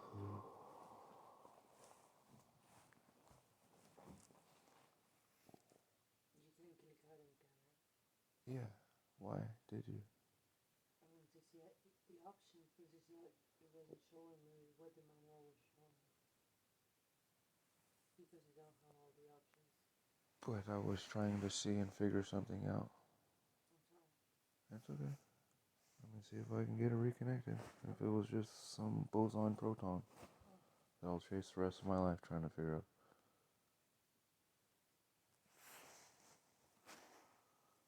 Eager gift I sent with energies I have to assist however see fit in your endeavors. Prayers for you and Mama and your family of God. May everyone endure well and be found sound when reunited soon. Mountains and blessings upon you and God good cheers become you. Brother Ezekiel, in name of love, Journey.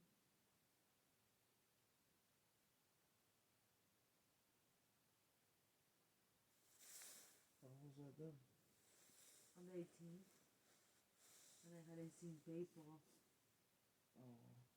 until today. So that's what he was saying when he wrote some prayers. And the number is funny, it was 33555. It's like 335555. Thank you for the show. I will be helping you. I'll be making you something. Always on my mind. And prayers.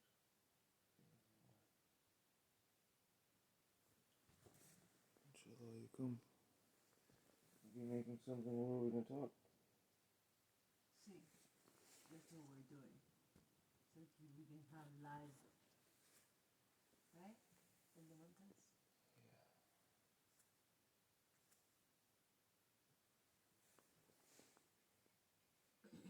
Thank you, brother.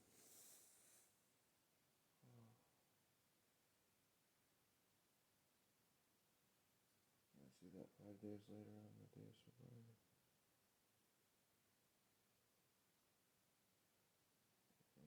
Beautiful day. Memories I need to share on Facebook.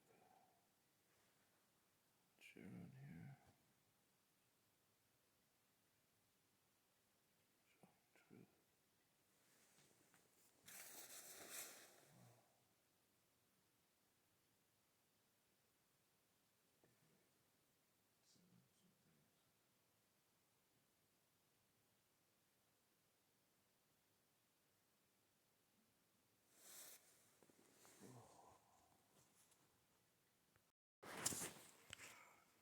See if I can take and make a hotspot with this phone to this phone, link it to that, make a closed loop system, and link back into it. Be able to view it within all these guys, and view it from hers from outside. So, see if we can do a closed loop with visual from outside.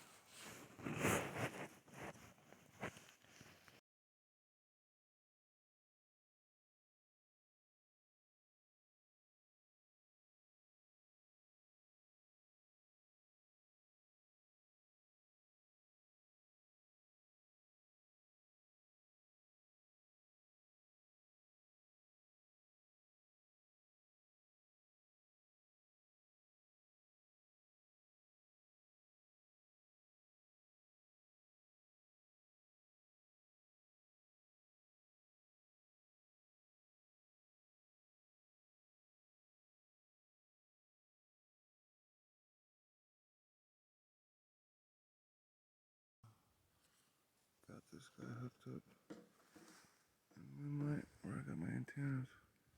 That are wrapped around this phone, best signal. And the hotspot with it to the other phone so that I can duplicate the apps that I have. And hit really quick to do a hotspot from it to this and to that camera. Make closed loop system. Let's see if that works.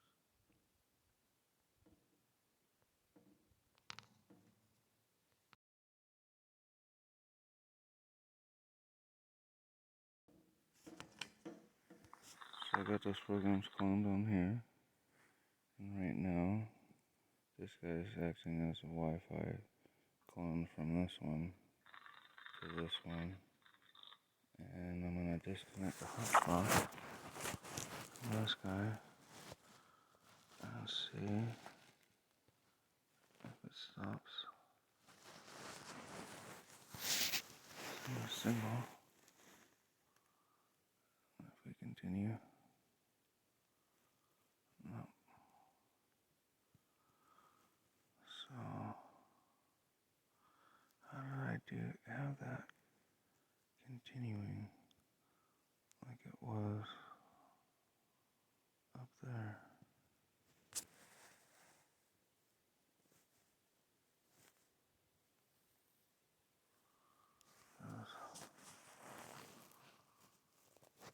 Up there, it continued even though I had no service.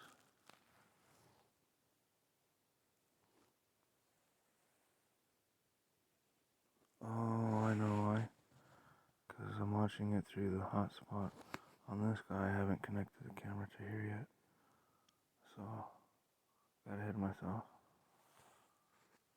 Sorry about that. I need to reconnect. This guy is such and connected into such.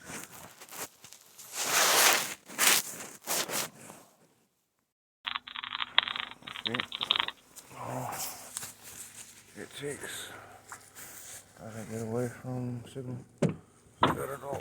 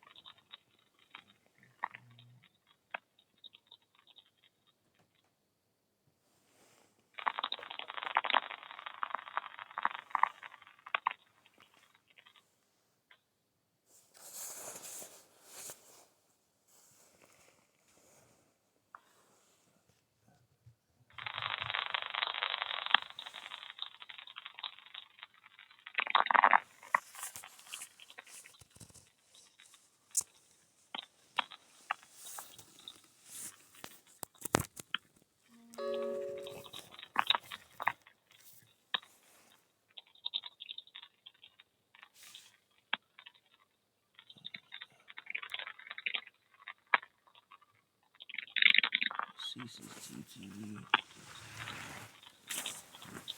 Communication.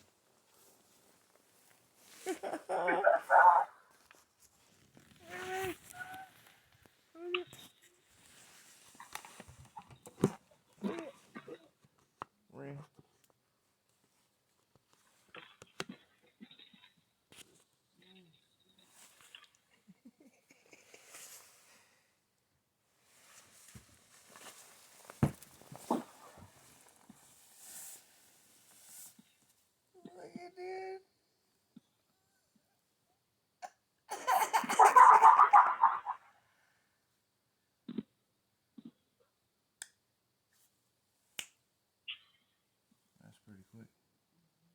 Not too slow to lag.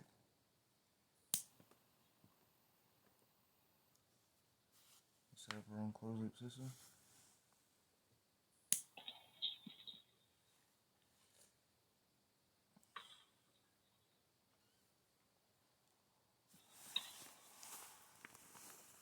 Several of these.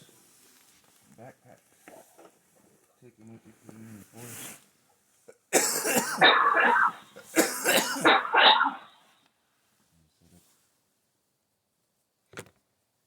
Perimeter. So you're nice going on here.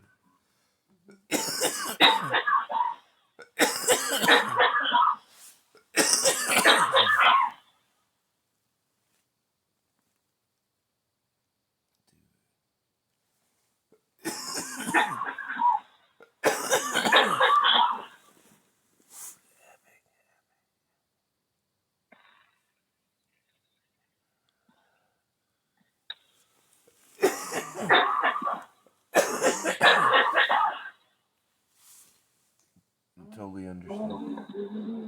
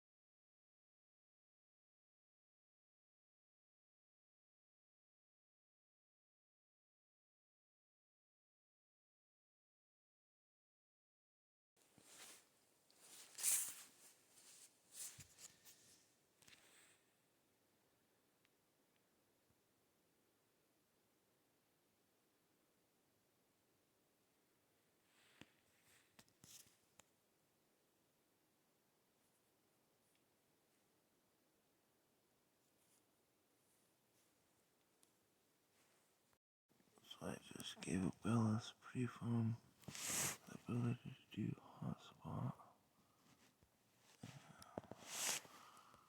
Let's connect. Where she's at.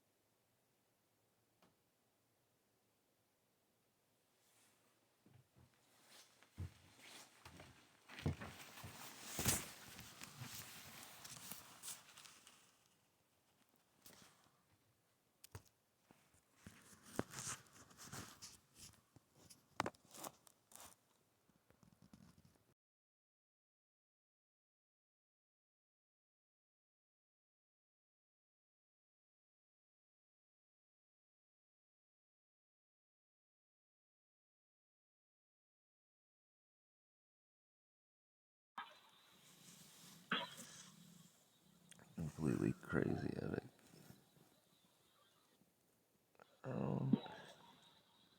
Close network. Anyone know we can share? Evolution.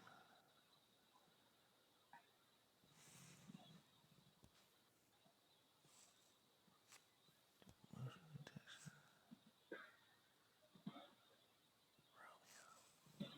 See this?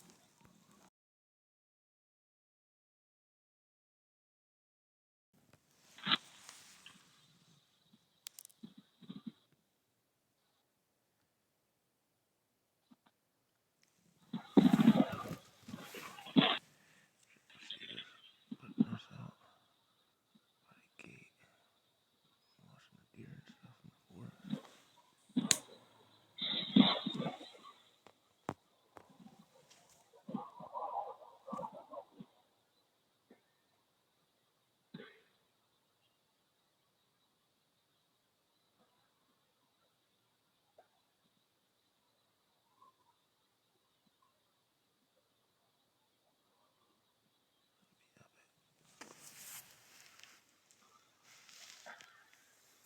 Deer coming through on this one spot.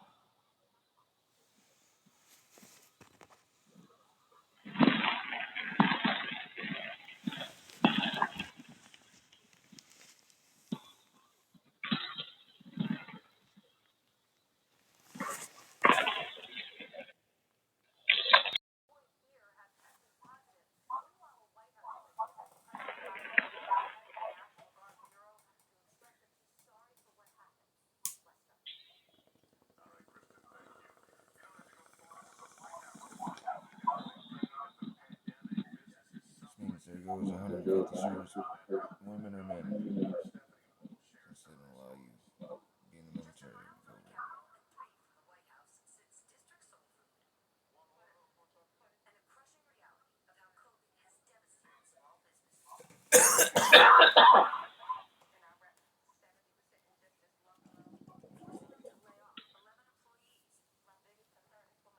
Now they're finding that the UK variant is more deadly. And Nigerian, Brazilian, South African can evade your immune system and attaches easier.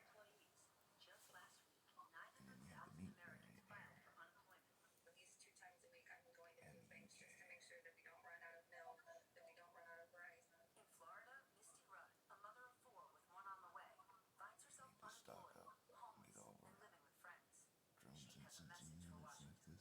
units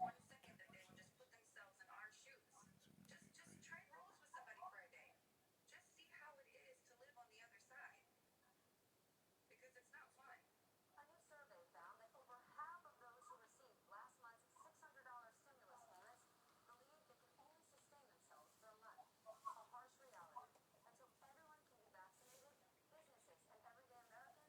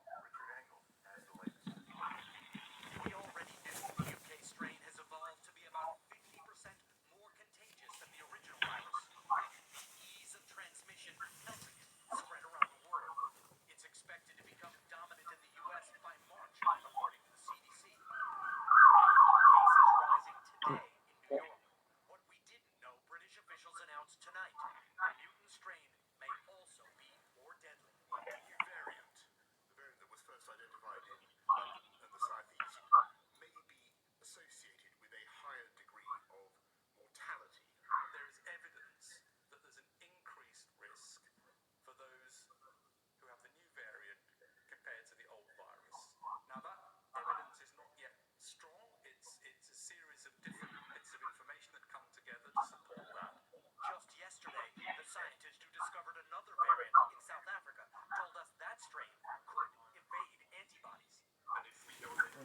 That's why the warning goes to the virus will are out there and real variants that we should be aware of?